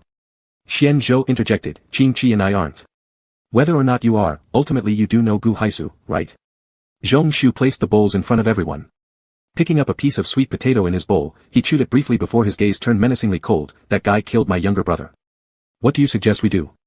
"Younger brother? Could he possibly mean that person inside the cave?" Xian Zhou became cautious, holding Qing Qi's hand, and asked Zhong Shu, "Could your younger brother be a 4-legged creature?" "Yes." Zhong Shu glanced at Xian Zhou, turning to grab a woodcutter's axe from the corner. The blade still bore traces of fresh blood, appearing chilling. He slammed it down onto the table with a loud thud, glaring at Zhuo Ying before stating, "My younger brother has always been kind-hearted but simple-minded. He only showed curiosity toward the large gold watch on your friend's hand, yet your friend reacted excessively, mercilessly killing my younger brother." Zhuo Ying stared at the blood on the chopping knife, his fingers twisting together anxiously as he looked up at Zhong Shu and said, "I apologize to him on his behalf." "I'm sorry." "What good is an apology?" Zhong Shu sneered coldly, each word sharp, "I will make Gu Haisu pay for my younger brother's life with his own." "No." Upon hearing this, Zhuo Ying's former timidity was replaced by fierce eyes glaring back as he shouted, "If you dare harm him, then I'll kill you. Do you really think a frail little rich boy like you stands a chance?" Zhong Shu mocked. Qing Qi, sensing the rising tension, inched closer to Xian Zhou out of fear. Xian Zhou was visibly agitated. He tenderly kissed Qing Qi's forehead to comfort her before bellowing irritably, "That's enough, Zhuo Ying." Caught off guard by Xian Zhou's sudden roar, Zhuo Ying froze momentarily, gradually calming down. Wiping the cold sweat from his temple, he deflated and looked apologetically at Zhong Shu, embarrassed, "I'm sorry. Earlier, I lost control. You're right, a mere apology can't resolve the matter. But currently, we don't even know where a Shu is. If it's possible, I hope we could join forces to find him first, and then make a decision. What do you think?" "Humph, what do I think?" Zhong Shu curled his lips into a smirk, mocking with no warmth, "Do you really think I don't see through your petty schemes? A temporary alliance, using me as nothing more than a tool, and once I help you find Gu Haisu, you'll team up with that guy to get rid of me. Isn't that right?" Staring blankly at Zhong Shu, Zhuo Ying wore a complicated expression, lowering his brows as he murmured, "No, I would never resort to underhanded tactics. I genuinely wish to cooperate with you. However, it seems fundamentally you do not trust me." Sighing, Zhuo Ying pulled out an identity card from his chest pocket, solemnly handing it over to Zhong Shu. "Let me introduce myself first. I am the leader of Northern Base, my name is Zhuo Ying. Gu Haisu is the acting director of the research institute appointed by me personally, and also the future highest executive officer." "Zhuo Ying?" Zhong Shu paused, stunned, before absent-mindedly taking the card, muttering to himself, "So much time has passed already. It feels like only yesterday when Lan Qi imprisoned me, and your father was still in charge. Truly times change." Upon Zhong Shu mentioning his father, Zhuo Ying slightly pursed his lips and asked, "Have you been to Northern Base?" "Not yet," Zhong Shu replied, "but the news of how your father defied central commands just to make his brother an elder spread like wildfire across all corners, known to everyone far and wide." Through Zhong Shu's words, Zhuo Ying discovered an unexpected connection between his father and the elders. Since childhood, due to his weak health compounded by his father's early death, he had always remained completely ignorant of the older generation's stories. He used to pester the elders repeatedly to recount these tales to him, but after being unfailingly rejected each time, he gradually lost interest. Isn't the position of the executive officer supposed to be hereditary within the Yin family? Talking about the Yin family reminded Zhong Shu of the food-stealing individual, so he shook his head, dispelling his absurd suspicions. "That's true," Zhuo Ying fidgeted uncomfortably while saying, "However, Ashu has remarkable abilities, and I believe he will certainly be capable." Zhong Shu squinted at the words, speaking darkly, "I don't think a murderer can hold such a high-ranking position. I understand that you are young and lacking experience in governing is understandable, but allowing an incompetent and unworthy person to occupy such a critical role isn't simply creating chaos for its sake. Are you disregarding the safety of the common people? Ashu is neither unworthy nor a murderer." Like an ignited firecracker, Zhuo Ying blurted out furiously, his eyes bloodshot as he exclaimed, "Ashu is kind and intelligent. Your monster that resembles neither human nor ghost, with 4 legs, deserved every bit of what it got." Silence. A loud roar cut short Zhuo Ying's tirade, like a bucket of cold water extinguishing the hostile atmosphere charged with confrontation. It wasn't Xian Zhou who spoke but rather Qing Qi standing nearby. Gradually regaining his senses, Zhuo Ying realized what he had just said. Regret overwhelmed him as he supported his face with his palm, slouching halfway onto the table, repenting deeply. What's there to argue about? Both in Xiao Zhou and Gu Haisu haven't been found yet, shouldn't you be strategizing how to locate them instead of wasting time fighting blindly? After finishing, Qing Qi turned to Zhuo Ying, reproaching bitterly, "Tell me, is Gu Haisu really that great? When you're in danger, he isn't even around. Whenever you speak to him, you're met with cold indifference. Why don't you come with me?" At least when you're in peril, I'd save you, and if you talk to me, I'd smile warmly at you. Embarrassed by Qing Chi's scolding, Sui Ying bowed his head slowly, unable to meet Qing Chi's eyes. Zhong Shu let out a few cold snorts, returning to his original aloof demeanor. Qi Chi's words of reason aren't off, comparing with self-pity and mutual reproaches here, we should rather deliberate on how to find Gu Haisu. Xian Zhou stood up, picked up the chopping knife on the table, let it weigh in his hand for a moment, and smiled meaningfully. Uncle Zhong, do you think what I said is right or not? Zhong Shu's expression eased somewhat, he nodded and said, you're right, I thought the same, but who knows if you might turn against us. Let's put it this way, I can't guarantee that Sui Ying won't turn against us, but we won't. Xian Zhou picked up the chopping knife, gestured at the position of his heart, and then, in front of Qing Chi's disbelieving gaze, stabbed the knife into his own heart. The sound of flesh tearing mixed with the crackling of firewood, and his clothes were soon soaked with blood. Xian Zhou groaned faintly, leaning on the table to barely stand, his pale face forced out a smile as he said, if you don't believe me, then I'll show you whether my heart is red or black. A light-hearted tone, yet horrifying content. Seeing Xian Zhou was serious, Zhong Shu's expression changed instantly, and he quickly looked away. It's not necessary, I believe you. In his panic, he temporarily didn't notice anything unusual about the color of Xian Zhou's blood. Xian Zhou got the answer he wanted, slowly pulled out the chopping knife, wiped off the blood on it casually as if it was no big deal, and put it back on the table. Zhong Shu glanced at the chopping knife and quickly looked away, asking, tell me first, how do you plan to find Gu Haisu now? Xian Zhou narrowed his eyes, before finding him, I think there's one more thing we need to discuss. One more. Zhong Shu didn't give it much thought, nodding to ask, alright, tell me, what is it? Xian Zhou smiled, naturally, it's the issue of my and Qi Chi's salary. Chapter 49, The Zombie Wave of That Year. Salary issue? Uncle Zhong thought he had heard wrong at first, looking at Xian Zhou in confusion for a moment. Yes, Xian Zhou explained, you and Sui Ying sought Gu Hai's technique because you had something to solve. But we didn't have such issues. According to young Master Lan Shi's original words, as long as Qi Chi and I stay on the back mountain for one night, we can leave without trouble. I see, Uncle Zhong nodded, his expression showing no sign of anger. He turned to rummage in the corner, finding a dirty, dusty, old cloth wallet.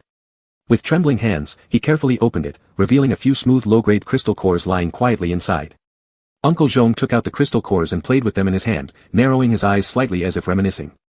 After a few seconds, he walked towards Xian Zhou and handed over the crystal cores, bitterly smiling, I'm short on funds, this is all I have. Xian Zhou did not take the crystal cores. He smiled faintly and said gently, I don't need these. I want something more valuable than these. Greed never ends. Uncle Zhong finally showed a look of displeasure. I don't have anything valuable. You've seen that my house only has piles of rotten wood and sweet potatoes. If you don't mind, giving you half isn't impossible.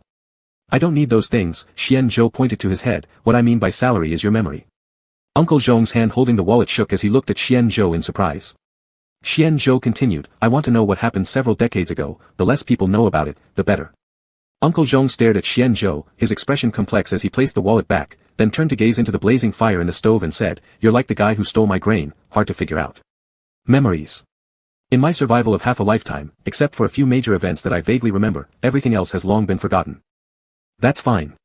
Xian Zhou looked at Sui Ying and lifted his chin at him. Sui Ying understood that Xian Zhou was telling him not to eavesdrop. Weary, he moved further away with his stool and sat at the door facing the wooden door as if in penance. Qing Chi, seeing this, stupidly tried to move his stool to join them but was quickly pulled back by Xian Zhou. What do you want to know? Uncle Zhong added another log into the stove, his silhouette appearing somewhat desolate. Xian Zhou hesitated, glancing at Qing Chi before asking cautiously, what was the center like several decades ago? The center. Uncle Zhong muttered, turning his head back, lost in long memories, back then, it was chaotic due to that general. The world underwent a large-scale reshuffle. Those who had connections were celebrating, dreaming of becoming a phoenix from a mountain chicken. But the truth is, some of my friends gained high positions through their connections. However, people like me, unknown and insignificant, naturally did not get such good opportunities. Uncle Zhong sighed after lamenting, bitter laughter following, sorry, looks like I've gone off topic. Regarding the center, there were very few reports at the time. All I knew was that after the manager was framed and died, the leader of Dongfeng base took control of the center. But it only lasted a year or two before being forced down by the other three base leaders. Then what? Then I don't know either, Uncle Zhong said irritably, not long after that event, I was locked up on the back mountain by Lan Shi. Xian Zhou stared at Uncle Zhong's eyes, seemingly trying to judge the truthfulness of his words, then may I ask, how much do you know about the infamily of the northern base? Infamily? Uncle Zhong shook his head, I don't really understand the infamily, just that they follow a hereditary system. The first executive officer of Beifeng base was appointed directly by the general. Later, to honor the general, the position of executive officer was never changed. Upon hearing about the direct appointment by the great general, Xian Zhou paused, a sense of familiarity inexplicably surging within him. He shook his head, dispersing the strange feeling, and asked again, "Do you know why the general made the family the executive officers?" "You flatter me too much." Though he said this, Uncle Zhong still lowered his head to try to recall, then said, "I'm not quite clear about the specifics. I only remember that the family's first executive officer was originally just a little soldier beside the general. It was rumored that he even saved the general's life once and consistently helped the general throughout many dangerous situations. Moreover, he seemed to be the keeper of the general's partner. With so many contributions, it was reasonable for the general to give him a high position." "Keeper?" Xian Zhou narrowed his eyes. "Why does the general's partner have a keeper?" "Ha, so much time has passed, it's normal that you youngsters don't know about the general's partner. But for those of us from my generation, it was something unforgettable," Uncle Zhong said with admiration in his eyes. "The general's partner was a fox. Though none of us ever saw it, it was said to be an exceptionally beautiful green fox." Xian Zhou glanced thoughtfully at Qing Qi, who bit his lip and lowered his head with his hands clasped behind him. Uncle Zhong sighed and slowly said, "It was the 50th year of the apocalypse. I forget the exact date, but what happened is still crystal clear to me even now. At that time, the world was in chaos. At 4 o'clock in the night, a massive wave of zombies erupted all over the world. No one knew where these zombies came from, they appeared out of nowhere, in large swarms rushing straight toward human settlements. The general led a large group of commanders to battle the zombies everywhere. You must understand, back then people were dying or injured in great numbers. Compared to the vast zombie horde, humans were like ants. Just as everyone had lost hope, the young man, who was the fox, stood up. He somehow managed to summon every tiny creature in the world. Some called this the insect tide, but I think it's too generalizing. Because I personally witnessed." Uncle Zhong's eyes widened with fear, yet excitement shone through. His trembling voice quivered as his lips moved haltingly. "I saw it with my own eyes, the trees moved. I was standing at the entrance to the back mountain, and I personally watched the roots of the trees emerge from the soil, like a swarm of snakes crawling forward toward the youth's location." Excited by the memory, Uncle Zhong started to feel short of breath, his face flushed red. He stumbled backward until he hit the stack of firewood behind him, barely managing to steady himself. Xian Zhou glanced at Qing Qi, seeing his pale face. Xian Zhou reached out his hand, intending to offer some comfort, but he reconsidered, lowering his gaze and curling his lips into a faint smile. "Forgive my behavior." Uncle Zhong straightened up again, pressing on his temples and said apologetically, "Sorry, I got too excited. I might need to rest a few minutes." Upon hearing this, Qing Qi's eyes lit up, responding quickly, "Go ahead. We're fine." "All right, do as you please." Uncle Zhong wobbled over to a corner, picked up the pile of wood there, and rummaged through it for a foldable bed. He set it up on the spot and lay down to rest. The bed frame began to groan precariously under his weight. Uncle Zhong could only place his legs on the ground, half standing while taking a short rest. "Are you done talking?" Zhuang approached, looking at Uncle Zhong and asking, "What's wrong with him?" "He got too excited." Qing Qi responded. He fidgeted with his earlobe, guiltily saying, Xian Zhou, don't completely believe everything Uncle Zhong just said, maybe he's trying to trick you." Raising an eyebrow upon hearing this, Xian Zhou replied, "But I think Uncle Zhong isn't that bad, and his background is quite pitiful." Qing Qi scowled, patting his chest dramatically and lying shamelessly, "Not true. Maybe he's pretending to be harmless but plotting something big. Don't books often say stuff like that? The moment we trust him completely, he'll..." "Swaying." Qing Qi's words were interrupted by Uncle Zhong's shout. Stiffening, Qing Qi turned around, realizing Uncle Zhong had already sat up and likely heard every word he'd said. Instantly, Qing Qi blushed furiously with embarrassment. Seeing Qing Qi's flustered state, Uncle Zhong chuckled and consoled him, "It's all right. If you two doubt me, that's perfectly normal. It's actually suspicious if anyone believes me without question." Getting off the bed, he walked to the table, poured a cup of water, drank it all in one go, wiped the water droplets from his mustache, and said, "Since I can't fall asleep anyway, I'm thinking instead of wasting time, let's discuss our next move." Facing Uncle Zhong, Zhuang felt mixed emotions welling up inside. Glancing toward the door, he asked, "Did you call me for something?" "Not really, just wanted to gather all of you for a quick discussion," Uncle Zhong answered, extinguishing the fire in the stove before asking, "So what's the plan now, Zhuang?" Startled, Zhuang hesitated before catching on that Uncle Zhong assumed he and Gu Hai's techniques were part of the same group, which is why he naturally expected Zhuang to know the plans. "I have no idea about Master Hai's whereabouts," Zhuang noticed Uncle Zhong's darkening expression and hurriedly added, "but I do know his habits, so I can make a guess." Uncle Zhong nodded, asking, "Where do you think he is right now?" Zhuang slightly bowed his head, contemplating for a moment, then gravely replied, Probably, at the entrance." "Which entrance?" Uncle Zhong uttered a disapproving tisk, realizing moments later, "Oh, you mean the entrance to the back mountain?" "Exactly." Zhuang nodded. A Shu is always cautious. He wouldn't put himself in the dangerous back mountain, so the most likely place he would be now is near the entrance of the back mountain. Upon hearing this, Uncle Zhong did not seem happy about knowing the whereabouts of his enemy. Instead, he became deeply worried. Zhuoying, you aren't fooling me, are you? Xian Zhou picked up on Uncle Zhong's concern and asked, Uncle Zhong, is there something special near the entrance? With a sigh, Uncle Zhong asked, you met my younger brother near the entrance, right? Xian Zhou nodded affirmatively, yes. I suppose even though you didn't mention it, you must have wondered about my younger brother having 4 legs. Uncle Zhong's expression grew more troubled. Since you are Lan Shi's attendants, you must know Lao Yi, right? Lao Yi? Xian Zhou hesitated, feeling the name was very familiar, yet upon careful recollection, realized he had never heard it before. Uncle Zhong explained, Lao Yi was my friend, one of the first test subjects for Lan Shi and Lan Xiu. His skin was peeled off alive to protect future generations, turning him into a monster that everyone wanted to kill. To protect future generations? That must be the skinned monsters they encountered in the border city. Xian Zhou understood, now I know who you're talking about, but he's already dead. After hearing this, Uncle Zhong froze in shock. He covered his head, his expression began to grow distant, and after a long while, he bitterly smiled, it's good that he's dead, it's good. I truly envy him, at least he found peace. Uncle Zhong, please don't grieve. Zhuoying offered a pale comfort before asking, but what does this have to do with the area near the entrance? It certainly has everything to do with it. Uncle Zhong took a deep breath. Because all the experimental subjects were released near the entrance of the back mountain. Chapter 50, Is Gu Haishu a good person or a bad person? As soon as these words were spoken, the atmosphere in the room became serious. Especially Zhuoying, whose face instantly turned pale. He grabbed Zhong Shu's collar and shouted loudly, what are you talking about? Monsters are all at the entrance. Why didn't you say that earlier? Let go.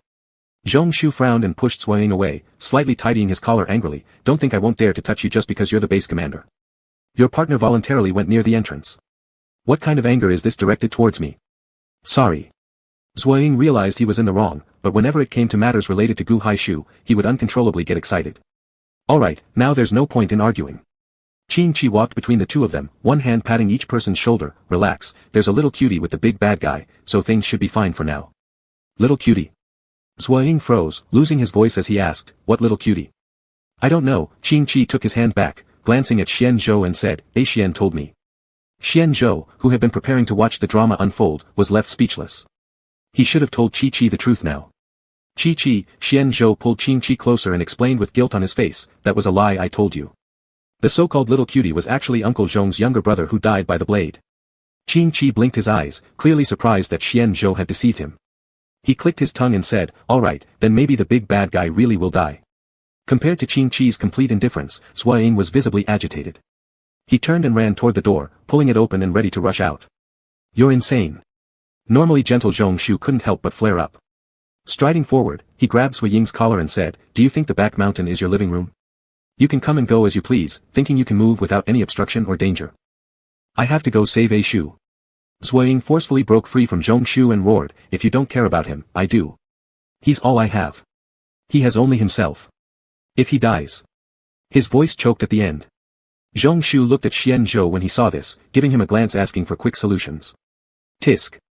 Xian Zhou sighed with exasperation, taking large steps forward to reason, Zhuoying, I understand your urgency to save him and the concern you have for Gu Haishu, but if you recklessly go out there now, not only will you be unable to help, but you might also cause trouble for Gu Haishu. Trouble? Zhuoying slowly calmed down, asking, what kind of trouble? Xian Zhou explained, you yourself mentioned that Gu Haishu is usually cautious. He certainly wouldn't expose himself unnecessarily. So most likely, he's currently hiding somewhere. If you rashly go find him now, causing him to be exposed to the monster's sight, wouldn't that bring trouble? What you said makes sense. Zhuoying accepted Xian Zhou's explanation, slumping onto the ground. His forehead was drenched in cold sweat. Suddenly, he clutched his mouth and started coughing. You absolutely had to act in haste, right? Happy now? Zhong Shu, still upset, stood nearby complaining with his arms crossed. Zhuoying's complexion gradually grew pale. He glanced at Zhong Shu, lowered his head without speaking. When he took his hand away again, his palm was full of startling blood. Everyone paused momentarily. Zhong Shu straightened abruptly, supporting Zhuoying and asked, are you alright? I'm fine, thank you. Zhuoying struggled to push Zhong Shu away, leaning against the door to barely stand. Though displeased by being shoved off by Zhuoying, Zhong Shu, seeing how weak and powerless he looked, opened his mouth to give a cold huff but ultimately didn't say anything. He picked up the cloth he used earlier to wipe Zhuoying's pants and threw it onto him, here, clean yourself. Thank you. After saying thanks, Zhuoying followed orders and wiped the bloodstains with the handkerchief, then bowed his head and explained, I have always been weak and often ill. These days, I've frequently been using illusions, and I fought with Xian Zhou before, so, anyway, sorry for worrying all of you. It's alright, health is most important. Qin Chi finished speaking, then held Xian Zhou's hand and looked up to ask, Xian, what should we do next? We work for others, we surely need to follow the boss's instructions. After finishing his sentence, Xian Zhou looked at Zhongshu. Upon hearing this, Zhongshu felt a headache. The door had already been partially opened by Zhuo Ying, so he fully opened it, then turned around and retrieved several axes from the wall, handing them out to Xian Zhou and others, saying, Here, take them. Qin Chi had small strength, he tried to carry the big axe and spin around but ended up falling directly onto his bottom. Xian Zhou gently helped him up, tossing aside his axe, cleaned the dirt off his body, and said to Zhongshu, We don't need these tools. You're not going to be picky about the primitive weapons, are you? Zhongshu picked up the axe and hung it back on the wall. At the start of the apocalypse, how many people had guns? We all used iron rods and kitchen knives to fight zombies, carving out a path for survival. No intentions of being picky. Xian Zhou said, Chi can't carry it, and I don't need one. Alright, have it your way. Zhongshu didn't insist further and stepped outside, turning around to say, Follow me closely. I'll take you to the entrance to look for Gu Haishu. The moon was still full and bright as they walked through the forest at the back mountain. Zhongshu led the way at the front, the silver-white light reflected from his axe shone as he moved very quickly, almost running.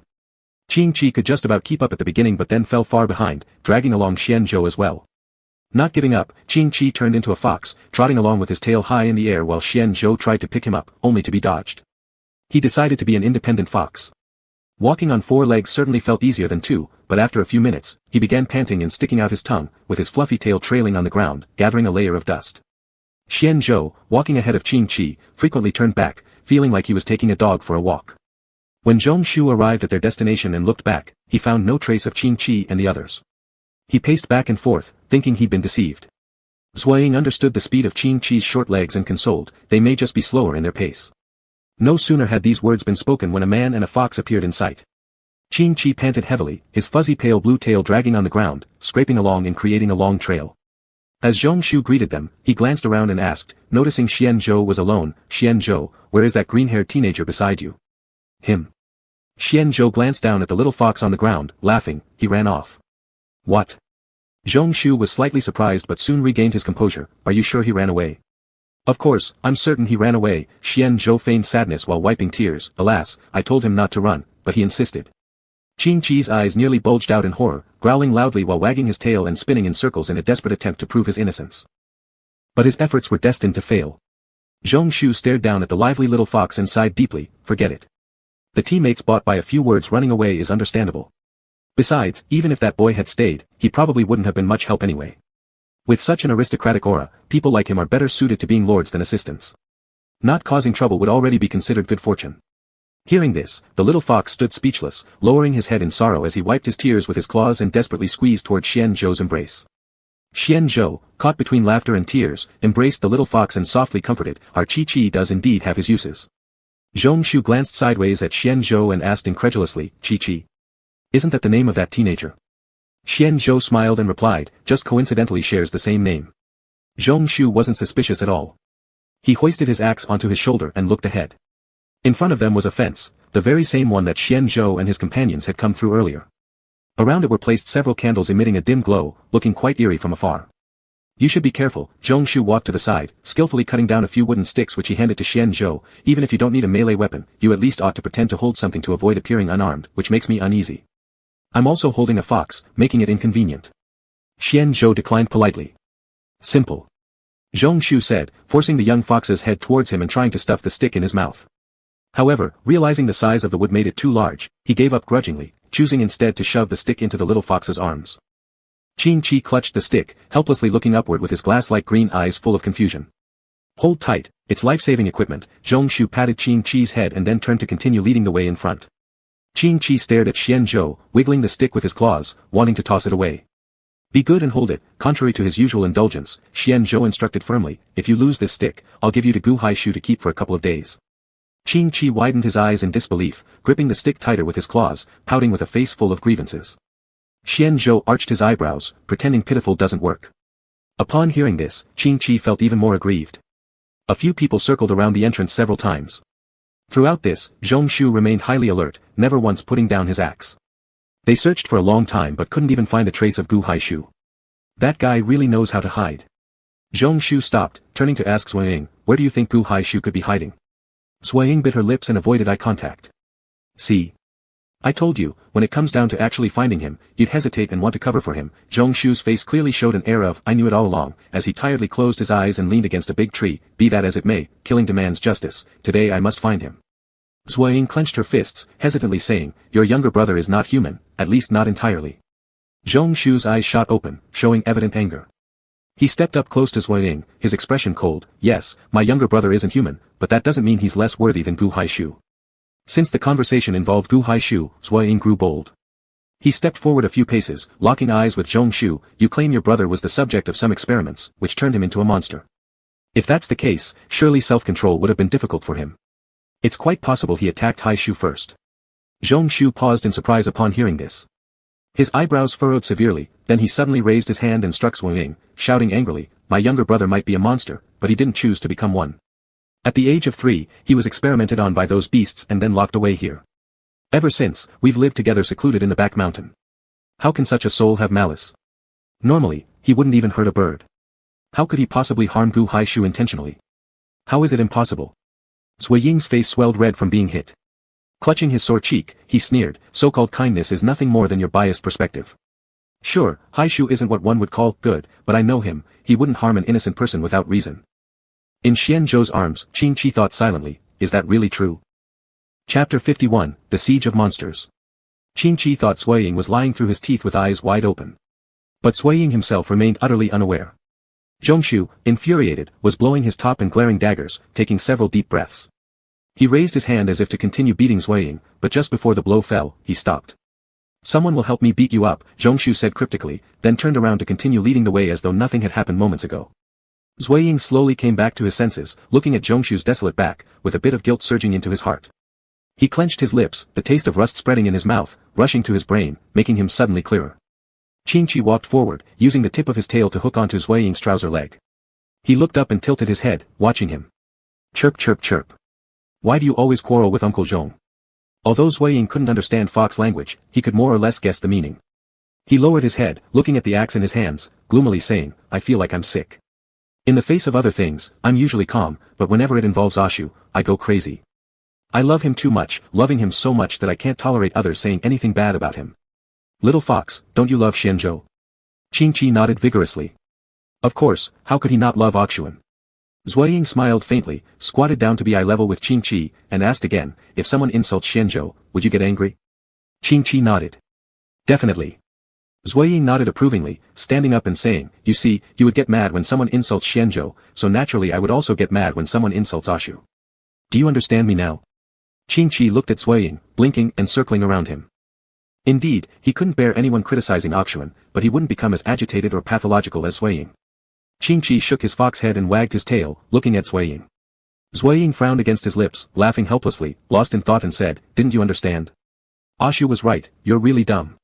Qing Qi froze, realizing this later let out a thunderous cry of sorrow and ran crying back to Xuanzhou's arms. Our Qi is smart. Xianzhou excelled in comforting foxes. He scratched the little one under the chin and consoled, he lied to you. Our Qi is the smartest fox in the world. Qing Qi sobbed, shaking his head and emitting random chirps. Zhong Shu, hearing the commotion after walking some distance, returned. He glanced at Zui Ying and then at Qing Qi, mocking, so noisy, I thought something happened to you. It turns out it's the fox making noise. Xianzhou smiled but didn't respond, stroking the small fox to soothe it. Zhong Shu didn't bother to embarrass himself further and turned to continue leading the way. After walking for a while, they still hadn't found Guaishu's figure. Zhong Shu became somewhat annoyed. He put down his axe and turned around to confront Zui Ying, are you fooling us? Zui Ying lifted his eyelids, coolly responding, what would I gain from deceiving you? What would you gain from deceiving me? Zhong Shu picked up the axe again, chopping forcefully into a tree. After a few strokes, the big tree toppled immediately, making a tremendous creaking sound.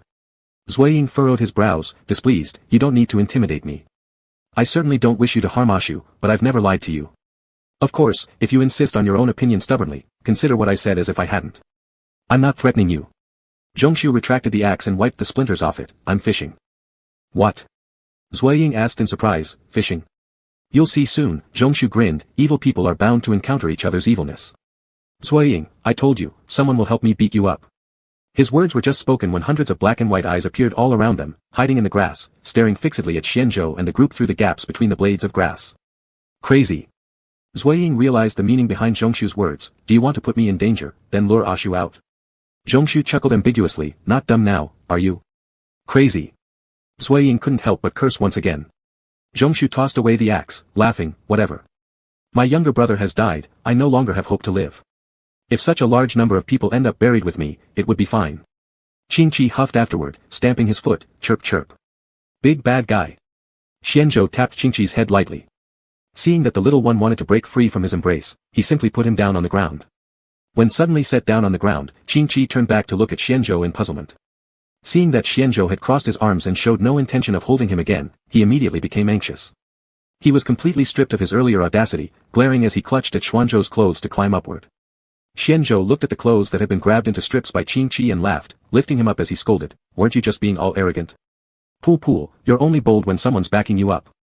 Having been scolded by Xianzhou, Qingqi raised his tearful eyes, lifting his tail to cover his head with its tip, showing every intention of playing turtle. This was exactly the result Xianzhou wanted. His smile faded as he turned to Zhongshu, asking, are you really going this far? It's not my fault. Faced with Xianzhou, Zhongshu seemed somewhat guilty and insecure, saying, blame Gu Haishu if you must, or blame your excessive trust in me. Xianzhou pressed his lips together, there was no point talking further now. The sound of Zhongshu's axes had been loud enough to attract more than enough monsters from within 100 miles. What mattered most right now was how to escape these monsters alive. Your plans are about to fail, Zhuiying said without panic, mocking, Ashu won't come to save me. He has never saved me. In his eyes, I've always been nothing more than an optional existence. Zhongshu didn't believe Zhuiying's words. Shrugging, he sneered, doesn't matter anyway. We've already reached this point, there's no turning back. Zhuiying scanned the surrounding green eyes and sighed despondently, yes, it doesn't matter anymore. As time passed, the monsters began to stir restlessly. A few minutes later, they gradually moved closer. Their appearances were indistinguishable from normal people except for either having too many or too few organs. Their skin was black with tinges of green, dirty all over, emitting a nauseating stench. Their mouths wide open revealed teeth sharp as needles, their shark-like fangs grinding together, looking quite terrifying. Even Xianzhou lost his usual calm demeanor. Wrinkling his brows, he tightened his grip on Qingqi's arms, and for the first time, a rare flicker of confusion appeared in his eyes. Could they possibly escape so many monsters? If he died, what would happen to the little fox? Questions swirled in his mind. Xianzhou steadied himself, dismissed the doubts, and focused on the monsters around them. Uncle Zhong, Xianzhou took a deep breath, looking at Zhongshu, I don't blame you for everything you've done, but could I entrust you with one favor? It can be considered as compensation for dragging me into this. Without hesitation, Zhongshu asked, speak. Xianzhou tenderly stroked Qingqi, seeing him look up at him, and slowly said, if anything happens to me and I fail to escape with Pool, could you take him out? Yes. Zhongshu didn't hesitate for a moment. He added afterward, though I don't understand why you care so much about an animal, I truly owe you. If I survive, I will do my utmost to bring it out. Xianzhou originally intended to say thank you, but thinking that everything now was caused by Zhongshu's own doing, he hesitated slightly and merely replied with a quiet, He then glanced at Zhuiying, raising an eyebrow slightly. I know, Zhuiying immediately understood what he meant and said, I will protect the little fox. In fact, even if Zhuiying didn't say so, Xianzhou knew he would protect Qingqi because Ashu cared about him. Whatever Ashu valued, Zhuiying would unconditionally protect. The monsters started to slowly stand up, encircling Xianzhou and the others. Their muddied eyes showed nothing but greed, along with a hint of struggle. Zhuiying was momentarily startled, wavering a bit in his confidence in Zhongshu's previous words. They gradually gathered closer, leaving no time to devise a plan. Suddenly, a petite monster leapt forward, ferociously biting down on Zhuiying's hand. Despite its small mouth, it shockingly tore off a large piece of flesh. Zhuiying violently shook it off, his face pale as blood streamed non-stop from his arm. Xianzhou remained relatively calm. He picked up the stick from Qingqi's arms and charged forward at the lead, using the stick to fend off the surging monsters. With veins popping out on his hands, every strike was put forth with great force. The whistling winds mingled with the monsters' roars, like an out-of-tune symphony. Black blood spattered everywhere, mixed brain matter and blood covering their hands. Xianzhou averted his gaze, tightly shielding Qingqi with his free hand, forcibly forging a bloody path. Well, it's me who owes you. Zhongshu picked up his axe, weighing it in his hand, rotated his shoulders to loosen up, then mimicked a few movements at the heads of the monsters before gritting his teeth and rushing forward. Zhuiying stood behind them, biting his palm until it bled, silently ripping off a lock of his hair. Hurriedly advancing, he tied it around Qingqi's leg, breathing heavily as he instructed, don't kick this off. If you find us gone after a while, keep heading south. Squeak. Qingqi nodded timidly, hugging Xuanzhou's hand tighter. Ever since the moment their hands rose to fight, the action never ceased. Every time they killed one monster, two more would immediately rush out. Xianzhou was riddled with injuries, bloodied holes dotted his body appearing faster than he could heal. Zhongshu, who charged at the front, sustained the most severe wounds. With no ability to heal himself, fresh injuries layered over the old ones, causing him excruciating pain every time he moved. The monsters also noticed this and fiercely attacked his hands. Don't stop. Seeing Zhongshu preparing to lower his axe, Xianzhou quickly stopped him. Stopping the assault now would be nothing short of a death sentence. Zhongshu turned back, painfully nodding through clenched teeth, switching between both hands to continue the struggle. Though walking at the rear, Zhuaying wasn't faring any better. The monsters attacked in a surrounding pattern, so the enemies he faced were no fewer than those confronting Zhongshu. All their focus was on slaying the monsters, and with too many blocking their view of the surroundings, none of them realized the direction they were heading towards. Qingqi stuck his head out cautiously, remembering that Zhuaying told him not to kick his legs, and instead used his tail to strike down enemies attempting ambushes from below. Out of the corner of his eye, he spotted something alarming. Right ahead was a cliff. He tugged gently on Xuanzhou's clothing as a way to warn him. But before Xianzhou could turn around, suddenly a monster swung an axe towards them. Panicking, Qingqi looked up just in time to see Zhongshu collapse somewhere along the way. The flesh on his hands had been chewed off entirely. A small monster squatted on his belly, trying to break it open for food. Uncle Zhong. Xianzhou immediately struck away the monster leaping toward them and rushed over fast. He kicked the monsters off Zhongshu, lacking free hands to help him up. Can you still stand? Opening his mouth, a stream of crimson blood dripped down from Zhongshu's lips. He swallowed the blood in his throat with difficulty and forced a tragic laugh. I can still stand now, but I know I won't live. With great effort, he turned his trembling body towards Xianzhou like a disassembled skeleton about to collapse, staggering toward him. Whispering near his ear, he said, I've wronged you, but if I could do it again, I'd still choose this path. Then, looking down at Qingqi, Zhongshu suddenly reached out, picking him up, and turned, breaking through the cluster of monsters in a final surge of energy. He jumped off the cliff without hesitation. Chapter 52, Xianzhou recovers memory. Zhongshu's actions were beyond everyone's expectations. Xuanzhou's eyes were bloodshot, wanting to jump down and follow him but was blocked by layer upon layer of monsters. On the other side, Qingqi slowly woke up after being taken to the bottom of the valley by Zhongshu. He shook his head and stood up on his paws, dazedly looking around. The soft ground beneath his claws felt like a clump of cotton. Feeling puzzled, he lowered his head to take a look, only to find Zhongshu lying under his feet. Upon realizing this, Qingqi quickly jumped away as if electrocuted. Afterward, he called out a couple of times, attempting to wake Zhongshu. But Zhongshu, lying on the ground, didn't budge, his face pale with a large pool of blood seeping from beneath him. Qingqi gradually realized what had happened. He reached out his claw to check for breath near Zhongshu's nose. There was nothing but a chilling cold. Zhongshu was dead, perished in the silent, unknown depths of the valley. Though Qingqi didn't particularly like Zhongshu, because everything that happened now was caused by those few axe swings from Zhongshu, there was no doubt that Zhongshu had saved his life. If it weren't for Zhongshu protecting him during their fall, even as a demon, he would have surely been injured. Qingqi sat next to Zhongshu's corpse, drooping his head as he tried to pry his hand loose. After some prying, confirming that Zhongshu would never wake up again, he despondently transformed into human form. Dragging Zhongshu to a big tree, he then broke off a branch to dig a big hole in the ground and forced Zhongshu into it. The grave wasn't deep enough, leaving half a foot exposed. Qingqi tried to shove the foot inside but no matter how hard he tried, it wouldn't fit. Thus, he threw some dirt over it, pretending not to know the situation. After finishing, he looked back at the valley bottom. Finding it too desolate, fearing Zhongshu might get lonely here, he picked a few small, delicate wildflowers, placing them on Zhongshu's grave. You humans seem to erect tombstones, unfortunately I don't know how to do that. Qingqi said pensively, but I've picked you a few wildflowers, these flowers carry my scent, so other animals won't eat your body when they smell it. They can be considered my gift to you. In the next life, please don't be so impulsive, falling also hurts a lot. After babbling incessantly, Qingqi stood up, transforming back into a fox and retreating into the bushes. At the bottom of the valley was a little stream, and he aimlessly followed the stream downward. After walking for a while, he suddenly noticed someone semi-lying ahead. The person was covered in injuries and, seeing him, gave a weak smile. A Xian. Qingqi's eyes brightened as he turned into his human form and ran up swiftly. Why is A Xian here? I've always been here. I can't go on anymore. At the edge of a cliff, two people fought desperately amidst a circle of surrounded beasts. Zhuaying's hand holding the axe trembled ceaselessly, his whole body covered in blood, both his own and the beast's, impossible to tell whose there was more. He was completely soaked in blood. Zhuaying. Xianzhou put down his wooden stick, already broken several times and much shorter than before. Can you escape? Zhuaying nodded, breathing heavily and said, I can, but I can't bring you with me. And the chance of success is very low. You don't need to worry about me. Xianzhou lifted his wooden stick again, hitting an attacking beast far away. I'll buy you a minute, and you run away through the illusion yourself. Zhuiying paused, asking dumbfoundedly, what about you? If I can get out, I can do it without you too. If I can't, then your stay will just provide the monsters one more mouthful. Xianzhou laughed bitterly. If you manage to leave, I hope you will keep the promise we made earlier, to protect Qi well, don't let him fall into bad hands, even Gu Hai cannot. Hearing the last part, Zhuiying slightly frowned but still nodded and said, all right, I agree. Xuanzhou's method, although risky, was indeed the best option currently. Because if they continued wasting time like this meaninglessly, they would eventually exhaust themselves and die in the monster's jaws. Zhuiying sat down where he was, closing his eyes and making an effort to calm himself. Only a minute. He had to complete the illusion within this minute, or they would all perish here. The wind began to change around them. When Xianzhou turned back, Zhuiying had vanished. He sighed in relief, putting down the wooden stick, casually bursting the head of a rushing beast, his eyes brimming with ferocity. It was because of these creatures that he had to leave his qi. Cracks started appearing on his face, like the roots of a tree, crisscrossing each other.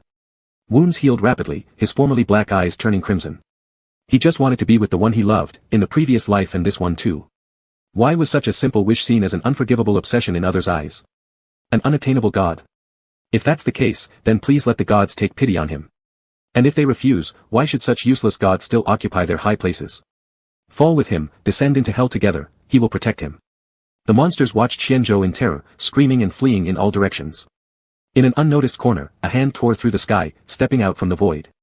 The pure white clothes of Qiom were like a spot of green in a desert, oddly discordant against the ground covered with dismembered limbs. You.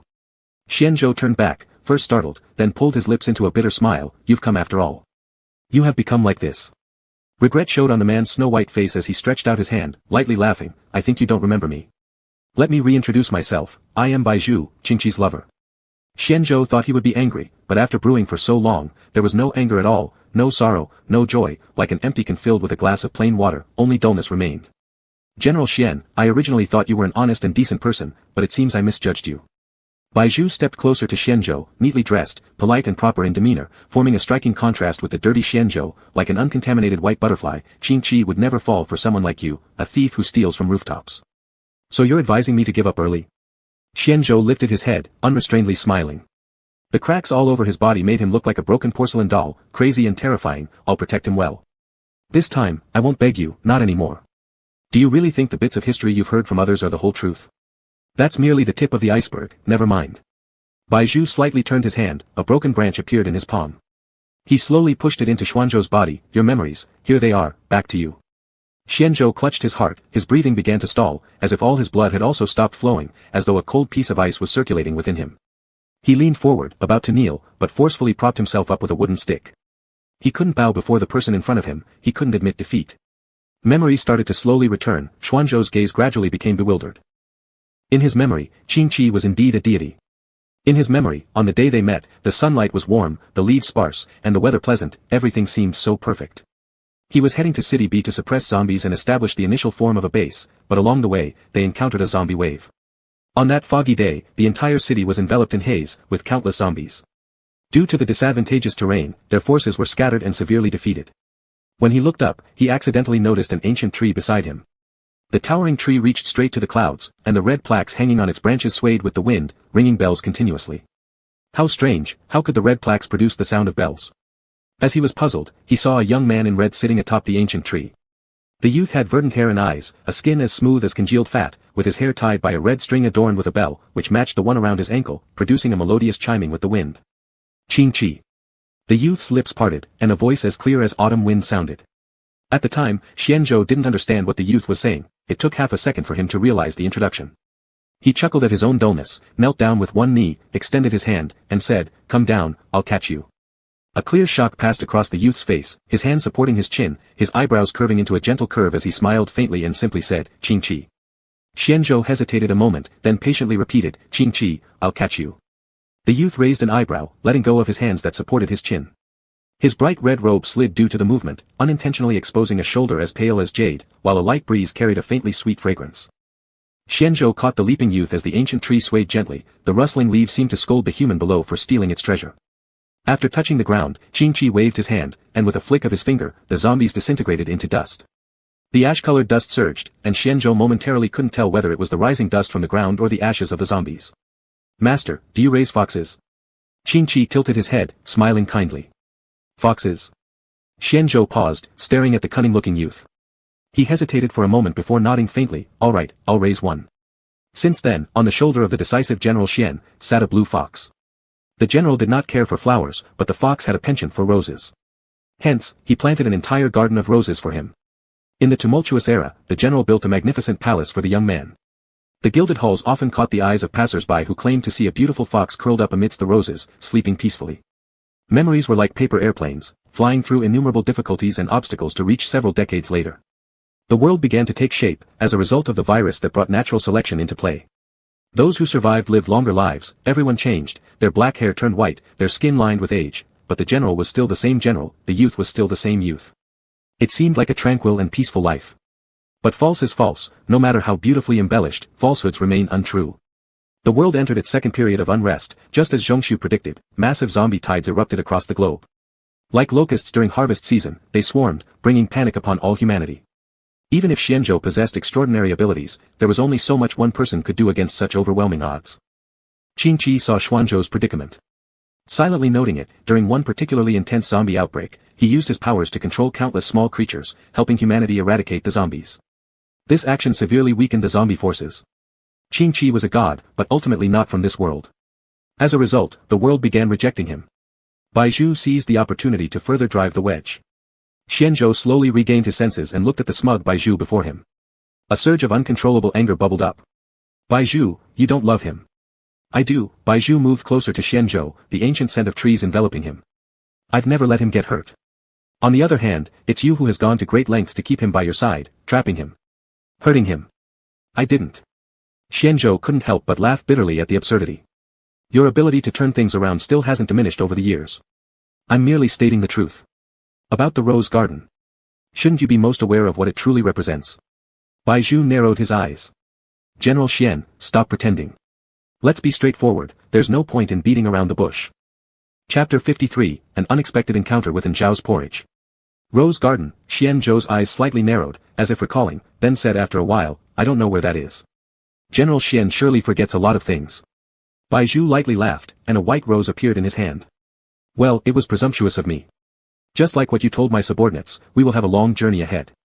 He handed the rose to Xianzhou, turned to leave, but returned after 2 steps, snapped his fingers, and a pile of snacks and fruits cascaded down from the void, forming a heap.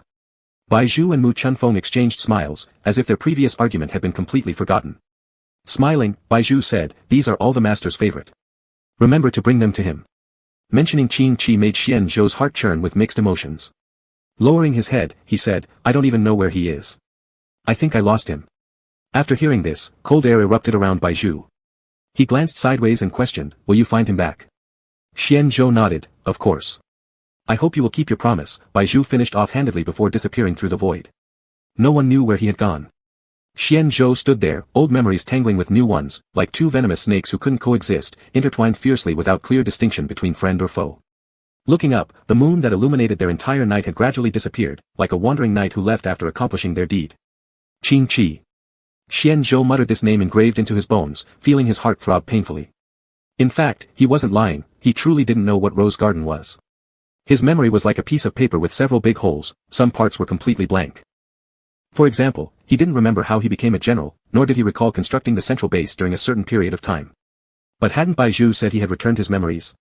According to Baizhu's nature, he wouldn't meddle with such matters. Could it be that this missing period of memory was something he had chosen to forget? Elsewhere, at the icy valley bottom. You nasty guy. How dare you disguise as a Xian to deceive me? Qingqi's expression was agitated. Furious, he stomped his feet, his face flushed, you disgusting fellow, take a bite from my tail. What happened? Gu Haishu supported himself on one arm lazily seated on the ground, capturing Qingqi's flicking tail with the free hand. How did I upset you? It's all your fault. Qingqi placed her hands on her hips and asked, why did you kill Zhongshu's younger brother? Zhongshu. Gu Haishu revealed a look of confusion. Who is he? That, Qingqi pursed her lips. He's the 4-legged creature's older brother. Oh, you mean that thing? Gu Haishu nodded knowingly and nonchalantly explained, that was self-defense. The guy was ready to strangle me. How could I not defend myself?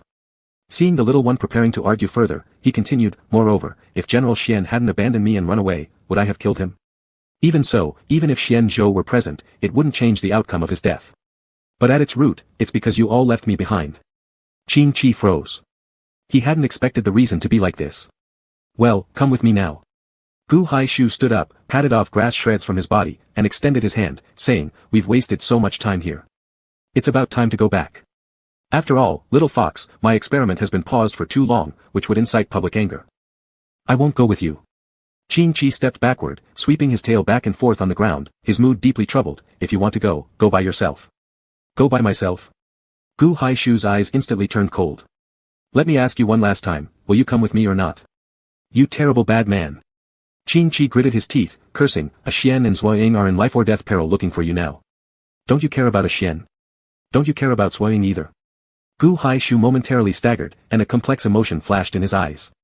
Then he indifferently replied, what does that have to do with me? Weren't you with him? Yes, I was with him. Gu Haishu furrowed his brow, but he will survive, just like before. Upon hearing these words, Qing Qi suddenly felt that Zuoying didn't deserve this fate. Angered, he retorted, there are many monsters above. Left Ying and a Xian can't hold on for long, they will die. Upon hearing many monsters, Gu Haishu's face showed a hesitant look. Rubbing his lower lip, he asked, many monsters? Very. Qing Qi's voice abruptly halted when he looked behind Gu Haishu and widened his eyes. Be careful. The warning came too late. A piercing arrow cut through the wind and soared toward Gu Haishu, piercing straight through his body. Gu Haishu slightly furrowed his brow, the arrow pierced through his body, but no blood flowed. He turned around and looked toward the culprit who shot the arrow, but all he saw was an empty stream with no one in sight. Qing Qi looked timidly at Gu Haishu. Just as he wanted to ask if any help was needed, Gu Haishu's body began to turn transparent and finally transformed into a wisp of green smoke that drifted out of the valley like cooking fire. Gu Haishu. Qing Qi took several steps back upon seeing this, stopping only when he felt something warm behind him. He turned around and found a person there. In the person's right hand was a roughly made bow and arrow. The person wore clothes woven from grass and leaves, covered with fur so thick that it resembled a beard over the entire face. Only a pair of bright eyes peeked through, which seemed oddly familiar. Little fox. Upon hearing the voice, Qing Qi couldn't believe his ears and shouted, "And Zhao's porridge." It's me, and Zhao's porridge admitted freely. He held a sweet potato in his left hand, looked up and searched for a while, then approached a stone about half a person's height. He placed the bow and arrow on it and offered the sweet potato forward, asking, do you want some? Qing Qi stared at the sweet potato, suddenly remembering what Zhong Shu had said about Zhao stealing his food. Though he initially had some doubts, now he believed it entirely. I won't eat it. Qing Qi shook his head. Where is Gu Haishu? Why did you shoot him with an arrow? He usurped another's place, so of course I had to shoot him with an arrow. Zhao tore open the sweet potato, looking disheveled on the outside but still maintaining his usual gracefulness in action. Moreover, that wasn't even his real form. If you really went with him, you might end up somewhere with him if lucky, but you could also be left uncertain of your fate. Why? Zhao chuckled coldly and explained, Gu Haishu is the kind who values his own life. If there's a real danger and his projection dies, he won't risk coming to save you again. At that time, you would be stranded alone in a remote place, isn't it uncertain whether you'd live or die? Upon hearing these words, Qing Qi felt a sudden chill deep inside him. He looked over Zhao's clothing and asked again, why have you become like this in just a few days? It's a long story. After I finish eating, I'll give you the shortened version. Zhao sat down on the ground. He pulled out a banana leaf from his grass clothing pocket, put the sweet potato on it, then grabbed 2 wooden forks and slowly began to eat. What was merely an ordinary sweet potato seemed to become as rare and precious as mountain delicacies in his mouth. After a few minutes, he tidied up the leftovers and returned the items to his grass bag, leisurely saying, which part do you want to know first? Qing Qi thought for a moment and honestly replied, I want to know everything. All right. After the great elder passed away, the base fell into leaderless panic. As the most likely candidate to gain power afterward, I was called to go to the central location to discuss. But unexpectedly, while I was gone, Gu Haishu started buying off other elders and quietly sending western base people into the northern base. His greed eventually got the better of him, causing dissatisfaction among others in the base. You should have noticed his hair, it was the price he paid. Zhao paused briefly before continuing, on my way to the center, well, to be honest, thinking about it now is quite funny. When I lost my leg, I was spotted by the head of the southern base. They arbitrarily charged me with the crime of throwing objects from heights, and detained me. Lan Shi proposed that I play a game with him. If I survived a night in the back mountains, it would be over. However, those two actually used their abilities to stretch the time. Honestly, I don't even know how long I've been there. It was the first time I witnessed the disappearance of the moon. If nothing goes wrong, I should be able to leave tomorrow. Moon. Qing Qi muttered and then asked, your point is that you've been stuck in the darkness all along? Yes, my little fox has become smarter, and Zhao smiled in satisfaction. Based on my rough estimation, I should have stayed here for 20 days. 20 days. Qing Chi immediately understood why Xiao had stolen Zhong Shu's food when he recalled finding the remnants in the cave earlier. After pondering for a moment, he told Xiao about Zhong Shu's death. Zhong Shu died, he was the hunter who lived in the wooden house in the mountains. Xiao clearly showed shock after hearing this and questioned, he's dead. How did he die? Could it be because I stole? No, I only. That's how it happened. Qing Chi interrupted Xiao and detailed everything from beginning to end. After listening, Xiao was silent for a long time. Leaning against the stone, he closed his eyes, with an extremely complicated expression. Truly unpredictable, I should have left half of the food for him if I had known. Xiao straightened himself and looked at Qing Chi, will you come with me? Qing Chi looked at Xiao's porridge in confusion, instantly feeling perplexed. If he left with Xiao's porridge, Xian Zhou wouldn't be able to find him. But if he stayed, the temperature at the bottom of the valley was so low that he might turn into a fox ice sculpture. I won't force you, Xiao's porridge said. I found a cave to the south that serves as a temporary shelter. If you're willing to come with me, I'll take you there first to rest up, and then we'll look for Xian Zhou after dawn. It's been a whole night already, Lan Shi and the others should let us out soon.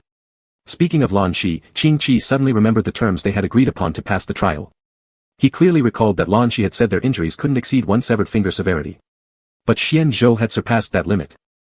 Worry filled Qing Chi's heart. What's wrong? Zhao's porridge asked when he noticed. Qing Chi thought about it and realized there was no one else he could trust at the moment, so he told Zhao's porridge about their passage requirements. Chapter 54, A Xian Will Never Abandon Me. You two have truly suffered a lot, Xiaozhou sighed. Previously it was Gu Haisu, now it's Lan Shi and Lan Xiu. However, you don't need to be too worried. Since the wounds have already been suffered, all we can do is meet soldiers with generals and floods with earth, we will see one step at a time. Qing Chi did not feel relieved after hearing this, he still wore an anxious expression as he looked up. The time was already at dawn, and the sky began to turn white. Will you follow me? Xiaozhou asked with a smile. All right. Qing Chi thought for a moment and felt that even if Xian Zhou could break through the monster's encirclement, he wouldn't be able to immediately climb down the cliff to find him. And Xian Zhou was also carrying injuries, rather than waiting for Xian Zhou to come find him, he should go look for Xian Zhou. Follow me. Xiaozhou gestured his hand, walking ahead along the stream downstream. As the day broke, the mist gradually dissipated. The two walked one in front of the other, chatting idly every once in a while. Qing Chi stared at Xiaozhou straight back and asked, speaking of which, why are your body hairs so long? And your beard as well. Even if someone hadn't tidied up for a year, it wouldn't be as exaggerated as in Xiaozhou's case. Xiaozhou turned around and pointed behind Qing Chi, your tail is wet. Eh. Upon hearing this, Qing Chi turned around only to discover his tail had dragged along the whole way, sweeping left and right until it got into the water, soaking wet like a soggy mop. He held his tail in his hands, twisting it to remove the surface water. Haven't you guys been to the cave near the entrance? Xiaozhou pointed at his eyes, you've also damaged my surveillance. Surveillance? Qing Chi was utterly baffled by this and blankly questioned, are you referring to those hanging on trees near the entrance? Of course not. Xiaozhou raised an eyebrow, turning around to continue leading the way while waving his hand dismissively, forget about it. You need to ask your good old Xian about this matter. Qing Chi didn't understand the meaning behind Xiaozhou's words, but he didn't dig deeper or keep questioning. Because Xiaozhou's dwelling was here. The entrance of the cave was hidden by large leaves, and Xiaozhou removed them, then bent down and went inside. Qing Chi followed closely behind. Inside the cave was relatively neat. Glancing around, there wasn't much, just a bag of sweet potatoes and several piles of firewood, as well as a bed made out of stones. You can sit there, Xiaozhou pointed to the bed location, perhaps because today they would leave the rear mountain. His mood seemed pleasant as he gently asked, can you change into a knife? Preferably a razor. Qing Chi shook his head, I haven't changed into such objects before, I'm not sure what they look like either. Upon hearing this, Xiaozhou appeared somewhat disappointed and murmured regrettably, unfortunately, there is no paper or pen here. If that's the case, just transform into a knife then, preferably something akin to an ancient dagger. All right. Qing Chi wiggled his fingers, and in the palm of his hand appeared a black dagger inlaid with a gold rim. He handed the dagger to Xiaozhou, what do you want this for? Xiaozhou, upon obtaining the dagger, immediately used it to cut off his tangled hair, the dark black hair falling onto the ground like seaweed, swirling together. After finishing with his hair, Xiaozhou then aimed for his beard, the blade pressed firmly against his cheeks, steady and forceful. Within less than half the time of incense burning, all the excess hair on his body was successively removed. Xiaozhou's lips curled into a soft laugh and again asked, young fox, can you change into clothes? This is not possible, I'm not that omnipotent yet. Qing Chi sat on the stone bed hugging his tail, the uneven hard stone surface, even with the bedsheet woven from leaves as a barrier, was still noticeably uncomfortable. What are you planning to do next? And Xiaozhou selected several pieces of firewood, looking up at Qing Qi while continuing without pause, young one, give me a spark, dry your tail over the fire. Hearing this, Qing Qi lazily yawned, lifting his hand and snapping his fingers. Immediately thereafter, fierce flames spontaneously combusted. Thanks. And Xiaozhou found a piece of leaf, patting it on the ground before casually sitting at the entrance, glancing upward toward Qing Qi, what do you plan to do next? Qing Qi scooted closer to the direction of the fire pile, swaying his tail from side to side over the fire, stating without hesitation, to find a Xian. Is Xian Zhou really that good? Yes, he is very good. And Xiaozhou showed disbelief, pies don't fall from the sky. There's no reason for people to be good to you for no reason. I doubt your Xian is even thinking about you now. How about coming back with me, I'll take care of you. No. Qing Qi shook his head, helplessly plucking fur from his tail, I'm going to find a Xian. You are as stubborn as ever, just like before. And Xiaozhou deeply sighed, the flame on the ground flickering. He stared at the fire in a trance, almost muttering to himself, I wonder what's so good about him that makes so many people care for him. Qing Qi raised his head alertly, who cares about a Xian? A Xian is mine. Your tail is going to fall into the fire, you don't need to be so eager to add a meal for me. After giving the reminder, and Xiaozhou said helplessly, if he's yours, then he's yours. Everything belongs to you. Your focus is truly peculiar. Never mind, this isn't the time to talk about these things. He walked towards the cave entrance, looked up at the sky for a while, and turned back to say, let's go, we're climbing the mountain now. Where are we going? Qing Qi stood up, ran up to Xiaozhou, tilting his head and asking, can you take me to find a Xian? And Xiaozhou gave a deep look at Qing Qi, shrugged, and said helplessly, all right, I'll take you. Qing Qi glanced at the big bag of sweet potatoes leaning against the wall inside the cave, pointing at them and asking, should we bring those? And Xiaozhou looked in the direction Qing Qi was pointing, then shook his head, no, it's far from the cliff edge. It will take at least 5 hours to get there even if everything goes smoothly. After hearing this, Qing Qi instantly became deflated. Unlike Xian Zhou's patience, and Xiaozhou patted Qing Qi's head, turning around and walking into the cave.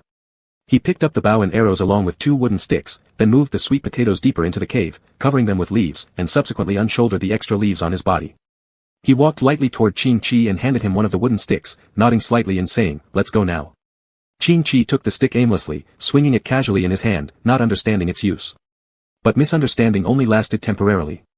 After 2 hours, Qing Qi thoroughly understood its purpose. I'm so tired.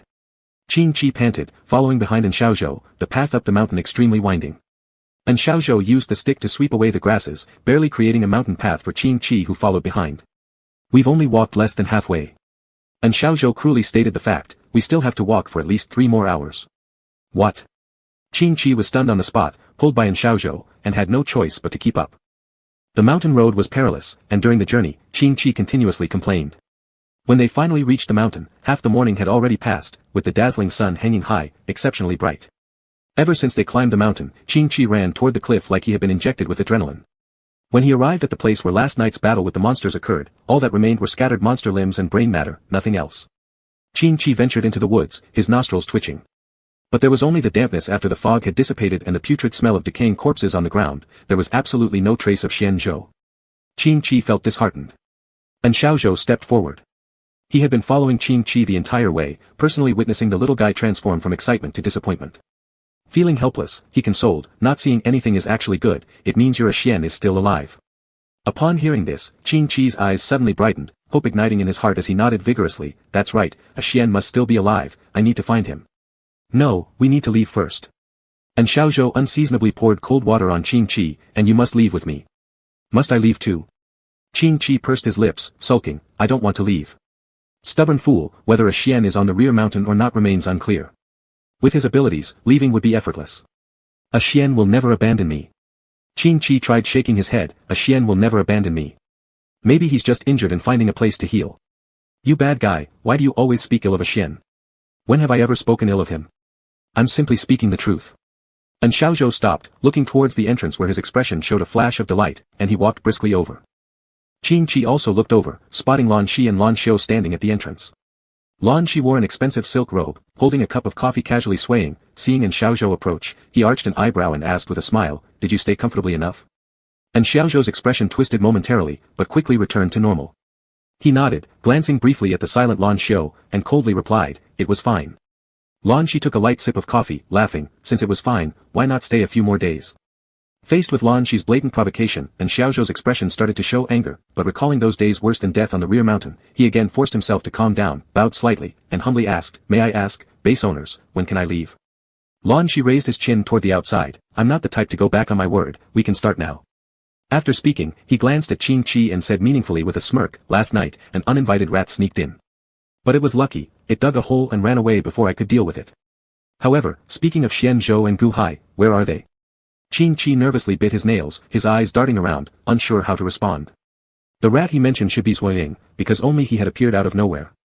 At this moment, and Xiao Zhou stepped out, unperturbed as he calmly stated, "They were chased by monsters and fell off the cliff without a trace." "Really?" Lan Shi's voice rose at the end, eyebrows arching, obviously not buying in Xiao Zhou's story. "Really?" And Xiao Zhou straightened his back and answered composedly, "They argued during the journey. Their voices attracted the monsters, and under the frenzied chase, they accidentally fell off the cliff." Lan Shi glanced at Qing Chi, pointing at him while asking, "Then why didn't he fall down too?" And Xiao Zhou swallowed hard and explained, "He is from the eastern base, as everyone knows, monsters don't eat beastmen." "Alright, I'll provisionally believe your side of the story for now." It wasn't Lan Shi who spoke but Lan Xiu beside him. "I still have a meeting to attend." "Lan Shi, you've had enough, stop already." "What? You enjoyed yourself and now you tell me to stop?" Lan Shi tilted the coffee cup, spilling the dull grey liquid onto the ground like a waterfall, his eyes glaring straight at Lan Xiu as if wanting to pour the coffee on his head instead, muttering bitterly, "Selfish bastard." "Master." He was interrupted mid-sentence by a sharp shout. Lan Shi turned to see the steward hobbling over, his leg in a plaster cast, anxiously rushing forward with a group of servants trailing behind. Frowning, Lan Shi asked, "What happened to your leg?" There are zombies." The steward looked alarmed, ignoring his injured leg as he struggled forward. He loudly called out, "Zombies are advancing from the border city. They're breaking through the protective barrier set up by Central City." Chapter 55 The Fall of the Base Master.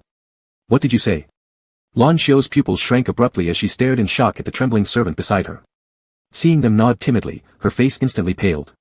Lan Yu's thin lips were tightly clenched, maintaining his usual silence. His head slightly lowered, his prominent nose and narrow eyes made him appear somewhat unkind. Lan Xiu gripped the butler's shoulder, anxiously asking, "Where are they now?" "At the city gate." The butler avoided eye contact, too fearful to look at Lan Xiu. Seeing this, Lan Xiu couldn't worry about reprimanding him and instead turned to the hesitant servant. The servant had been trying to speak and claim credit from the start but was also afraid of taking responsibility. Seeing Lan Xiu turn towards them, they hesitated for a moment, stretching their neck to say, "They were at the city gate just now, but now, they may already be inside the city." After hearing this, Lan Xiu was struck by a thunderclap of alarm and looked anxiously at Lan Yu, asking, "What should we do? What's there to panic about?" Lan Yu, with one hand behind his back, calmly said, "They're only zombies. Given humanity's current strength, would we even fear those mere zombies?" "That's true, but why attack now if not another time? I think they came prepared." "No, I have to go back and check." Lan Xiu tossed the already empty coffee cup aside and rushed off towards the base. The butler, with some hesitation, glanced at Lan Yu, only to see his grim expression. "Master." The butler worriedly said, "We should go back soon." Lan Yu coldly glared at the butler before leaving with a tense face. Qing Chi, seeing this, excitedly wanted to follow but was stopped by Xiao Zhou. And Xiao Zhou said, "Why are you rushing to join the chaos?" "I just want to take a look," Qing Chi said, "there are zombies after all." "But it's not your Xian," and Xiao Zhou chuckled in frustration, "there are so many zombies in the world. If you act this way, running after every bit of excitement or following every zombie trail, how long will it take to find Xian Zhou? Besides, you're following them openly, which will definitely cause trouble." "Don't worry, no one will notice me." Qing Chi then transformed into a fox, wagging its tail tip invitingly at Xiao Zhou before nimbly following Lan Yu and the others. "Truly." And Xiao Zhou helplessly raised his hand to his forehead, shook his head, sighed, and followed. Along the way, both Lan Xiu and Lan Xiu hurried their steps and didn't actually notice Qing Chi closely trailing behind. Although some of the servants saw it, they assumed the two masters permitted it and thus ignored it. This made Qing Chi very pleased, stomping its feet lightly and speeding up further. The group rushed straight to the base. Arriving at the city gate, they expected to see a field full of bodies and disorder, yet there was none. This abnormal situation not only didn't calm them down but instead made them more uneasy. As they entered the city, the empty streets echoed eerily with all stores shut. The surroundings were deathly silent except for chaotic footsteps. This bizarre situation caused normally composed Lan Yu to furrow his brow. Looking back, he accidentally spotted Qing Chi following behind. Lan Xiu also looked back and upon seeing Qing Chi, frowned slightly, discontentedly saying, "How did this guy come along? If he wants to come, let him. He's just a fox." Lan Yu waved his hand, unconcerned about Qing Chi's presence. Hearing this, Lan Xiao thought it reasonable and no longer paid attention to Qing Qi. They continued heading directly towards the square. Every certain distance covered, they would stop and knock on residential doors, but to no avail each time. Lan Xiao pressed her temples, annoyed, saying, 9 out of 10 houses are empty in the city. Where could so many people have gone? The butler, an experienced elder, seemed to have guessed something and wanted to warn Lan Xiao, but perhaps considering something else, hesitated, bowed his head, and remained silent. Even the always calm and composed Lan Yu started feeling uneasy, quickening his pace toward the square. Arriving at the center of the square, what met their eyes was countless zombies neatly prostrate on the ground. In front of them was a luxurious chair, where a man sat casually playing with a fine porcelain piece. Upon hearing footsteps, he indifferently lifted his eyes. Have you arrived? The voice was cold and bone-chilling. Xian Zhou.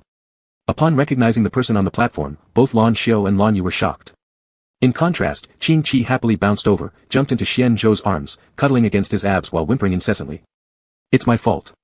Xian Zhou lovingly hugged Qing Qi, habitually touching his tail, before furrowing his brows and asking, why does your tail smell burnt? Qing Qi, upon hearing this, smelled his own tail while hugging it. There wasn't any burnt smell. He extended his tail forward, offering it in front of Xian Zhou's nose, and wagged its tip. Xian Zhou grabbed Qing Qi's restless tail and said helplessly, there's no burnt smell, I must have sensed it wrong.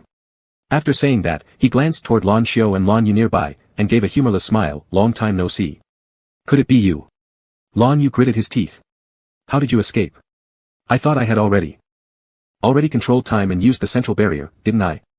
Xian Zhou stood up, as his movement caused the zombies on the ground to bow their heads even lower, pressing their noses tightly against the floor, trembling with fear. Guess what? Xian Zhou approached Lan Yu, who do you think created that barrier? What do you mean by that? Lan Yu stepped back, full of disgust. Do what you will, but let me make one thing clear, central authority won't let you go. You shouldn't worry about me, but rather yourselves. Xian Zhou chuckled lightly. Uncle Zhong once said something true, evil always gets repaid with evil. Why don't you look behind you, at who is waiting for you there? Lan Yu was drenched in cold sweat under Xian Zhou's icy gaze. When he turned around, his eyes widened. Behind them, a large group of townspeople from the border city had gathered. At the forefront stood a middle-aged man with an emaciated figure, who somewhat resembled Uncle Zhong. Holding a machete, he glared furiously at Lan Yu and Lan Xiao. You. Realizing the man looked familiar, Lan Yu raised his finger and asked, are you Uncle Zhong's descendant? Good to know, I was worried you'd forget. The man's bloodshot eyes burned fiercely. I've already published your crimes in the newspapers all over the base and the border city. It's now your turn to repent. Friends, kill these ruthless creatures for us. Kill them. Go. With each roar, a mob armed with knives, spears, and sticks rushed towards them. Both Lan Yu and Lan Xiao possessed only the power to manipulate time, unable to defend themselves, much less attack. They were quickly beaten black and blue. At the edge of the crowd, the servant who escorted Xian Zhou to his room earlier stood still, smiled honestly when meeting Xian Zhou's gaze, and then joined the mob with his club. And Xiao Zhou bypassed the agitated mob and walked next to Xian Zhou, asking, aren't you afraid they'll be beaten to death? If they die, it would be well-deserved punishment, Xian Zhou said casually, scanning around and asked, why isn't Gu Haishu with you? You're really good at making jokes. How could I possibly come together with him? We've been adversaries and sworn enemies forever. And Xiao Zhou paused, then added, but we did encounter each other halfway through. He was just about to bring the little fox back to the base when I intercepted him with an arrow. I understand. Xian Zhou nodded slightly, stroking Qing Qi, and asked, did you meet Suoying on your way? The little fox in his arms shook its head forcefully. Xian Zhou bent down and smiled gently, affectionately saying, all right, I know you didn't, no need to shake so hard. Oh, friend brought you some food. Qing Qi perked his ears in confusion. Friend? In this world, he didn't have any friends. Xian Zhou had no intention of telling Qing Qi about Baiju's arrival and sidestepped by saying, you'll find out later. Upon hearing this, Qing Qi withdrew his claws that were prepared to ask questions and sulkingly embraced Xian Zhou's neck instead. And Xiao Zhou stared at the furry fox collar wrapped around Xian Zhou's neck and suddenly felt envious. If only Qing Qi could cling around his neck too. This angry outburst lasted for half an hour. Lan Xiao and Lan Yu were both battered and bruised. Clenching his jaw to prevent himself from screaming in agony, Lan Yu occasionally shouted threats about the central authority punishing them. His red-rimmed eyes never left Xian Zhou, while Lan Xiao hung his head despondently. His hands clenched into fists, nails deeply embedded in his flesh. Though the people from the base were very upset, none dared to kill them outright. Around this time, relatives of Lan Yu and Lan Xiao also arrived after hearing the news. Witnessing the usually arrogant base masters reduced to such a state, they nervously watched Xian Zhou, fearing collateral damage and retribution. Fortunately, Xian Zhou showed no intention of targeting anyone else. He held the fox and tilted his head upwards, speaking meaningfully, finally, here they come. As he finished speaking, the thunderous roar of a helicopter echoed throughout the square. A rope ladder was lowered, and several trained soldiers descended skillfully. The Central Authority. Brightening up, Lan Yu ignored the pain on his body, struggling to stand and limping forward. The Central Authority has come to rescue us. He grabbed the shoulder of the person nearest to him. Given his distinguished demeanor and different clothing, he immediately assumed this person was the leader, and said excitedly, "There are zombies attacking us. My people have gone insane after being infected by the zombies. Deal with them quickly." "Hey. What are you doing?" Lan Shi's sentence was cut short as he suddenly felt a chill on his hand, looked down, and discovered that the other person had actually handcuffed him. "I am the base master of the southern base. What are you doing? Can't you recognize who I am?" Lan Shi screamed at the top of his lungs. "The very one we're here to handcuff is the southern base master." The man's expression remained cold. His military green uniform gave him an imposing air. "Your misdeeds have reached the Central Authority. We've come here to escort you back to Central for trial." "What kind of trial? Who will judge us?" Lan Shi tried to break free from the man, only to have a gun pressed against his head. Shocked, he turned around to see a dark green tentacle wriggling behind him. In its hand, it held a gun. "You. Are you from the eastern base?" Lan Shi swallowed hard, struggling even harder. "You damn squid. I knew the eastern base master wouldn't keep still, he once used underhanded methods to seize power. Now, you want to do it again? Insatiable greed." The man gestured to others to hold Lan Shi in place while taking out another pair of handcuffs and walking toward Lan Xiu. He calmly said, "Yes, I'm from the eastern base, but that's merely where I was born. I swear allegiance to the Central Authority, and the ones who sent me here aren't from the eastern base, it's the interim administrator. I can handle it myself." Lan Xiu stood up, dodging a nearby tentacle, extending his wrist and staring gloomily at the handcuffs clapping shut around it. His voice rasped, "Has the interim manager returned?" "Yes, 1 day ago." "Good, better to have a master than none," Lan Xiu said, then raised his eyes and asked the man, "Recently? Did Central convene a meeting inviting the masters of various bases to discuss the future of the northern base?" The man nodded, "Yes." "Figures." Lan Xiu sighed bitterly. What did the southern base do wrong to be so rejected by Central? You'd rather call upon an enforcer than us. Anyone pitiable must have something despicable about them. This saying might require some careful consideration when applied to others, but not to you. The man waved toward his soldiers behind him. "Come, escort them onto the plane." Lan Xiu rushed forward and protested, "That was my younger brother's doing, what does it have to do with me?" "Oh." The man shrugged, "But you didn't stop him, right? By allowing your beloved younger brother to kill, set fires, and conduct inhumane experiments, you are no innocent person. You're a conspirator, an accomplice. Alright, next, I'll send you to Central, where the interim administrator will personally determine your punishment." Chapter 56, Gu Haisu's Brother. The man's words cut deep, causing Lan Xiu's body to sway and nearly collapse onto the ground if not for a soldier beside him who caught him in time. Lan Xiu and Lan Shi were escorted onto the helicopter one after another. Satisfied, the man removed his gloves as the tentacles beneath his feet pleasantly swayed. "Wait," just as he was about to leave, Xian Zhou suddenly called him back. "Do you need any witnesses?" "I know a few." "Is that so?" The man turned around, raising an eyebrow without refusing. Looking around, he asked, "Where?" Xian Zhou gave a signal to the leader of the zombies and grinned, "They're right before your eyes." "Pfft, okay." The man immediately understood Xian Zhou's meaning, laughing joyfully and nodding affirmatively, "Since that's the case, follow me." As they boarded the aircraft, Xian Zhou looked at Xiao Zhou with furrowed brows and asked, "Why are you following us? Not returning to the base?" The interior facilities of the helicopter couldn't compare to the refinement of those in Gu Haisu's aircraft. There were only 2 seats, each long enough for 3 people. And Xiao Zhou sat across from Xian Zhou and replied, "I'm also heading to the central location." "You forgot. I initially passed through the southern base on my way there. Moreover, Gu Haisu is still free. Ignoring him will only cause more trouble." "That's true," Xian Zhou nodded, looking at the young boy Qing Qi in his arms who was biting his tail. "I wonder, how much longer do we have to walk this path?" Although Xian Zhou did not clarify, and Xiao Zhou understood the underlying meaning. Leaning on his hand, he lowered his eyes and said, "It won't be long. Didn't the ancients say, 1,000 sails pass by a stranded boat, and 10,000 trees bloom in front of a sick tree? Once we get past this, peaceful and happy days should be close." But the ancients also said, after seeing thousands of sails, it's all dusk. The man in military uniform sitting beside Xian Zhou smiled, "Speaking of which, I haven't introduced myself yet, I'm Zhang Yu." "You're quite good at ruining the mood." And Xiao Zhou leaned back tiredly, commenting, "Zhang Yu. Your parents probably didn't put much thought into your name." "Do your words carry some hidden meaning?" Zhang Yu smiled, leaning forward, fingers interlaced. "Regardless, many people first react to my name with ridicule, but I actually think it sounds pretty good. At least, unlike others, I don't have to painstakingly introduce my species of mutation." And Xiao Zhou shrugged, closing his eyes, "Being optimistic is good. Suddenly, the little fox in Xian Zhou's arms stopped wagging its tail and leaped forward, eyes wide open. In front of him, a huge octopus tentacle swayed back and forth. The little fox covered its face with its paws. Damn, he was tempted. But he could not betray Xian Zhou. The tentacle seemed to sense the little fox's hesitation and moved, creeping toward his tail. Chirp.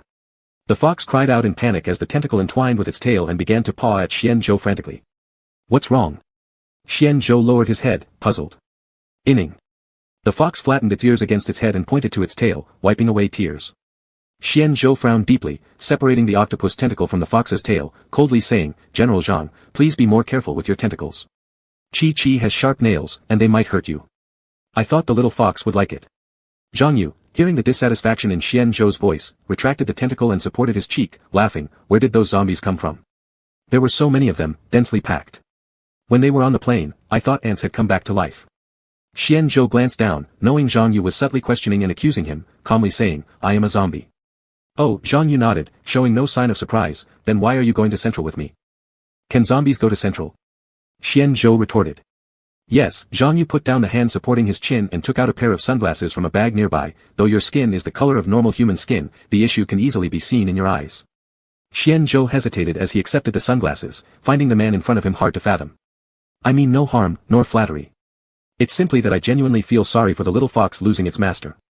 Also, Zhang Yu glanced at Xiao Zhou, if this gentleman loses a friend, he would surely blame me. What does it have to do with me? Xiao Zhou opened his eyes, revealing copper-brown irises filled with weariness, I just want to take a hot shower and change clothes quickly. Only then did Zhang Yu notice the clothes Xiao Zhou wore, wrinkling his nose slightly as he pulled out a jacket from the bag next to him, indicating with a gesture. Xiao Zhou looked strangely at Zhang Yu, hesitating before accepting the item, nodding slightly, thank you. Zhang Yu smiled and said, you don't need to be so on guard against me. I know you think someone offering help without a reason must have bad intentions, but I really mean no harm. Xian Zhou asked, are you nice to everyone like this? Zhang Yu shook his head, not really. Helping you guys is mainly because of a friend's request. He asked me to take care of the little fox's friend. Xian Zhou looked down in surprise at Qin Qi, who also raised his head with an expression of bewilderment, instantly becoming wary, friend? Maybe you haven't met him yet, a wolf. Zhang Yu rested his chin on his hand and said, a wolf with a scar on its face. Qin Qi smacked his lips, trying hard to recall who Zhang Yu was talking about. Fortunately, after about a minute, he finally remembered. He remembered that when he had been taken out as a small person by Wang Long Dan, he indeed encountered a large pack of wolves led by one exactly like the one Zhang Yu mentioned. Recalled it? Seeing this, Zhang Yu smiled, he is the housekeeper of the base leader. The last time I went there to deliver a message, he specially told me your situation and asked me to look after you if I came across you. From Dongfang base? Xian Zhou thoughtfully asked. Of course. Beside them, Xiao Zhou, listening carefully, became interested and was just about to ask more questions when the helicopter stopped. We've arrived. Zhang Yu bent down and opened the door, stepping out first. Upon hearing they had reached their destination, Qin Qi happily jumped out of Xian Zhou's arms and ran outside. The little guy bounced happily behind Zhang Yu but was suddenly picked up by a pair of hands before he'd gone 2 steps. The man narrowed his golden eyes slightly, and his sandy brown hair brushed Qin Qi's nose tip, causing the little one to sneeze 4 or 5 times in succession. Let him go. After seeing what happened, Xian Zhou quickly moved forward and rescued Qin Qi from the strange man's grasp. The man wore a white formal suit, and his fringed glasses jingled faintly. His lips curled into a smile, and his appearance resembled Gu Haisu by 40 to 50%. But compared to Gu Haisu, this man seemed even more dignified. His smile never disappeared, yet not a single ounce of kindness could be felt from it. Zhang Yu sensed the awkward tension in the air and immediately intervened to ease it. This is the Western base leader, named Gu Haiwu. After finishing the introduction, he then turned and similarly introduced Xian Zhou and his group to Gu Haiwu. Gu Haiwu showed little interest and merely extended his hand saying, hello, I've heard much about you. Cough cough. Suddenly, Zhang Yu began coughing violently, leaning towards Xian Zhou continuously. Xian Zhou looked at Zhang Yu in puzzlement. Zhang Yu's lips twitched. Frustrated, he took a deep breath and mouthed the word, sunglasses. Xian Zhou realized this and nodded silently, putting on his sunglasses while keeping his hands in his pockets, his back perfectly straight. Gu Haiwu looked at Xian Zhou's sudden cool demeanor. I've already told you how many times that I don't want any of these. A loud, childish shout interrupted the strange atmosphere. A boy around 140 centimeters tall stepped out, his tiny ears wiggling. He wore suspenders and had his light yellow hair tied in a low ponytail. A fluffy tail trailed behind him on the ground. Nearby, a servant held a cup of warm milk, beads of sweat rolling down his forehead as his tone brimmed with exasperation. Base leader, the supervisor said you have to drink a cup every day. I said no, and if you keep nagging like a sparrow, I'll fire you. The little boy glared at Xian Zhou and the others, spotting Qing Qi, and excitement flashed across his face. Flirty fox. Bewildered Qing Qi. Flirty fox, I finally see you again. The boy ignored Xian Zhou's increasingly dark gaze and reached out to Qing Qi. Wah. I've missed you so much, flirty fox. For years we haven't seen each other, let me kiss you. Qing Qi looked terrified at the approaching lips, instantly fluffing up his fur and screeched, squeak squeak. Hearing Qing Qi's desperate cry, Xian Zhou ignored the reproachful glare from the boy and shielded the little fox, coldly declaring, my fox. Hey, that's Ying's Yan, the eastern base leader. Zhang Yu tapped Xian Zhou lightly with his tentacle, whispering a reminder. I know, Xian Zhou didn't change his expression and firmly announced, my fox, no one touches it. Ying's Yan put his hands on his hips, glaring at Xian Zhou with his tail flicking irritably. Just when everyone thought he was about to explode in anger, he scoffed and muttered, same old grumpy self. After muttering those cryptic words, he withdrew his eager hands and retreated to stand beside Gu Haiwu.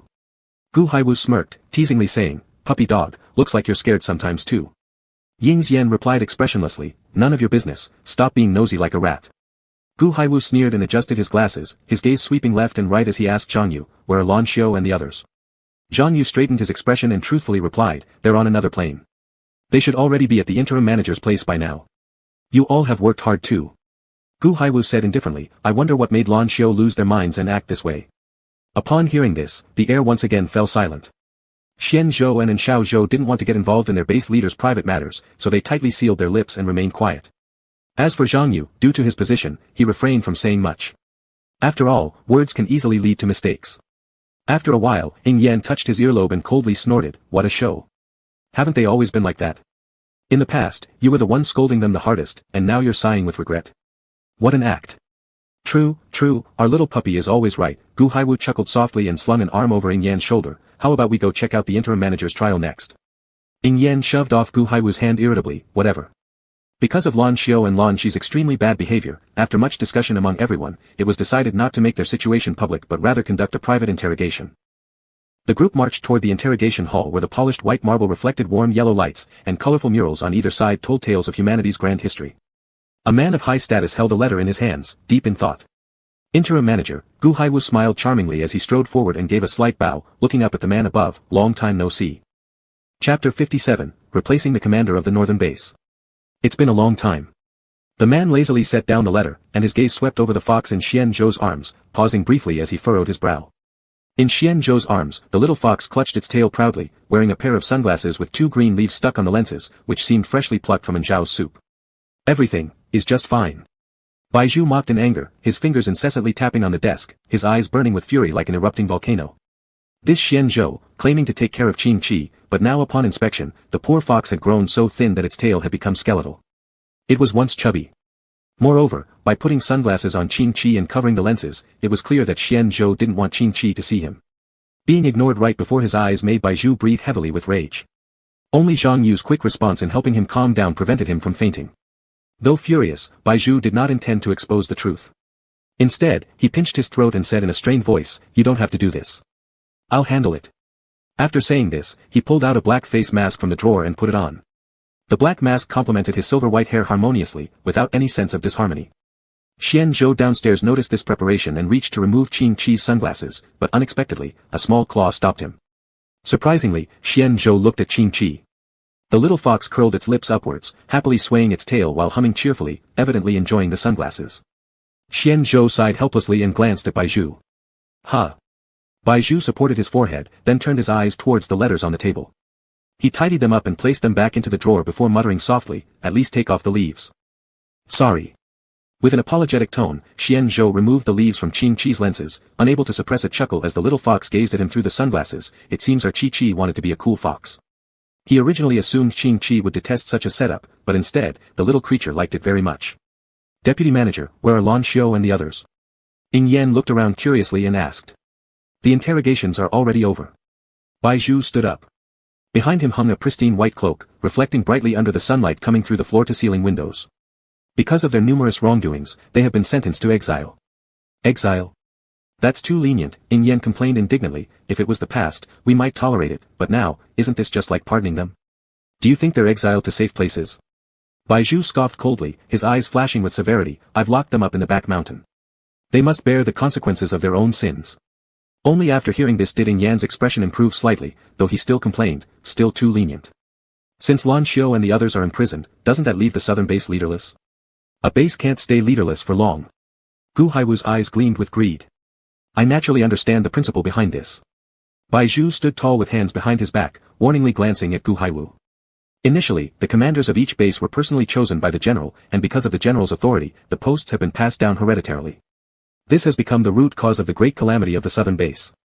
Bai Zhu paused momentarily before continuing. Now that there is a problem, we must address the root issue. Both the southern base and the northern base are in perilous situations now. The northern base commander is weak and incompetent, favoring outsiders, causing widespread chaos within the base. Several elders have already written letters complaining. He took out the letter he had read earlier again. Gu Haiwu originally thought Bai Zhu would appoint either himself or Ing Yan, but never expected Bai Zhu to walk straight toward Xian Zhou and hand the letter to him, saying, "Take a look." Xian Zhou hesitated before accepting the letter and skimming through its content roughly. The letter mainly criticized Zhuo Ying for being weak, poorly governed, physically sickly, and unsuitable to lead, requesting the appointment of a new commander. Qing Qi hugged Xian Zhou's neck and followed along reading the contents, displaying an "oh wow" expression. Seeing that Xian Zhou had finished reading, Bai Zhu nodded and said, "Pass it around." Upon hearing this, Xian Zhou handed the letter to Gu Haiwu and Ing Yan.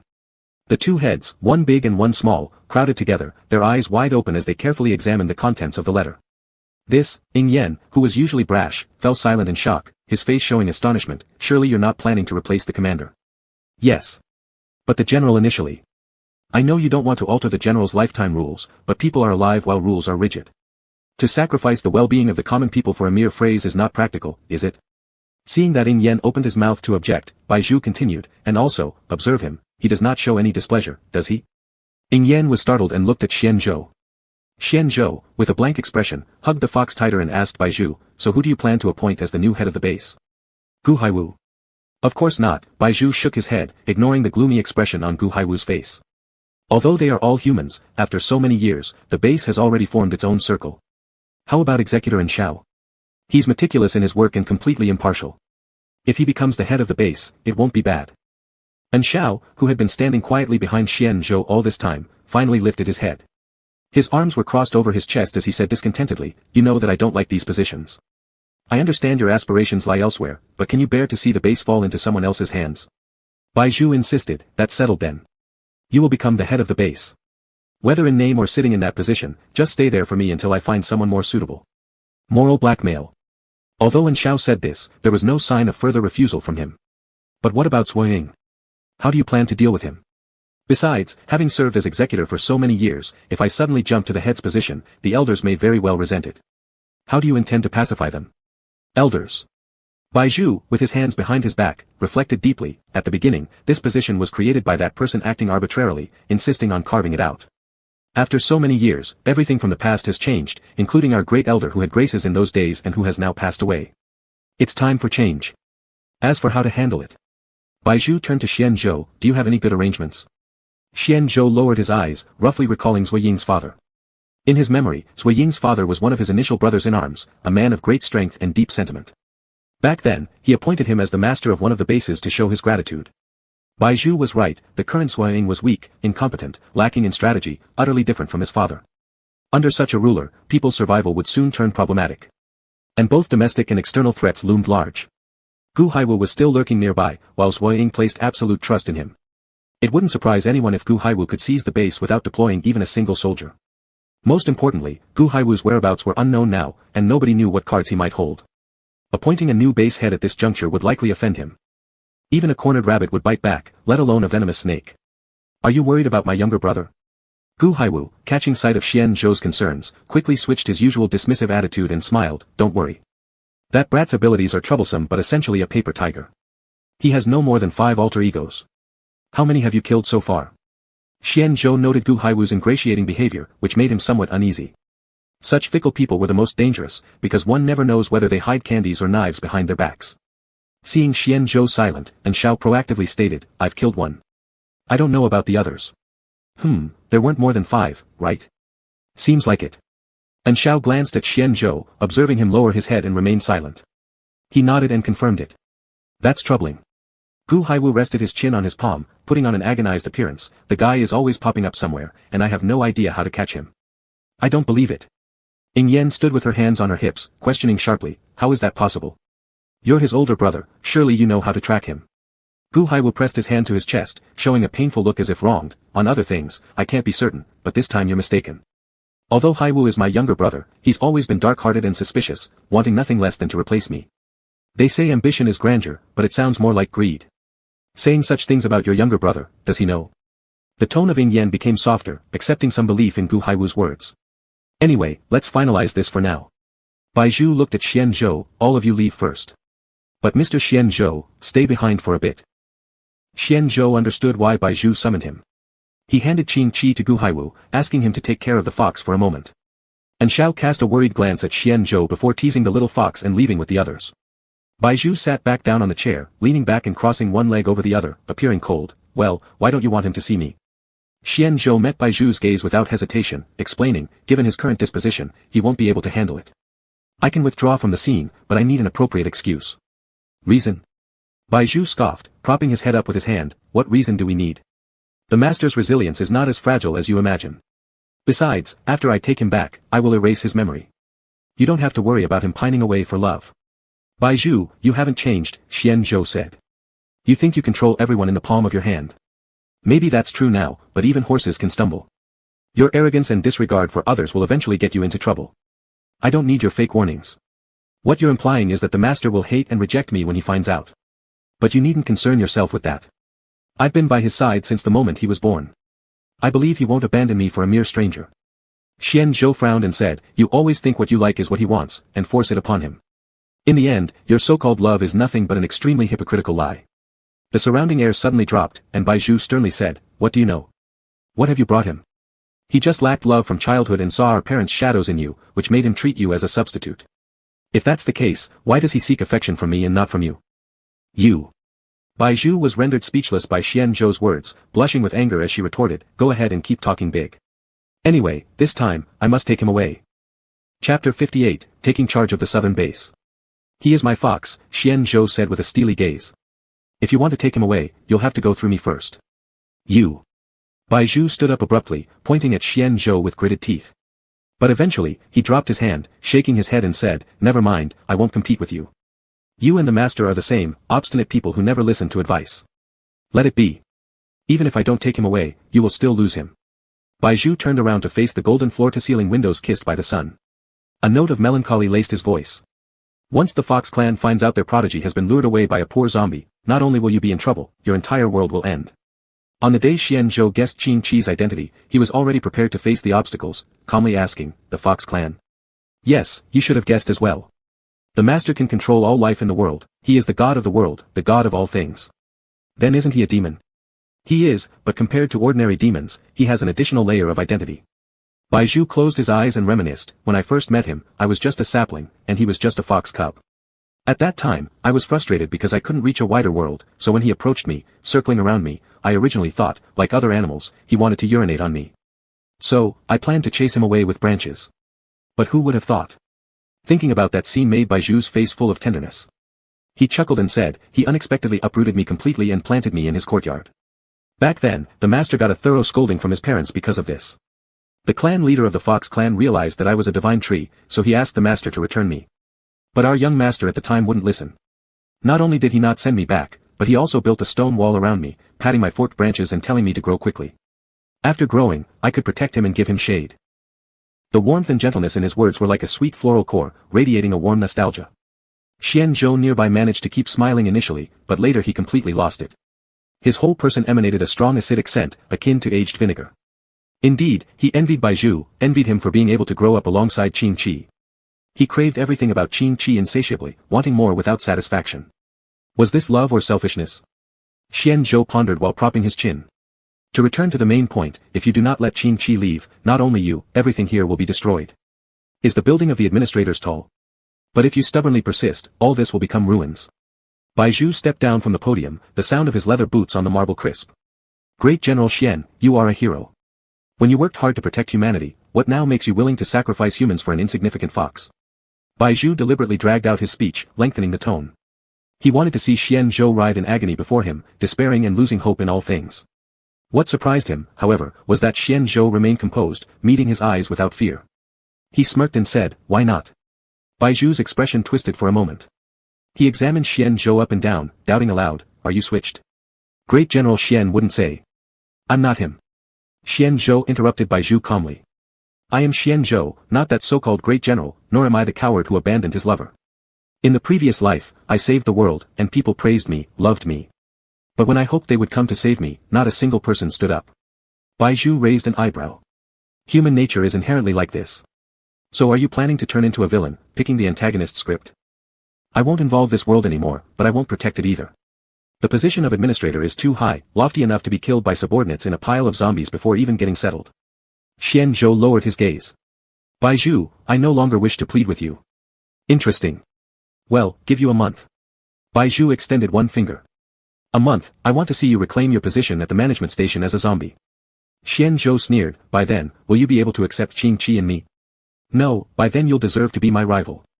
Baiju walked to the drawer, pulled out a seal and certification document, handing them to Xian Zhou and saying, take it, it's your starting capital. Xian Zhou took the items and, looking at the conspicuous southern base on the seal, realized something and gazed questioningly at Baiju. You want me to take over the southern base? Yes. Baiju nodded, then added, but don't rejoice prematurely. I want you to take over as a zombie. If you conceal anything or play tricks, I will disqualify you immediately. All right. Xian Zhou nodded, his gaze resolute, tightly clutching the certificate in his hand. I accept your offer. When Xian Zhou came out, he immediately saw An Xiaozhou waiting by the door. Why didn't you leave? Xian Zhou approached, his eyes scanning around. Where's the fox? The fox refused to leave, and Xiaozhou sighed and gestured toward a direction. You'd better go calm him down yourself. When I tried talking to him, all he did was humph. Xian Zhou looked in the direction An Xiaozhou had indicated and saw a furry blue fox sitting on the railing, sorrowfully letting the wind blow through its fur. Suddenly, a poster floated over and hit his face. Chirp. Qing Qi loudly snorted and used his paws to pull at the poster repeatedly. Foolish. Xian Zhou muttered under his breath as he walked closer and took the poster away. Seeing the little creature still stubbornly wearing a pair of glasses, he couldn't help but smile and said, why can't you take them off once you put them on? Are these sunglasses more important than me? Hearing Xian Zhou's voice, Qing Qi twitched his ears and turned around with joy. Seeing Xian Zhou, he pouted his mouth and ran up, crying loudly while shaking his tail, leaving behind streaks of tears and snot on Xian Zhou's clothes. During the process, his sunglasses were knocked off by his shirt and shattered into pieces on the ground. Broken. Xian Zhou held Qing Qi with one arm and picked up the sunglasses. Seeing that Xian Zhou stared at the broken glasses with evident heartache, Qing Qi became furious inside. A sobbing fox with watery eyes and a completely shattered pair of sunglasses, yet Xian Zhou chose the latter. If An Xiaozhou could hear Qing Qi's shameless inner voice, he would undoubtedly have mocked him fiercely, crying like a banshee. It's my fault for not protecting Qi Qi's toys well enough. Xian Zhou patted the fox's head gently and said, Qi Qi, please don't be mad at Uncle Xian anymore, alright? The originally puff-cheeked Qing Qi instantly lost his anger upon hearing those words, nodding lightly and swinging his tail back and forth. So, Xian Zhou still loved him after all. How happy. Happy enough to make bubbles. How about it? Did the acting administrator give you a hard time? An Xiaozhou came over, breaking Qing Qi's pink bubble. He told me to take charge of the southern base as a zombie. Xian Zhou did not hide anything and told the truth. He's still the same old stubborn guy, clearly making things difficult for you, An Xiaozhou complained indignantly. Given how much humans despise zombies, let alone becoming the head of the base, it'll even be hard for us just to survive together.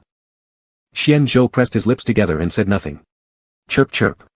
Hearing An Xiaozhou's words, Qing Qi suddenly became agitated, waving his claws as if wanting to punch the acting administrator. Feeling the restlessness of the little thing, Xian Zhou lowered his head and revealed a faint smile. He consoled him, don't worry, I'll be fine. Oh right, did the acting administrator tell you how they plan to deal with swelling next? An Xiaozhou asked. Xian Zhou shook his head slightly. No. That's bad. He dumped the mess on me and hid away himself. An Xiaozhou pressed his temples with his hand and groaned, next, are you going to the southern base? I advise you not to go. Because of the monster issue, the southern base has always been in chaos. Not to mention zombies, they even reject humans. Xian Zhou had already anticipated this situation and replied calmly, but I must go. Why? Why not escape now that Gu Haisu isn't here? You're no ordinary zombie anyway. I'll give you a few bottles of the original makeup, along with a human skin mask, so you can mix into the human base and live a good life. What An Xiaozhou suggested was exactly what Xian Zhou yearned for, and he bitterly smiled, saying, I have my own hidden troubles. That said, An Xiaozhou didn't press any further. He sighed deeply, since that's the case, then fine. I need to return to the northern base to handle the coming issues. Take care. Xianzhou nodded and responded, alright, take care. By the way, and Xiaozhou suddenly turned back, asking before walking away, have you, remembered how much? Huh? Xianzhou looked at An Xiaozhou with confusion. What I mean is, how much of your human memory have you recalled? You know, Yu Yanqing has always been obsessed with your body. Obsessed with Uncle Xian's body? Qing Qi twitched his ear tips. Xianzhou's expression also darkened slightly. An Xiaozhou noticed and quickly rephrased, she's actually fascinated by your body data. Only half recovered, Xianzhou's expression softened somewhat. Most parts remain vague. In that case, thank you. I'll go back and tell her. Xianzhou watched An Xiaozhou's retreating figure. If he wasn't mistaken, there was disappointment on An Xiaozhou's face just now.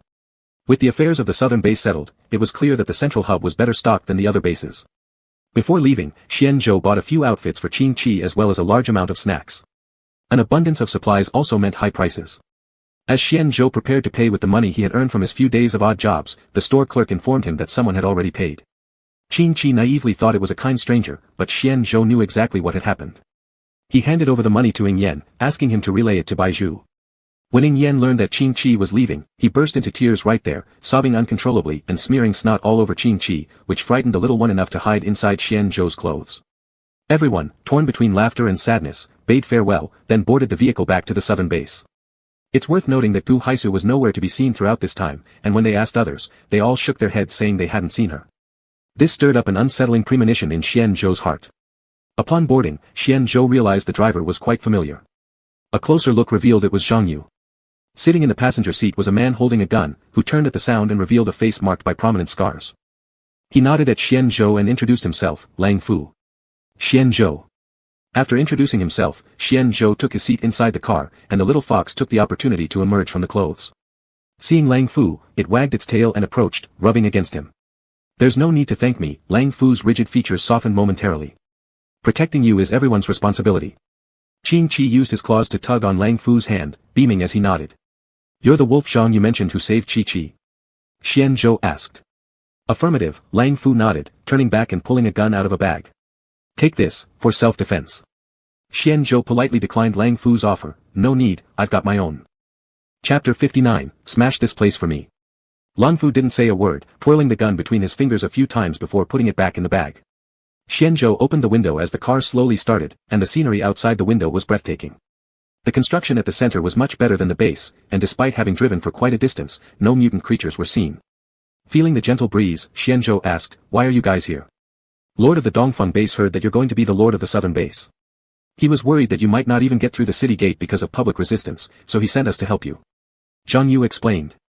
Xianzhou understood, Ing Yen wasn't helping him, but Qing Qi. For the rest of the journey, the group remained silent. It wasn't close from the central region to the southern base, and it wasn't until dusk that they reached their destination. Qing Qi had already fallen asleep, with the warm yellow rays of the sunset shining on him, giving him an aura of dazzling golden light. Xianzhou hesitated as he stretched out his hand, reluctant to break the serene and peaceful scene. Lang Fu and Zhang Yu exchanged glances, silently getting off the car first. The movement caused by Lang Fu and Zhang Yu stepping down awakened Qing Qi gently.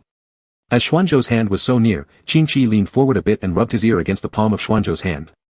We've arrived. Xianzhou smiled as he picked up Qing Qi, then quietly got out of the car. In the distance, Lang Fu and the others were negotiating with the people guarding the city gates. Seeing Xianzhou get out, they waved over immediately, saying, Xianzhou, come over here. Xianzhou complied and walked over. Show them your credentials, Lang Fu said while folding his arms.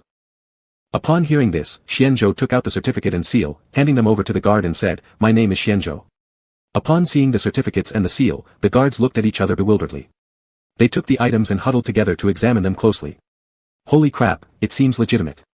But there aren't any instructions either, could it be true? Is the rumor correct, that Lan Xiu and Lan Qi have really been demoted? They weren't just demoted, I doubt they'll survive.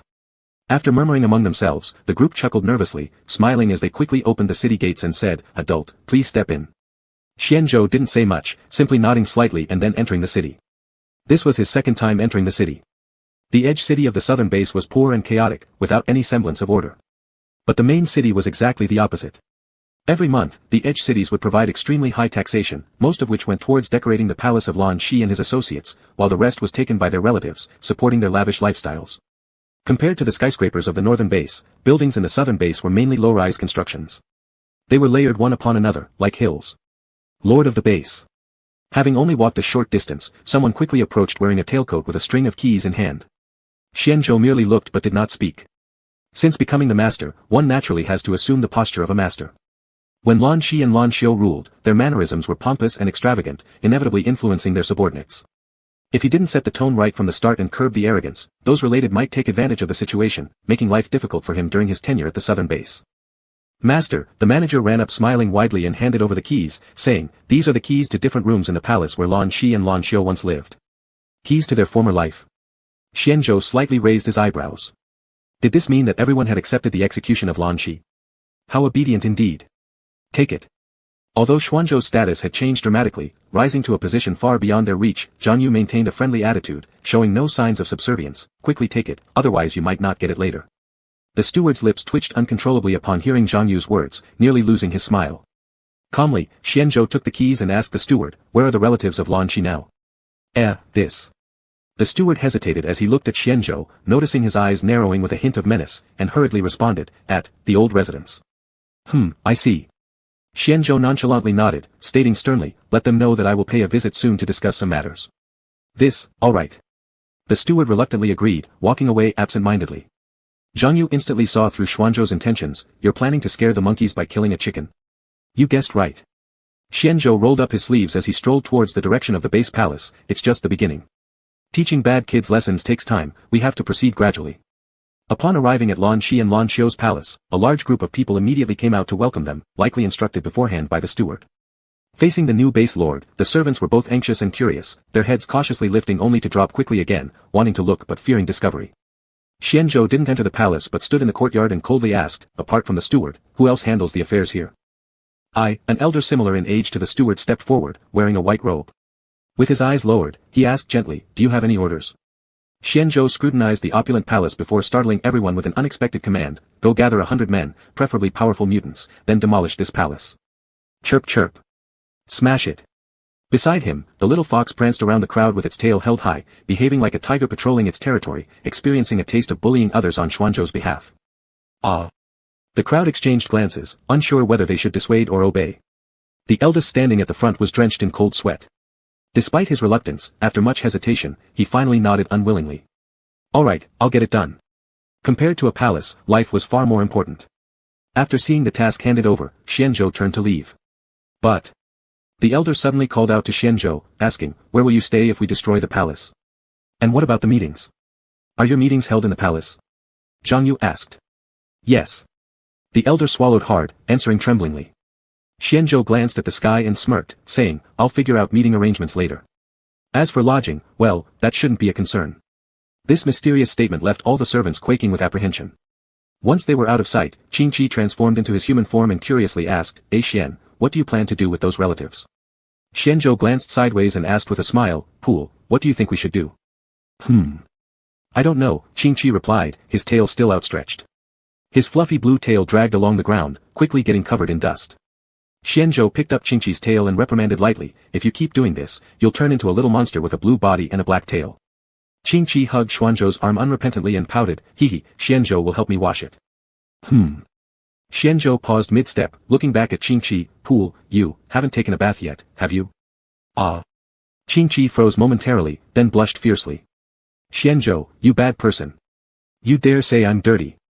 "That's not what I meant," Xianzhou sighed helplessly, pulling Qingqi back as he tried to run away. "We've been fleeing non-stop, it's normal not to have time to bathe. After settling down tonight, I'll give our pool a bath." "Good." Qingqi's eyes lit up, happily nodding without noticing the help part in Xuanzhou's words. "Where are we going now?" Langfu walked ahead, casting a glance at Xianzhou and Qingqi's intimate posture, slightly frowning. "You can't ask me, you need to ask the steward," Xianzhou said just as a jeep drove straight towards them. The window rolled down, revealing the steward's pale face. Forcing a stiff smile, the steward opened the car door and said, "I've already informed them, they want you to come over." "Why do you look so flustered?" Zhang Yu frowned suspiciously. "You're not planning to ambush us, are you?" The steward looked utterly terrified, shaking his head vigorously. No, how could we dare? We're just discussing base-related matters according to Master Xian's wishes. Since you've just arrived, there are many things you probably aren't familiar with." Before the steward could finish, Xianzhou had already gotten into the car with Qingqi. "Hey!" Zhang Yu called out to Xianzhou, "Are you really so carefree? What if Shoo, Xianzhou pressed a finger to his lips, lowering his voice, make sure the guns are ready. You wouldn't be. Zhang Yu eyed Xianzhou suspiciously before hesitantly nodding, all right. One by one, they got into the car, which drove at high speed. A few minutes later, they successfully arrived at their destination. Getting out of the car, the first thing they saw was a luxurious, idyllic ancient mansion surrounded by lush landscapes. The mansion was located right in the city center, forcing surrounding houses to relocate several dozen meters away. In such a bustling area, this house pushed its way through, turning it into something resembling a narrow alleyway of a frontier town. Hello, you must be Mr. Xian. An elderly man leaning on a walking stick came out, his hair completely yellowish-white, his face full of smiles as he attempted to display his amicability and goodwill. Xianzhou stepped forward. He didn't return the handshake extended by the other party but instead stood with his hands behind his back, looking down on him and asking, yes, I am. And may I ask who you are? Single character Song, everyone calls me Uncle Song. If you don't mind, you can call me that too. Lan Song's small eyes sized up Xianzhou as he covered his mouth and laughed, saying, look at me, I've forgotten myself. Hurry, come in. Cold thanks, Lan Song, Xianzhou replied icily. Upon hearing Xuanzhou's direct address without respect, Lan Song's expression turned grim for a moment but quickly brightened again. But this time, there was an extra touch of calculation in his smile. Under Lan Song's guidance, the group walked toward the courtyard. Zhang Yu kept a wary eye on both sides, noticing that they hadn't encountered any security or attendants after a long while, so he couldn't help but ask, excuse me, Lan Song, where are your servants? Lan Song wiped away the cold sweat from his forehead with his sleeve and answered while keeping his head down, I was worried they might offend any of you, so I gave them all leave to go home. Zhang Yu looked at Xianzhou after hearing this, seeing no change in his expression, so he furrowed his brows and remained silent, but his vigilance increased significantly. After a bit of walking, the group arrived at the hall where a group of people were seated, both men and women, the youngest being 15 and the oldest nearly 100. Mr. Xian. Upon seeing Xianzhou, the crowd rose in unison, enthusiastically coming forward to greet him. Chapter 60, Qing Chi's Extraordinary Toys. Are you Mr. Xian? Please take a seat. A distinguished middle-aged man approached, wanting to shake hands with Xianzhou, but after being dodged, he calmly held Qing Chi's hand and said as he looked her over, and this is the madam, correct? A confused Qing Chi. Who was whose wife? Xianzhou neither confirmed nor denied it, instead countering, is everyone gathered? They're all here. We heard you wanted to see us, so I immediately summoned everyone in the clan. The man courteously gestured with an inviting motion, please sit first while I prepare some tea and snacks. No need for that, Xianzhou shook his head slightly, his gaze sweeping over every person in the hall, do all of you have official duties? Xianzhou's extremely intimidating gaze made everyone break into cold sweats. They were flustered and helplessly lowered their heads. In that case, seeing this, Xianzhou pointed at Lan Song, how about starting with you? Me? Lan Song raised his voice incredulously. Xianzhou nodded, that's right, you. I. Lan Song averted his eyes, swallowing hard, hesitantly replied, I'm the executor. Executor? A faint smile appeared on the corner of Xianzhou's mouth, though it didn't reach his eyes. He turned and asked Zhang Yu, please explain the privileges and tenure of the executor. Understood. Zhang Yu straightened his chest and stepped forward, cleared his throat a few times, then solemnly explained, an executor, by definition, is someone who carries out the base leader's orders. There are usually 12 executors, among whom the chief executor has the greatest power, allowing them to make independent decisions under special circumstances without seeking approval. The age requirement for taking office is between 22 and 70 years old. Lan Song's cracked lips quivered, obviously, he hadn't expected Xianzhou to be so direct and unsparing. With a half-smile, Xianzhou glanced at Lan Song, judging from Uncle Lan Song's appearance, you've probably already exceeded the required age, haven't you? But I won't dwell on this because I've heard elderly people often forget things, so I'll assume Uncle forgot. Lan Song, on the verge of losing composure, reduced his anger somewhat upon hearing Xianzhou's words, yet Xianzhou's subtle insinuation still caused dissatisfaction among the others. Mr. Xian, what exactly are you here for today? Stop beating around the bush and just speak plainly. The middle-aged man clasped his hands behind his back and glared darkly. Xianzhou's eyes bent slightly, and he slowly responded, then I'll get straight to the point. Your house is quite grand and beautiful, but isn't the pond at the entrance and the viewing trees rather obstructive? Given the shortage of land within the base now, your extravagant use of space may not be very appropriate. The middle-aged man grimaced wryly, though reluctant, he continued to flatter and respond, yes, you're absolutely right. No. I will remove them immediately. You must have heard during my journey here about the news that I plan to demolish the palace, correct? Xianzhou took a step forward, fixed his eyes on the middle-aged man and smiled, the base has just been liberated from a violent base commander, inevitably entering a recovery phase. With everything awaiting restoration, it wouldn't be convenient to expend financial resources now, so I intend to designate this place as where future meetings will be held. This is our ancestral home. This time the middle-aged man lost control completely, rushing forward to try and strike or scold Xian Zhou, only to be stopped swiftly by Lan Song. "Dad!" The middle-aged man exclaimed incomprehensibly toward Lan Song. "Be quiet." Lan Song rebuked softly, signaling to the others, then turning around bowed humbly and answered Xian Zhou, "All right, I understand, we will move immediately. I don't want to act like a bandit, but the so-called ancestral home you mentioned seems too fabricated." Xian Zhou rested his hand on the pillar beside him, judging from the level of decoration, it can't have been built for more than a few months, right? "You really hide nothing from you." "Yes, the residence was indeed newly constructed just 2 months ago. Rest assured, I won't live here. I'm simply using this place for discussions on major events." The tone of Xian Zhou shifted suddenly as he addressed Lan Song. "By the way, I'm new here and unfamiliar with most things. Since Lan Xiu and Lan Shi's administration was corrupt, there must certainly be quite a few officials among the ranks who do nothing. Can you fetch me a roster shortly? I need to examine the conduct of various individuals over recent years. Those who are qualified, I will keep. As for those who aren't." Although he did not finish his sentence, the meaning was clear to all. Lan Song kept breathing deeply, blocking the agitated man behind him, dejectedly saying, "I understand." After Xian Zhou left, fierce arguments erupted in the hall. The sounds of heartrending screams and fights brought Xian Zhou great satisfaction. This was just the beginning. After making an example out of someone to warn the others, the next step was to create public opinion to pave the way for his revelation of identity. "Since you're so ruthless, aren't you afraid of their retaliation?" Outside the house, Zhang Yu asked anxiously. "If we had given them face, then we would have been unable to leave. Do you really think those servants were sent back home?" Xian Zhou's lips curled. "Evil people are never afraid of good ones, they only fear someone even more evil. If I don't reveal my sharp edge, historically there has been the use of the emperor as a puppet to issue orders, but now, there will be someone trying to manipulate the base commander as a puppet." Zhang Yu suddenly understood. Nodding, he said, "All right, now that the matter is settled, we should send a message back to the commander of the eastern base. This southern base has restricted information. We must leave now or it'll be too late and the message won't get out." Xian Zhou nodded without reluctance. "You've all worked hard today, go ahead. See you later." Qing Qi waved her hand and said, "All right, little fox, see you later." After Zhang Yu and Lang Fu left, Xian Zhou returned with Qing Qi to the palace. The servants were enthusiastically moving the items inside the palace.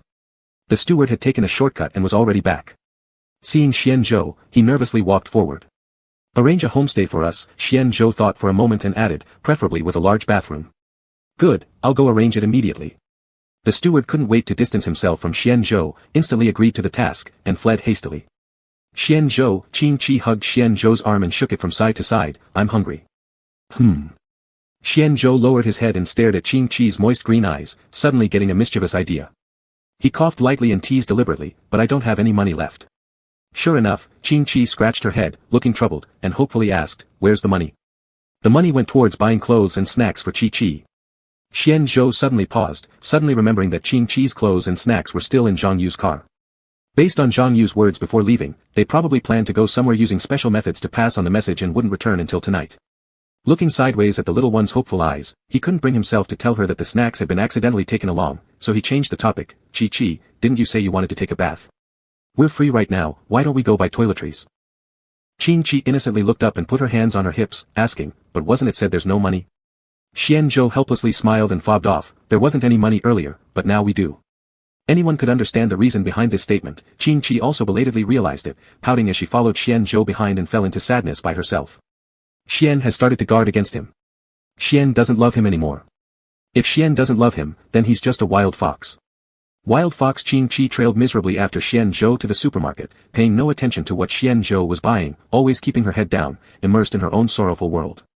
When they finished shopping, the steward had just found them and led Xian Zhou and Qing Qi to the residence. Though Xian Zhou only requested a big bathroom, the steward, eager to please, picked the most expensive house near the square. A standard 3-bedroom, 1-living-room apartment might be quite common in other bases, but in Landscare's southern base, it was already rare and hard to come by. After settling in, Xian Zhou used the vegetables bought from the supermarket to simply prepare a few dishes. Many post-apocalypse vegetables had already been contaminated and mutated beyond recognition, pitch-black peppers, potato-sized like heads, all of which were unlike anything Qing Qi had known. "This blue broccoli," Xian Zhou patiently introduced. Qing Qi blankly looked at the food on the table, picking up her chopsticks and putting them down repeatedly, unable to bring herself to eat. "Though the taste can't compare to before the apocalypse, it's much better than the coarse porridge you drank earlier." Xian Zhou served Qing Qi a piece of fish. "All of these have been tested, feel free to eat." Hearing this, Qing Qi hesitated, her chopsticks hovering uncertainly.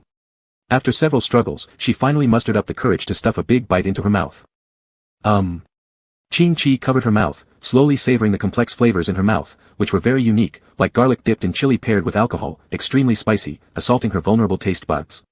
Despite all the resistance in her heart, there was something strangely satisfying about it. Does it taste good? Xianzhou asked with a smile. Swallowing the food, Qing didn't believe the food's flavor was complex due to its nature, rather, the food itself was distasteful, but thanks to Xianzhou's culinary skills, he made the otherwise inedible polluted fish meat seem somewhat delicious. Seeing Qing not making a sound and chewing the food in her mouth like a hamster, Xianzhou picked up his chopsticks with a faint chuckle and deftly removed the dangerous bones from the tender fish meat. Xianzhou, Qing gazed at Xianzhou expectantly. When can I take a bath? Xianzhou glanced out the window and said, soon, after we finish eating. After a day of running around, the sky was starting to become hazy. The warm yellow light made the atmosphere in the room very soft. After all that had happened, the escape that had lasted for several days finally came to a short halt. Xianzhou yawned lightly and looked at Qing who was similarly drowsy across from him, his gaze filled with a spring-like warmth.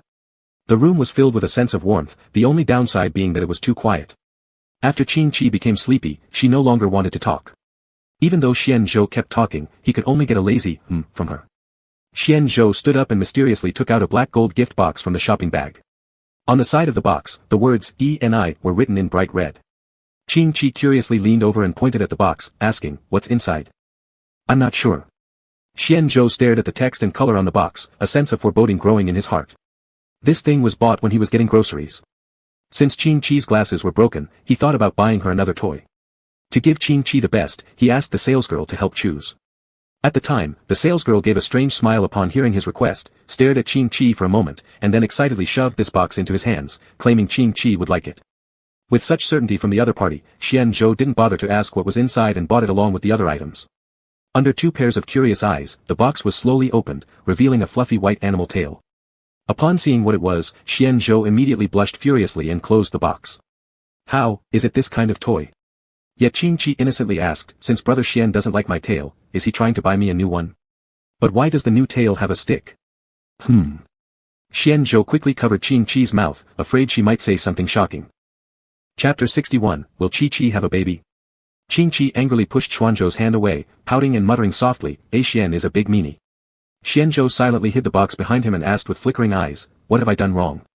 Little did he know that Qing was staring straight at his back, crying accusingly, Xian has a tail but doesn't give it to me. Xian is such a big meanie. Xian must have some other wild foxes. Xianzhou furrowed his brow slightly and threw the box into the trash can, putting on a serious expression as he sternly said, Qi should go take a bath now. Qing hummed, crossing her arms, Xian didn't give me the tail, so I don't want to bathe. That tail isn't for wearing.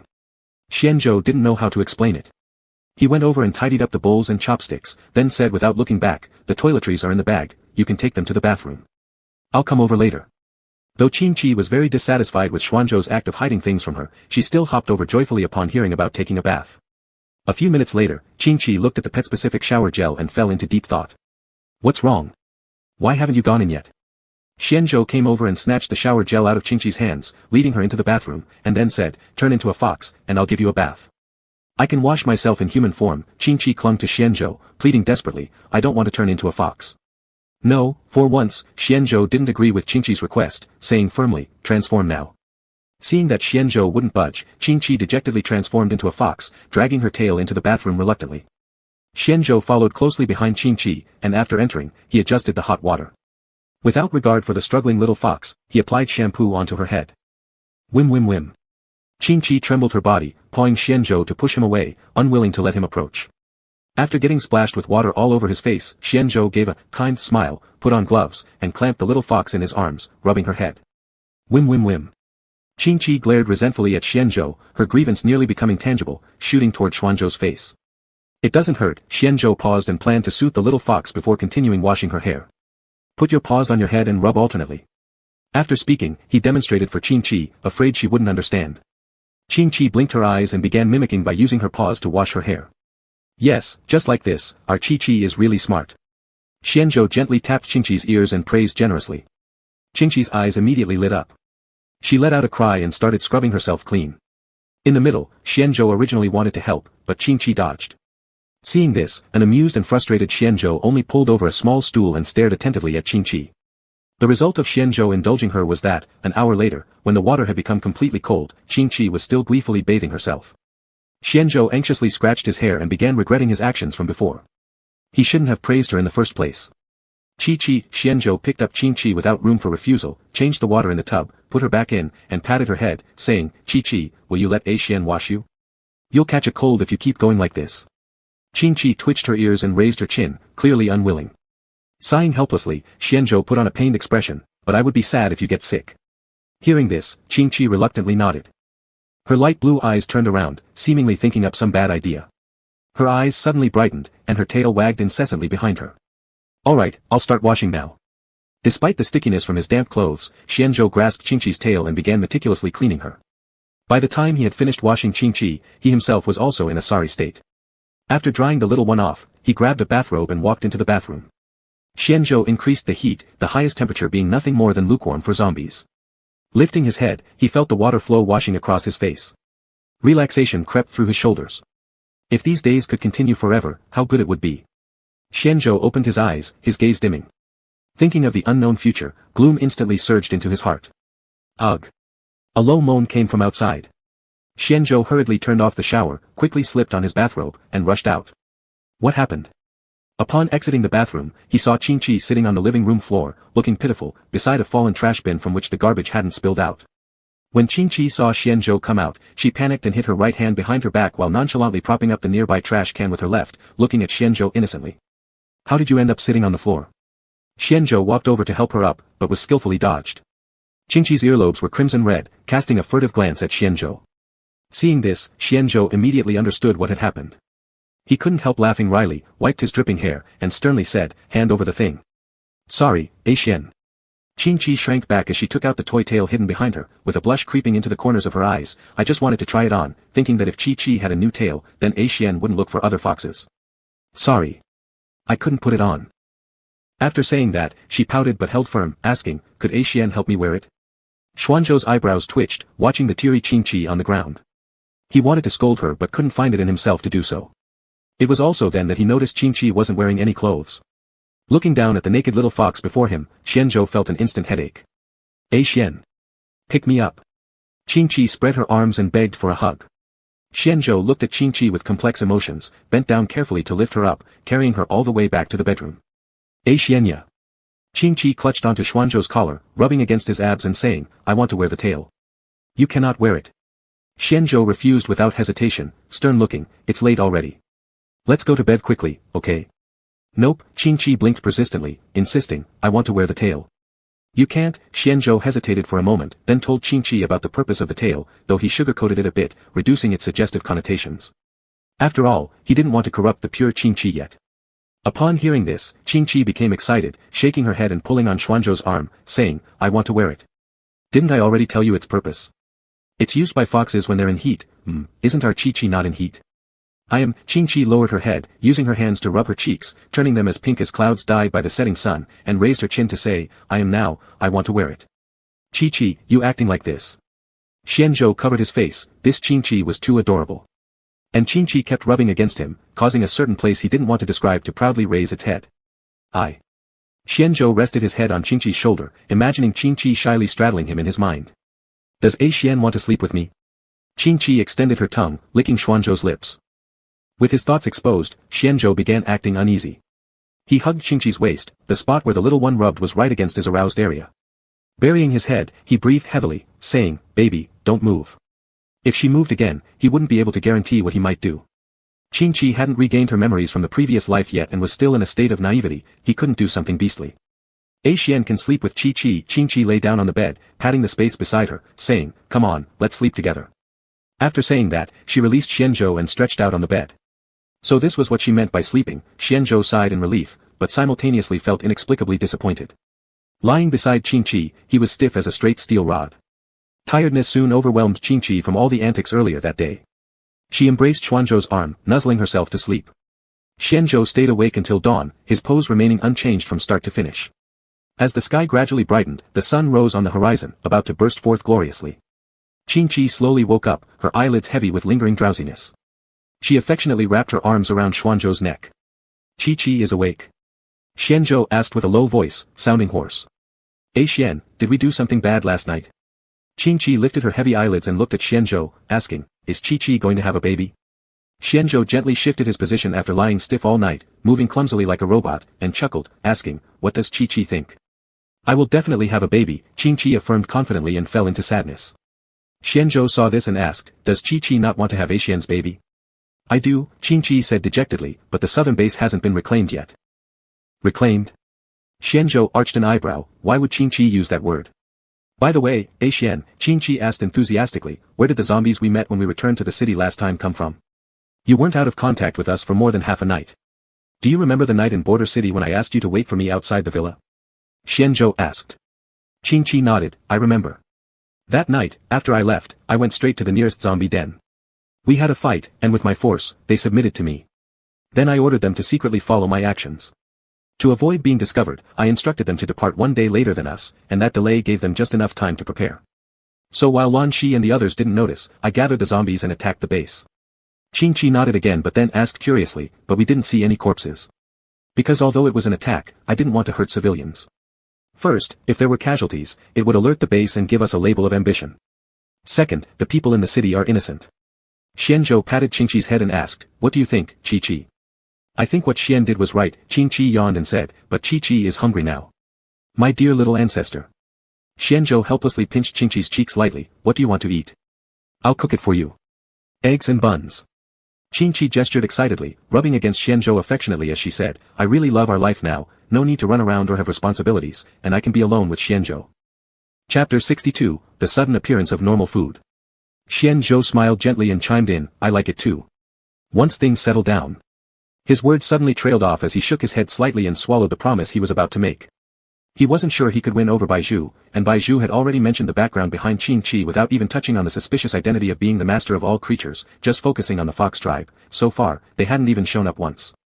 Although according to Baizhu's meaning, they might not know yet, but you can't keep a secret forever, one day they would find out. Though if danger came, Xianzhou would give his all to protect and fight for Qingqi, giving your all and succeeding are two very different things. Reality is not a fairy tale, where effort alone guarantees success. With heavy thoughts, Xianzhou got out of bed, changed into his clothes, gave Qingqi a long set of instructions, and then went downstairs to buy breakfast. The base centered around a square, looking from above like a colorful oval basketball. Many people rose early and gathered around the edges selling breakfast. Xianzhou's gaze quickly swept over them, picking out a relatively clean breakfast stall, and directly said, 1 steamed bun basket plus 2 eggs. Though the interior was nicely decorated, it was eerily quiet. The owner was a young man with dyed red hair, dressed in an unusual white Taoist robe, fiddling with a talisman that Xianzhou had never seen before. Upon hearing Xianzhou's voice, he snorted softly, not even raising his head as he replied, 3 intermediate-grade crystal cores. Take it yourself. A furrow formed between Xianzhou's eyebrows though there was no room for argument since Qingqi was still hungry. He quickly packed the food, left the payment, and left without a fuss. As he walked away, he faintly heard the breakfast shop owner muttering to himself, it's strange, how couldn't my talisman locate him? After Xianzhou left, Qingqi stood on the balcony anxiously waiting.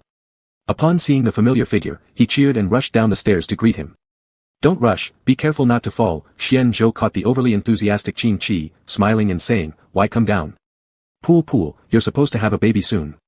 Pregnant foxes shouldn't jump around too much. Hee, there was one just now, but there isn't any more. Qingqi hugged Xianzhou's arm, saying, just like brother Xian's money. Xianzhou raised an eyebrow, realizing Qingqi was still upset over the fact he had deceived him last time. Feeling somewhat helpless, Xianzhou laughed and entered the living room, placing the breakfast on the dining table before turning around to pour yesterday's milk for Qingqi. Brother Xian, Qingqi tentatively touched the breakfast box, asking, what kind of breakfast does the post-apocalypse world have? Xianzhou furrowed his brows thoughtfully, responding, should be black, I think. After last night's cleansing with fish meat, Qingqi's tolerance for such food seemed to have improved quite a bit. At least that's what Qingqi thought. A few seconds later, Xianzhou walked out, holding 2 glowing green cups of milk. Qingqi's eyes widened slightly as he looked at the milk with horror. Why haven't you opened it yet? Xianzhou asked while placing the milk on the table. I want to eat together with brother Xian.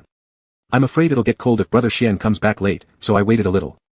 Qingqi said as he opened the packaging, subsequently gaping at the breakfast inside. In front of their eyes lay 8 snow-white, steamy buns resting in a black tray. Their fragrance wafted into Qingqi's nose, who carefully took a bite. The oily juices flowed down smoothly. Qingqi's eyes sparkled brightly as he stared at Xianzhou earnestly, I love you so much, brother Xian. Xian Zhou felt perplexed by the buns and took a small bite. The taste of normal food, how peculiar. In principle, the apocalypse has been going on for so long, making it impossible to have leftover food from the pre-apocalypse era. But these buns, they clearly tasted like normal food. The little fox's head kept nudging against him incessantly, apparently misunderstanding something. As Xian Zhou contemplated whether or not to tell Qing Qi this oddity, Qing Qi suddenly lifted his head, expressing complete disdain. They're good, but there's some smell. Xian Zhou stopped momentarily, asking, what kind of smell? A fox's smell. Qing Qi licked his lips, and it's rather familiar. Xian Zhou's heart sank abruptly. Fox. Could it be Qing Qi's clan members had arrived? Brother Xian, why aren't you eating? Qing Qi tilted his head and tugged on Xian Zhou's corner of clothing. You should eat too. I'm a zombie, I don't need to eat anything. Xian Zhou was slightly worried and restless. He patted the little fox's head, pretending to remain calm, and began thinking about how he could sneak away to find the breakfast shop owner again. Dong dong. While Xian Zhou was lost in thought, the door knocked. He walked over and opened the door, looking at the butler who was holding breakfast outside the door and asked, is there something? I. The butler bent halfway forward, his gaze flickering to the breakfast on the table inside the room.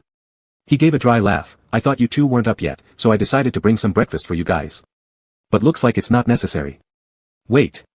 As the butler was about to leave, Xian Zhou quickly called him back and asked coldly, have Lan Song and the others moved out yet? Sung Sir and the rest have already moved out. After you left, Lan Sung immediately arranged for everyone to move.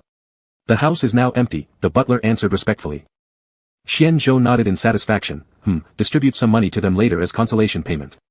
As for the landscaping trees around the estate, leave not one that takes up space. The butler swallowed a small lump of saliva and said humbly, there is a sentence I'm not sure if I should say or not. Xian Zhou nodded, speak. I can tell Master Xian Zhou you're a good person, but the lambs have always been overbearing. If you give them a taste of kindness, they'll keep coming back for more, demanding everything from you. Maybe you've misunderstood something. Xian Zhou spoke indifferently. I said this compensation is a farewell gift acknowledging their years of service to the base and being devoted to its development. Of course, leaving their long-term positions may leave them a little heartbroken. Ah. The butler looked astonished at Xian Zhou, then quickly bowed his head, clenching his lips tightly without daring to speak another word, fearing that Xian Zhou might fire him out of annoyance.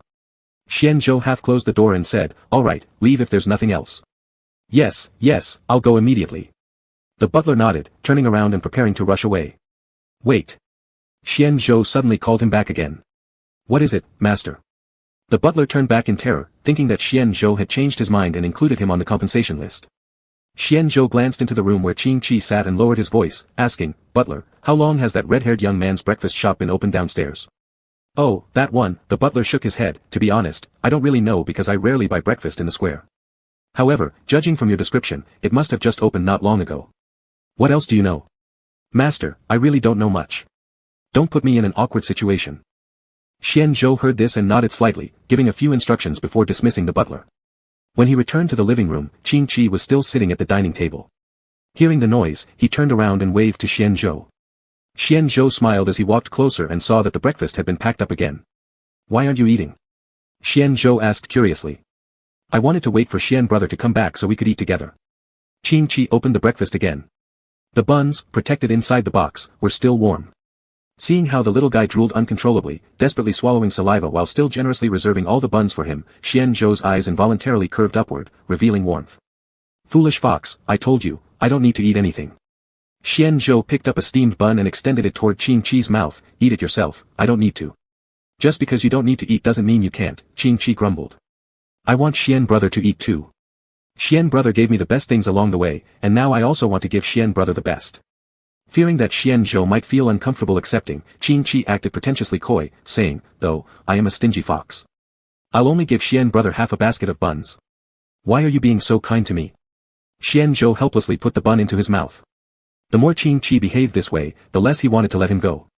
Thinking about the little guy being taken away by his clan and having to face the world alone made Xian Zhou's heart ache. He must protect Qing Qi even on the day death arrives, he cannot let go. This little guy is timid and kind. If he isn't protected well, he will surely suffer. After breakfast, Xian Zhou felt somewhat helpless looking at Qing Qi with his round, full belly. Qing Qi realized he had eaten too much and patted his stomach as he stood up, declaring that he would take a walk downstairs to aid digestion. Xian Zhou placed his hands behind his back and silently followed Qing Qi. The early morning square was bustling with people. Since the time was nearly morning, the vendors pushing carts selling breakfast had started leaving, replaced by the roaming antique market. Because Lan Xiao and others had a penchant for collecting ancient documents, the townsfolk also took a keen interest in them. The North loves rarities, the South loves antiques, and the West favors technology. Can you guess what the Eastern base prefers? A familiar voice came from behind, and Xian Zhou and Qing Qi turned to find Zhang Yu and Lang Fu. Lang Fu stood expressionless behind Zhang Yu, holding a large number of snacks and clothes in his hands. It seems we have good luck, we were just wondering where to look for you when we ran into you. Zhang Yu said with a cheerful smile. Xian Zhou's attention was entirely on what Zhang Yu had just said. He nodded to Lang Fu and then asked Zhang Yu, may I ask what the Eastern base likes? Zhang Yu gave Xian Zhou an odd look and replied, it's foxes, of course. The central sculpture at both the central and eastern bases is a fox, it's common knowledge. Xian Zhou, holding on to Qing Qi who was nearly swept away by the crowd, said, I'm a zombie. Look at me, my memory isn't that great. Zhang Yu glanced over at Qing Qi who was yawning, smiling as he poked his brow center. Didn't you hear, little one? Foxes are quite popular here. A king among foxes like you would be a game boss rated above S if made into a video game character. Qing Qi has always liked being praised. His eyes squinted with joy like a sunflower blooming towards the sun. He rubbed his head against Zhang Yu's hand, and his ears sprouted sharp tips. Seeing this, Xian Zhou immediately pushed him back and pulled Qing Qi to his own side, glaring displeased at Zhang Yu. Zhang Yu also feared truly angering Xian Zhou, so he immediately began laughing to smooth things over. Little fox, it's not appropriate to show your ears and tail just anywhere. There's a rule in our place, you can only expose them to people you like. After finishing, Zhang Yu trembled slightly, and a pitch-black tentacle stretched out, happily waving in front of Lang Fu. Lang Fu coldly turned his face away. Can you be any more disgusting? Chapter 63, Exploiting the Monsters at the Rear Mountain. Xian Zhou observed the interaction between the two and understood their thoughts. He looked away and asked, have you already passed the message to Ing Yen? It's been sent, Zhang Yu said seriously when it came to official matters, asking, by the way, did those guys do what you instructed yesterday? Things are going smoothly so far, Xian Zhou said as he continued walking, but things will not be as easy later on. I plan to wash out some internal members before revealing my identity. Though it can be done, your action is too fast. Zhang Yu held his chin, disagreeing, moving too quickly might cause backlash. After all, no matter how incompetent Lan Song and others may seem, they are people who have interacted with them daily. That part doesn't need to worry about. I know my limits. Xian Zhou took half of Lang Fu's luggage, ready to bring them to their residence to store the items. If we don't handle them now, when their power grows in the future, they will become more difficult to deal with. After listening carefully, Zhang Yu thought for a while and found that made sense. So he asked again, how do you plan to expose your identity? Are you really going to tell them straight out that you're a zombie? That might trigger panic. I am certainly not that stupid. Do you remember the zombie you saw on the day we first met? Xian Zhou slightly turned back to ask. Yes, so what? Xian Zhou stopped walking, and with a faint smile, he asked, what do you think if I cause a disaster, then let the zombies act as heroes saving people, wouldn't that be a good move? Lang Fu had been quietly listening to their conversation. He raised his head, furrowed his brows slightly, and said, this approach has risks, you must control the degree. Xian Zhou shook his head, you guys don't need to worry. I won't actually harm civilians. Zhang Yu shrugged, but how do you plan to create danger? Frankly speaking, if you ask me what else in this world can be equally dangerous as zombies, I wouldn't be able to think of anything right away. Do you remember the rear mountain where Lan Xiao was imprisoned? Zhang Yu nodded, I remember, but isn't it just a rear mountain that holds experimental specimens? Because Zhang Yu hadn't been to the rear mountain, he only knew some information through other people's words and was unaware of its danger. Xian Zhou pursed his lips, they aren't just ordinary specimens. I thought last night when I was sleepless. These monsters were once humans. Though they lack human consciousness now and can't even be called human anymore, it would be better to seize this opportunity to give them eternal peace instead of letting them live like mindless corpses in pain at the rear mountain. What about Lan Xiao?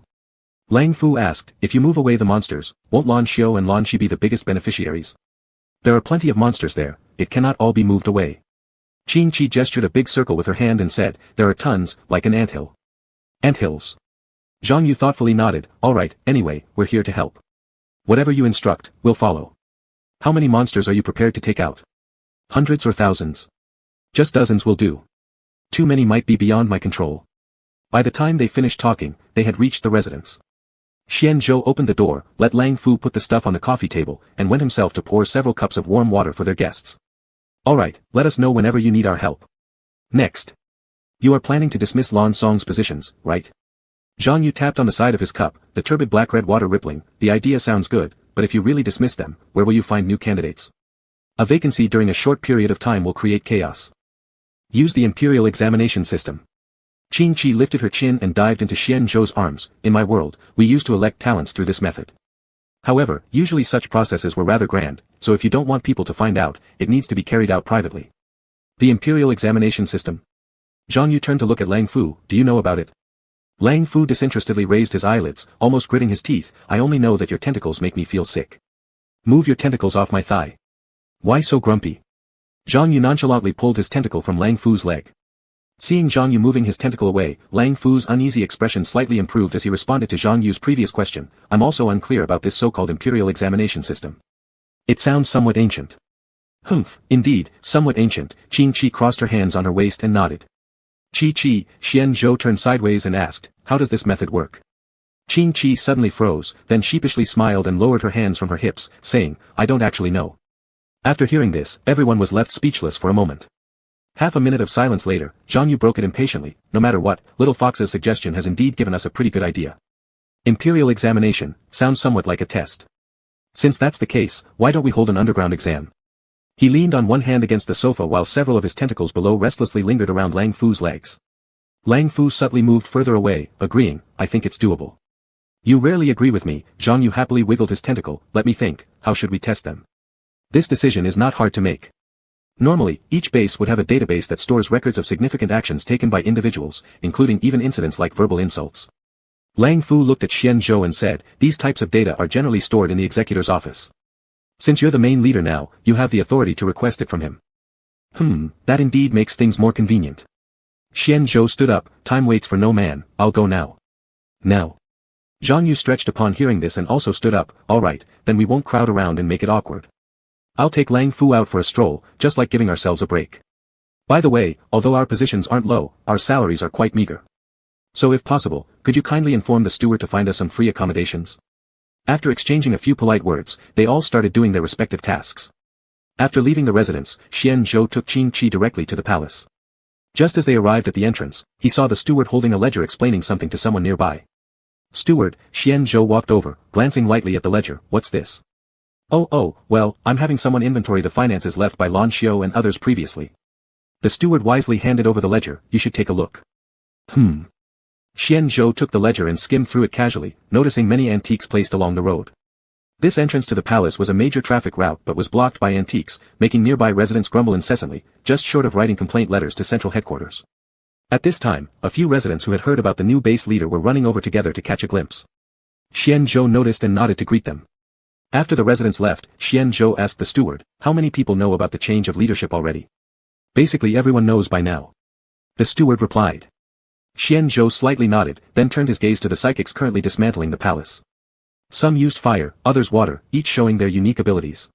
Despite appearing varied and a bit flashy, the efficiency in dismantling the palace was commendable. Within half a day, 4 rooms had been disassembled. The palace could be slowly dismantled, but transportation needed to be restored quickly, or else dissatisfaction among base residents might rise and lead to economic decline in the base. Therefore, Xian Zhou turned and pointed at the treasures piled up by the roadside, saying, antiques with historical value should be kept and sent to the museum. Those without value can be sold, and the money earned should be remitted to the central authority. Sell them? The steward's face showed hesitation, gazing at those exquisitely valuable items. Though feeling extremely reluctant inside, he clearly understood that Xian Zhou wasn't just cold in appearance but colder in nature, like ice buried deep in a millennium-old snow mountain.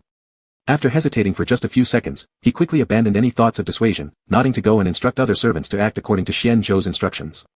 After the steward left, Xian Zhou entered the interior of the palace to supervise for a while longer. When he prepared to leave and instinctively reached out to hold Qing Qi's hand, he realized there was nothing but empty space beside him. Where was that fox? Xian Zhou immediately became flustered, looking around and asking questions. As he went out searching, he found Qing Qi sound asleep among a pile of treasures. The little guy had transformed into his original form, hugging a beautiful night pearl tightly, his tail extending slightly outwards, coiled around a golden rose. Seeing this, Xian Zhou couldn't help but chuckle softly. Although he didn't want to disturb Qing Qi's sweet dreams, sleeping openly amid these treasures while hugging a night pearl would eventually lead to being recognized by the servants carrying items as a treasure-stealing wild fox. Xian Zhou gently shook Qing Qi awake. Upon seeing the little guy's ears droop drowsily as he stared at him, he stroked his tail and asked, Qi Qi, do you like this night pearl? Qing Qi, who had been dozing off, suddenly perked up upon hearing this, vigorously nodding. Squeak. He loved shiny things. All right, if you like it, you can take it back. I'll let the steward deduct it from my future salary. Xian Zhou picked up Qing Qi, preparing to carry him back to the residence. On the way, he encountered the breakfast shop owner again. He was still dressed as he had been in the morning, except now there was a talisman stuck to his waist, and he held a circular disc in his hand. The disc was painted with strange patterns and densely inscribed with tiny characters. If Qing Chi were fully awake, he would recognize that as a compass. Xian Zhou passed the young man, instinctively protecting the little fox closer. Qing Chi's head was buried into his chest, leaving only his soft ears exposed. After they walked for a while, the young man suddenly stopped, looking back curiously at the man who had rushed past him. He looked down at the shaking compass in his hand, furrowing his brow in confusion. That man, why did he smell of a disorderly fox? By the time they returned to their residence, Qing Chi had already woken up. He held the night pearl with both paws and diligently licked it. Xian Zhou, who had been sorting out Qing Chi's clothes, almost bulged his eyes seeing the scene. He quickly stepped forward and snatched the night pearl from Qing Chi's arms. Qing Chi, whose treasure had been taken away, looked up quite confused, not understanding why Xian Zhou had done this. It's dirty. Xian Zhou wiped off the saliva on the night pearl before asking, are you hungry, Qi Chi? Qing Chi touched his stomach and pointed at the empty breakfast box in the trash can, nodding. Does Qi Chi want to eat from that breakfast place we saw earlier? After frowning for a moment, Xian Zhou couldn't bear to let the little fox go hungry and prepared to put on his coat to go buy some food. Just as he was about to leave, he caught sight of Qing Chi jumping down from the sofa, tugging at the hem of his pants. Xian Zhou looked down in surprise at the pleading gaze and slowly realized something, asking in astonishment, do you want to come too? Chapter 64, Qing Han. The little fox nodded vigorously. Xian Zhou gently picked up Qing Chi. Seeing the little guy trying to lick his abs after rubbing his head against him, he hurriedly stopped him. Qi Chi, take your tongue back. Gigi. Qing Chi was surprised and then reluctantly retracted his tongue, his ears slightly trembling. Why does Qi Chi keep licking things today? Xian Zhou worriedly opened Qing Chi's mouth, caught his pink little tongue, and asked, are you sick? Do you feel unwell anywhere? Qing Chi slightly lowered his head, moving his ears without a sound. Xian Zhou thought he had hit the nail on the head and prepared to take Qing Chi to the hospital. However, as soon as they got downstairs, Qing Chi began struggling to get down, lying flat on his back and continuously pawing at his stomach while making whining sounds. Does your stomach hurt? Xian Zhou picked up Qing Chi, brushing off the dust from his body. Be a good boy. I'm taking you to the hospital now. It's not that his stomach hurts. A voice came from behind. Xian Zhou turned around and saw it was the breakfast shop owner. Hello there, zombie man. The young man raised his cheerful smile, full of laughter, waving his hand. His flamingo-like hair made him look incredibly youthful and vibrant. Xian Zhou stepped back a step, eyeing the young man cautiously, with his free hand reaching for the gun at his waist. The young man seemed to have noticed something, his fiery red pupils narrowing slightly. He glanced meaningfully at Xian Zhou's waist before shifting his gaze to Qing Chi. His smile faded gradually. Qing Chi, you seem so at ease here that you've forgotten everything else. Upon hearing this, Xian Zhou instinctively looked down, noticing the little fox clinging tightly to his neck. Its fluffy large tail wrapped around his waist, eyes cast downward as its head was buried deeply in his arms, and its small body shivering slightly. Xian Zhou tenderly stroked Qing Chi's back and glared at the unwelcome visitor, demanding, who are you? Who am I? The young man echoed the question, do you have any idea who I am? Xian Zhou detected an increasingly unfriendly aura emanating from the young man. Slowly stepping backward, he took the gun from his waist, gripping it firmly. The young man smiled nonchalantly, lowering his voice, speaking directly to Qing Chi, little fox, if you continue acting like a coward forever, I might just start slaughtering everyone. This highly threatening statement compelled Qing Chi to lift his head, jump hesitantly out of Xian Zhou's embrace, slowly transforming into human form. Frightened, he looked at the young man, biting his lips and whispering, fourth brother. The young man smirked mockingly, so, you do remember I'm your brother. I thought after living freely outside for a few years, you've even forgotten your own roots. Qing Chi dared not express his anger but bowed his head humbly among the 8 older brothers and sisters. There were 2 people he feared most, the eldest brother and the 4th brother, Qing Han. Qing Han's unpredictable temper made him the hardest one to read in their group. That aside, his methods were always aligned with his fluctuating character, sometimes overt, sometimes hidden. Qing Chi vividly remembered when he accidentally broke a favorite glass cup of Qing Han's when he was still a cub, along with the 6th brother. Qing Han then placed nails on the 6th brother's bed. Back then, the 6th brother was bleeding all over his back, yet after their parents found out, they only criticized Qing Han a little and didn't pursue it further. The reason being that Qing Han and Qing Chi did not come from the same litter. Qing Han was the child of a fox demon and a human. The clan had always opposed the union between fox demons and humans, but some members continued such unions despite repeated warnings. Eventually, the clan leader issued a decree expelling all fox demons who engaged with humans from the tribe. When Qing Han's biological father learned of Qing Han's existence, he panicked, fearing expulsion and social stigma, so he fled overnight and remains missing to this day. After Qing Han's father ran away, his mother was devastated and almost committed suicide. She was saved by Qing Chi's passing-by parents, who, thinking of doing good deeds completely, told the clan leader about Qing Han. After hearing this, the clan leader was extremely angry, but since Qing Han still had the bloodline of a fox demon, he decided to let him stay. He gathered the whole clan to find someone willing to adopt him. However, no one wanted any connection with a human, so they all stayed silent. It was ultimately Qin Chi's parents, who already had 3 children, deciding that raising another wouldn't be too hard, who agreed to foster Qin Han. Thus, the infant Qin Han barely secured a home. Although Qin Chi's parents never mistreated Qin Han, with time, as more children joined the family, they could hardly care for themselves, let alone find time to pay attention to Qin Han. Moreover, the other kids in the clan often bullied Qin Han due to his human bloodline, resulting in his dark and self-deprecating personality. When Qin Chi came back to his senses, he noticed that Xian Zhou and Qin Han were glaring at each other, the atmosphere tense as if a fight could break out at any moment. So, he quickly positioned himself between them and tried to mediate, shouting, "Stop glaring, look at me. Yes, all of you look at me. Dead fox, let's see if I enjoy watching your head fall," Qin Han said as usual. Qin Chi knew how relentless Qin Han could be. He'd his neck and changed the subject by asking Xian Zhou, "Xian, is there anything else you need to do? I remember you were going to check the residence data, right?" He avoided looking at Qin Han while speaking, but even so, the chill running down his spine made him clearly aware that Qin Han was staring at him intensely. Qin Chi had already put in great effort, yet Xian Zhou didn't seem to understand his intentions. He shook his head slightly, responding with composure, "No rush, let's chat with the 4th brother first." Upon hearing this, Qin Chi's face instantly turned pale. Why doesn't he get my hint? Qin Han's expression wasn't much better, his face dark like a pot bottom. "I'm Qin Chi's 4th brother, not yours. Who gave you the nerve to associate with me like this?" Hearing Qin Han scolding Xian Zhou like this, Qin Chi immediately disagreed, "He's not an insect. You traitorous thing." Qin Han glared angrily at Qin Chi, changing his tone abruptly to ask, "Where is Bai Zhu now? The mountain god grandpa?" Qin Chi asked with surprise, "Has mountain god grandpa arrived?" The nearby Xian Zhou glanced at Qin Chi's excited expression and his heart immediately chilled halfway. "Yes, he has arrived," Qin Han nodded, "he came a long time ago." "Did he not find you?" "Nope," Qin Chi shook his head, "Brother, if you hadn't mentioned it, I wouldn't have known he had come." "Tisk, whatever, whether he comes or goes, or where he is now, none of it matters. Qin Chi, come with me now," Qin Han said as he reached to pull Qin Chi's hand. "I won't go." Qin Chi dodged Qin Han and hid behind Xian Zhou, only exposing one eye and saying, "I don't want to go with you. If you're not coming with me, what are you doing here?" Qin Han crossed his arms, extremely impatient, "It's so chaotic here. It's dangerous for a cub like you to stay. I have a Xian protecting me. No one will dare bully me." Qin Chi shouted proudly, raising his head, "I'm not going back. Everyone in the clan makes fun of me, treating me like a kid. You all talk about being worried about my safety, but when I was away in an unfamiliar world for so long, why did no one come for me? Now you pretend to care. Hypocrites. For so long, the homesickness and hurt of being abandoned burst forth at this very moment. Moreover, a Xian cherishes me. A Xian gives me all the good things. If I get lost, a Xian will surely come looking for me right away. Anyway, parents have so many children, you guys also have so many siblings. Whether I exist or not doesn't matter, right? Dead fox." Qin Han's breathing became rapid from Qin Chi's words, his hand ready to raise, but was intercepted first by Xian Zhou. He stared at Xian Zhou in astonishment, disgust flashing in his eyes, forcefully shaking off the hand grabbing him, fuming, "Well, if you don't return, our parents will come looking for you. And what nonsense you've been talking about regarding which world?" Qin Han prepared to explain something, but opening his mouth brought pride into play. He coldly sniffed a few times and left holding the divination disc.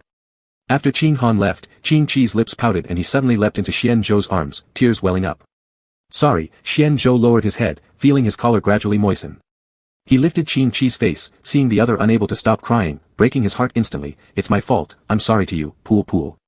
I shouldn't have gone to that breakfast shop for breakfast. If I hadn't, he wouldn't have found you. I'm sorry." With teary eyes, Qin Chi shook his head, wiping his tears, and asked a completely unrelated question, "Did a Xian forget to tell the manager about Zhang Yu's accommodation?" Xian Zhou froze on the spot. He really had forgotten. Qin Chi hummed as he rubbed against Xian Zhou, "Then we should notify the manager now and investigate the residence data. After we finish all matters, can we find a remote mountain to seclude ourselves, okay?" "Okay, everything according to your wish." Xian Zhou realized matters wouldn't end so simply, but seeing Qin Chi's hopeful gaze, he still couldn't bear to reveal the truth. Qin Chi didn't wish to bring up Qin Han, and neither would Xian Zhou inquire. They silently walked towards the palace, informed the manager about Zhang Yu's affairs, and then set off towards the base building. The towering building stood amidst shorter structures, forming a striking contrast. There was no one guarding the entrance of the building, allowing Xian Zhou unrestricted access. However, upon entering, Xian Zhou finally understood why he could come in without obstruction. The building had no stairs, elevators were the only tools for reaching the upper floors, and there were 3 fully armed soldiers stationed at each elevator entrance. Every time someone wanted to enter an elevator, they would be asked to show their ID. Xian Zhou remembered he hadn't brought his credentials and was just about to go back and get them when the guard stopped him first. Please wait a moment.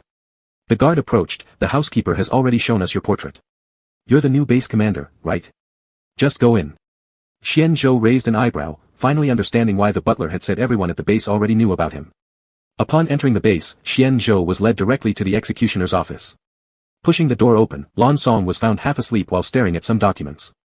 Hearing the sound of movement, he lifted his head. Upon seeing Xian Zhou, he panicked and stood up immediately, stammering, I was originally going to take a small break, didn't. All right. Xian Zhou waved his hand. He had already made up his mind to replace some officials, so he wasn't bothered by Lan Song's laziness. He came straight to the point, give me the residence data. What do you need that for? Lan Song exclaimed in surprise, then realizing how exaggerated his tone was, he quickly changed it to, what I mean is, what do you need the residence information for? Do I need a reason to ask for it? Xian Zhou narrowed his eyes dangerously, why are you so anxious? I'm not anxious. Lan Song swallowed hard and turned around to grab a pass card, it's in the top floor database. Just go up there. Chapter 65, The Beginning of the Plan. Xian Zhou lowered his eyes to examine the pass in his hand, a thin card with strange patterns drawn on it. Xian Zhou gave Lan Song a slight nod and turned around, leaving the office with the card in hand.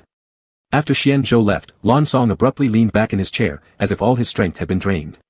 His aged hands, lined like withered wood, trembled incessantly, revealing exhaustion after the shock. Once outside the office, someone immediately approached him obligingly to lead the way.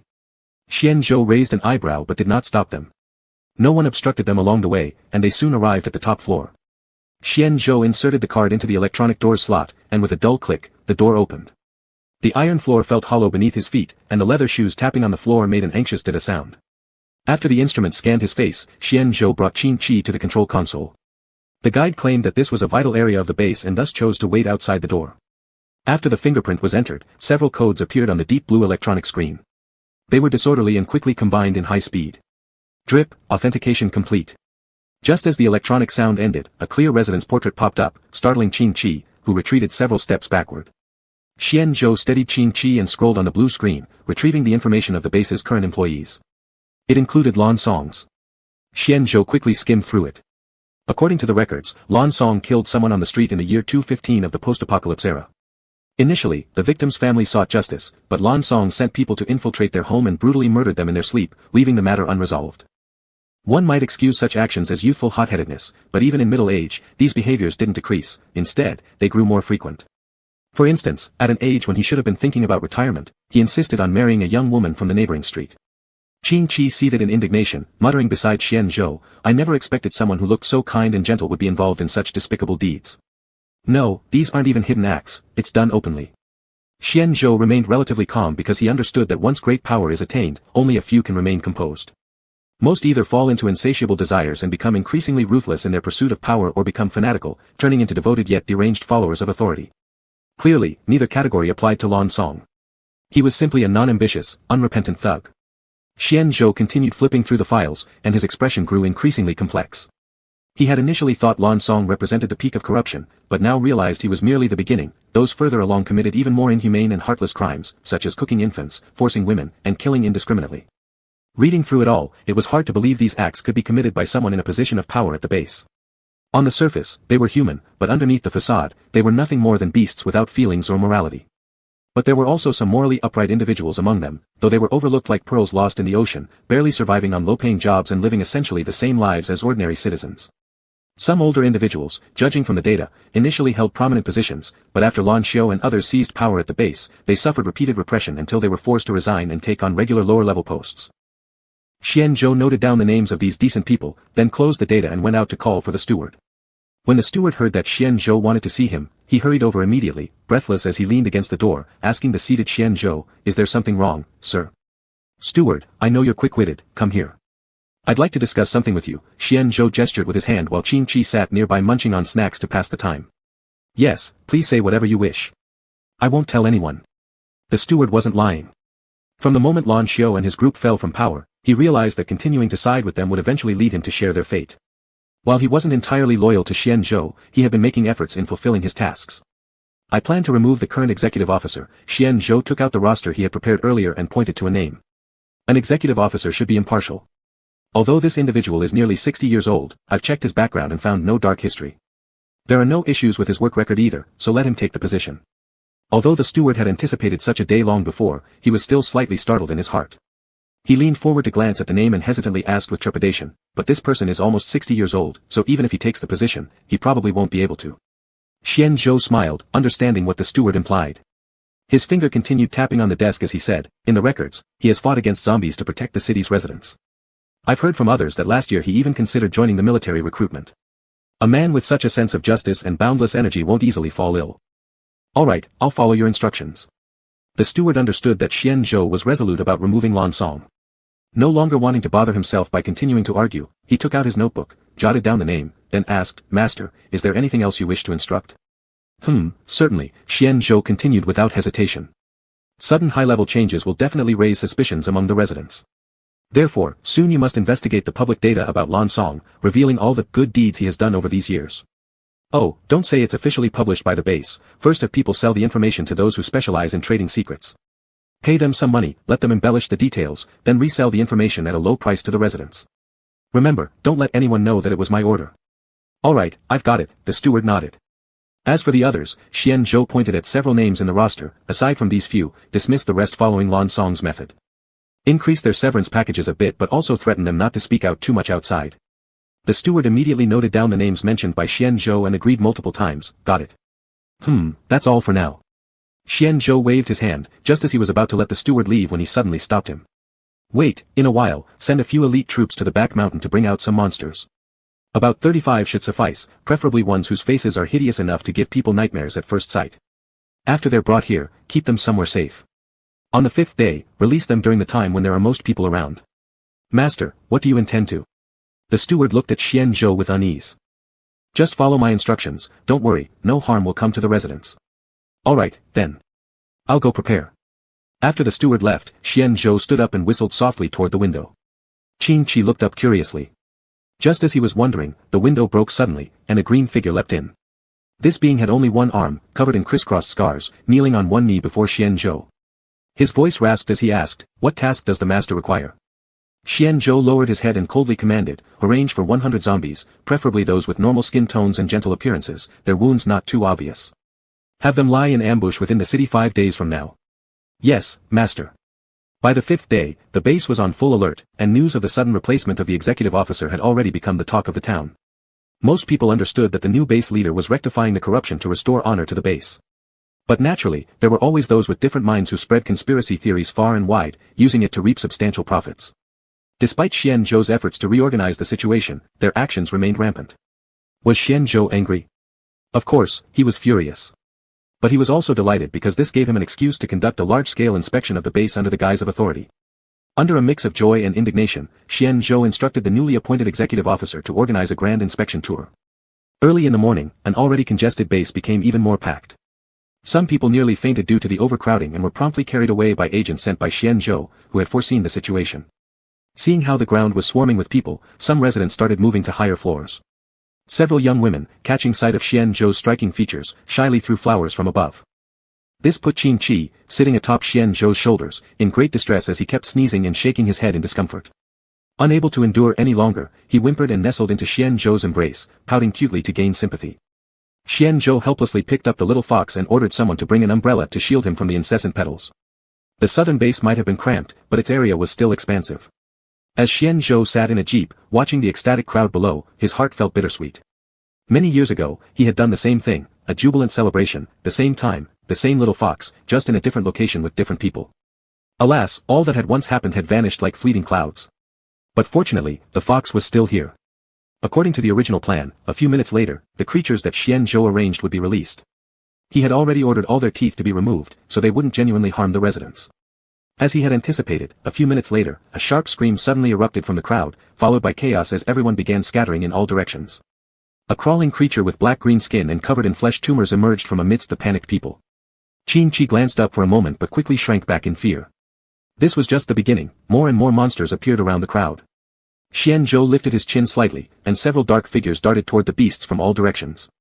They grappled fiercely with the creatures in a mad struggle. Gradually, the fleeing residents stopped running and stared in shock at the bizarre scene before them. Because the monster's teeth had been removed and they were accustomed to appearing only at night, the bright sunlight of the day, coupled with the stares of the crowd, left them completely disoriented and frightened. They soon lost their former ferocity and were easily overpowered by the zombies. Xianzhou waved his hand, signaling for someone to take the creatures away for euthanasia. Yes, the steward nodded and quickly carried out the order. Once the residents started calming down, they realized what had happened and burst into thunderous applause. Hem. Xianzhou cleared his throat, interrupting the cheers of the crowd. I'm sorry, everyone. I didn't expect such an event to occur, but I've already sent people to deal with these monsters. There was a soft murmur from the audience below as they continued to stare at Xianzhou with admiration. Xianzhou waved again, signaling the zombies with a glance to remove their leather coats. Most residents were startled when they saw the rescuers, whom they had just been celebrating, start taking off their clothes one by one. Terrified, they instinctively covered their eyes and looked away respectfully. But there were always some daring individuals who did not whisper or cover their eyes like the rest. Instead, they curiously stared at the zombies. When the zombies shed their outer garments, leaving only simple shirts and shorts on their bodies, their greenish skin exposed, it became clear that they were no ordinary beings. They're zombies. With a single cry, everyone suddenly understood the situation and began retreating nervously. The once celebrated heroes had now become monstrous objects of fear.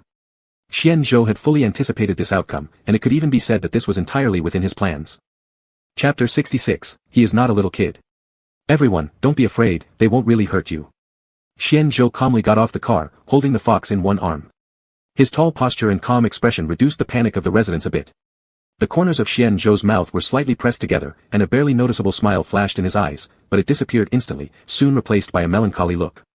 In a sorrowful tone, he said, You all must have heard about my removal of Lansong from office. I know, this action of mine was quite reckless. I am just a new base chief, so I shouldn't have carried out such a sweeping reform with so much fanfare. But during the time I've been here at the base, I've seen too many people struggling for survival under Lansong's dictatorship. Their resilience towards life and their unyielding stance against corruption moved me greatly, so I want to implement reforms, I want to give everyone a peaceful world, I want to help you all escape the darkness of politics. The little fox beside him also imitated the worried and sad demeanor, pretending to wipe tears seriously. This heartfelt speech that seemed to come straight from the heart made many residents' hearts tremble, especially with the recent exposure of what Lansong had done earlier, which made them completely trust what Xianzhou was saying. Lansong, standing at the end of the crowd, listened with wide eyes and an open mouth, completely incredulous. As anger surged inside him, he also began to think about who might have been responsible for the selling of his data. Biting his teeth tightly and clenching the white headscarf on his face, he pushed the people next to him aside and turned to leave. Base Chief, you don't need to blame yourself or find fault within yourself. What you did was right. Lansong is a completely irredeemable wicked person.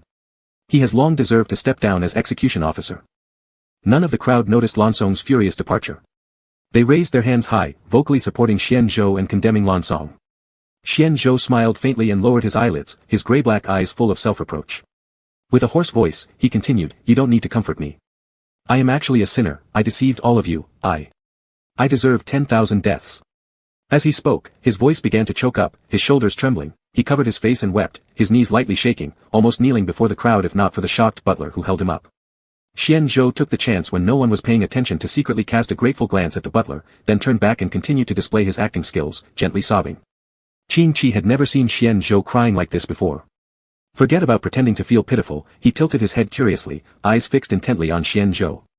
Just as he was watching with great interest, a girl accidentally dropped her basket of flower petals. Originally, it wouldn't have hit Qingqi, but since he kept stretching his neck forward wanting to see Xianzhou cry, he ended up getting precisely hit. Chirp dash. The little fox got dazed by being hit on the head. Because the basket was too big, it directly knocked him onto the ground with a loud thud, his limbs sprawled out looking like a soft fox pancake. Xianzhou paused, momentarily forgetting to pretend to be miserable. The little fox lying on the ground flicked its tail, nostrils twitching, its green eyes filled with moisture. Xianzhou furrowed his brows and felt a sudden sense of foreboding arise in his heart. It turned out that Xianzhou's sixth sense was correct. The little fox looked up in fury and began to wail loudly. Most of the base's residents carried children with them, and Qingqi's loud and clear cry echoed more than 10 meters away. The cries clearly conveyed grievances, and due to children's strong empathetic abilities, they quickly caught the sentiment and started wailing too. With all the commotion, Xianzhou couldn't afford to care about anything else. After picking up Qingqi, he patted his head and whispered softly, Don't cry, a Xian is here. Qingqi stopped crying for a moment and looked up strangely at Xianzhou. Is this how you console a little kid? But he is not a little kid. He shook his head, wiped away his sense of grievance, put on a serious expression, and nestled silently into Xianzhou's arms without making another sound. But although Qing-Chi had stopped crying, kids aren't like foxes, they weren't going to let go so easily. Seeing that Qing-Chi had stopped crying didn't make them cease either, but instead, they cried even harder. Helpless parents embraced their children, trying every method to soothe them and attempted to stop their wails. For a while, chaos reigned everywhere. Xian Zhou seized the opportunity and lightly coughed several times, then amidst the chaos, revealed his true identity. In fact, I am a zombie. This short sentence stirred up waves of shock among all present. The little children also forgot their crying, dumbfoundedly staring at Xian Zhou, blinking, saliva flowing along the corner of their mouths until automatically wiped off by their parents. Master, are you joking? The butler also could not believe what Xian Zhou had said. Although he had many guesses about Xian Zhou's identity before becoming the base chief, never in all his speculations had he ever imagined it to be a zombie. I am indeed a zombie, not joking around. Xian Zhou nodded without choosing to conceal the truth.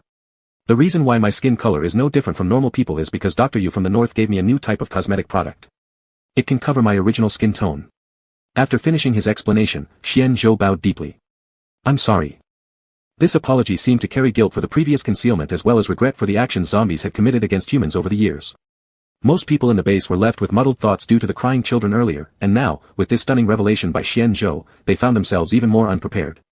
Bewilderment mingled with shock, and shock mingled with anger, a myriad of emotions tangled together, leaving them unsure of how to react. A few seconds passed, and the first ones to snap out of it were the group who had been dismissed by Xian Zhou.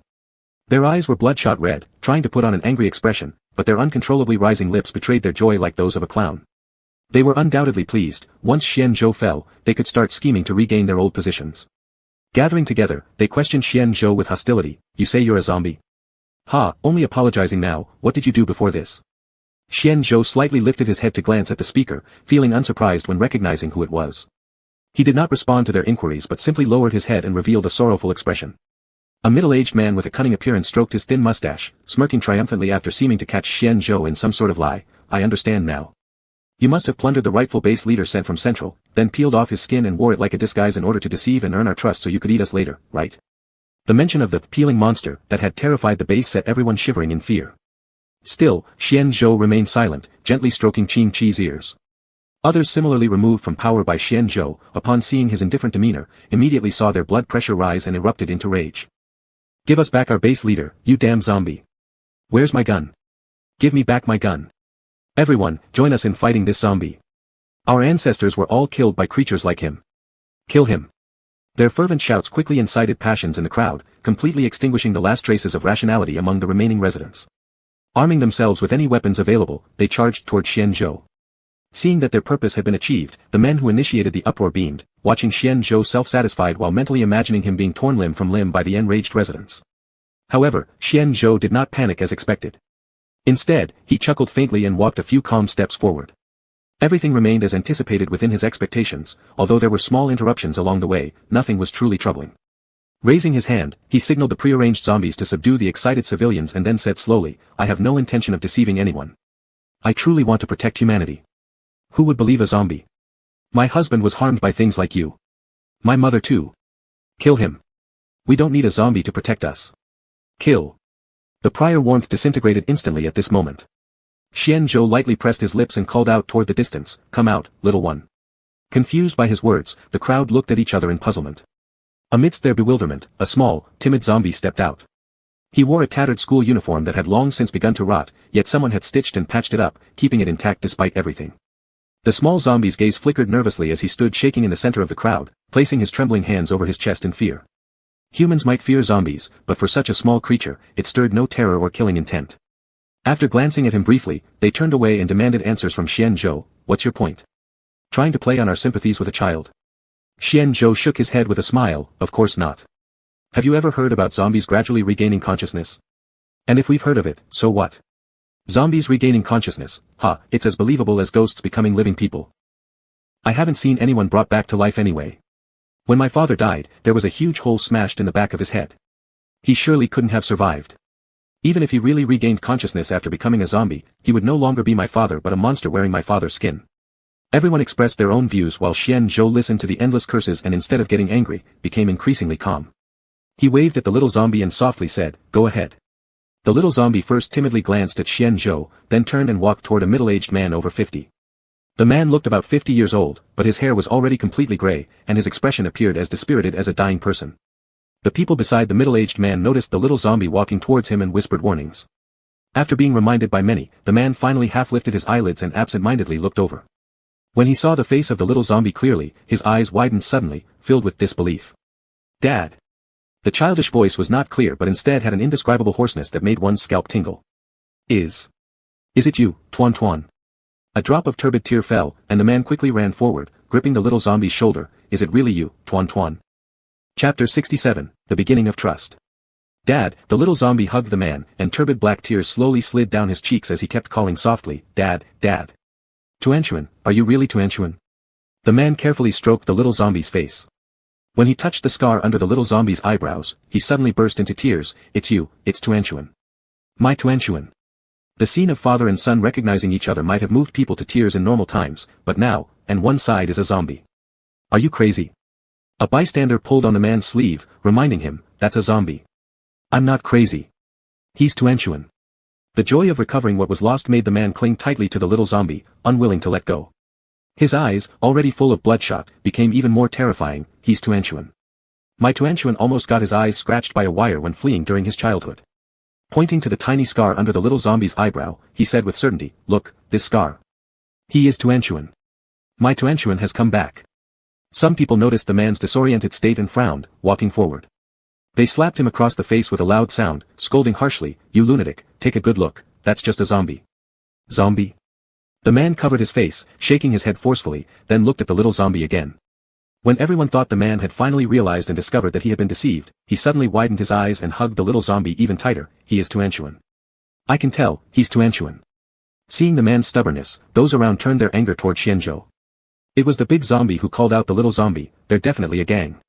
Regardless, now he dares to let a guy looking like Lao Li's child appear and shake our confidence. Soon, he'll let other zombies attack us. How about this, we team up to catch them and burn them all together?" "I think that's a good idea." A group of people chatted back and forth, directly finalizing the posthumous affairs for Xianzhou and the other zombies. On the church rooftop, Zhang Yu and Lang Fu had their hands resting on the railing, observing everything happening below. "Will nothing go wrong?" Zhang Yu scratched his head with a tentacle, worriedly asking. "No." Lang Fu replied without hesitation. Not only due to Xuanzhou's own strength, but also because of the small fox gradually showing its fierce appearance, it was sheer fantasy for the residents to touch even a single hair of theirs. As Lang Fu said, upon hearing the chilling discussion among the residents, Xianzhou simply arched an eyebrow unconcernedly. "You all haven't made any discrimination. How can you definitively say that Tuan Tuan is fake?" Xianzhou smiled and said, "How about this? Send someone who once knew Tuan Tuan to ask questions only the two of you know. If the young one cannot answer, it means I indeed have ulterior motives. At that point, if you wish to kill me, I won't fight back and will leave it to your disposal." He did not mention the consequences should the questions be answered correctly. The residents noticed this small loophole, glancing at each other uncertainly, not knowing whether or not to follow Xuanzhou's suggestion. The first few men wouldn't let such a good opportunity pass, starting to stir things up again. "Let's try according to what the zombie suggests. Trying won't make us lose any flesh after all." "That's right, why don't we try? With so many subordinates protecting the zombie, we'd gain no advantage in handling him anyway. It's better to give it a try as he suggests. I knew Tuan Tuan when he was young." A girl wearing glasses and having a scholarly demeanor stepped forward, speaking softly. "I was friends with Tuan Tuan when he was young. I shared a few secrets with him. If he's truly Tuan Tuan, he must be able to answer." "All right, give it a try." The girl nodded, looking up cautiously at Xianzhou and seeing his silence, she mustered her courage, bit her lip, and walked over to the little zombie. She squatted down and asked gently, "Tuan Tuan, do you remember who I am?" The little zombie nodded slightly. "Neighbor sister." The girl's face lit up with joy and continued to ask, "There are many neighbor sisters, do you remember which one I am?" "What?" The little zombie clutched Uncle Lee's sleeve tightly, anxiously watching the girl, unsure whether it was fear of humans or if it understood the words from the previous men. "It's me." The girl's face showed disappointment but soon perked up, saying strongly, "It's me, the sister who lives downstairs from your house. When you were young, your parents were busy, and I often helped take care of you. If you are Tuan Tuan, you certainly remember how we were separated, right? The situation at the time was extremely perilous, you shouldn't forget." "I." The little zombie hid behind Uncle Lee and said hesitantly, We were separated on the bus. At that time, we encountered a zombie wave." "That's right." The girl's eyes suddenly brightened, and she continued asking, "Do you remember what you once promised me?" The little zombie shook his head. "Too many things, headache. See? I told you he's fake. The matter at birth could be easily checked out, humph. I think this big zombie has dug his own grave by being overly confident in himself. Whatever, if he wants to offer us zombies, we'll take it." The parents of the girl took in what the surrounding people were saying, their faces immediately turned awkward. They stepped forward and grabbed the girl's hand, saying, "That's enough. He's obviously an imposter. Daughter, don't ask anymore, or we might get ourselves into trouble." The last sentence was spoken very softly, with an increasingly nervous look on their faces. After hearing this, the girl stubbornly shook her head. "Mom and Dad, I want to ask a few more questions. If he is really Tuanchuan, shouldn't you feel happy?" The little zombie suddenly raised its head and said haltingly, "Uncle, pushed me off the bus." After these words, all present changed their expressions, especially Uncle Lee, whose face turned ghastly. His murky pupils reflected the frightened expressions of the girl's parents. The girl's father swallowed a lump in his throat, composed himself, and said, "You're lying. Old Lee, didn't you forget, my daughter was born at the same time as your Tuanchuan. She practically grew up under our watchful eyes. We practically treated her like our own child. How could we possibly harm him?" The girl's father was a renowned architect in the base, and everyone usually called him Uncle Chen. He appeared honest and hardworking in daily life, readily helping others without refusal. His reputation was quite well established. When he made his authoritative defense, it quickly won the trust of the residents. Old Lee must be confused. How could he recognize a zombie as his son? Isn't that like raising a tiger only to have it eat you later? He's always been a bit eccentric. Rumor has it that they were from the western base, and due to that sudden outbreak of the zombie wave, he was forced to escape with his wife and son. Since he was neighbors with Uncle Chen, he brought them along. Oh, something happened during the journey. His wife and son fell into the midst of the zombies. You see, he's such a pitiful person. But that doesn't mean it's Uncle Chen's fault. He's so honest and law-abiding, there's absolutely no way he would push a helpless and innocent child. Humph, if you ask me, Old Lee is the prime suspect. Both his wife and son died among the zombies, but he alone survived. Ha! Doesn't that seem suspicious? Uncle Lee heard every single word. His heart felt as if it were being carved by knives. His already weak body, shocked by the situation, swayed backward several steps. Luckily, he was supported by the little zombie and did not kneel directly onto the ground. Seeing that everyone supported him, Uncle Chen proudly lifted the corner of his mouth and continued, "Tuanchuan's death was completely accidental, and for that, we've carried guilt inside for many years. Tuanchuan was a good child. I know how much you long for your son, but you simply can't recognize an imposter as your son just because of some one-sided talk from a zombie." The surrounding residents all agreed unanimously after hearing this. Why not hear what Tuanchuan has to say? After all, since Tuanchuan claimed it was Uncle Chen who pushed him, something must have definitely happened, right?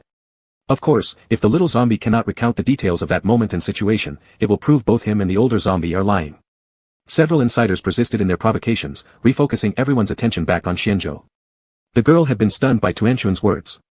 Reminded by several men, she barely managed to come back to her senses, forcing a smile to make herself appear gentle while asking the little zombie, "Tuanchuan, can you tell us what you know?" Of course, she naturally wouldn't believe what the little zombie said, even though she had figured out the true identity of the little zombie before her. The little zombie raised his head, his tear-filled eyes brimming with sorrow. He unlocked the dusty memory box and complained, "Uncle forced Mom." Mom cried, and Uncle was afraid of being discovered. So he pushed Mom and me down. Upon hearing this, Uncle Lee's eyes widened with anger. He looked at Uncle Chen and saw him lowering his head nervously, looking exactly like someone who'd done something wrong and was caught red-handed. Instantly, rage surged within him. Grabbing the other's collar, he loudly interrogated, "Is what he said true? Is it true? Answer me, damn it." Uncle Chen looked panicked. He tried to push Uncle Lee away, but the other's strength was too great, and no matter how much he struggled, he couldn't move even a bit. Swallowing his saliva, he said, "That little bastard is deceiving you. If I had really pushed your wife and child off the bus, wouldn't I have also killed you to silence you? But did I hurt you? Over these years, though we haven't interacted much, I've still been trying my best to help you, haven't I? Just look at the matchmaking, haven't I introduced at least 5 different candidates to you? If I had done something so inhumane, would I still have the face to see you? I'd be long gone by now." Hearing this, the onlookers all echoed in agreement. "That's right, Uncle Lee, don't accuse a good man. Believing the lies of a zombie over trusting your own people, how ridiculous. You're truly out of your mind." Uncle Chen's lengthy speech had clearly won the crowd's hearts once again. Seizing the moment while Uncle Lee was stunned, Uncle Chen forcefully pushed him away and staggered back to his wife's side. You molested Old Lee's wife." Before his feet were even steady, Uncle Chen heard an eerie accusation from his own wife. "No. Not at all." Uncle Chen flailed his hands wildly, "You mustn't believe that little creature's one-sided lies. That kid is obviously inciting trouble, trying to turn us into enemies. Don't fall for his trap, wife. Have you been secretly stepping out on me?" Uncle Chen's wife's face turned pale and red alternatively. "I see. I understand why you suddenly attacked them. It's because you were scared of being caught cheating on me, isn't it?" Her words immediately caused a ruckus among the crowd. Several women stepped forward and tried to restrain her, assuming she had fallen under the zombie's influence. But she shoved them away and said to the little zombie, "Go ahead, tell everything you know. Auntie was always kind to me." The little zombie began counting on his fingers. "There was a mutated dog at Auntie's doorstep, and I often went there to pet it. I promised sister that we would study together to enter the research institute and develop weapons to eliminate zombies for the benefit of humanity." That's right. He is Tuanchuan. Uncle Chen's daughter felt mixed emotions surging within her heart. He's Tuanchuan, every word he says aligns perfectly. "You shameless scoundrel." Suddenly erupting, Uncle Chen's wife yelled at her husband, "What did you promise me during our wedding day? I left my Western Research Institute position just to follow you, this street thug, wasn't it because I trusted you? Now I find out you've been sneaking around behind my back. Why did you suddenly decide to kill old Lee's family?" She furiously pummeled her husband's chest. "Beast. You're a beast. Shut up."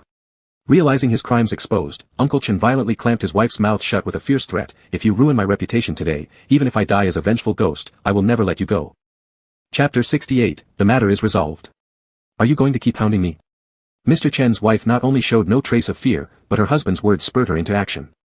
With a fiery passion, she grabbed the collar of the other person and roared furiously, "Try saying that again." Just as it seemed the two were about to start grappling with each other, the surrounding residents rushed forward to mediate, forcibly pulling them apart.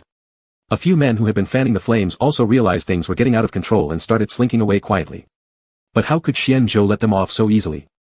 He lifted his hand, instructing the zombie to hold the two people down. Then he walked over with Qing Qi in his arms, asking with a smile, "Why are you running?" The attention of the residents had been drawn to the farce played by the Chen couple, so they hadn't noticed these several men trying to sneak away quietly. Only after hearing Xian Zhou's words did they shift their attention back to them.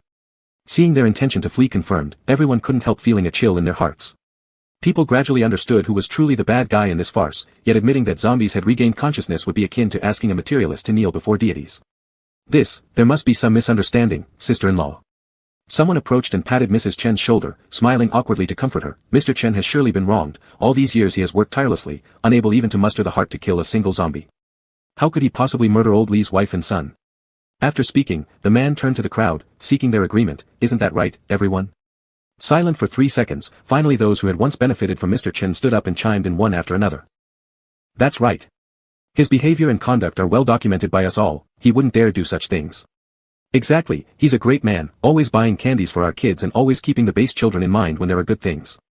As these people supported each other with their voices, public opinion began to lean towards Mr. Chen again. Seeing this turn of events, Mrs. Chen angrily dropped another bombshell. "He's a good man. I see how blind you've become. Haven't you wondered why there's always something for free falling on your head? Let me tell you, every time that man makes you a stool or chair, he secretly holds back a bit of wood. And the fees he charges vary. For those with positions, he collects less money, while from poor ordinary folk, he demands more. You don't believe me? Why don't you check the accounts and see if it's true?" Upon hearing this, the residents hesitated for a moment then began to compare the accounts doubtfully. "Lao Su, I remember the bed he made for my family had the same specifications and materials as yours. At that time, he charged me a high-level crystal core. Is your payment the same?" "Ah. We only paid 2 medium-level crystal cores." Finally, someone went home to drag stools and tables out for a meticulous comparison, indeed discovering discrepancies. Residents of the southern base had hardly any affluent individuals due to Lamzong's exploitation. They already lived hard lives, and now with news of someone siphoning their money and lumber, resentment burned within their chests. Some, driven by intense anger, almost rushed to fight Mr. Chen. They were held back by clear-headed residents to avoid fatalities. With matters reaching this point, everyone clearly understood who was at fault and who wasn't. "It's high time we put an end to this ridiculous farce." Xian Zhou gently pinched Qing Qi's ear, watching him comfortably stretch out on his stomach and hum contentedly couldn't help but bring a grin to his face. After teasing the little fox casually, he continued slowly, "I said I wanted to protect humans, at least for now." Facing the residents' skeptical gazes, he not only didn't shy away but returned it with a smile. How could residents not long to be protected? Yet what protected them wasn't something good, but a zombie. To beg a zombie for protection was just like a terminally ill person wanting to survive, yet asking death itself for mercy, it was foolish. Tuan Yuan isn't a lone case. Xian Zhou paused briefly, continuing, "Whether it's true or false, I cannot confirm for sure, but how can one judge based merely on appearance? If you decide Tuan Yuan is fake because he looks like a zombie, isn't that cruel to Uncle Li?" Hearing this, the residents clenched their lips and remained silent, not ashamed exactly, but unable to find a way to refute Xian Zhou's words. "In fact, aside from Tuan Yuan, I've brought you another surprise," said Xian Zhou with a snap of his fingers. Subsequently, a group of zombies walked in one by one from the outer edges of the crowd. Their dusty appearances revealed nearly soil-like eyes moving freely, their spirits lively and bright, not showing any dullness typical of zombies. If their exteriors hadn't still retained their zombie form, none would have believed they were once soulless mutants. Take a look, see if there's anyone you recognize, Xian Zhou said with a smile. Go ahead and search. Hearing this, the residents hesitated before searching the zombie crowd for familiar faces. Xian Zhou chuckled lightly, you'll definitely find something, but remember, there's no such thing as a free lunch. Mom. As soon as Xian Zhou finished speaking, a heart-wrenching cry erupted from the crowd. A young man stumbled out, ignoring any hindrance as he rushed toward the zombies. This was not an isolated incident, more and more people were moving into the zombie group, disregarding the danger to embrace their long-lost loved ones. However, the number of zombies was small, leaving many residents standing by helplessly, their eyes glaring with frustration at seeing others reunite with their families. Compared to Tuan Yuan's taciturnity, these newly introduced zombies appeared much more agile, their vocabulary on par with normal humans. They could fluently recall events from the past without hesitation. Seeing this, the residents grew even more uneasy, swarming around Xian Zhou to inquire if their own family members were among the zombies. Don't worry everyone, there are many zombies in the southern base, though not all have regained consciousness. However, you can rest assured that I've gathered all those who have become self-aware. If you don't mind, later follow my people to identify your loved ones. Afterward. Xian Zhou narrowed his eyes, for everyone's safety, I will isolate all the zombies together for central inspectors to evaluate them, ensuring they pose no danger before reuniting them with you. The urgency of reuniting with their relatives caused the residents to overlook the commanding tone in Xian Zhou's words. There were tears and laughter, some even dancing joyfully, imagining beautiful scenes of reunion. While the residents were immersed in excitement, Xian Zhou quietly slipped away. This farce was rather headache-inducing, but its significance was also extraordinary. Zhang Yu and Lang Fu saw that Xian Zhou had resolved the matter and jumped down from the church rooftop. With the problem dealt with, Zhang Yu was pleased. With a wide grin, he grabbed Xian Zhou by the neck and congratulated him, congratulations. With these zombie relatives as leverage, they will have to swallow their resentment. This is only a temporary resolution, Xian Zhou turned his head and asked, by the way, what are your next plans? We don't really have anything going on, Zhang Yu replied. Then how about doing me a favor? As they had already moved out of the resident site, Xian Zhou stopped walking and said slowly, next, we need to conduct checks on the zombies without alarming the central authorities, otherwise, the acting manager would surely intervene. What do we do then? Go to the northern base and find a doctor named Yu Yanqing, ask her to assist in checking the zombies. Xian Zhou earnestly emphasized, don't let the central authority know during the process. Count on you guys. Alright, leave it to us, Zhang Yu thought Xian Zhou was overly cautious about the acting manager, but decided not to press the matter and readily agreed. Favoring efficiency, upon receiving Xian Zhou's task, Zhang Yu left hastily with Lang Fu. A Xian, Qin Chi jumped down from Xian Zhou's arms and transformed into human form, asking, what about Uncle Chen? Though the murder happened many years ago, his wood scam has occurred inside the base. If you don't handle it, someone might start complaining. Without haste, Xian Zhou countered with a smile, Chi, what do you think should be done? I'm not sure either. Qin Chi sheepishly smiled, maybe a Xian can decide. You little dummy, Xian Zhou lovingly pulled Qin Chi close and ruffled his hair, what do you feel like doing next? Qin Chi pouted discontentedly, a Xian hasn't answered my question yet. Uncle Chen. Even though he committed murder, it was over a decade ago, and it wasn't within the southern base anyway. Nevertheless, his character is certainly questionable. So perhaps we could expel him from the base. As for his wife and children, they are also victims, so let them stay for now, though their silence in the matter still warrants punishment. That sounds right. What's next? Xian Zhou paused briefly before saying, now that the public mood is unstable, handling things too severely would attract criticism. Let's penalize the remaining funds of those left behind, and as for the withheld lumber, make Uncle Chen work off the debt in the logging team before expelling him. Good idea. Qin Chi worriedly bit her lip and said, but what if he retaliates against you? After hearing this, Xian Zhou waved it off nonchalantly, I've got a fox to protect me, and he doesn't. So how could he possibly harm me in the slightest? Qin Chi, pleased to be praised by Xian Zhou, affectionately rubbed her head against his palm and coaxed, a Xian, I'm hungry. Hungry? Xian Zhou glanced at the sky, estimating it was already noon. He then said, let's go home for lunch. The following week passed rather peacefully, the residents were all immersed in the joy of reunion and had no heart to criticize Xian Zhou. Inside the base military building. Lang Song escaped. Xian Zhou's left hand supported his chin as his right index finger rhythmically tapped on the table. His sharp and beautiful eyes narrowed, when did he escape? On the day you were inspecting the base, the new appointed executor answered without undue deference or arrogance, and several other old subordinates fled with him. Xian Zhou lowered his eyes, his gray-black irises expressionless. He waved a dismissive hand and said, I see. Send out some people around the perimeter of the base. If you encounter any resistors, execute them all. Those who don't resist, bring them back and imprison them. Yes, my lord. The executor paused, remembering something before continuing. General Zhang and the learned man accompanying him have returned with an unfamiliar lady, claiming that you had instructed them to find her. Where are they now? The executor respectfully replied, in the residence used for meetings. Upon hearing this, Xian Zhou slightly nodded, then got up and hurriedly walked out. He rushed to the house and, upon reaching the doorway, heard sounds of playful laughter inside. You guys are certainly relaxed. Xian Zhou stepped into the courtyard and saw Qing Qi there, beckoning to him. Qi, come here. Qing Qi turned around, and his heavily made-up face nearly made Xian Zhou think he'd called the wrong person. Scarlet lipstick, a vibrant red robe like wedding attire, a few intricate and delicate red pearls adorning the corner of his eyes, pale pink eyeshadow making him look just like a New Year baby doll. Qing Qi was undeniably beautiful. A little makeup would leave him stunning enough to dazzle everyone.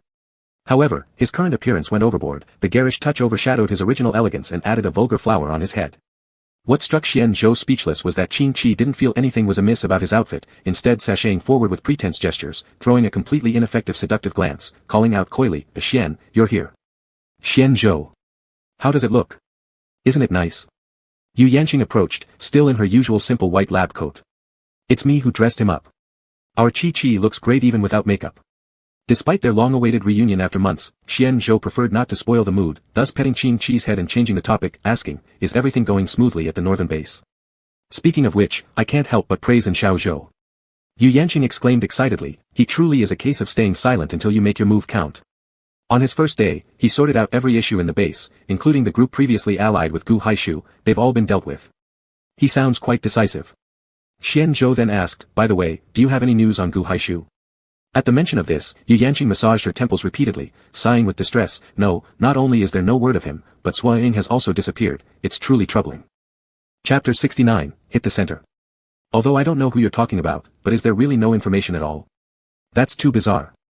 Zhang Yu leaned in, speaking mysteriously, could it be an apocalyptic paranormal case? I think you look like a paranormal case.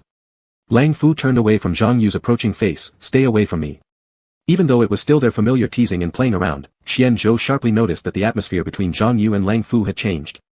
Previously, whenever Lang Fu told Zhang Yu to go away, it was filled with aversion and estrangement. This time, despite his tone still being icy, the upward curved lips and downward bending corners of the eyes clearly showed the owner's rather pleasant mood. Xian Zhou withdrew his gaze, it was Zhang Yu's private affair, and if they didn't bring it up, he wouldn't inquire. Xian Zhou noticed it at the same time Qing Qi did. He was more direct than Xian Zhou, an action-oriented person who opened his mouth and asked directly, are you two dating now? Cough. Lang Fu violently coughed upon hearing this, pounding his chest until his face turned red. Qing Qi's words had startled him, choking him on his own saliva. Are you okay? Zhang Yu helped pat Lang Fu's back. However, before he could even pat a few times, Lang Fu fiercely dodged away, keeping a distance of 3 feet between them, looking repelled. Don't mind the fox, Xian Zhou smiled and stepped in as a parent figure. No problem, Zhang Yu waved off indifferently, the fox speaks the truth, there's no need for apologies. Cough. Lang Fu, already choking and struggling for breath, coughed even more fiercely. I say, Zhang Yu tugged on Lang Fu's sleeve, astonishingly stating, are you going to die? Lang Fu lifted his face, struggling to squeeze out a few words, you're the one who's going to die. Don't die so soon, how about we have joint burial in the future? Zhang Yu cheekily pulled Lang Fu's small hand, stroking it like a crazed fan and asking, doesn't that sound good? When everyone, including Xian Zhou, thought Lang Fu would argue back, he surprisingly remained silent. After a long pause, a peculiar flush rose to his face, and he barely nodded. Qing Qi widened his mouth and stood on tiptoe to touch Lang Fu's forehead, not feverish, why do you? Xian Zhou quickly covered Qing Qi's mouth to prevent him from saying anything unpleasant. Leaning down close to his ear, he reminded him, they are together now, our Qi isn't dumb, don't speak recklessly. Lang Fu watched Xian Zhou's actions and, after several seconds of shock, laughed helplessly, let him talk. Xian Zhou, doing this makes me feel uneasy instead, as if I've committed some grave sin. He had been cold-faced all along, with smiles nearly non-existent, occasionally only slightly curving his lips when facing Qing Qi now, with his sudden smile, it was akin to a snow-capped mountain melting all at once. The scars on his face resembled borrowed green leaves from springtime, enhancing the exquisite allure of his features. But how did you two get together? All this happened so suddenly that Qing Qi couldn't fully comprehend it, staring with wide eyes while asking. It's probably due to prolonged affection. Yu Yanqing guessed. More or less, Lang Fu didn't deny, we actually developed feelings for each other quite a while ago, but we never had the opportunity to openly express them. Xian Zhou genuinely felt happy for Lang Fu and became less restrained, asking, then why now? To tell the truth, we should thank you, Xian Zhou. Lang Fu seriously bowed deeply to Xian Zhou, though we were in the same department, because of busy missions, we rarely saw each other. If it weren't for coming to the southern base this time, we would probably remain silently distant for the rest of our lives. Not necessarily, you should thank Yen. Xianzhou shook his head. If it weren't for him, even if I wanted to bring you two closer, it would be useless. No, it's truly because of you. Although these factors played a role, the main reason we confessed is due to your actions the other day. You let us see that humans can truly coexist with zombies, giving us hope for this world. Lang Fu placed his hand on his chest, a little excited, saying, after being bitten by mutated creatures, even though we only inherited partial traits, it still put us in a difficult position. In the previous years, we could ignore the zombie half of our genes.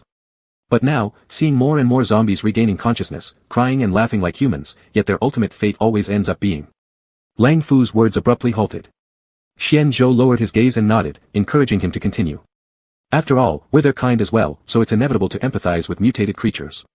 Everyone has noticed zombies gradually gaining self-awareness, but no one wants to break the unspoken rule. Combined with our consistent fear from humans, we pity those slowly recovering mutated creatures, yet we also fear them and their situation, fearing being rejected by humans just like them, because we possess half-zombie genes. Lang Fu lowered his eyes and continued, we long for a savior, we yearn for that group of zombies regaining consciousness to be accepted as well. These are things we've been longing and hoping for someone to accomplish. But now, you have completed all these. Lang Fu, aren't you digressing? Zhang Yu reminded. Sorry, I got carried away. Lang Fu calmed himself, rephrasing his words, in short, you showed us the hope of this world, so you two are together now? Xianzhou interrupted Lang Fu. His brows furrowed tightly, showing no joy after being praised or idolized. You misunderstood me. I am not the savior. Since his memories returned, the scenes of betrayal in his previous life kept recurring in his dreams, becoming his nightmares entirely. The moment he closed his eyes, the scene replayed itself automatically in his mind. Being pushed into a zombie horde by trusted subordinates, helplessly watching his flesh being bitten off, trying to escape only to manage moving his fingers slightly before seeing his hand bitten off and chewed by zombies, then spat out like trash. But compared to losing Qin Chi, these seemingly excruciating experiences seemed trivial. The thought of Xiao Huli leaving him again, forever this time, felt like having a pair of giant hands covering his mouth and nose, depriving him of breath, suffocating him. Lang Fu was astute. He noticed Xianzhou's displeasure and naturally shifted the topic. Speaking of which, did you summon Dr. Yu to examine the zombies? Xianzhou nodded lightly, yes. Lang Fu's expression reverted to its initial coldness. Then, shall Zhang Yu and I take her over first? Xianzhou understood Lang Fu's initiative to give him time to cool down. He called the butler outside to take Yu Yanqing away. Zhang Yu looked at Yu Yanqing's retreating back following the butler and wanted to follow but was stopped by Xianzhou. Zhang Yu was slightly startled and then asked, are you going to whisper something to us? Something like that. Xianzhou let Qin Chi play in the yard on his own and then led Zhang Yu and the others into the tea room, taking out the pistol he always carried at his waist and displaying it before them. This thing is extraordinary. Zhang Yu was a soldier and immediately recognized the gun in Xianzhou's hand as special. He guessed, more than 100 years old. Yes, it's an old gun. Xianzhou nodded and changed the subject. Are you willing to help me? That's natural. Zhang Yu was about to joyfully agree when he was pinched by Lang Fu beside him. In pain, he hummed and looked at the other in confusion. What's wrong? Lang Fu gave Zhang Yu, this naive one, a meaningful glance, telling him to shut up quickly. Any clear-eyed person would know that the help Xianzhou mentioned wasn't simple. Agreeing without clarity would only result in troubles later on. Lang Fu took a step forward, seriously saying, Lord Xianzhou, please be direct about what you want us to do, and we'll certainly assist if we can. I know. Before that, you should look at this gun first. Xianzhou handed the gun over to Lang Fu. Holding the gun suspiciously looking at Xianzhou, Lang Fu bent down and carefully examined it. After a long while, he sighed and shook his head. I can't tell much except that this gun is quite old, not several decades, at least over 100 years. I hope to gain your assistance, and... Xianzhou smiled, I'm sure Yen won't stand against me either. Lang Fu remained calm on the surface but churned inside. He saw the crimson ambition in Xianzhou's eyes. Though he had some guesses, he still pretended ignorance and asked, I don't fully understand what you mean. Could you be more direct? Xianzhou was about to speak when a voice cut in first. Are you planning to seize the center? Both Xianzhou and Lang Fu were surprised and looked at the speaker, finding it was Zhang Yu. Zhang Yu repeated unfazed, are you planning to seize the center? How did you know? Xianzhou narrowed his eyes. In fact, he didn't intend to attack the center at all. It would be laughably inappropriate since he could barely manage a single region now, let alone attack the much stronger center. Since Zhang Yu had said that, he didn't bother to refute it because after resolving the base issue, the next step indeed would be a direct attack on the center. The center? Lang Fu narrowed his eyes, there was some disapproval in his tone. Are you planning to swallow an elephant in one bite? I don't have that kind of ability, and all these are just future talks. I won't paint you a big picture. Xianzhou first pursed his lips and fell silent for 2 seconds before saying, my name is Xianzhou. We already know that. Zhang Yu gave Xian Zhou a strange look. Xian Zhou didn't rush to expose his identity but instead teased them by asking, think carefully. Besides me, who else has the name Xian Zhou? Upon hearing this, Zhang Yu scratched his head with a tentacle, looking completely lost. In contrast, Lang Fu suddenly froze after a few seconds of deep thought and revealed a surprised expression. Are you General? Lang Fu looked at Xian Zhou incredulously, full of regret. How could he be so foolish? The acting manager, Ing Yan's strange behavior, and the familiar blue fox by Xian Zhou's side, all were signs revealing Xian Zhou's true identity. The answer had been right there in front of him, yet he only realized now. He frowned and glanced sideways at the light-hearted Lang Fu. Had being around idiots for too long really made him as stupid? Zhang Yu noticed Lang Fu's gaze and threw him a kiss. Lang Fu dodged it without hesitation. Thinking about Qing Chi still waiting outside, Xian Zhou hurriedly asked, now you should know who I am. No idea, Zhang Yu honestly replied. Lang Fu gave Zhang Yu a cold look and addressed in a respectful tone, manager. Zhang Yu widened his eyes in shock, looking back and forth between Xian Zhou and Lang Fu, only reacting several seconds later. During those seconds, many pictures and documents flashed through his mind, and after swallowing hard, he said, I'm blind-eyed, manager. You can call me Xian Zhou. Xian Zhou slightly raised his eyebrows and said, today, I just wanted to know your stance, no need to be nervous. Moreover, you don't have to show excessive respect, just treat me as before. Lang Fu and Zhang Yu exchanged glances and had no intention of replying. Seeing this, Xian Zhou didn't get angry but found an excuse to leave hastily. He still had to go back and find the little fox. Walking out of the room into the yard, he immediately spotted Qing Chi holding snacks by the door of the house. He didn't know what Qing Chi had done, but he was sweating profusely, his clothes soaked in patches, and his makeup smeared entirely, making him look like a crying clown. Before Xian Zhou could go over and confront him, Qing Chi excitedly picked up the big fat fish at his feet and called out, Xian, I caught some meat for you. Xian Zhou paused, then turned around to glance at the fish pond in the yard. It was indeed in complete disarray, obviously ravaged by the mischievous little fox. Chapter 70, It's all over. Xian Zhou walked over with a blank expression, knocked Qing Chi on the head, and ordered, put Ro back. Qing Chi pouted unhappily and shouted, it's dead. I want to take it back so that Xian can snuggle with it. Perhaps the fish had understood the whisper of some evil fox and was scared enough to immediately start swaying its tail in an attempt to prove it still had a chance. Qing Chi's eyes emitted a fierce light as he gently patted the fish's head, you're dead. The person isn't dead yet, Chi, put it back, Xian Zhou ordered imperiously with his arms crossed. Be a good boy, there's only one fish in that pond. If you catch it and eat it, what will happen to the pond? I don't care. It was hard for me to catch. Qing Chi said stubbornly, the old must go before the new comes, Xian dash. I'm here. Xian Zhou helplessly took the fish from Qing Chi's hands, sighed as he walked to the edge of the pool, and gently placed the fish down. Qing Chi followed closely behind, reluctant and his gaze fixed on the fish. The fish had pride, after swimming a couple of laps, it suddenly leaped up and slapped Qing Chi twice with its tail. The sound was loud, and people nearby covered their eyes pretending they didn't see anything. Hey! Qing Chi rolled up his sleeves, little dirty fish, today I'll make you into braised fish. Xian Zhou held on to the steaming Qing Chi, meticulously wiping the water off his face. The fish in the pond hadn't realized it was facing impending doom, proudly wagging its tail taunting Qing Chi. Qing Chi's mouth turned crooked with anger, ready to unleash a storm of wind. Good, that's just an ornamental fish. Its taste and nutrition are second-rate, we won't eat it. Xian Zhou coldly glanced at the fish and called the guards at the gate over, giving instructions, dry this pool tomorrow, fill it up and plant roses instead. Yes. The guard accepted the order without questioning and quietly withdrew. Xian truly loves me, Qing Chi affectionately clung to Xian Zhou, cooing, Xian is the best person in the world. Don't say it's just a fish. If the heavens bullied you, I would punch a hole through them, Xian Zhou spoke with a dark look in his eyes, reaching out to wipe away Qing Chi's makeup tenderly. Let's go home. Yu Yanqing followed Xian Zhou's intentions and checked all the zombies within the city in 3 days. She divided the mutation levels of the zombies into 3 types A, B, C. Type A regained a little bit of consciousness, Type B was moderately restored, and Type C was fully restored, safe to stay. She let Xian Zhou clear out a 2-story small villa. After messing around inside for a few days, she boasted that she was going to perform an experiment that would shock the world. Zhang Yu mocked her upon hearing this, saying why didn't she conduct the experiment at the northern base rather than the southern base, pointing fingers unnecessarily. After listening, Yu Yanqing retaliated instantly, cursing Zhang Yu until he was thoroughly abused, even verbally attacking every ancestor traceable. This made Zhang Yu, who was already emotionally fragile, withdraw completely into himself. Time passed by quickly, and Qing Chi looked at the calendar of this world, counting with his fingers, discovering that it was almost the new year. In the apocalypse era, the concept of the year had become blurred, merely surviving being an issue, how could anyone have the heart to celebrate? But Qing Chi was a leisure-loving fox. Now, Xian Zhou spent each morning handling governmental affairs and trained soldiers in preparation for rebellion in the afternoon, running between the two. The little fox in between was thus entirely forgotten. On this day, Xian Zhou finally found some free time to visit the little fox. As soon as he entered the room, he discovered Qin Chi shaking a glass cabinet vigorously, using all his strength, with his tail also helping along. Next to him lay Lang Fu in his original form, his tail casually curled around the little fox, his head resting on the leg, eyes closed in rest. Xian Zhou understood what Qin Chi was doing. He was calling out for Zhang Yu, who was hiding inside the glass jar. When Zhang Yu first transformed into human form, he was massive, nearly flattening the entire building.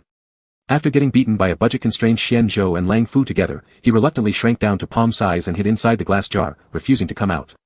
He thought that like this, he could peacefully recuperate for a while. But clearly, he underestimated the green-eyed fox. For many days after, he was treated as a toy, being carried around in someone's arms like a basketball being tossed about, even shaking while eating. Lang Fu saw this and not only showed no intention of rescuing him but also added fuel to the fire by adding a lid, making Qin Chi hold it even more joyfully. "Come out," Qin Chi hugged the glass jar, enticing with a pouting lip. "If you come out, I'll give you all my snacks, okay?" The little squid inside the jar moved its tentacles slightly, shook its head, and continued sleeping. "He still hasn't come out." Xian Zhou walked forward, dressed in a simple white shirt with a pitch-black tie that gave him an air of shrewdness.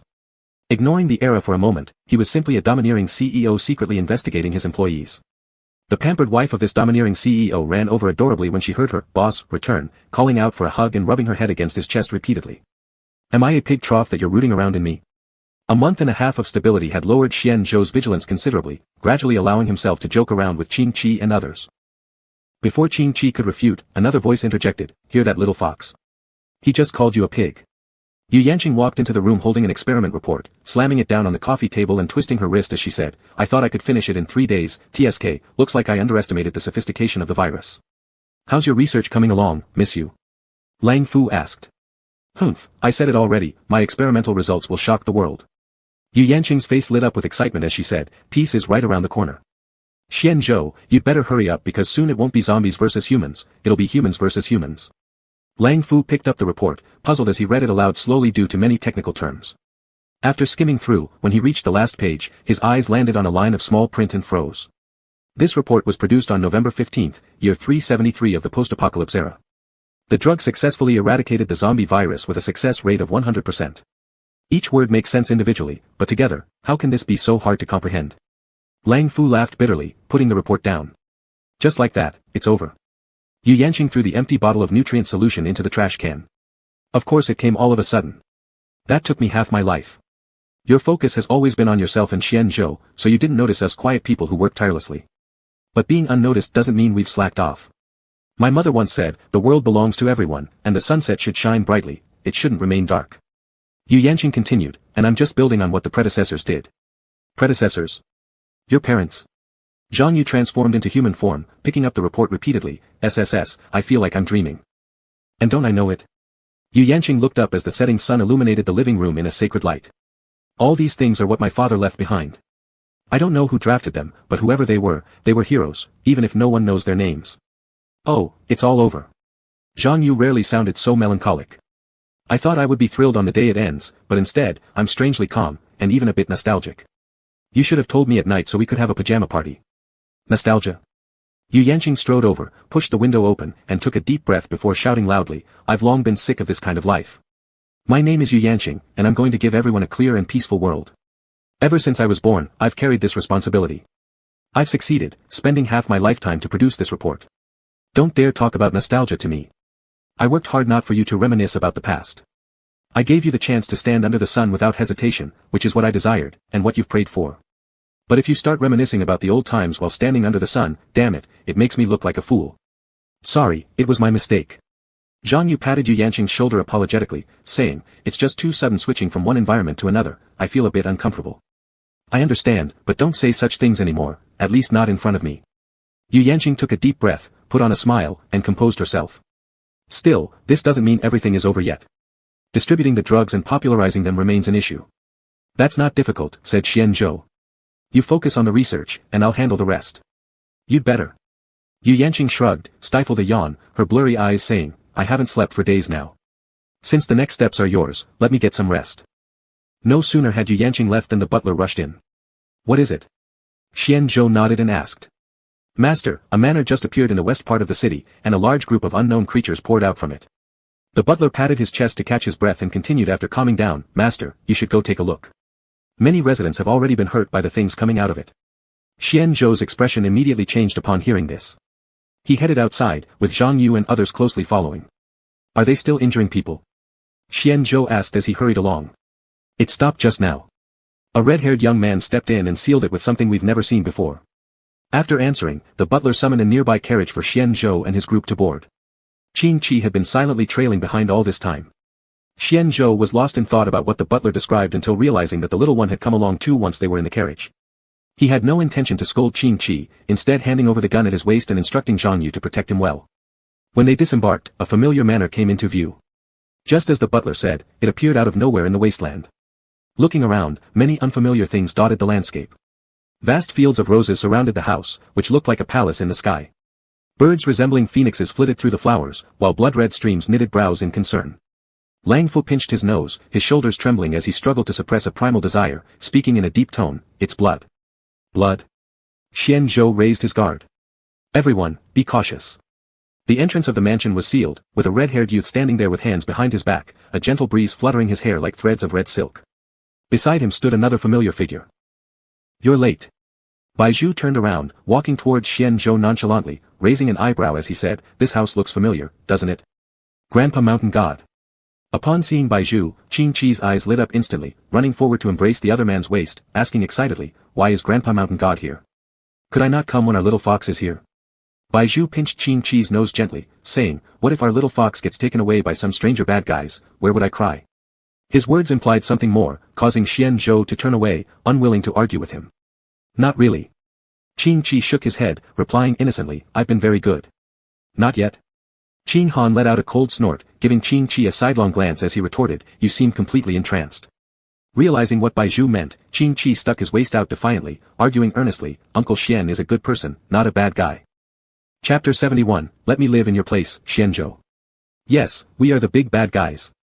And Xiaozhou came out of the crowd with a smile on his face, holding a crescent-shaped dagger in his hand. How did you get here? Xianzhou looked at An Xiaozhou in surprise. When did you come? Only just now, a few minutes before you. An Xiaozhou handed the dagger to Qing Han. Is this one suitable? Qing Han took the dagger and looked at it, saying, it's fine, we'll use this to pry open the gate later. An Xiaozhou nodded, then turned to tease Qing Qi, little fox, your nest is about to be gone. What? Qing Qi looked up confused, pouting as he said, my nest is just fine. Your nest is really going to be gone.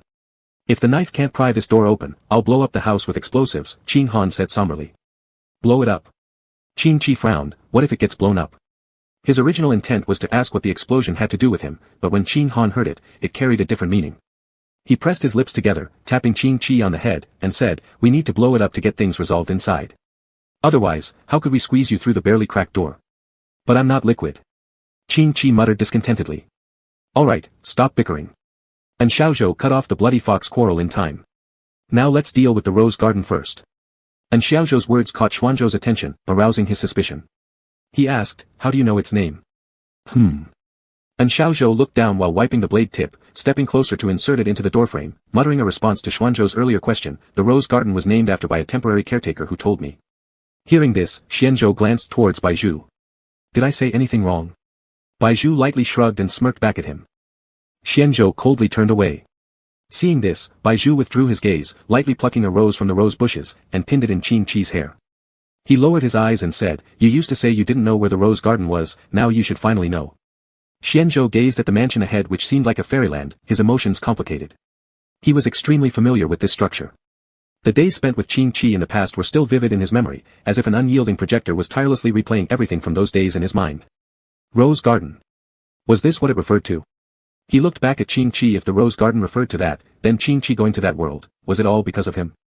Suddenly, a wave of dull pain shot through his brain. Xianzhou held his head, forcing himself to stop recalling the past, only for the pain to ease slightly. While Xianzhou was lost in thought, Baizhu and An Xiaozhou had already returned. From their slumped shoulders, it was obvious they had returned empty-handed. Sure enough, when Xianzhou looked over, the main gate remained tightly shut as always. The style of the gate was quite simple, crimson paint covered the entire gate surface, with a bizarre bell hanging from the doorknob. As if aware of being noticed, the bell swayed gently in the breeze, ringing out melodiously. Yet despite how conspicuous this object was, the others seemed to completely ignore it. Xianzhou stepped forward, his gaze becoming increasingly hazy, as if a thin layer of mist had settled over his eyes. Come over. An ancient low voice whispered in his ear, startling Xianzhou momentarily, followed by a sharp shake of his head to regain focus. A Xian. Behind him came Qing Chi's worried voice. Frowning, Xianzhou noticed that without realizing it, his hand had already grasped the door handle. And even more, he'd already started turning it. Hurry, let go. Qing Han's anxious roar reached them too late. With a creaking sound, the gate slowly opened. Looking within, pitch darkness reigned, resembling a black hole in space, such that merely glancing at it evoked either the fear of falling into an abyss or the suffocating sensation of drowning in the deep sea. Xianzhou realized that a hand had been placed on his. Looking down, he saw a completely bloodless, extremely emaciated hand gripping his own. Instinctively, his other hand moved to his waist, only to suddenly remember that he'd already given his gun to Qing Chi. Before he could make another move, hundreds of similarly pale hands emerged from the other side of the door, desperately pulling on Xianzhou, attempting to drag him inside. Upon seeing this, Qing Chi widened his eyes and rushed forward, grabbing onto Xianzhou and pulling with all his might to try and free the half of Xuanzhou's body that was already slipping into the gate. However, the little fox's strength was limited, and there was no way he could match hundreds of hands. Soon, he was gasping for breath in exhaustion. And some of the hands began reaching over Xianzhou to touch Qing Chi. Let me go. Xianzhou shouted as he turned around. He wasn't sure if it was an illusion, but when his hand touched Qing Chi, it seemed that the gate was emitting cries of agony, and there was also the angry rebuke of a man. Qing Chi shook his head forcefully, I can't let go. Ever since his hand had touched Xianzhou, he felt as though his hand had been glued, tightly stuck to Xuanzhou's. No matter how hard he tried, he couldn't move it an inch. On the side, Baizhu and Xiaozhou saw Xuanzhou's situation and rushed over to help immediately. But it was like the story of the 7 brothers rescuing Grandpa, and finally, with another ring of the bell, they were all sucked into the gate. Left alone outside, Qing Han stood there dumbfounded. Coming to his senses, he gritted his teeth in frustration, TSK, a bunch of idiots. Xianzhou woke up at the sound of a low whisper. He slightly opened his eyes, through the narrow slit, his vision was filled with a vivid red like blood. If you don't wake up, I'll kill you and go out in your place. A familiar voice sounded from above him. Xianzhou fully opened his eyes, struggling to stand up. Because of those hands pulling on him, his whole body ached as though it had been put back together. He looked at the man who looked exactly like him, his heart full of confusion. I'll gouge out your eyes if you keep staring. The man was very dissatisfied with Xuanzhou's scrutinizing gaze, making a serious threat right away. Hearing this, Xianzhou quietly retracted his stare and looked around. Noticing that Qing Chi and the others weren't there, he slightly raised his head and asked, Name? None. The man paused thoughtfully, tapping his chin, I don't want to share your name, but, never mind, call me Wu. Wu. Xianzhou nodded, getting straight to the point, who are you? Am I a Q&A machine? Wu tilted his head and looked at Xianzhou, revealing disturbingly white teeth, why don't you guess? Xianzhou furrowed his brows, displeased. I have no time to play word games with you. I need to find the fox. Wu paused for a moment before replying, fair enough, I also need to find the fox. Wu's cryptic statement made Xianzhou frown deeply. I've been showing you the fox for so many years, I should get a reward, shouldn't I? Wu leaned closer to Xianzhou, his ambitious eyes glaring menacingly. It seems you haven't prepared any rewards for me. For so many years, I guarded the door as part of the main soul and waited every day for you to come retrieve me. Do you know how long? 50 years. Xianzhou stepped back, asking warily, what do you mean? What do you mean? Wu narrowed his eyes in disbelief, you forgot. Yes, Xianzhou did not conceal anything, I forgot. I don't know who you are. Wu's expression distorted briefly before he burst out laughing loudly. Forgot. You've forgotten. Wu stopped laughing abruptly, his almost pupilless black eyes brimming with greed, breathing heavily and visibly flushed. His hands excitedly clutched the edges of his clothes. Since that's the case, then let me replace you. I still remember, I remember everything. Saying this, he turned around self-indulgently, his body moving unnaturally like a broken puppet. His head horrifyingly rotated 360 degrees, his wide eyes resembling spider webs, trembling with excitement as he said, stay here and take my place, Wu. What do you mean? Xianzhou tried to grab the disappearing Wu, but was held down by the hands suddenly emerging from beneath. They tightly gripped his ankles, making him immobile. And on the other side, Qing Chi sat on a rock, facing a crimson sea. A pitch-black moon hung in the sky like a watchful eye. The blood-red waves splashed against the rocks, and Qing Chi curled up tighter, standing shivering. Was he afraid? Of course, he was. But he was even more worried about Xianzhou being in danger, even though he was barely managing himself. Rose Garden. Qing Chi muttered the familiar name, raising his head to look at the eerie full moon, smiling bitterly. Anyway, I won't die. He knew this land well. Although he didn't know what the thing that brought them in intended to do, it didn't matter because he would get everyone out. Qing-Chi tightened his clothes, squinting as he looked into the distance. To the left of the sea stood a very tall lighthouse. Its light swayed around, glowing red amidst the fog, fitting perfectly in this red-dominated world. He walked toward the lighthouse, under which numerous roses were planted. The red roses glistened as though dripping with fresh blood, tilting towards the direction of the moon. A drop of dew slid down the petal and, in the blink of an eye, seeped into the soil. Something resembling a thin thread emerged from the ground, quietly approaching Qing-Chi, only to be crushed by his foot just as it was about to succeed. Disobedient.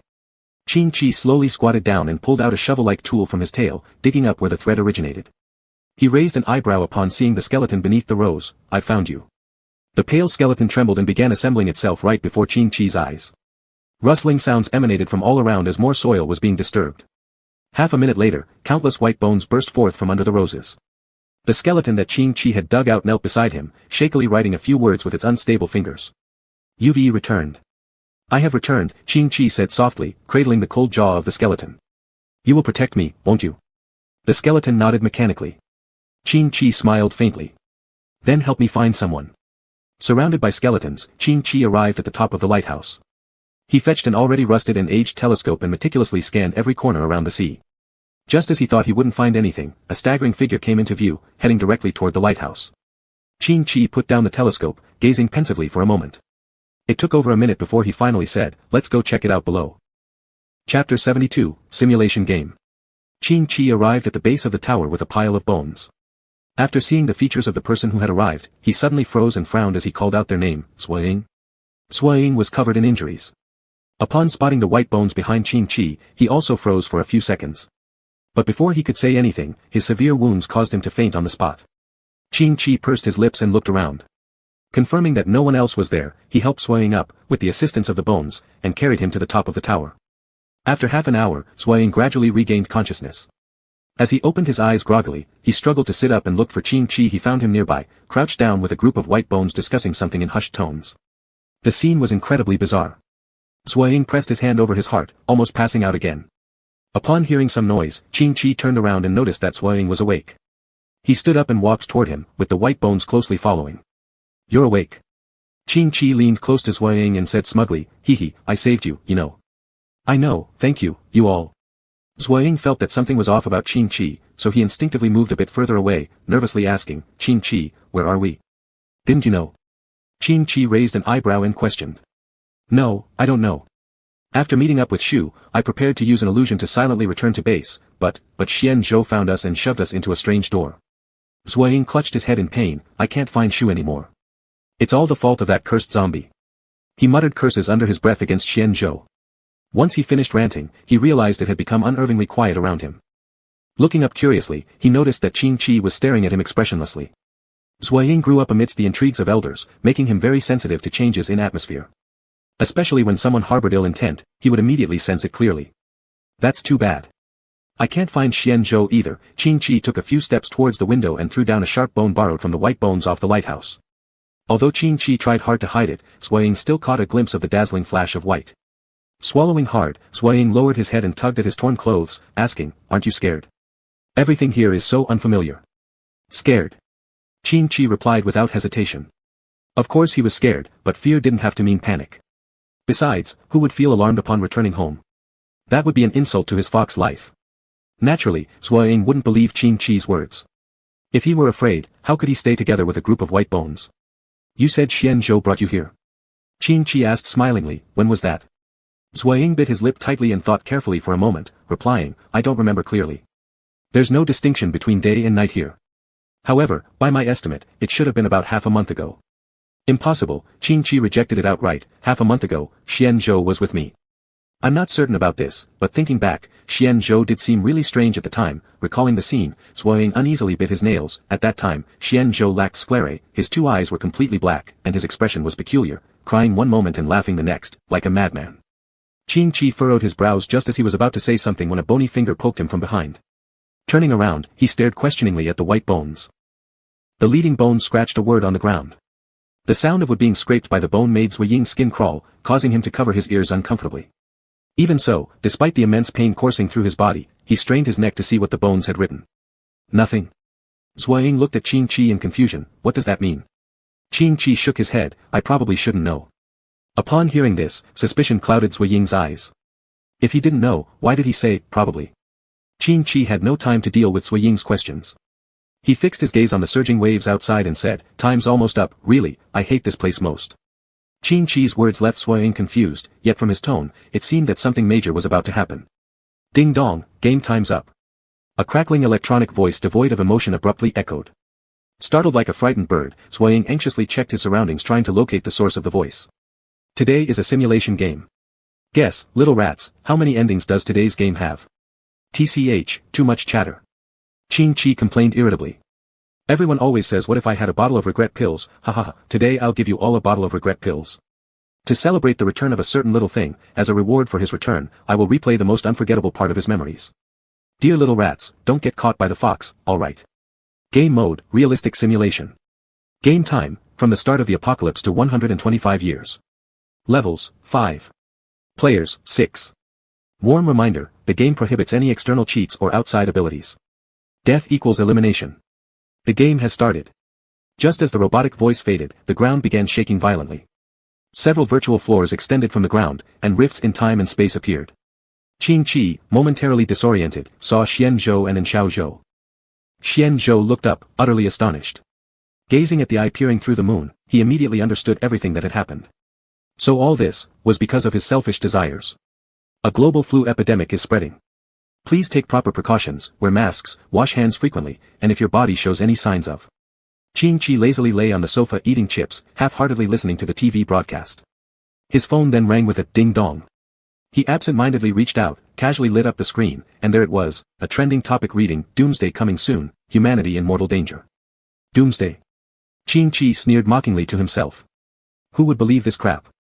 The media these days have no boundaries left, willing to use doomsday as a buzzword just for clicks. But there shouldn't be any fools dumb enough to fall for it. At this moment, the door opened, and Qing Chi's mother came back. She was carrying big and small bags filled with daily necessities, mineral water, and canned biscuits. Qing Chi watched his mother in surprise, not even noticing when his phone fell to the floor. He sprang up quickly. Mom, what's going on? It's the end times approaching, isn't it? Qing Chi's mom placed the items into the kitchen.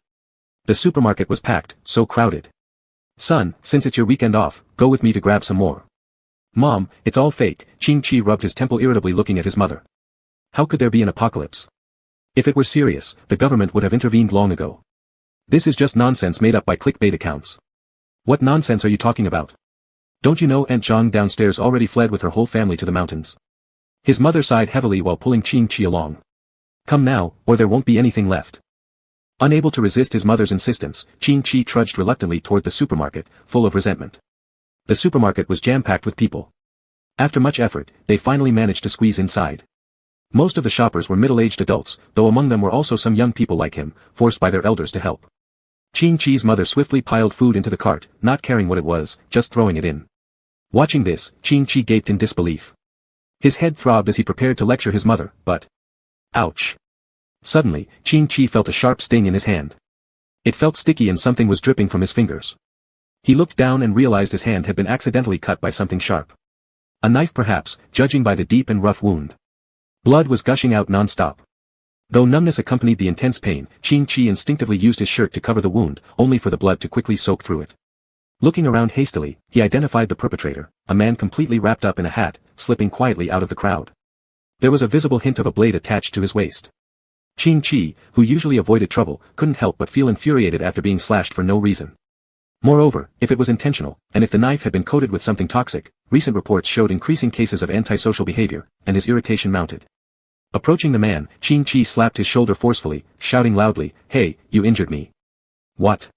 The man turned around. On his face was a pure black mask covering the majority of his face, making his voice hoarse and rough as he squinted dangerously at Qing Chi. Qing Chi stepped back slightly, quickly adjusting his tone. He softly warned, "Big brother, you've hurt me." The man glanced then noticed the blood still flowing from Qing Chi's hand. Feeling apologetic, he said, "Sorry, I didn't mean to. How much should I compensate you? I'm not short of money." Qing Chi became infuriated by the man's nonchalant attitude. He clicked his tongue, knowing that it wasn't intentional and decided not to make a fuss about it, since it was an accident, never mind. Next time, be more careful with your belongings. After saying this, Qing-Chi prepared to leave in annoyance, but unexpectedly, the man grabbed him. Turning back, he looked at the man in surprise. What else? The man shook his head, released Qing-Chi's hand, and suddenly said, Xian Zhou. After finishing his sentence, he turned around and squeezed through the crowd to leave. Qing-Chi remained standing there full of confusion, muttering helplessly, bizarre. After accompanying Qing mother shopping, Qing-Chi finally had some rest. Thinking about having to work tomorrow, he felt as if a heavy stone was pressing on his shoulder. The phone's dark screen reflected his face. He looked at himself, lying lazily on the bed trying to fall asleep. But every time he closed his eyes and tossed and turned, memories of today's supermarket incident kept flashing back into his mind. Xian Zhou. Qing-Chi murmured, staring at the ceiling. Why does mentioning this name make me feel so down? Time flew quickly. In just half a month, the apocalypse disappeared without a trace from the fast-paced era's river. This was what Qing-Chi wanted to hear. Apocalypse? That was nothing but something humans imagined. Even if there was really an apocalypse, it would be centuries or even further in the future. It was another weekend. Qing-Chi was drafting a proposal at home when he suddenly heard a scream from outside, followed by shrill cries. Being lazy, Qing-Chi thought it was the next-door couple arguing again, so he put on his headphones and continued working. As his fingers tapped away at the keyboard, halfway through, he suddenly felt thirsty and removed the headphones to get a drink of water. Only after removing the headphones did he realize that the air raid siren was blaring outside. There were also noises coming from the corridor and downstairs. Weird. Furrowing his brow in confusion, Qing-Chi walked over. Knock knock. At this moment, someone knocked on the door. Thinking it was his mother returning, Qing-Chi stood up to open the door. In an instant, a pair of blood-soaked hands suddenly reached in. Fortunately, Qing-Chi reacted quickly, and since the door was only slightly ajar, he narrowly avoided being caught. Ugh ugh. A head smeared in blood stretched inside. It was horrifying, its entire body was black, its clothes dirty and torn. Its expression was ferocious, and its ghostly pale eyes stared vacantly at Qing-Chi. Its hands tried to stretch in, disregarding the closing door, making a low growl while moving towards the room. At a critical moment, Qing-Chi accidentally let go because he recognized this not quite human, not quite ghost thing. It was his mother. Even though he had never seen any zombie-related works, he immediately identified what it was upon seeing it, accompanied by a sense of familiarity. Mother was no longer mother, she was now a zombie. Qing-Chi brainwashed himself with this fact, then rushed into the kitchen. Picking up a cleaver, he chopped it down. It must be said that zombies were incredibly resilient. Despite its head already split apart, its limbs still twitched. Zombies are audio-sensitive creatures. Hearing the commotion, they began to approach Qing-Chi's house gradually. Gripping the cleaver tightly, Qing-Chi went over to close the door. Several hands attempted to grab the door frame to prevent him from shutting it, but all were cleanly cut off. Covered in brain matter and blood, Qing-Chi fought off the nausea. However, he understood this was not the time for weakness. After closing the door, he immediately picked up his phone and called his father. During the wait, he paced back and forth, lips clenched tightly. Finally, after 30 seconds, the call was answered. Chi-Chi, how are you and your mother doing? Instead of asking why he called, his father directly inquired about their condition. Qing-Chi clearly heard gunshots from his father's side, forcing himself to remain calm. Mom has been infected, and I just dealt with her. Now, I'm trapped inside the building and can't get out. On the other end of the line, there was silence for a few seconds before he spoke. It's my fault. If I knew, I shouldn't have gone on this assignment. Never mind, that's not important now. Chi-Chi, tell me, how much supplies do you have left at home? Upon hearing this, Qing-Chi went to the kitchen to count the supplies and replied, there's plenty of food, enough for me to last half a month. But the water supply is insufficient, I only have 1 barrel of mineral water.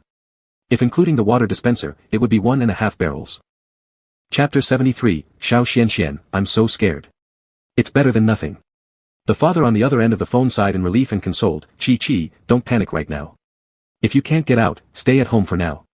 I will ask a friend's son to come and pick you up, he happens to be in City A because of a task. The son of a friend? Qing-Chi gripped the phone tighter, suspicious about this son mentioned by his father. Will he really find me? There are too many zombies here. He probably can't get in. You don't need to worry about that, his father reassured him. He used to be a soldier, and... In short, just trust Dad. He should be able to locate you tonight. If he makes any requests, you must do your best to satisfy them. Don't argue with him, okay? All right. Qing-Chi furrowed his brows, glancing at the increasingly gloomy sky outside the window, and nodded, Dad, you don't need to worry, I'll try my best to survive. Qing-Chi's father gave some more instructions before finally hanging up due to poor signal quality. Qing-Chi returned to sit in front of the computer, waiting patiently for the rescue while looking at the clock. 5 o'clock in the evening. Qing-Chi stood by the window, silently watching what was happening downstairs. The world has completely gone chaotic. A glance down revealed that the streets were filled with abandoned cars. Everything happened so suddenly that many people had already been infected by zombies.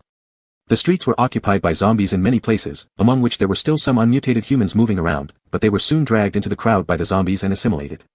There's no way out, Qing-Chi thought, lazily leaning against the wall, pretending to nap. The parts of the old clock had long aged, its ticking loud and hoarse, sounding like a death warrant in Qing-Chi's ears. Qing-Chi. Suddenly, a hushed shout came from outside the door, accompanied by a gentle knock. Qing-Chi opened his eyes. This voice was familiar, it belonged to Zhang Auntie's son from downstairs. They were supposed to have moved together into the deep mountains, but having waited half a month without news and seeing everything calm each day, they quietly moved back yesterday. They returned just in time for the outbreak of the zombie virus, truly unfortunate. Qing-Chi offered a brief moment of silent condolence to this unseen neighbor. But, why unseen? In theory, he should know what work Zhang Auntie's family did and would be very familiar with their voices. There was no reason he shouldn't have seen them.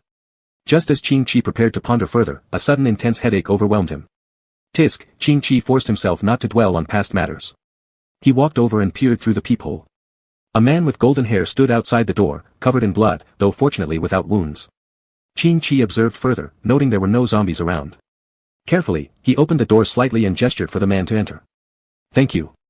After entering, the man leaned heavily against the cabinet by the entrance, panting and shedding tears of relief as he said, "Thank you for opening the door for me. I knocked on many doors, but only you opened it for me." Qing-Chi thought to himself, anyone who responded to such obvious shouting and knocking would simply be asking for death, willingly offering their life to the Grim Reaper. "My name is Gu Haishu," the man introduced himself warmly when he saw Qing-Chi remain silent. "Are you Qing-Chi?" A flicker of surprise crossed Qing-Chi's face. "Do you know me?" Gu Haishu nodded, but after a few seconds shook his head again. "I didn't originally, but as soon as I saw you, I recognized you." Qing-Chi pursed his lips. In fact, he had the same feeling. Though he had never met Gu Haishu, when he saw his face, there was an inexplicable sense of familiarity and a strong urge to fight him. He wanted to grind Gu Haishu into dust. Looking at Qing-Chi's sudden excitement, Gu Haishu swallowed nervously and asked fearfully, "What's wrong with you?" "Humph." Qing-Chi coughed forcefully to cover up his thoughts, then changed the subject. "Did you see a man on the way, or a teenager or young adult would do?" "No, I didn't see anyone along the road except zombies," Gu Haishu said. "For some reason, half of the zombies have left the neighborhood. Otherwise, I would have become part of the zombie army long ago. I am a businessman." Suddenly grabbing Qing-Chi's hand, Gu Haishu declared earnestly, "If you protect me and get me out, I will give all my wealth to you." Qing-Chi silently withdrew his hand. He estimated that Gu Haishu was almost 2 heads taller than him. Having a physically weak office worker protect him was far less feasible than Qing-Chi trying his own best efforts. Once again, Gu Haishu grabbed Qing-Chi's hand, this time with much greater force, staring intensely and saying roughly, "Please." Qing-Chi shook his head. "I can't do it. I'm a coward and not very strong." "No, you can definitely do it. I still have a lot of business to take care of. I can't die here, but you are different." "What do you mean? Are you implying that I should die here?" Bang. As the two argued, the door was suddenly kicked open. Qing-Chi's body stiffened. He slowly turned his head and only saw a long, straight leg retracting from outside. "Gentlemen," a man walked in, holding a baseball bat on his shoulder which still had bits of flesh on it. He took off his jacket's hood, casually raising his eyebrows, looking meaningfully at Qing-Chi and Gu Haishu with their intertwined hands. "This is not the time for sweet nothings." "Xian Zhou." Qing-Chi immediately recognized the newcomer. He wanted to run over, but was held back by Gu Haishu. With this support, he found courage and kicked Gu Haishu hard in the groin. "Bad luck thing, let me go." "Shit."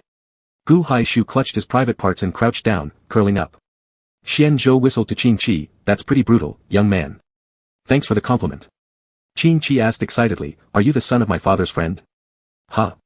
Son?" Xian Zhou put down the baseball bat and leaned on it, standing diagonally. "What son?"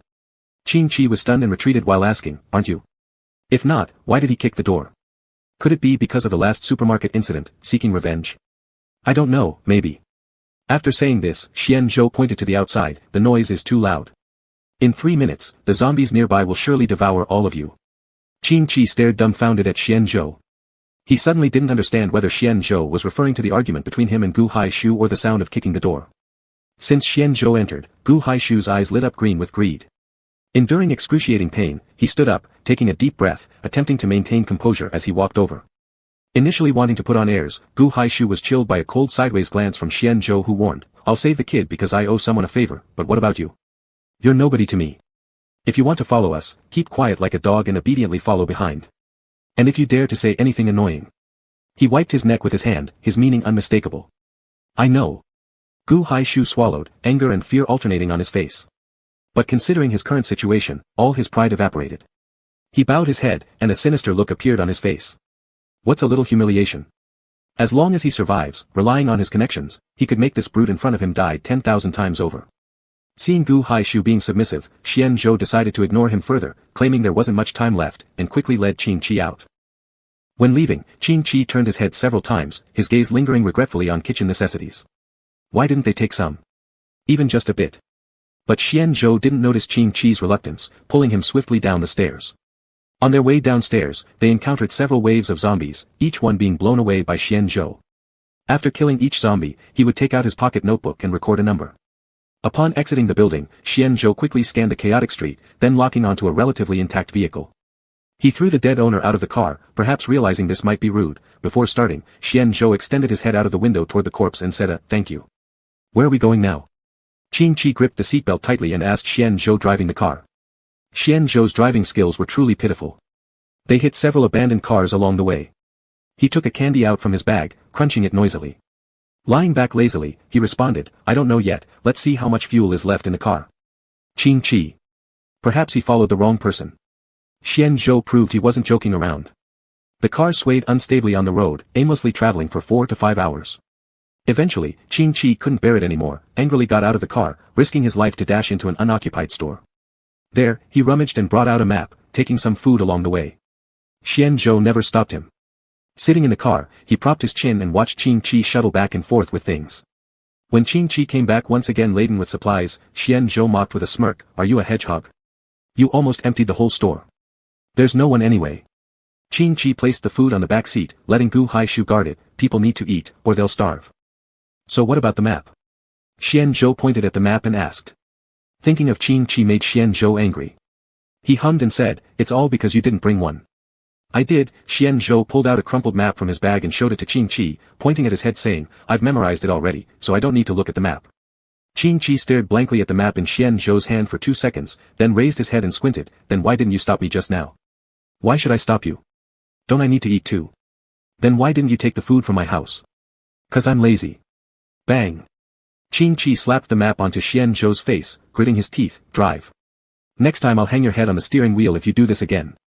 So violent, Xian Zhou grabbed the steering wheel, making an annoyingly coquettish voice that irritated Qin Chi, little Xian is so scared. Qin Chi. Fortunately, Xian Zhou didn't have a habit of continuously being disgusting. After a few nasty words, he began focusing on driving. Gu Haishu sat in the back seat, hugging a pile of food, with a ghastly face as he was squeezed like his internal organs were about to be squeezed out. The car drove shakily for half a day, finally stopping in front of a villa.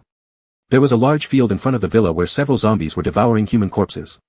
They were taken down by a gun Xian Zhou pulled out from his bag without him even blinking. I kill without hesitation. That was how Xian Zhou evaluated his own behavior. Qin Chi clicked his tongue and kicked him, telling him to stop rambling. Chapter 74, Is My Presence Not Enough? Xiong, be careful or no man will love you. Xian Zhou mumbled as he walked into the villa yard with his hands in his pockets like a penguin.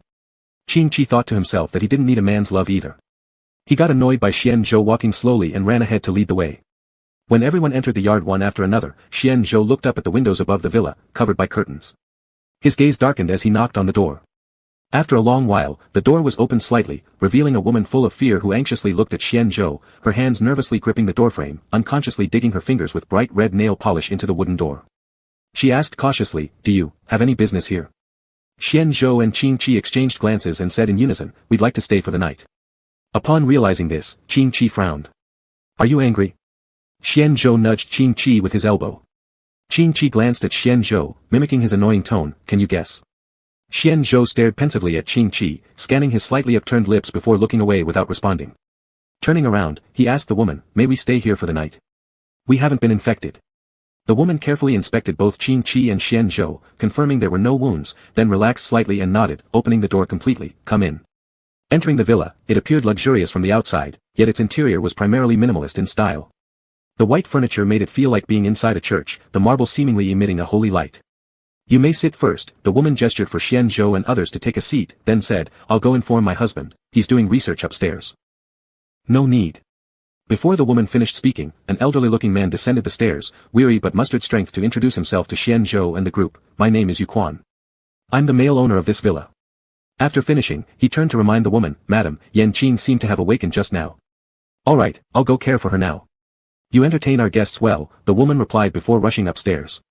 "Yan Qing is our daughter still in infancy," Yu Quan explained proactively. "She was taking a nap when you arrived. You don't need to be so formal." Xian Zhou, contrasting with earlier behavior, spoke seriously. "We're just borrowing a place to stay. We appreciate your willingness to shelter us. Is it really messy outside?" Yu Quan sat next to Xian Zhou, resting his hands casually on his knees and leaning forward gloomily, saying, "I received the news much earlier than all of you commoners. I originally planned to send out some information online to make everyone aware of the impending crisis, but never expected the virus to lay dormant for half a month and then burst forth today unexpectedly." Xian Zhou, detecting that Yu Quan knew more details, inquired, "What exactly is this virus?" Yu Quan covered his face, his shoulders trembling painfully as he spoke hoarsely, "I'm not sure what it is, but I heard it's something from the polar regions. As temperatures rose, things hidden in those areas started surfacing. Apparently, a researcher picked up a dead animal body back then, but who would have thought that animal came back to life? Isn't that incredible? I still can't believe any creature could resurrect after 10,000 years. The world is vast and full of mysteries, human understanding of it is but a fraction of an iceberg." Xian Zhou reclined on the sofa, cautiously pulling Qing Chi's hand to play with joyfully. "They said that if we last through half a month, there'd be hope of eradication." Yu Quan's voice stopped abruptly as he looked at Xian Zhou with mixed emotions. "I won't say anything," Xian Zhou smiled, "and you wouldn't force me anyway. I'm not particularly interested in the origins of the virus." "Really?" Yu Quan stared at Xian Zhou, noticing his disinterest, and exhaled with relief, albeit disappointedly. "We bear the hope of ensuring the continuation of humanity. Anyway, you'll leave early tomorrow morning." Xian Zhou arched an eyebrow, the smile gradually fading from his face. "So you're afraid we might threaten your great mission to save the world?" "No, you've misunderstood." Yu Quan hung his head despondently. "I don't know how much longer I can hold out. Maybe because I've been in contact with the source of the virus, zombies are unusually sensitive to my scent. You've also seen the zombies in the nearby fields. Logically, there shouldn't be any zombies in such isolated wilderness. But they all traveled here from the neighboring city. This is just the beginning, there will be more later on. This is probably karma." Yu Quan started to mockingly laugh bitterly. "If it is true according to what you said, then aren't your wife and child currently in grave danger?" Qing Chi worriedly asked. "Yes, I've already contacted the state. They said they will take my family away in a couple of days." "And you?" "Me?" Yu Quan shook his head. "I'm now just a walking zombie lure, going out will only bring trouble to humans." Qing Chi and Xian Zhou turned their faces in opposite directions.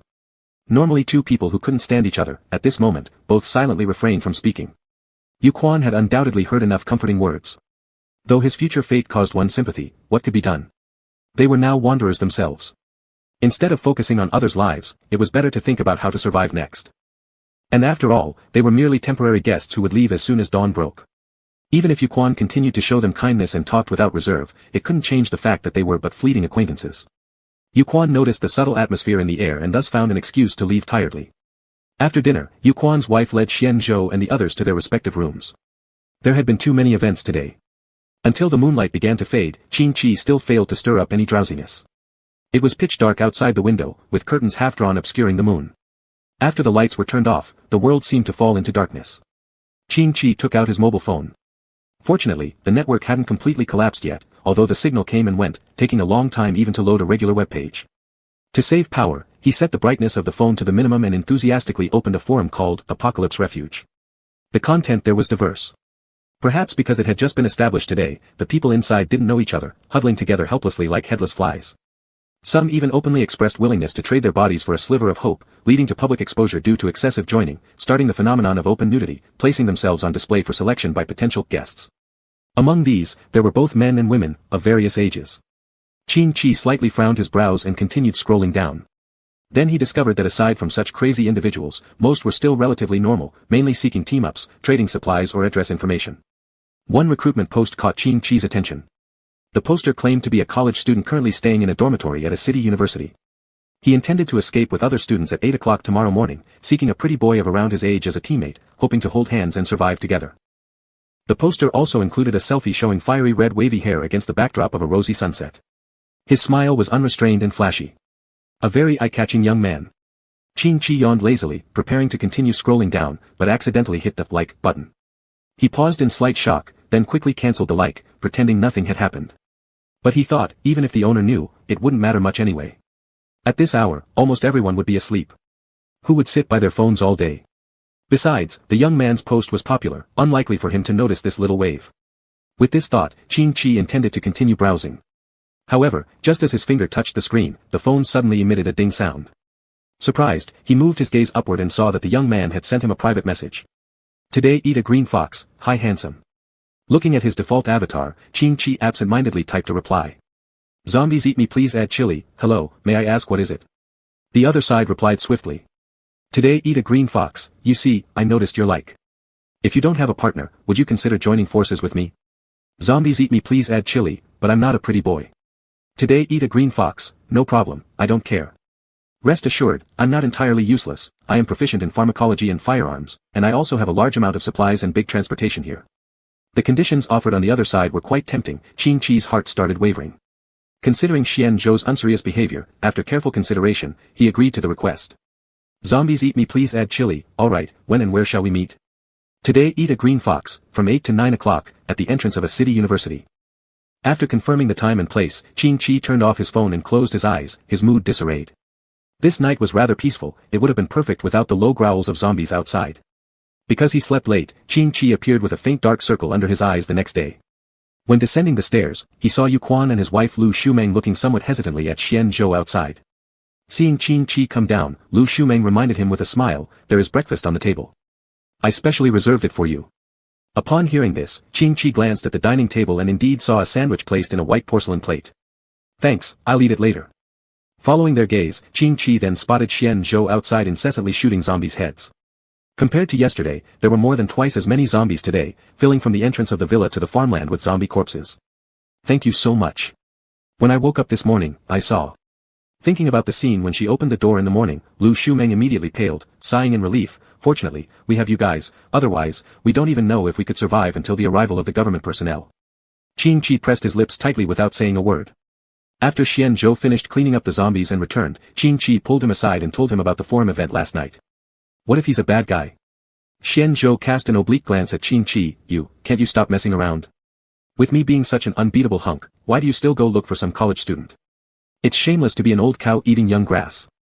It's not that, Qin Shi pointed toward the car which had already started emitting thick smoke at the entrance, do you actually think you can drive out of the city with this thing? Don't underestimate my car. Xian Zhou put an arm over Qin Shi, yet didn't refuse anymore, let's check it out. Hopefully, it's like what you said. Before leaving, Xian Zhou helped clean another circle of surrounding zombies as thanks for the accommodation. Then, he took Qin Shi and others to a city university. The school was located in the center of the city. The city had completely fallen into chaos. The endless screams pierced through the eardrums, making one's mood restless. The car swayed and struggled, continuously running over the piled-up bodies on the road, finally reaching the gate of a city university with difficulty. We're here. Xian Zhou released both hands from the steering wheel, pulling out a candy from his chest pocket, chewing leisurely while muttering indistinctly, go find your fresh grass quickly. Qin Shi shot a glare at Xian Zhou and got out of the car. Hey! Suddenly, Xian Zhou called back Qin Shi, clicking his tongue curiously, whoever heard of someone as stupid as you going down empty-handed these days? Take this, use my baseball bat for self-defense. Qin Shi hesitated as he accepted the baseball bat. Thinking of his hard-hearted but soft-mouthed companion, Qin Shi softened his expression slightly and lightly smiled as he arched his brow, saying, thanks. With those words and before Xian Zhou could react, Qin Shi quickly walked towards the school gate. Chapter 75, The Antarctic Research Station. Qin Shi walked over, and contrary to his expectations, there weren't a large number of people at the school gate. As he approached, he only saw a red-haired young man leaning against the security room, dozing off. Hearing the footsteps, the youth abruptly opened his eyes, and upon seeing who was approaching, he joyfully stood up straight and asked, will you add chili to the zombies eating me? Caught off guard by being addressed by his online name, Qin Shi's face momentarily showed discomfort as he awkwardly smiled and countered, how about having a little green fox today? It's me, the youth said, his eyes sparkling as he circled around Qin Shi several times with his hands behind his back, every time I see you, I get this feeling like we've known each other forever. How strange, could this be love at first sight? Anyway, my name is Qin Han, and yours? Upon hearing that they shared the same surname, Qin Shi's guard dropped slightly as he responded, Qin Shi. After hearing this, Qin Han became even more delighted, muttering to himself, this kind of fate really is fascinating. Hey, let me show you my supplies. He chatted to himself as he moved a motorcycle and a large pile of bread from the unmanned security room. Qin Shi looked at the motorcycle and then at Qin Han, tilting his head and emitting a sound of confusion, is this your large vehicle? Exactly. Qin Han affectionately patted the motorcycle, what do you think? Big, isn't it? Big? Qing Chi's smile froze completely on his face. He instinctively wanted to scold the other for deceiving him, but reconsidered. After all, the other was just a student, and maybe in his eyes, the motorcycle was indeed considered a large mode of transportation. Qing Chi frowned slightly, then looked down at the pile of bread on the ground, asking incredulously, could this be what you referred to as a large batch of supplies? That's right, Qing Han nodded, opening his eyes wide and naively asking, isn't it a lot? Qing Chi internally thought that the problem wasn't about quantity but rather about the issue of trust between people. But then again, it was also his own fault for not clarifying beforehand. What harm could students possibly cause? This must be due to his own lack of attentiveness. Just as Qing Chi was about to convince himself, Qing Han suddenly coughed a few times and shamelessly leaned closer, saying, our teacher always says that finding teammates is like submitting a resume, as long as it stays within reasonable bounds, exaggerating to the sky is perfectly fine, as long as you achieve your goal. What does that mean? Qing Chi's pupils contracted sharply. Had he been tricked? Literal meaning, of course. Qing Han squinted his eyes, taking out a sharp, cold object and pressing it against Qing Chi's waist. Little beauty, whether you like it or not, you're coming with me. Qing Chi felt the item at his waist. It was a knife. His heart sank as if several thousand pieces of ice had been added, disappointment welling up within him. So it turns out that in the apocalypse, trust between people completely disappears. How unfortunate. If there were truly large vehicles, that would be wonderful. Qing Chi wasn't actually afraid of what Qing Han might do. Although Qing Han's action seemed a bit extreme, currently, he didn't seem overly dangerous. Qing Chi, so this is the grass you wanted to eat? An impatient voice came from behind them. Upon hearing it, Qing Chi knew immediately that it was Xian Zhou. He turned and waved towards him, saying, we've been deceived. A smirk appeared at the corner of Xian Zhou's mouth as he glanced towards Qing Han and spun the gun on his fingertip. You have tricked us. Qing Han looked dumbfounded at Xian Zhou, taking quite some time to finally react, questioning Qing Chi, do you already have a partner? Qing Chi originally didn't consider Xian Zhou as a partner, but upon hearing the faint irritation in Qing Han's tone, inexplicably nodded in affirmation, yes, he's my partner. You. Qing Han pointed at Qing Chi, intending to question why he lied, but then realizing he had probably deceived Qing Chi too, sullenly withdrew his hand, alright, then we're even. Xian Zhou retracted his gun, glancing at the knife in Qing Han's hand. Seeing him hastily hide it back into the bag, he nodded approvingly, not bad, however, the current situation is? Don't know, Qing Chi asked Qing Han, do you want to go with us? Sure, Qing Han accepted the invitation without reservation, turning to introduce himself to Xian Zhou, Qing Han. Xian Zhou nodded in acknowledgement, Xian Zhou. Ding dong, congratulations, players have successfully gathered, now officially entering story mode, please hold on to your teammates. Teleportation begins. Suddenly, an unforeseen mechanical voice announced, and without finishing its sentence, the ground began shaking violently. Everything surrounding them began disintegrating, towering skyscrapers crumbled like game blocks, disappearing into the unseen abyss below. Hang on to me. At this heart-stopping moment, Xian Zhou extended his hand, shouting loudly to Qing Chi. All previous resentment disappeared in that instant. Qing Chi made a great effort to grasp Xian Zhou's hand and was forcibly pulled into his arms. Xian Zhou held Qing Chi tightly. For some reason, a cold and sharp pain emanated from his back. He slightly glanced behind and noticed an endless surge of icicles had crept up at some point. Biting his teeth hard, he firmly protected Qing Chi and with his last bit of strength said, hold on to me. I truly don't want to lose you again. Qing Chi felt the bloody back of Xian Zhou and quietly placed his hands on it, attempting to shield him from the arrow-like ice shards howling through the air. His fingers got cut open, white bones exposed, causing Qing Chi to furrow his brows slightly in pain, breathing more heavily. However, he did not pull his hands back. Instead, gritting his teeth, he leaned his head on Xian Zhou's shoulder who had already fainted. Xian Zhou always held the lighted lantern searching for light, thus, he couldn't see. In his hands was the sole light in the world. Hurts. Even before his eyes opened, mumbled sounds of pain escaped his mouth. With great weakness, Qing Chi opened his eyes, struggling to sit up. He endured his frozen and numbed purple hands and dug off the snow covering him, then stood up helplessly looking around at the vast snowy field. It seemed like he'd arrived at some terrible place. He blew warm air onto his hands, but they were already covered in blood due to the low temperature, the blood frozen solidly against his skin. Many unfamiliar memories emerged in his mind, leaving no time for Qing Chi to ponder as he moved forward with heavy steps. The snowfield was too quiet, except for the sound of footsteps, there was nothing else. His body temperature continued to drop as Qing Chi started nodding off out of exhaustion. This was a sign that he was about to lose consciousness. Snow everywhere, just like a desert. As far as the eye could see, there was only one color, bleak, desolate, and lonely. Occasionally, Qing Chi would call out Xian Zhou's name to boost his despairing heart. It must be said that the timing of his arrival here was rather unfortunate. The night fell quickly, and eerie green lights appeared in the sky. Qing Chi squinted. The cold made his brain start to rust. After a long while, he finally realized what it was and cursed under his breath, shit, turns out it's an aurora. The aurora was stunning, giving off an otherworldly illusion. At first, it was pale green, then as time passed, more colors began to appear, peach pink, icy blue, and earthy gray all joined in, dazzling and breathtaking. Qin-Chi buried his head and walked, occasionally looking up at the aurora when he grew tired to rest for a moment, then resumed walking. As dawn was approaching faintly, he finally spotted the research station. A few container-like houses stood side by side, their doors tightly shut, yet there seemed to be lights shining inside. Qin-Chi used his last bit of strength to walk over and knocked on the door of the house. "Who is it?" A man's voice came from inside. Qin-Chi opened his lips, but before he could answer, he passed out. When he woke up in a daze, his whole body felt wrapped up in warm fluff, very soothing. Qin-Chi indulged in this warmth but thought of Xian-Zhou whose life or death was unknown, instantly startling awake from a sweet dream. Ha! Qin-Chi panted loudly, glancing down and finding himself covered with a layer of animal skin, which looked to be wolf fur. Qin-Chi flipped off the wolf fur. His hands had been treated by someone else and were now tightly bandaged with gauze. "You're awake." A young man appeared at the door holding a cup of hot coffee, handing it to Qin-Chi saying, "Instant coffee, drink up to warm yourself." "Thanks." Qin-Chi awkwardly accepted the coffee, a vintage teacup imprinted with the words, "Roll up your sleeves and work hard." "How did you end up collapsed alone outside the research station?" The youth stepped closer to tuck the wolf fur around Qin-Chi and asked, "How's the situation outside?" "Outside?" Qin-Chi hesitated for a few seconds to understand the question, took a gentle sip of coffee, then dimly said, "Things have gone haywire outside." "Is that so?" "My name is Sui-Ying. I'm a researcher here. The others are out looking for signals right now. You should meet them soon." The youth didn't press for details and after introducing himself added, "I need to go look for today's food. Our supplies are running low." "Hey."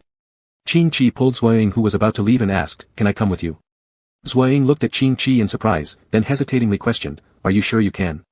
You should rest in the room." "I lost contact with a friend." Qin-Chi lifted his head, pleading, "I want to find him." Upon hearing this, Sui-Ying started hesitating but ultimately gave in to Qin-Chi's pitiful gaze, sighing and agreeing, "All right, but let's make it clear. I can't guarantee your safety along the way. If something happens, I may not be able to save you." Seeing Sui-Ying loosen his grip, Qin-Chi nodded happily. "Don't worry, I will definitely pay attention to my safety." Sui-Ying fetched a thick down jacket for Qin-Chi to change into and attached many hand warmers inside it. Lastly, he handed him a tracker and led him out of the research station. The familiar white snow surrounded them as Qin-Chi tightened his coat and followed closely behind Sui-Ying, not daring to slack even a bit. The journey was relatively uneventful. They successfully found the other researchers stationed outside, who were huddled together. Qin-Chi quickly counted about 7 or 8 people. "What are you doing?" Sui-Ying approached them, rubbing his hands due to the cold, his movements slightly awkward in the heavy clothing. "Sui-Ying has come. The person who fainted at the door woke up so soon." Qin-Chi stared at them. Clad in black down jackets, they spoke casually, yet an eerie feeling pervaded the air. He cautiously moved closer. As he got nearer, he realized that all the researchers had no faces. His breathing hitched, and the warmth provided by the hand warmers couldn't stop the creeping chill in his heart. He tried to remain calm despite his rapid breaths and weakly said, "Thank you for saving me." "It's nothing," the faceless researcher shook a blank head while somehow smiling. "Something's gone wrong with this world." This was Qin-Chi's first thought. "Here's an octopus." One of the researchers beckoned Sui-Ying over, pointing to the ground and saying, "We plan to take it back for reserve food. It goes against our principles, but if we don't do this, we'll all starve here." Qin-Chi looked over and saw the enormous octopus. Judging by its size, its tentacles were dozens of meters long and it stood half a person high, unlike any octopus found on land. However, the researchers beside him showed no panic at all, their demeanor relaxed as though they were used to it. Qin-Chi could even see one of them swallowing saliva. Suddenly, Qin-Chi felt something wrap around his feet. He looked down and discovered that one of the octopus tentacles had quietly crept close and now tightly bound his ankles. Chapter 76, Qin-Chi is dead. Others noticed the tentacles by Qin-Chi's feet and all slightly furrowed their brows. Sui-Ying walked forward with an unperturbed face, directly and roughly tearing off the octopus tentacle with his hands. "He's really strong." Qin-Chi thought this, admiration rising in his eyes. "Let's take it back, you come along." Sui-Ying patted Qin-Chi's shoulder, his gloves were covered with slime, and even Qin-Chi's down jacket was implicated. Qin-Chi tried to brush it off but seeing that it couldn't be wiped clean, he picked up a handful of snow to mix and rub the slime away. By the time he had cleaned up and looked up, he found Sui-Ying had already left with others, leaving only a few vague silhouettes behind. Qin-Chi tightened his coat and hurriedly caught up. When they returned to the observation station, Qin-Chi unexpectedly discovered a person lying at the entrance. Sui-Ying instructed someone to take the giant octopus back and place it in the aquarium, then prodded the man lying on the ground face down. Seeing no response, he decisively informed everyone that the man had fainted, asking Qing Chi for help dragging him into the room. Fortunately, there were many spare rooms in the observation station, and in just a short while, the man was settled down. I'm going to handle the giant octopus, you stay here and watch over this man. Before Zhuoying left, he gave this task to Qing Chi this way. Upon seeing the man, Qing Chi didn't say a word. After Zhuoying left, he lowered his gaze coldly and said, Gu Hai Shu, stop pretending. When did you find out? The Gu Hai Shu on the bed opened his eyes, he looked disheveled, with bloodstains still lingering on the corner of his mouth. Qing Chi furrowed his eyebrows, ignoring Gu Hai Shu's question, and counter-asked, where's Xian Zhou? Gu Hai Shu supported himself as he sat up, laughing jovially and asked, you mean that brute who knows nothing but force? Who knows? Dead probably. You keep your mouth clean. Upon hearing Gu Hai Shu's comment about Xian Zhou, Qing Chi immediately lost his temper, grabbing the front of his shirt and warned, if you dare say that again, I'll kill you. Kill me. Gu Hai Shu narrowed his long eyes and grabbed Qing Chi's collar in return, do you even know what you are?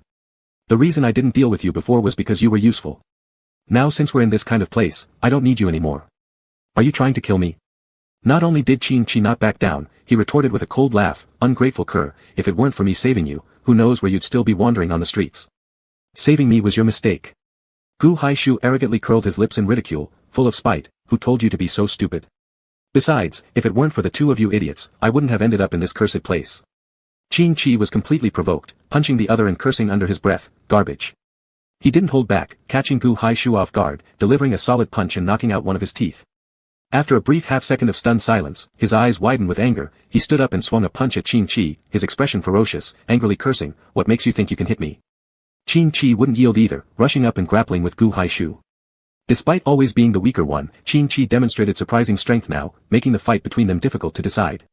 What's going on? Zhuoying, hearing the commotion, ran over and pushed the door open. Seeing the two battered figures, he rushed forward to break up the fight, let go. Let go right now. After being interrupted by Zhuoying, Qing Chi gradually lost some strength. Seeing this opportunity, Gu Hai Shu grabbed a small knife nearby used for killing animals and stabbed it into Qing Chi. His eyes bloodshot red, his smile almost reaching to his earlobes, stabbing all the while venomously cursing, die. Go die with that idiot. Isn't it because you look down on me? I'll make you regret looking down on me. Huh, you all will die. Die. Blood wasn't too noticeable on the black down jacket, but Qing Chi could feel waves of piercing pain within his body. His instinct drove him to grab the nearby table lamp to fight back, but he was stopped by Zhuoying. You cannot hurt Ah Shu. Zhuoying stared blankly, muttering and turned around to close the door, restricting the resisting Qing Chi despite his legs trembling continuously. His tone was bizarrely gentle, don't worry, it won't hurt. Dying by Ah Shu's hand is your honor. Qing Chi looked at Zhuoying in shock, feeling dizzy from blood loss. Stumbling and collapsing to the ground, losing consciousness, he couldn't help but curse faintly, lunatic. After a few seconds, Gu Hai Shu gradually came to his senses from his madness. He realized what he had done and began to look fearful. But soon, he remembered that no one would punish him in Antarctica and began to laugh with an air of satisfaction as if he had accomplished something. He stared coldly at the prostrate Qing Chi on the ground, serves you right. Why do you dare look down on me? You lowlife don't even have the qualification to tie my shoes. Rest assured, nobody will know you died by my hands, even if they find out, it doesn't matter anyway, because there is no longer any damned law binding me. You're dead now, next is Xian Zhou, I'll find him and let him join you quickly. Upon hearing Xian Zhou's name, Qing Chi opened his eyes slightly, glaring at Gu Hai Shu with hatred. His vision began to blur, and the surrounding sounds were intermittent. He heard Gu Hai Shu praising Zhuoying, the two discussing how they were going to dismember him. In a daze, he heard the cries of pain rising outside one after another. Suddenly, everything went black before his eyes. In that indistinct darkness, he lost consciousness completely. The naked man with hundreds of tentacles growing under his body proudly looked down at the two terrified humans in front of him. One tentacle carefully picked up Qing Chi and cradled the white-skinned human into his arms. He was an octopus, not knowing about other octopuses, but for himself, he still preferred living prey. A tentacle reached near the youth's nose, he remembered that human breath was warm. Yet, on the youth's body, he only felt coldness. The octopus tilted his head. The human should have just died, so eating him now should still be warm. So he placed the youth near his mouth with his tentacles, but after a few smacks, he still couldn't bring himself to eat. Perhaps because this human was too beautiful, making him unable to eat him. The octopus thought this way and then wrapped the young man gently with his tentacles. He glanced at the terrified human in front of him, the urge to kill rising then falling. You mustn't eat me. Gu Hai Shu knelt on the ground, begging with clasped hands, I have a lot of money, whatever you want, I can give you. Money? The octopus asked, can money revive this human? Gu Hai Shu's pupils shuddered.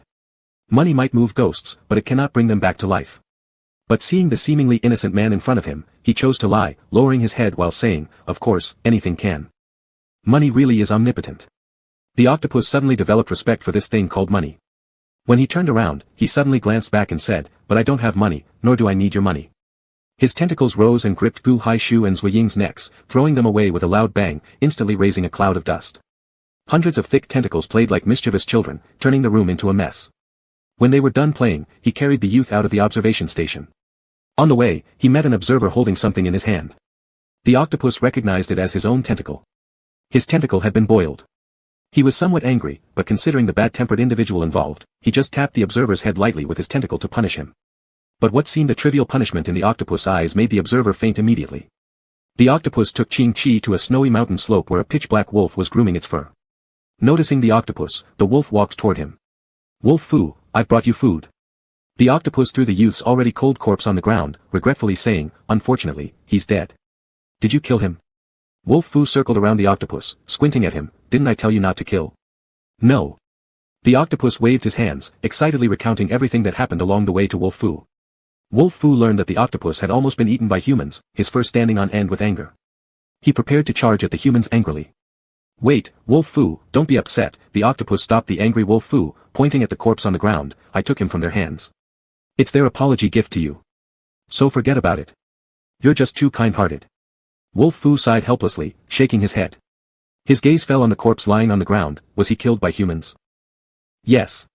Wolf Fu sniffed and shook his head, saying, "Throw him away, I don't eat humans." After hearing this, the octopus tentacles unhappily coiled around Wolf Fu, "But he's the one I barely managed to bring back."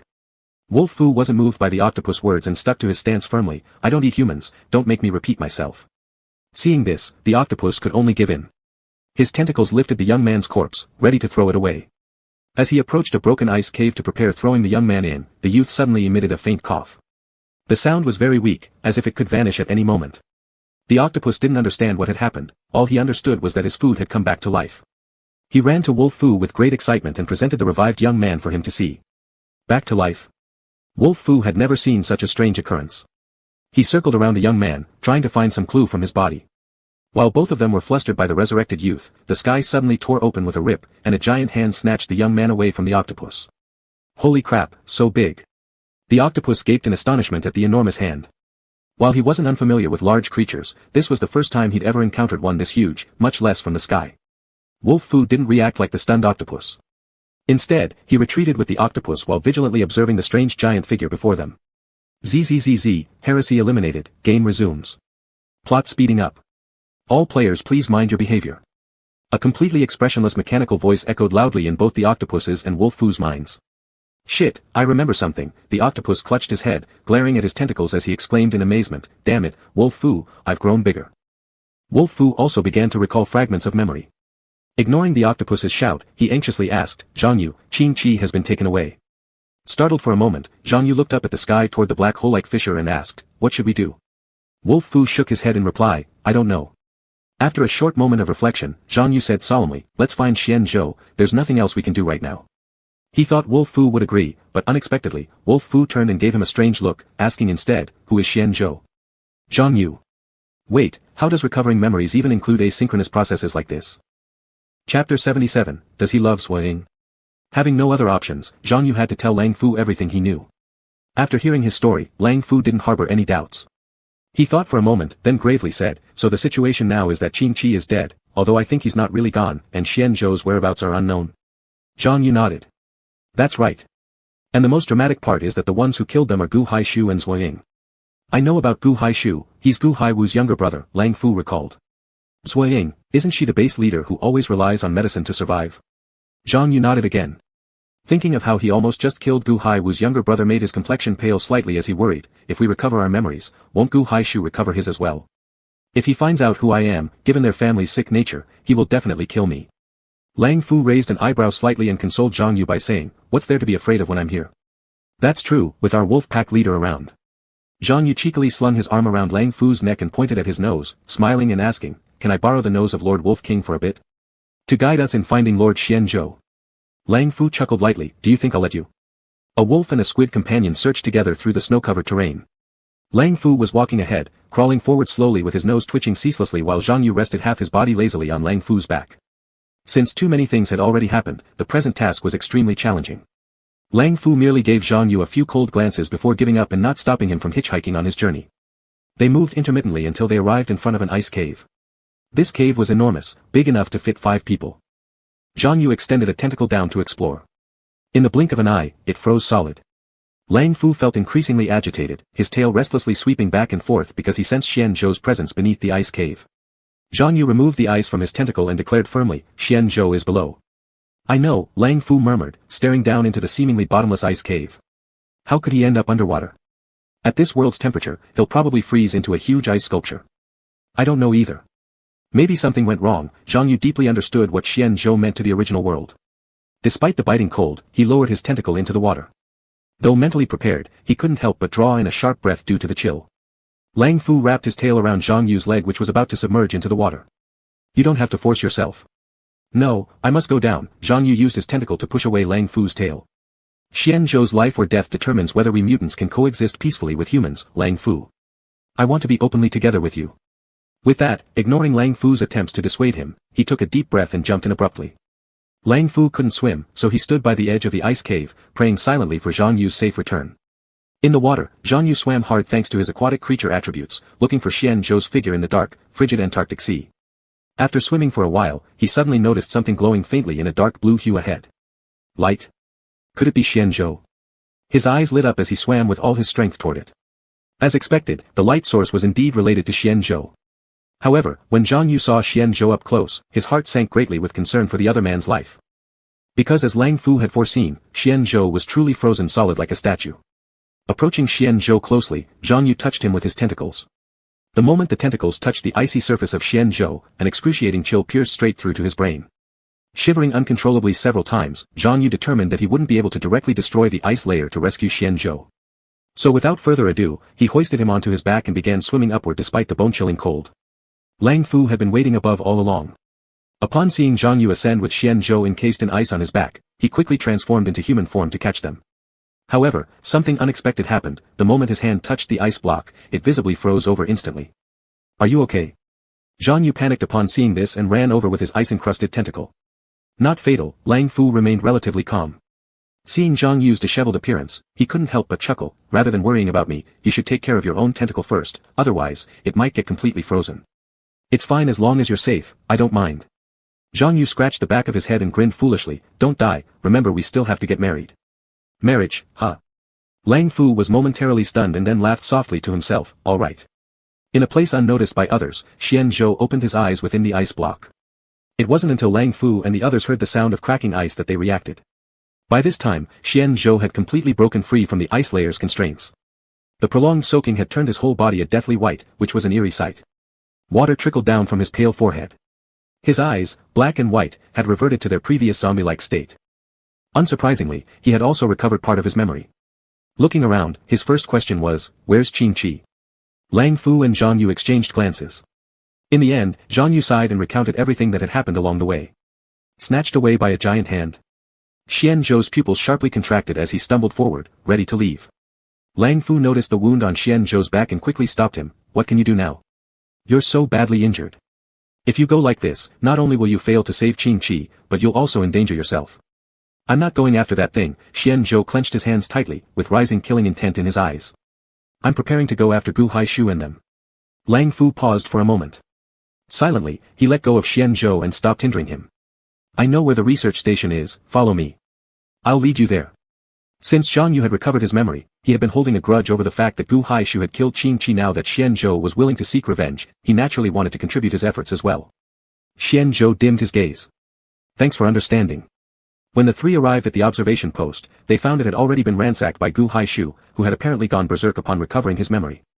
He was standing at the entrance to the observation station lost in thought, while Zhuo Ying stood beside him worriedly trying to console him. Gu Haishu.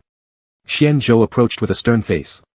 Upon hearing Xian Zhou's voice, Gu Haishu looked up blankly, opening his mouth as if to speak but making no attempt to flee. He hung his head and remained silent. Seeing Xian Zhou advancing furiously, Zhuo Ying hastily reminded Gu Haishu and attempted to bring him inside the station to hide. I won't run. Gu Haishu broke free from Zhuo Ying's grip, gazing complexly at Xian Zhou. I'm not running. Running? Xian Zhou swiftly threw a punch at Gu Haishu, watching as he coughed blood into his hand. Xian Zhou sneered mockingly, now you know pain. How about when you killed Qing Qi? Did you feel pain then? Hypocrite. He grabbed Gu Haishu by the head and slammed it against the wall, watching him bleed profusely, laughing more fiercely. Gu Haishu, why did you kill Qing Qi? Just because I said some disdainful words earlier? No, it's not my fault. Gu Haishu's eye was slashed by a nail on the wall, blood streaming down his face as he clutched onto the tattered remains of Xian Zhou's clothes. It's not my fault. It's the world. This world has issues. I didn't want to kill him. I didn't. Xian Zhou released Gu Haishu, watching him slump listlessly to the ground. Unable to suppress his derision, Xian Zhou mocked, Gu Haishu, someone like you, stripped bare of your superficial burdens, turns out to be nothing special. It's not true, why won't you believe me? That's right, Zhuoying was there too.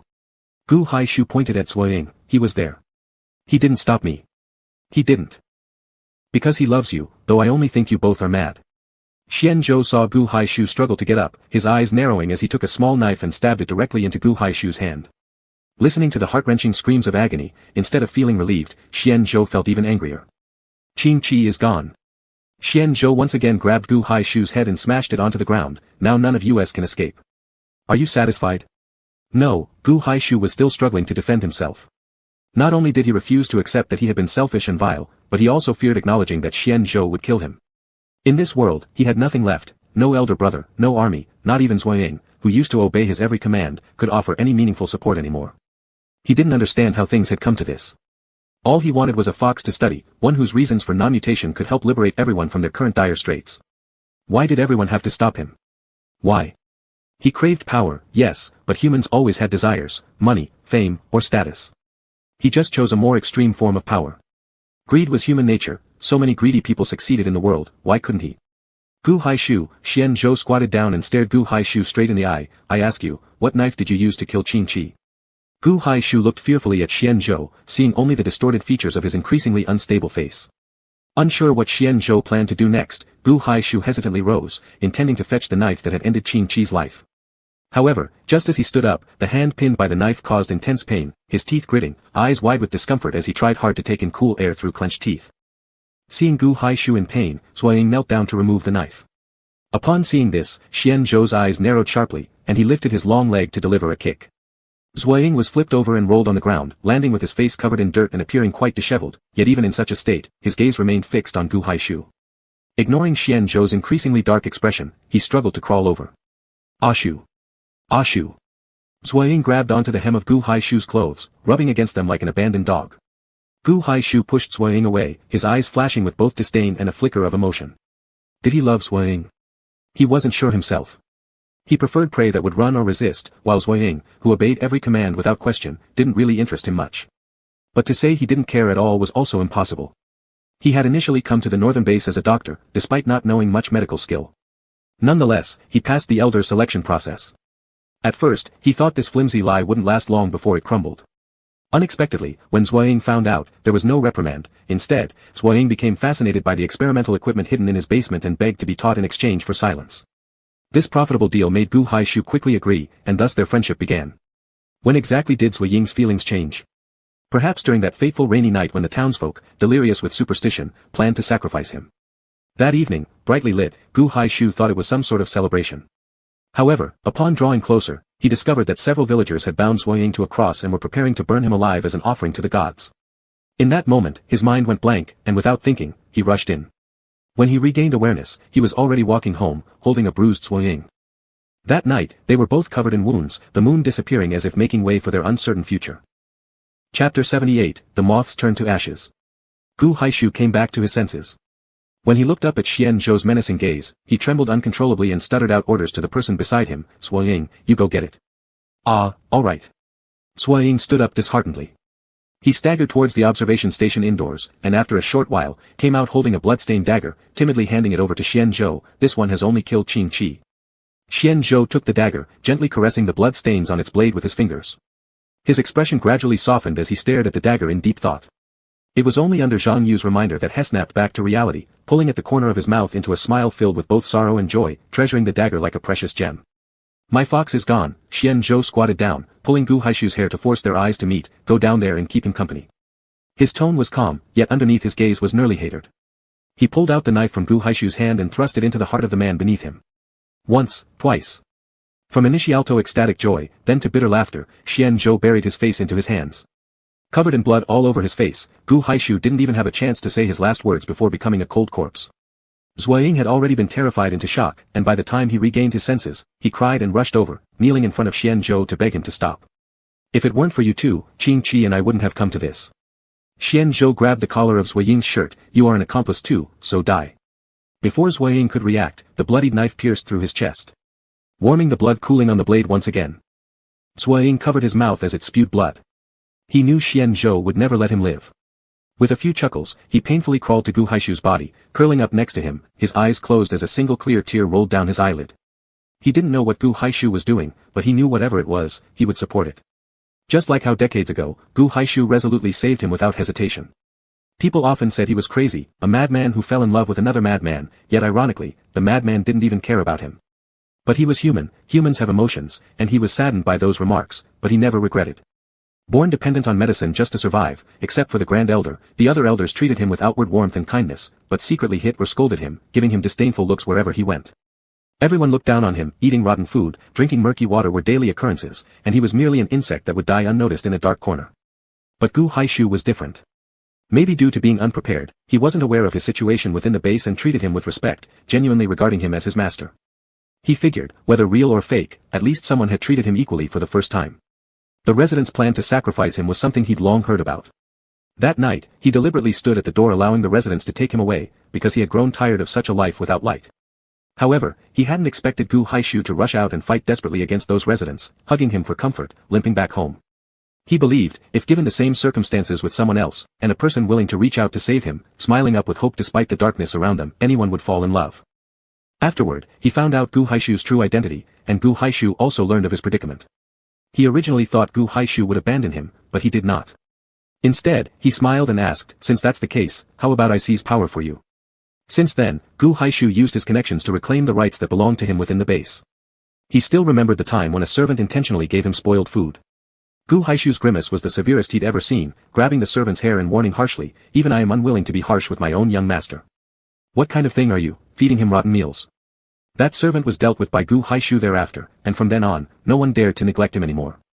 He loved Gu Haishu, almost crazily so. If he had the chance again, he would love him just the same. They were like two moths flying towards the fire. Even if they already saw the road ahead, understood the roaring flames, they would still not let go of each other's hands. Zuoying grabbed Gu Haishu's palm and lightly wrote with his finger, I love you.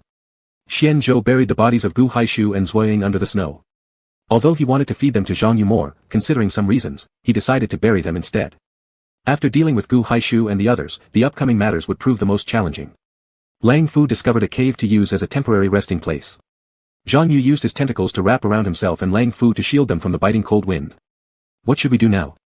Lang Fu asked worriedly as he looked at Xianzhou.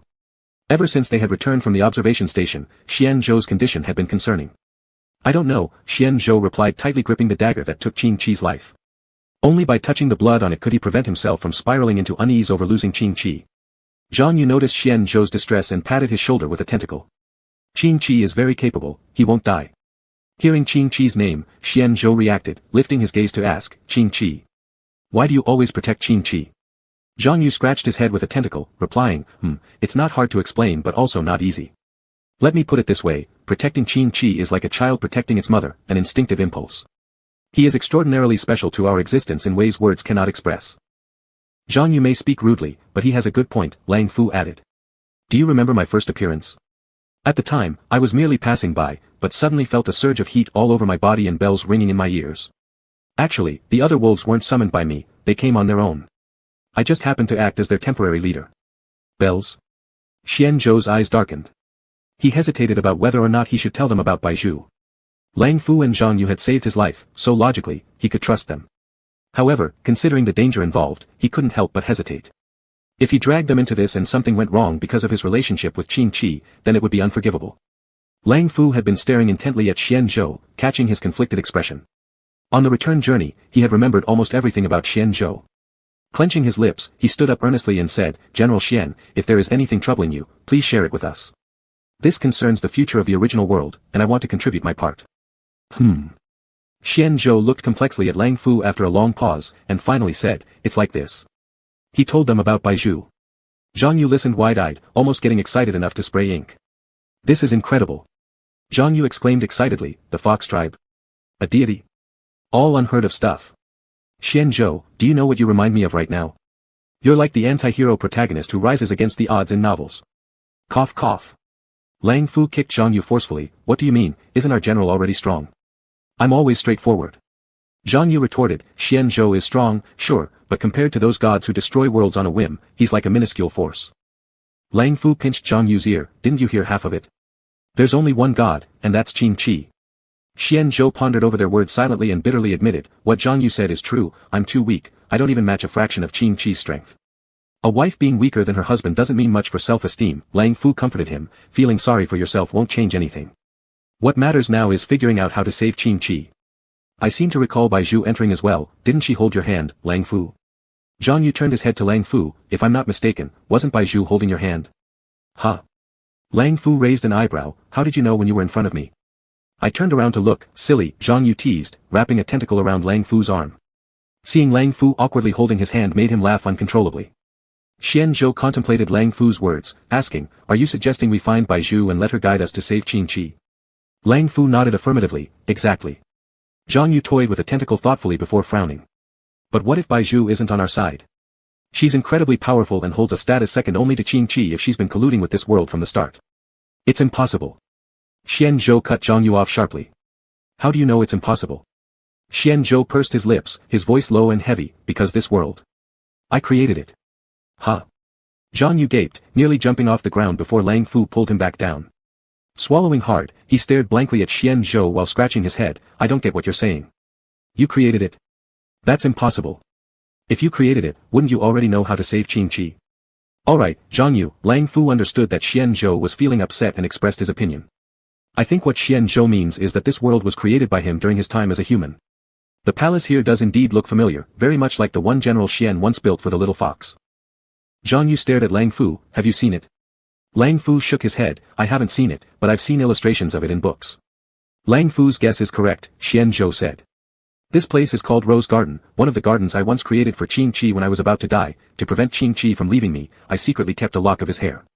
Then I created a flat world, separating a part of my soul to act as its guardian, and when it was complete, used Qin Qi's hair as a medium to bring him in here, trapping him in my little universe." Zhang Yu listened intently, smacking his lips and saying, "You were a bit selfish." Xian Zhou laughed bitterly, "I understand, and I feel the same way." However, Lang Fu's focus was on something else. He scrutinized Xian Zhou and asked, "Have your memories fully returned?" "When?" Xian Zhou slightly paused, then truthfully replied, "When we arrived in Antarctica, more precisely, when Zhang Yu fished me out of the water." Lang Fu thoughtfully asked, "Before coming to Antarctica? Did you go anywhere else before that?" "Yes, we went through a zombie outbreak and stayed there for a day and a half. When we met Qin Han, the system prompt said something about successfully gathering enough people, then the surroundings began to collapse." Xian Zhou's voice trailed off as he remembered something, his eyes brightening. "I remember Yu Yanqing's father mentioned that the virus was discovered in Antarctica. It makes sense that Qin Han could get in, but how did Yu Yanqing end up here too?" Zhang Yu mumbled, then added, "What you're suggesting, Xian Zhou, is that we need to find the source of the virus now." "Exactly, before entering the world, I remember the system said this was a simulation game. That means we just have to follow the fixed plot. Also, I remember him mentioning that the levels have 6 layers. We are probably on the 2nd layer now, meaning there are 4 more layers left. I guess after we find the origin of the virus, we'll move on to the next level." Zhang Yu nodded repeatedly, logical and convincing. But Lang Fu looked worried and said, "But what exactly is the source of the virus? This ice plain is so vast, and we have no clues right now." Xian Zhou recalled what Yuan said, "I remember Yu Yanqing's father mentioned it was an animal, so that's our current target. If it's an animal, that makes things easier." Zhang Yu excitedly said, "Both Lang Fu and I are animals, running on land is his job, underwater exploration is mine." Lang Fu shook his head, "Unfortunately, the area is still too large. I actually have a way, since this is the world I created." Xian Zhou stood up, putting his hand close to the nearby wall and closing his eyes to sense everything around. The perception extended like a long, thin thread throughout the entire sea area. Glacier, not right. Ice hole, also not correct. Sky, still not right. Deep ocean, found it. Xian Zhou's eyes tightened even more as his brows started to wrinkle. In the dark depths of the Antarctic Ocean, he explored using this thread as his eyes. In an inconspicuous corner, he spotted a human. A human head with a fish body, he wasn't a mermaid, his long limbs somewhat resembled the ghost figure from scary stories. On his head was something that looked like a lamp, shining brightly on the protruding fish-like eyes. His teeth, which still had some bits of meat stuck in them, bared as he warily scanned his surroundings. Afraid of alarming the creature, Xianzhou opened his eyes after confirming its presence and told Lang Fu and the others what he saw. A creature I've never seen before, sounds pretty strange. Not only was Zhang Yu unafraid, he became quite interested. Chapter 79, Turning Hostility into Friendship. Lang Fu looked meaningfully at Zhang Yu and asked with a smile, "Are you really interested?" "Of course." Zhang Yu nodded vigorously, he had always been fond of new things. Lang Fu patted Zhang Yu on the shoulder, "If so, why don't you go take a look?" Zhang Yu's smile immediately froze, jumping back in surprise as he stared at Lang Fu incredulously. "You mean, let me dive into the sea?" Lang Fu crossed his arms, chuckling as he nodded, making a seemingly reasonable argument. "You said you like new things, right? I'm helping you get closer to what you love." "No, no, no." Zhang Yu waved his hands wildly, almost creating afterimages. "Dear, if I go down there, I'll be frozen solid into an ice octopus." Lang Fu smirked faintly, raising an eyebrow noncommittally. Xianzhou overheard their conversation and silently estimated the feasibility of Lang Fu's plan. After deep thought, he suddenly looked up and said, "Zhang Yu, if you're going down, I'll accompany you." Zhang Yu stared blankly at Xianzhou, shaking his tentacles as he scolded him. "Why do you also want that? I can barely endure it, but what about you? Do you want to end up as my food when I tire out swimming?" Xianzhou had long gotten used to Zhang Yu's straightforward way of speaking. He smiled, revealing his thoughts. "Have you noticed? When I was in the ocean earlier, despite being frozen for so long, I didn't die. Either I'm immortal, or the zombie characteristics are still present in me, preventing death. Otherwise, maybe something underwater protects me." "Oh, right." Zhang Yu slapped his hands together, saying, "I remember, when I found you, there was light surrounding you. To be honest, without that light, given how dark it was below, even if I swam until I turned into a strand of octopus, I wouldn't have found you." Light? Zhang Yu hadn't mentioned anything related to the water, so this was the first time Lang Fu learned about such an event. Is the glowing light connected to the mermaid that Xianzhou saw? Xianzhou stood up and, while looking at the weather outside, said, "It might be possible. Waiting here for things to happen is not an option either. Let's start by testing it out in an ice hole." "How do we test?" Zhang Yu fixed his eyes on Xianzhou. Watching him walk out with a knife and forcefully chisel a hole on some flat ground. The snow around the hole was very thick, but Xianzhou patiently cleared them one by one, widening the hole until it became an appropriately shaped ice cave. Lang Fu stopped Xianzhou who was preparing to dive, proposing, "Let Zhang Yu go first. As a marine creature, let him scout the way." Though they knew they weren't in the real South Pole of the previous world, caution was still necessary. Xianzhou didn't object to Lang Fu's suggestion. Zhang Yu sat shivering next to the ice hole, slowly lowering his tentacles into the icy water, tenderly touching and stroking each one before letting them in. Seeing Zhang Yu procrastinate so much, Lang Fu couldn't bear it anymore. With a swift kick, he sent Zhang Yu flying into the hole. I'm gonna die." Zhang Yu splashed helplessly on the water surface, attempting to climb back up but met Lang Fu's chilly gaze. Blinking twice, he reluctantly dove into the ocean. Lang Fu and Xianzhou waited anxiously from above, and fortunately, Zhang Yu returned safely within 5 minutes. Panting hard for fresh air, Zhang Yu's face red, he lay on the ground petulantly using his tentacles to hook towards Lang Fu, glancing shyly upward, showing genuine vulnerability. Lang Fu helplessly picked up Zhang Yu, asking seriously, "Was it dangerous down there?" Nestled in Lang Fu's arms, Zhang Yu rubbed against his abs, replying, "Not at all. Everything is safe." Upon hearing this, Xianzhou exhaled in relief, saying, "Since it's safe, I will go next." This time, Lang Fu didn't stop Xianzhou. However, as Xianzhou dived in, he casually gave Zhang Yu a push down too. Diving downward continuously, as the depth increased, the light gradually faded, eventually turning completely dark. Swimming ahead, Zhang Yu's countless long and thick tentacles were carried gracefully by the current, resembling a mysterious dark-colored skirt, enigmatic and beautiful, just like a mermaid. Guiding Zhang Yu by feeling, the temperature of the seawater did not seem to affect Xianzhou yet, though frost started forming on his hair and eyelashes. "Xianzhou, look ahead." Zhang Yu suddenly spotted something glowing ahead, the same color as the light that surrounded Xianzhou the last time. Excited, he swam toward it, ignoring Xianzhou's attempts to hold him back. When he reached it, disappointment settled in, and he called out Xianzhou, visibly upset, his tentacles trembling in distress. "This is Baizhu." Xianzhou gazed at Baizhu trapped inside the block of ice, taking out the dagger he carried and began to break open the ice around him. Unlike the ice that trapped Xianzhou, Baizhu's ice coating was quite fragile, shattering into pieces easily once pricked, dissolving in the water. Baizhu's face was pale from the cold, his silver-white hair plastered all over it, making him look quite disheveled. Cough, cough. He slowly opened his eyes, seeing Xianzhou and Zhang Yu staring at him. Instinctively trying to speak, he was immediately cut off by the forceful seawater. Can you breathe? Zhang Yu leaned in to ask. If not, shake your head. Bai Zhu pushed his hair aside, looking at Zhang Yu as he nodded slowly. Oh, you can breathe. Zhang Yu rubbed his hands together. Finding you wasn't part of our plan, but if you want to live, come with us to find the mermaid. If not, swim upward following the light. The almost threatening word successfully drew a glance from Xian Zhou. Bai Zhu covered his mouth with his hand and looked around, thinking Zhang Yu was lying through his teeth. There was no light anywhere. Well, we need to set off. Zhang Yu said without hesitation, swimming forward vigorously. Xian Zhou and Bai Zhu exchanged glances, both seeing helplessness in each other's eyes. With Xian Zhou serving as their human radar, they successfully found the mermaid. It wasn't because they were particularly skilled, it was simply too obvious. It had an incredibly bright light that was hard not to notice. It was curled up in a ball, hiding in the cracks between rocks, fearfully looking at these unfriendly strange creatures before it. What do we do? Zhang Yu turned back to ask Xian Zhou, take it up or leave. Xian Zhou wasn't entirely sure either. He glanced at Bai Zhu, noticing how long Bai Zhu had been silently staring at him. Bai Zhu pointed at the dagger in Xian Zhou's hand, squinting his eyes with unspoken meaning. Seeing everything unfold, Zhang Yu exclaimed, kill. Bai Zhu gave Zhang Yu an annoyed glare, clearly upset at his loud outburst. Xian Zhou didn't pay attention to Zhang Yu, calmly walking toward the mermaid. Be it real or pretend ignorance, the so-called mermaid didn't try to escape as Xian Zhou approached, instead, it timidly extended its neck forward. Xian Zhou slightly frowned, lifting the knife ready to strike, when an unexpected mechanical voice interrupted him.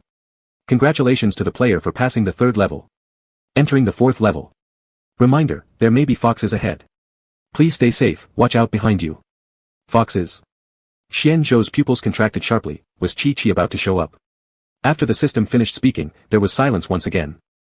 Suddenly, a hollow whirlpool surged beneath them. Their pupils simultaneously contracted sharply, and Zhang Yu wrapped his tentacles around Xian Zhou and Bai Zhu, dragging both of them with great effort toward the surface. His expression was distorted from exertion. At the last moment, Bai Zhu suddenly broke free from Zhang Yu, snatching the dagger from Xian Zhou and turning back. Zhang Yu, upon seeing this, felt a strong urge to strangle Bai Zhu on the spot. Bai Zhu plunged the dagger into the mermaid's body, stabbing it 5 or 6 times in quick succession until the surrounding seawater turned black with blood before lazily swimming back. Violation detected, reducing the number of levels. The mechanical voice disappeared after saying this, returning to silence. Struggling to drag 2 people to the surface, Zhang Yu gasped for air, his face alternately red and white as he shouted to Lang Fu, wife, give me a hand.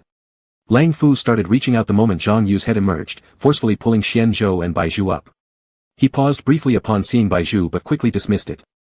I'm going to die. Zhang Yu lay on the ground, coiling his tentacles around Lang Fu's hand while pouting like a child. Xian Zhou looked down into the deep ice cave and said, that thing said it detected a violation and reduced 1 level. Yes, I think this world might have a bug. Zhang Yu panted heavily. Aren't violations supposed to be punished? How could we receive a reward? It can't possibly be a reward, Bai Zhu said unperturbed as the main culprit. The end of the checkpoint levels may not mean passing but rather dying. Upon hearing this, Zhang Yu's eyes widened abruptly, so are we walking towards death ourselves? Lang Fu looked at Bai Zhu, inadvertently catching sight of the bloody knife in his hand and asked, what did you do down there? At the mention of this, Zhang Yu couldn't contain his frustration and was about to accuse Bai Zhu, promptly silenced by Lang Fu's stern glare. I killed your so-called mermaid, Bai Zhu declared firmly and unapologetically. Despite being paired with Zhang Yu, Lang Fu understood Zhang Yu's anger must stem from some disagreement along the way. However, given that physical fights underwater were impossible and arguments in such short time were improbable, he pondered a little longer before deducing the cause. He then signaled Xian Zhou, passing the question to him, General, what do you think should be done? Xian Zhou feigned incomprehension of Lang Fu's implication, turning his face away as he said, I don't know. Humph.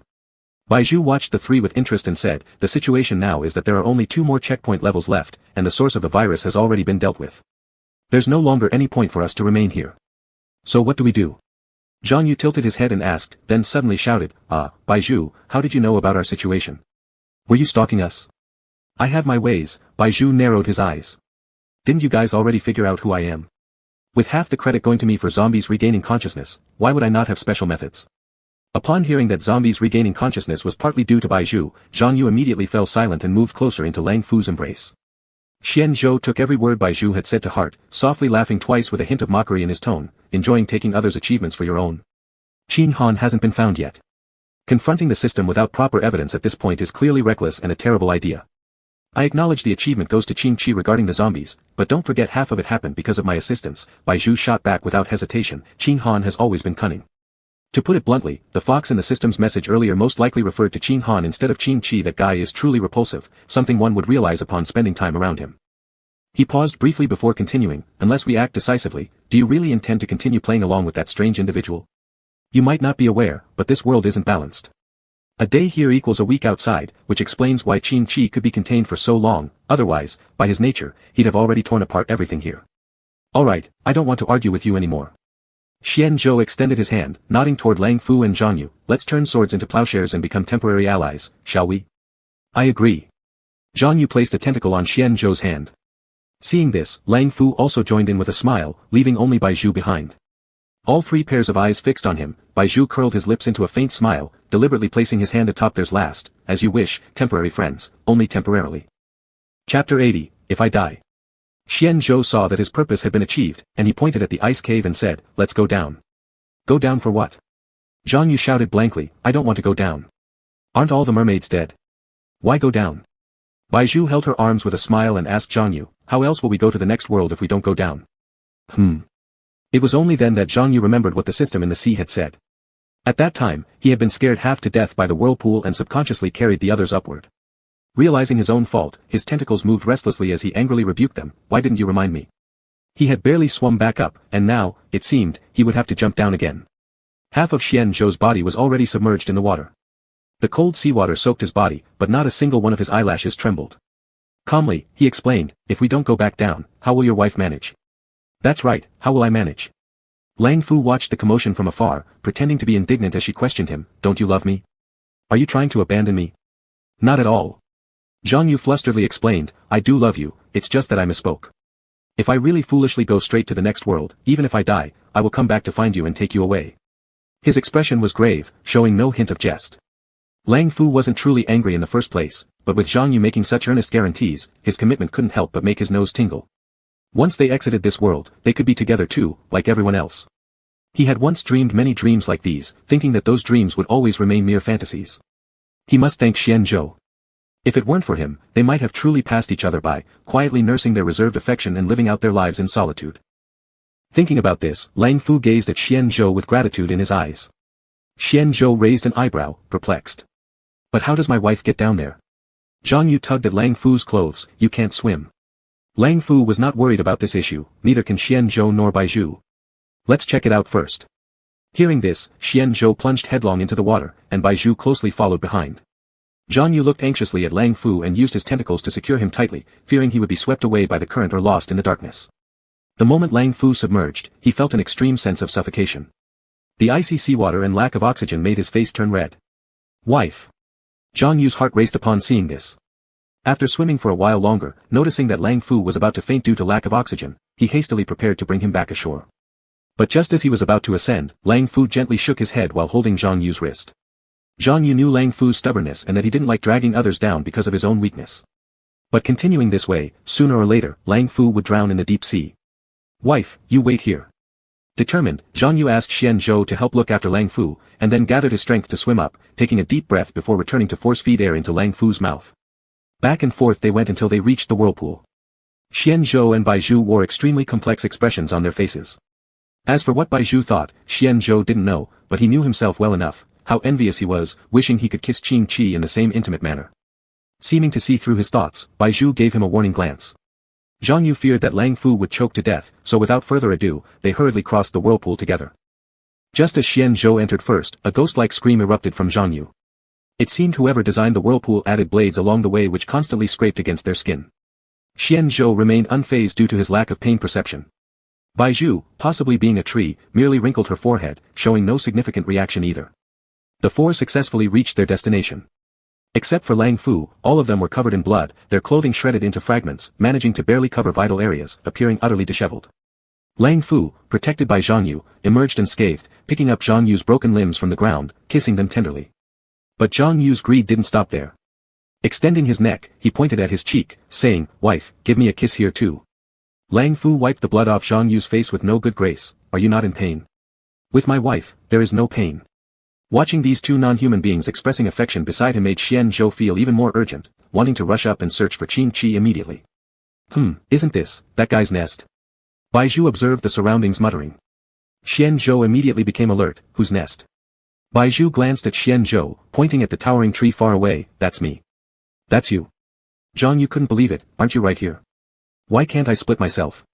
Bai Zhu pointed at the distant gurgling stream and the continuous green mountains, saying, this is the Fox tribe, Qing Chi's hometown. Upon hearing it was Qing Chi's hometown, Xian Zhou's expression immediately changed. Fake?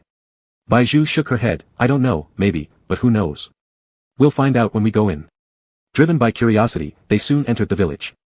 Once inside, everything around them changed, replaced by a primeval forest, with several small animals stopping their playful chase to timidly look at them. Mountain deity. A talking deer ran up, transforming into a human form while leaping and excitedly shouting, the mountain deity has returned. Before Bai Zhu could speak, the other had already turned back into a deer and run off to spread the news. Damn, this can't be serious, right? Zhang Yu hastily used his tentacles to cover his exposed abs. My body can only be seen by Lang Fu. Lang Fu and Bai Zhu were both utterly speechless about Zhang Yu, especially Lang Fu, whose face alternated between black and red, making quite an interesting sight. As for Xian Zhou beside them, he looked down pensively. If one looked closely at his trembling eyelashes, they would see how anxious he was. Bai Zhu. An aged voice sounded. The group followed the sound and saw an elder with the air of a sage walking over with a cane. He gripped Bai Zhu's hand enthusiastically. You've finally come back. Yes, I have returned. Bai Zhu held the Fox tribe leader's hand. Qing Chi, has he returned? She had little hope for a positive answer, yet unexpectedly, the chief laughed heartily and replied, he's back, returning a few days before you. The chief suddenly glanced around mysteriously, pointing to his head and said, he's remembered everything, all of it. All. Bai Zhu looked at Xian Zhou, but alas, Xian Zhou kept his head low so she couldn't see his expression, otherwise, she might have mocked him a bit. The chief didn't notice the others, as his focus was solely on Bai Zhu. Other demons also crowded around, leaving Bai Zhu the center of attention like stars circling the moon. The chief let Bai Zhu change first, and accordingly took care of Xian Zhou and the others too. The dark black brocade robes made Xian Zhou look particularly handsome, which delighted a few young spirits who shyly approached to flirt. Xian Zhou was distracted and troubled by Qing Chi's affairs, so he didn't respond. Humph, I wonder why not even one person came to fetch water, seems they've all gone to welcome our honored guest. A clear, melodious voice rang out. A youth dressed in red walked barefoot forward, the bells on his feet ringing melodically. Stopping several meters away, he crossed his arms and gave the people before him a mocking half-smile. Xian Zhou blankly stared at the youth, though his gaze hadn't fallen on him specifically, somehow he still felt that the other was looking straight at him. You've arrived, master. The chief treated Qing Chi even more respectfully than Bai Zhu, smiling as he went up to welcome him. Qing Chi tapped his chin thoughtfully, his slanted eyes curving upward, and pointed at Xian Zhou, saying, don't let him get near me, I dislike him. Qing Chi's words among the foxes were like unshakable laws. When he said this, everyone quickly echoed in agreement, even the small spirits surrounding Xian Zhou earlier scrambled to scatter for fear of being implicated. No one asked why, no one questioned anything, everything Qing Chi said was blindly followed. And Xian Zhou just silently lowered his eyes, remaining silent. When the crowd dispersed, the sky suddenly started snowing heavily, the flakes swirling downwards, as if the heavens weren't cooperating. Everyone cheerfully left, leaving Xian Zhou standing alone. Does Pool dislike him? Xian Zhou raised his eyes, stretching out his hand to catch a few snowflakes, but it seemed even the snowflakes didn't want to acknowledge him, quickly dissolving and disappearing. Little Fox has grown up, so perhaps he no longer needs him. Well then, it's fine, he wasn't worthy of him anyway. In desolation, Xian Zhou stepped out of the mountain, returning to where he began. Snow covered him entirely, turning his original black robe white, as if mourning their past love. Xian Zhou. At this point, a familiar voice that had become a nightmare appeared behind him. Xian Zhou froze, stunned and unbelievably turned around. Qing Chi sat perched on a tree trunk, every bit as bewitching in red as ever. Snowflakes evaded him, unwilling to soil such purity. His expression haughty, the youth leaned on his chin, replicating the scene of their first encounter. Xian Zhou. Qing Chi burst into laughter, unrestrained, the rustling leaves harmonizing with the music as if accompanying the man above. How about we elope? Xian Zhou was once again startled, like he was back then, but as he reacted, he began to laugh. Laughing and laughing, tears suddenly streamed down his face. I'll catch you. He kneeled alone, his hands devoid of rings, his sleeves empty, yet despite his frail appearance, his chest brimmed with loneliness and undying love. I won't choose a knight. Qing Chi jumped down from the tree, his red robes filling Xian Zhou's eyes as he leaned close to whisper in his ear, because I am not a princess, I am a king, the master of my own domain. And you, Qing Chi caressed Xian Zhou's face, are the sword with which I command the world to bow. Why not a knight? Shoo, listen to the dance of the wind, it's me making the world confess its love for you. Xian Zhou momentarily lost his balance and stumbled, falling into the water. Panic rose as he looked up at the figure above him, but before he could see clearly, he was enveloped by a blaze of red. The waters surged around them, the leaves rustled, and birds shyly took flight from the branches. Ha! Xianzhou, look at me. Qing Chi's red veil was half drawn, his face flushed, his gaze filled with yearning. I'm looking at you. Xianzhou greedily kissed every inch of Qing Chi's skin, leaving blossoms of red on the snow-white expanse. Qing Chi, I love you. Eh. Qing Chi arched his toes, leaning back slightly like a happy fish, creating ripples in the water. Good boy. Xianzhou wiped away the crystalline tears at the corners of Qing Chi's eyes, interlocking their fingers. Will Pool bear my child? Ha. Qing Chi collapsed weakly onto Xianzhou's shoulder, his tongue slipping out unconsciously, while wisps of thin silk hanging from his shoulder only added fuel to the fire. The air was thick with intimacy, and the white clouds turned crimson as though they blushed. One must admit, Xianzhou's endurance was extraordinary. Even as night fell, his vigor showed no sign of waning. Yet Qing Chi grew weary, gasping for breath as he called a halt on the riverbank. When it was all over, Qing Chi lay in Xianzhou's arms, sorrow etched deeply into his brows. Xianzhou, if I die. Shoo, Xianzhou pressed a finger to Qing Chi's lips. You won't die. Gods do not perish. Qing Chi hesitated, then gave a bitter smile, bearing the pain alone in silence. He gazed up at the moon for a long moment, then down at his hand that was growing increasingly transparent, whispering faintly, I love you, before vanishing completely. Everything happened so fast, there were no slow-motion scenes like in TV dramas, not even time for a proper farewell, just a puff of green smoke dissipating into nothingness. Warning. System error. Warning. The mechanical voice rang again, but this time, it failed to capture Xianzhou's attention even for a second. Humph, HMF, I thought he was great or something, TSK, turns out he's nothing special after all. A familiar voice blended with the system tone, causing Xianzhou's eyes to widen slightly. That was and Xiaozhou's voice. Chapter 81, Nourishing the Spirit with the Soul. In the midst of Xianzhou's chaotic thoughts, the surrounding scenery began to fragment once again. The ground around Xianzhou cracked, spiderweb-like fissures crisscrossed everywhere. From a high vantage point, it looked like an actual spider web, and Xianzhou was the prey caught in the middle. He must survive. In a daze, Xianzhou suddenly had this thought, he needed to get out, to save Qing Chi. Though he himself didn't even know if Qing Chi was still alive. But as long as the surrounding mist hadn't dissipated, he couldn't let go. He took a step back, his hands naturally spreading wide as he plummeted into the abyss. Life itself is about repeatedly finding life through death. Holding a lamp to seek light is for the sake of not letting a loved one fall into darkness, and the lamp that sees everything never exposes its secrets, it willingly transforms into part of the play, which is an act of tender affection towards the person holding the lamp. In the dead silence of the darkness, a ray of light suddenly appeared, it was enough to capture all of Xianzhou's attention. It reminded him of a butterfly. But upon closer inspection, Xianzhou realized he had guessed wrong. It was a moth. A giant moth, trailing behind it countless smaller moths, glowing faintly, their light converging together like a vast constellation of stars. When he opened his eyes again, the scenery before him had changed. The first thing Xianzhou saw was Xiaozhou slowly approaching. He instinctively stepped back but quickly frowned, sensing something was off. Xianzhou, how about moving your foot? Lang Fu suggested beside him. Only now did Xianzhou notice and look down, catching Wang Yu's aggrieved gaze. He hurriedly jumped off him. I know you have a lot of questions, and Xiaozhou said straight to the point. I messed up the system while you were completing the mission.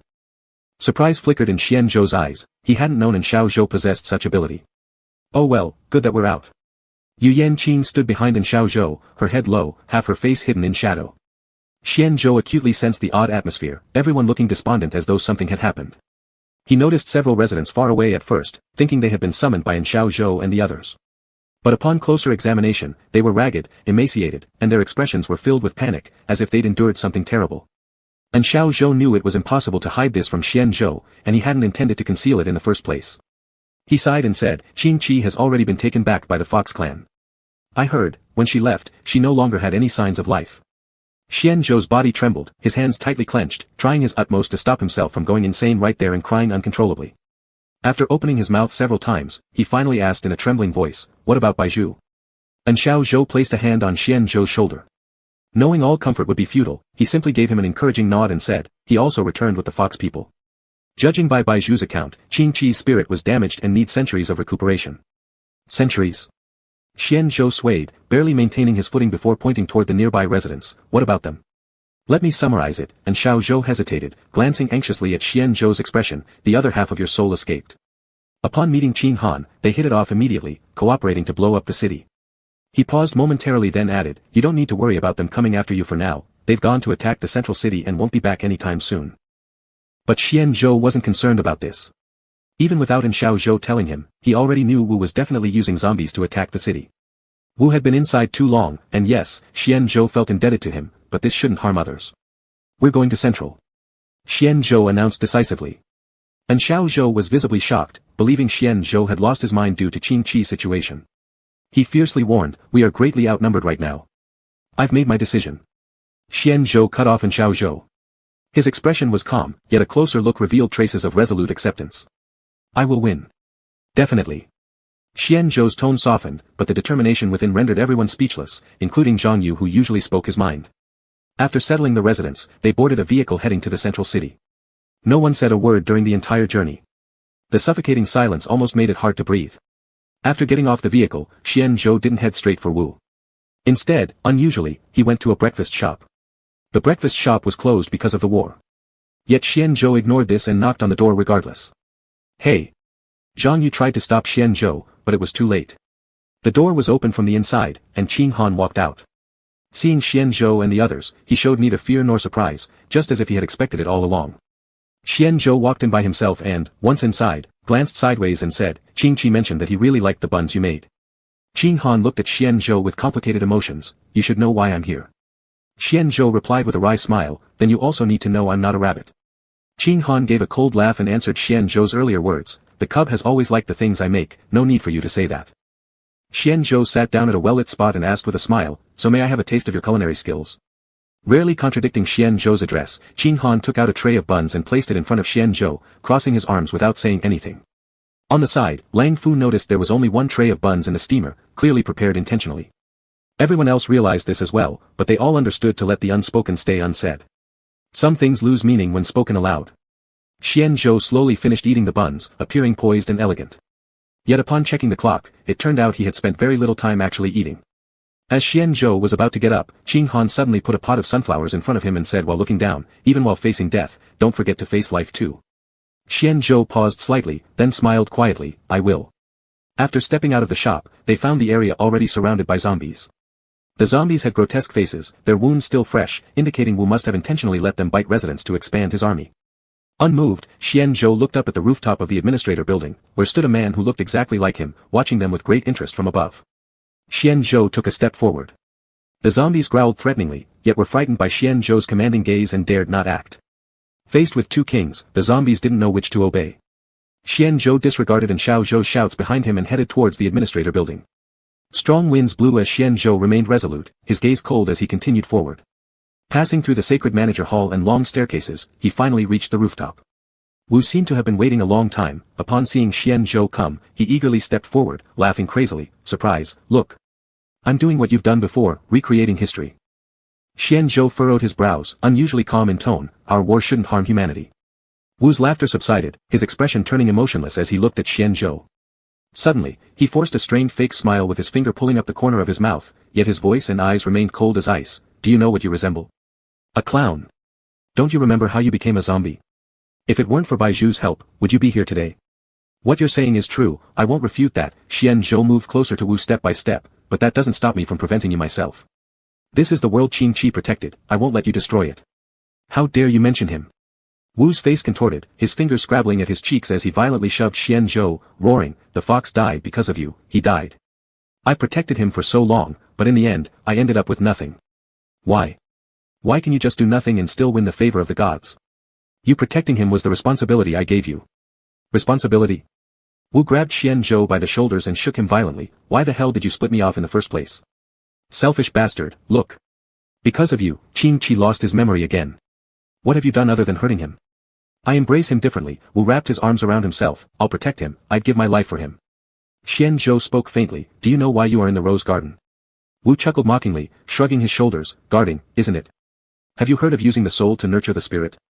Xian Zhou stepped closer again, nearly pressing against Wu, you were split from me originally as a medium to pass on the soul, in order to avoid the Heavenly Dao, I used you as a conduit, sacrificing my own soul to nourish his spirit.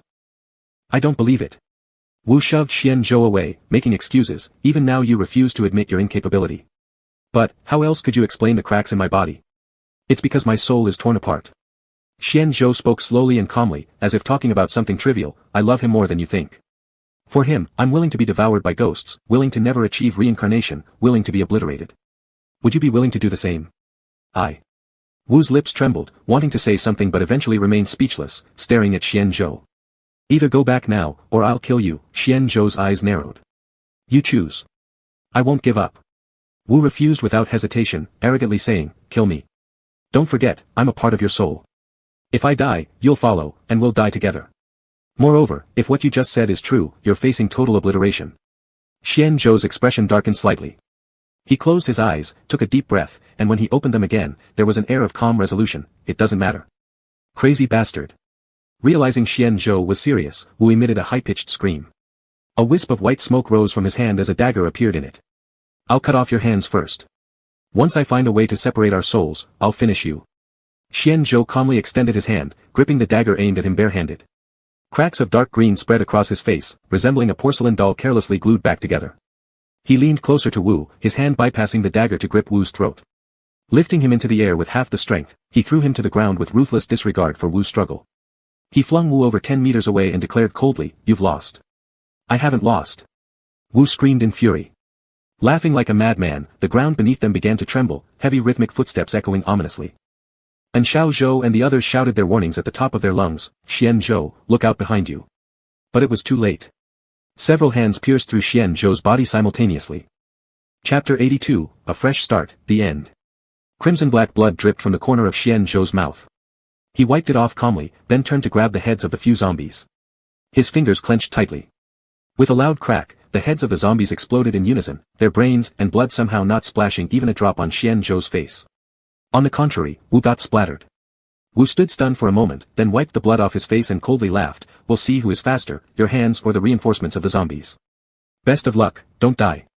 As he said this, he opened a void crack to step inside but was stopped by Xianzhou. Do you think you can still escape? Xianzhou seized the dagger from Wu's hand and pressed it against his neck, where a trace of blood mark faintly appeared. You're serious? Wu broke free from Xianzhou's grip, his eyes turning red as his body gradually became transparent. Since you want to die so badly, don't blame me for being unfriendly. He glared fiercely at Xianzhou, with gusts of dust rising inexplicably behind him. More and more zombies were rushing towards the rooftop. Xianzhou gripped the dagger in his hand, moving so fast that he became a fleeting shadow. In the blink of an eye, he appeared behind Wu. When the dagger struck, Wu wasn't quick enough to react and was slashed with a big wound, but fortunately, it wasn't life-threatening. Besides, as a soul itself, Wu wasn't easy to kill. Zombies surged forward, all lunging toward Xianzhou. With a stern expression, Xianzhou chopped off the grotesque heads of the zombies. Because there were too many, he had no time to deal with Wu. Seeing this, Wu inwardly rejoiced and jumped off the roof, not forgetting to bid farewell, goodbye, Xianzhou. Dodging the attack of the zombies, Xianzhou forcefully suppressed the frenzied undead with his mental power before jumping down as well. After descending, Wu planned to return to Rose Garden, only to be intercepted by Xiaozhou waiting for him like a rabbit caught by a farmer. Get out of the way. Enlarging his eyes, Wu tried to scare Xiaozhou away with his twisted face, looking much like a demon crawling out of hell without interruption. Xiaozhou slightly furrowed his brows, pressing the chip in his hand. Suddenly, his wrist exploded, and the blood mist splashed all over Wu. Another madman. Wu, fearing Xianzhou due to some innate terror towards his original form, did not experience such external constraints within Xiaozhou. With a flick of his fingers, thick fog enveloped the severed limb, ignoring its struggle as it devoured it entirely. Trivial skills. Wu sneered, quickly circling around from behind. So you like self-mutilation? Ha, I'll make you feel the pain to your heart's content. Realizing something, Xiaozhou prepared to leave, but mist extended from beneath his feet, transmitting unbearable chest pains as if thousands of insects were gnawing at his heart. The agony gradually spread, from the heart to the limbs and then to the eyes and tongue. Wu snapped his fingers, and Xiaozhou's eyes suddenly glazed over, collapsing stiffly onto the ground. The meat has been eaten completely, it won't regenerate now, will it? Wu kicked in Xiaozhou's head, leaving just a thin layer of skin. Under Wu's forceful kick, a large hole quickly formed. The body deflated like a punctured balloon, sticking closely to the ground, leaving only a dry, shriveled human skin. Proudly preparing to leave, Wu achieved Xiaozhou's purpose. Xianzhou had already caught up. Seeing Xiaozhou's tragic state, a surge of uncontrollable anger rose within Xianzhou. He teleported in front of Wu, grabbing his hair and thrusting the dagger forcefully. Suppressed by the spiritual power emanating from Xianzhou, Wu didn't dare to resist and could only glare with fury while helplessly taking the stab. A black hole appeared where he was stabbed, with currents of smoke like mists gushing out. Wu's eyes turned dark, his lips purplish-black, and his body suddenly sprouted countless holes from which horrifying human heads emerged. These large holes spread across Wu's entire body, similarly covered with these heads. It looked like a green giant covered with endless tumors, causing shivers involuntarily. Even Xian Zhou was momentarily startled and asked desolately, no wonder Qing Qi said there were corpses under the roses, it turns out you absorbed the souls of the players to nurture your own shattered soul. Haha, what else would I do? Should I have foolishly acted for you and watched as you embraced beauty, leaving me with nothing? Wu's voice grew coarser, upon closer listening revealing echoes, as if thousands spoke with one voice, Xian Zhou, how selfish you truly are, pretending to be good while doing the most wicked things. I do owe you, Xian Zhou lifted his head and fixed his gaze on Wu. But back then, you had no consciousness, and I had no idea you'd develop a sense of self. So, do you regret it? Regret not eliminating me from the start? Why should I regret? Xian Zhou sneered lightly. It was me who split you off, and I am your master.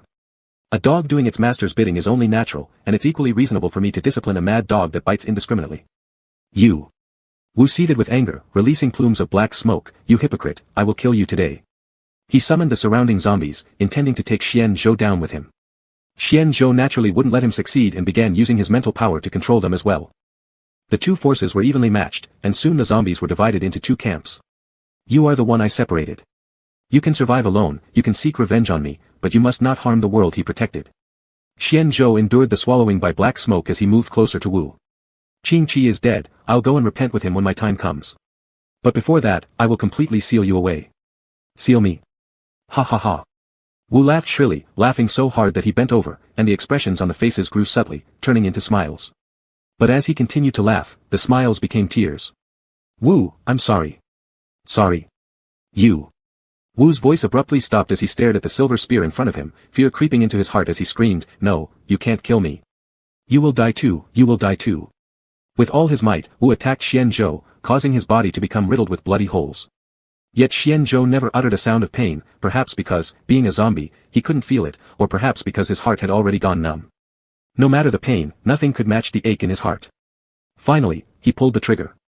As the gunshot echoed, both their bodies were pierced by bullets simultaneously. They both fell to the ground. The moment Wu touched the earth, he dissolved into a wisp of black smoke and vanished. Xian Zhou fished out the dagger he used to kill Qing Qi in Antarctica and tenderly caressed it. Death truly hurt, how could his delicate fox bear such excruciating pain? Wu was right. Despite all his claims of protecting Qing Qi, in the end, he failed to keep him safe. He loved him, but unfortunately, they were fated never to be together. Xian Zhou's hand fell limp. Lang Fu arrived late with his men, and seeing the corpses of Xian Zhou and Xiaozhou, the irritations along the way turned into rage. He kicked a nearby tree fiercely and cursed under his breath. Upon seeing Xiaozhou's corpse, the usually strong Yu Yanqing suddenly widened her eyes, ignoring everyone's attempts to stop her as she ran madly to embrace the dried-up skin, shaking it violently while crying and asking, hey, don't you love to argue with me the most? Shit, how come after such a long absence we meet again like this? Shit, didn't we agree to always be best friends forever? Lang Fu decided to bury Xian Zhou in Rose Garden, as per Yu Yanqing's original words, since Xiaozhou was already just skin, it didn't matter if he was buried or not, and she wanted to dry him up and hang him as a keepsake. Zhang Yu was responsible for digging the grave, his tentacles collectively swinging, instantly creating a large pit several people wide. Lang Fu handled tidying up the appearance. Initially, they discussed dressing Xian Zhou in the latest noble attire, allowing him to leave in dignity. But Yu Yanqing stopped Lang Fu, saying, I think it would be better to let him depart as he was at first, allowing him to eternally rest in the dream where he first met Qing Qi. Lang Fu and Zhang Yu found it reasonable, but Xian Zhou's initial clothing had been lost long ago. Thus, they delayed for a few days, rushing to recreate it based on Yu Yanqing's description, ensuring accuracy by even calling Wang Longdan for assistance. Since Xian Zhou left, Wang Longdan's career had flourished without obstacle. His tavern was now so popular it was known household to household in the northern base. Upon receiving Yu Yanqing's message, he had thought they were celebrating victory in the central region and planned celebratory wine. But upon arriving with a large batch of alcohol, he saw only Xian Zhou's lifeless body. Dead. Wang Longdan's voice was hoarse. Although he knew Xian Zhou merely superficially, the news hit him low, leaving him dejected. Especially learning about Xiaozhou and Qing Qi's demise brought a lump to his throat, making him clutch the wine and sob uncontrollably. Only Wang Longdan himself knew the complex emotions swirling within him, and why exactly he grieved. With Wang Longdan's help, the progress of crafting Xian Zhou's burial clothes advanced significantly. On the day of the funeral, residents spontaneously gathered, each holding red flowers to bid farewell. They now knew Xian Zhou's identity as a human, mourning openly with broken sobs. But these tears came too late. The person they mourned could no longer hear their choked cries. Let's lay him to rest. Even now, Lang Fu felt it all seemed like a dream. He waved his hand, signaling for them to place Xian Zhou into the soil. Yu Yanqing's eyes were already swollen from crying, her face puffier still. She wearily took up Xiaozhou's dried skin, waving a final farewell in the direction of Xian Zhou. As everyone was immersed in their grief, an oily shiny green fox jumped out, swaggering boldly through the crowd straight to Xian Zhou's corpse. The residents stopped crying, staring oddly at the fox. Lang Fu and Yu Yanqing both froze, startled as they exchanged a glance. Nearby, Zhang Yu burst into laughter despite receiving a sharp glare from Lang Fu, who nonetheless couldn't stop him. Tears streaming down his face, Zhang Yu said with a mix of laughter and sorrow, "Look, Xian Zhou, your wife has come back to see you. Ha ha ha, so you're not alone anymore. Pity, you can never see this again." His voice faltered mid-sentence as he choked up. Unbothered by the surrounding murmurs, the little fox beside Xian Zhou's corpse gently nudged Xian Zhou's head with its own. Just as everyone was moved by the seemingly loving scene, the small fox suddenly spat out blood, shrinking visibly before lying stiffly on the ground. Yu Yanqing was terrified, holding in Xiao Zhou's dried skin while rushing forward. Checking the fox's breath, she let out a great sigh of relief after confirming it was still alive. "The general has awoken," someone shouted loudly. Hearing this, Yu Yanqing turned toward Xian Zhou. Indeed, she saw his brows furrowed, his eyelashes flickering as if preparing to awaken. Under the anticipatory gaze of everyone, Xian Zhou opened his eyes. He cradled his head, feeling dazed. During the time he had died, he dreamt of a timeless space where he went to Rose Garden and witnessed Qing Qi transferring soul essence using a device Xian Zhou once employed for nurturing souls. Perhaps realizing he had been discovered, Qing Qi shyly turned around with a bashful smile, softly saying, "I love you. Are you awake?" Yu Yanqing waved her hand in front of Xian Zhou's face. Xian Zhou ignored Yu Yanqing, instead lowering his gaze in astonishment at the fox cradled in his arms. He distinctly felt a familiar mental force from when he used to be human. Could it be? His pupils contracted sharply as he flipped over the fox's paw, revealing a beautiful bell resting on its belly. Ha! Xian Zhou held the small fox tightly against his chest. How foolish of Qing Qi to exhaust himself saving him when he was already in such a state. That bell was once forged from his vital essence and possessed the ability to resurrect. He could never rid himself of the fear that Qing Qi might be bullied, hence ensuring the bell reached Qing Qi no matter what. But the bell wasn't perfect, every advantage came with disadvantages. Its flaw lay in sapping the soul energy of whoever activated it. At first, it was Xian Zhou who activated it, costing him 2 spirits. Now, since it was Qing Qi who activated it, Qing Qi would pay with his divine essence. He won't die. Baizhu appeared before Xian Zhou without warning, looking weary, his cold demeanor now even icier than the first time they met. "You simply can't protect him." Baizhu shook his head in disbelief, muttering helplessly, "Never mind, I've lost." "To you." "Qing Qi," Xian Zhou worriedly asked, "how can I save him? You're just a mortal, and he's an exalted deity above all. He doesn't need your saving." Baizhu gave a derisive laugh, though a tinge of futility lingered in his tone. "All you need to do is nurture him. He's reverted to being a cub, and now you're his guardian, responsible for raising him. For at least a few hundred years, no one will interfere with your being together." Adjusting his tempo momentarily, Baizhu's gaze turned sharp as he asked abruptly, "You wouldn't dare harm him, would you?" "I wouldn't." Xian Zhou tenderly combed through the fox's fur with care. "I'll protect him, surely." 2 moths fluttered from afar, landing gently on a rose. They silently observed everything unfolding before them, staying long after the temperature began to drop, before entwining their wings and flying away. Not far off, and Xiaozhou's fingers stirred slightly in Yu Yanqing's embrace, his eyes slowly opening. Amidst vibrant roses swaying gently, Rose Garden returned to serenity, reverting to its original state and slowly opening its gates to welcome its master back. "Bearer of light, may you remember to look down and thank the lamp in your hand as you walk along the thorny path."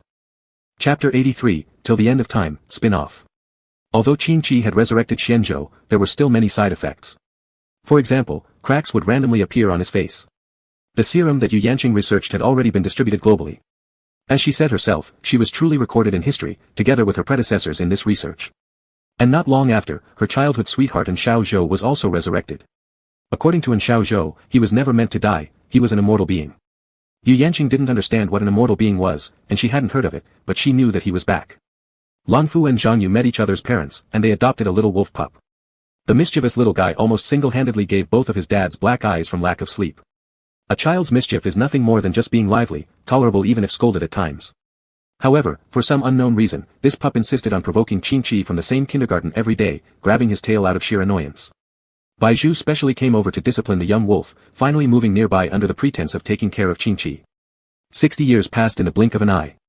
Yu Yanqing and Xiao Zhou were already white-haired. Human lifespans are indeed too short, just like that, they had reached the end of their lives. And Qing Qi, the little fox who grew up under everyone's anticipation since he was young, did not disappoint and blossomed into a handsome young man. Slow down. Slow down. On this early morning, the base was unusually cheerful. The usually strict and tidy streets were festooned with red lanterns for the first time, green trees along the street replaced by roses, and the church bells, which had long accumulated grime, were wiped repeatedly. On the way to the church, an energetic old woman with white hair was being pulled forward by a gray-haired young man. They laughed joyfully, talking about something happy. Wolf He, don't pull grandmother you. Lanfu rolled up his sleeves and approached, delivering a hard tap to Wolf He's head. I've told you countless times, your grandma and grandpa are old, so stop pulling them around. The normally calm Lanfu had already lost his composure due to Wolf He's antics. Zhang Yu, who was walking behind, stepped forward, laughing heartily as he hugged and kissed Lanfu repeatedly. Despite being rebuffed, his smile remained unwavering. Wolf He is naturally like this, honey, don't be mad. Lanfu shot Zhang Yu an exasperated look, it's all because you spoil him. Yes, it's my fault. Don't be mad, honey, I'll feel heartbroken if your health suffers. Walking ahead, Yu Yanqing turned her head, hearing the nauseating conversation between the two behind her. She shivered and said with an eek, if the child wants to hold me, let him. You guys always worry unnecessarily, isn't it tiring? Both me and Olden aren't going to die anytime soon. After speaking, she added loudly, don't think I'm old, I'll tell you, my body is as strong as ever. In a few days, I'll go develop an elixir of immortality, if anyone else can have it, then you too can't, and you'll envy us to death. Lanfu couldn't help but laugh awkwardly at Yu Yanqing's words. Nearby onlookers couldn't resist teasing her, Dr. Yu, don't forget about us. Sure, Yu Yanqing quickly agreed, beaming happily. When they arrived at the church, Baizhu was leaning against the door frame with a gloomy face, greeting them reluctantly when he saw Yu Yanqing arrive. Why such a long face? Yu Yanqing wasn't bothered by Baizhu's attitude, but she still subtly jabbed, anyone who doesn't know would think your wife is gone. Oh, see me, you're heartbroken, you've grown old, your memory isn't so good. That's enough. Zhang Yu, knowing the personalities of the two, stepped in to mediate before either of them started arguing. Shifting the topic, he asked, where are Xianzhou and the others? Haven't they arrived yet? Here I am. As if on cue, Xianzhou appeared, dressed in a sleek black suit. Because the little fox liked his long hair, he had never cut it again. His jet black strands glistened as if dipped in fine ink, perfectly pitch black without a single strand of white. His hair flowed gracefully, complementing his elegant black suit, while holding a bundle of bright roses in his hand. Arrived early, huh, old man. Wolf He greeted casually. Little fox hasn't come yet. No sooner had Wolf He finished speaking than he received a fierce kick from Lanfu, prompting loud wails of pain. Ho ho. Xianzhou couldn't help but chuckle at the scene in front of him. Qingqi is on the way, he should be arriving soon. And Xiao Zhou pointed inside the church and said, all right then, let's go in and wait. Everyone had no objections, and they entered the church. Today, besides the residents, there were also members of Qingqi's clan. The elders rarely ventured out, curiously inspecting this unfamiliar world. The children played and roughhoused in a single chaotic group. Outside the church, there were dozens of tables set up for feasting. Someone idly grabbed a glass of wine from there to drink, it prominently displayed the words, Long Family Group. Wang Longdan, who had once been teased as a bastard son, truly became a father to a bastard child this time around. Naturally carefree, he spread his affections far and wide, even into his twilight years. Tales of his romantic conquests continued to circulate within the northern base. Here they come. Here they come. The crowd suddenly began to stir, and the grand doors of the church slowly opened. The wailing toll of the bell rang throughout the entire city. Thousands of white cranes flew across the sky while all sorts of birds perched on tree branches, cats and dogs lay prostrate on the ground, quietly staring toward the direction of the church. A young man with green hair entered the church amid gasps of surprise. His handsome eyes curved into a smile as he softly called, Xianzhou. I'm here. Xianzhou stepped down from the platform, extending his hand leisurely. Qingqi's face flushed red, his lips curled lightly in amusement as he grasped the hand extended by Xianzhou. 100 birds pay homage to the phoenix, son of heaven, king of 10,000 demons. These were the evaluations Qingqi often heard since his birth. Many would say his life was a straight path without difficulties, yet Qingqi felt quite the opposite. Power may be enviable, but if it isn't what one truly desires, it only brings endless frustration and misfortune. Gu Haisu wanted power but ended up losing everything, whereas Qingqi never asked the heavens for anything and was bestowed the title of Lord of all creatures. The world always liked to play tricks like this. What one hoped for and what one wanted were always vastly different from what one received. Qingqi lifted the corner of his lips and turned affectionately toward Xianzhou. But luckily, neither of them gave up. Since Qingqi belonged to the Fox clan, the two did not follow the priest's original plan. Instead, they brought a contract which had more substantial implications than any priestly vows. If either party betrayed it, the betrayer would die instantly. Xianzhou signed the agreement without hesitation. In his eyes, Qingqi had already surpassed everything else in the universe. After many more years passed, this time the world was completely transformed.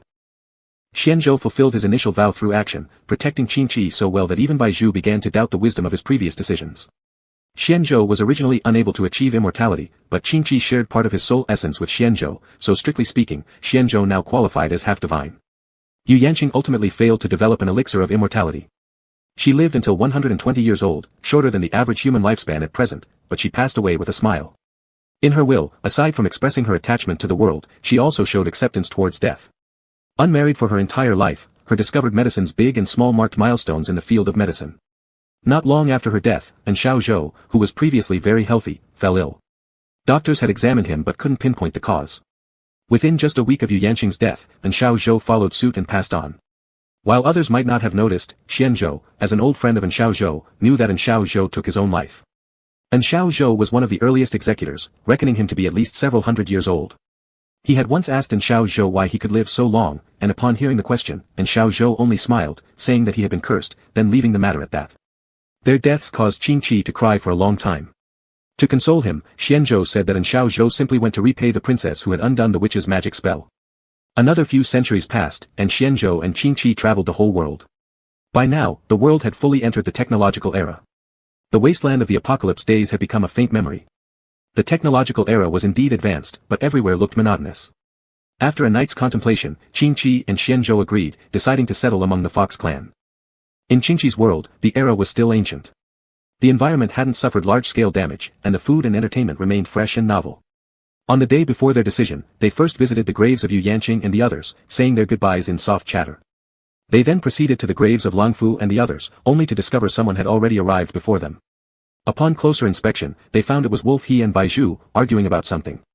After listening for a while, Qingqi learned that Baizhu wanted to bring Wolf He back to his tree cave, but Wolf He considered Baizhu's home too primitive and flatly refused to go. Qingqi thought he had heard the most astonishing news and happily ran back to his clan, telling the clan leader about Baizhu's upcoming marriage. The clan leader was delighted and led his family to offer congratulations. This accidental move by Qingqi successfully brought a couple together, though he remained unaware of it. Even if he did know, it might only be thousands of years later. Eternal life was boring yet interesting. Qingqi and Xianzhou decided to settle here for a few hundred years before returning to the primitive world when they grew tired. Xianzhou had lived nearly 1,000 years, and the knowledge he acquired was more than enough to secure him a place in the human world. He first took an official position as a diligent local officer and quickly rose to become prime minister. A few years later, a national rebellion erupted, and surprisingly, Xianzhou ended up on the throne as emperor. Following his principle of not wasting opportunities, he ruled for several years but never took any concubines. Qingqi was his only male empress. However, Qingqi was not satisfied and insisted on being called a noble consort because of the noble title it carried. When they grew tired of imperial life, they wandered into the mountains.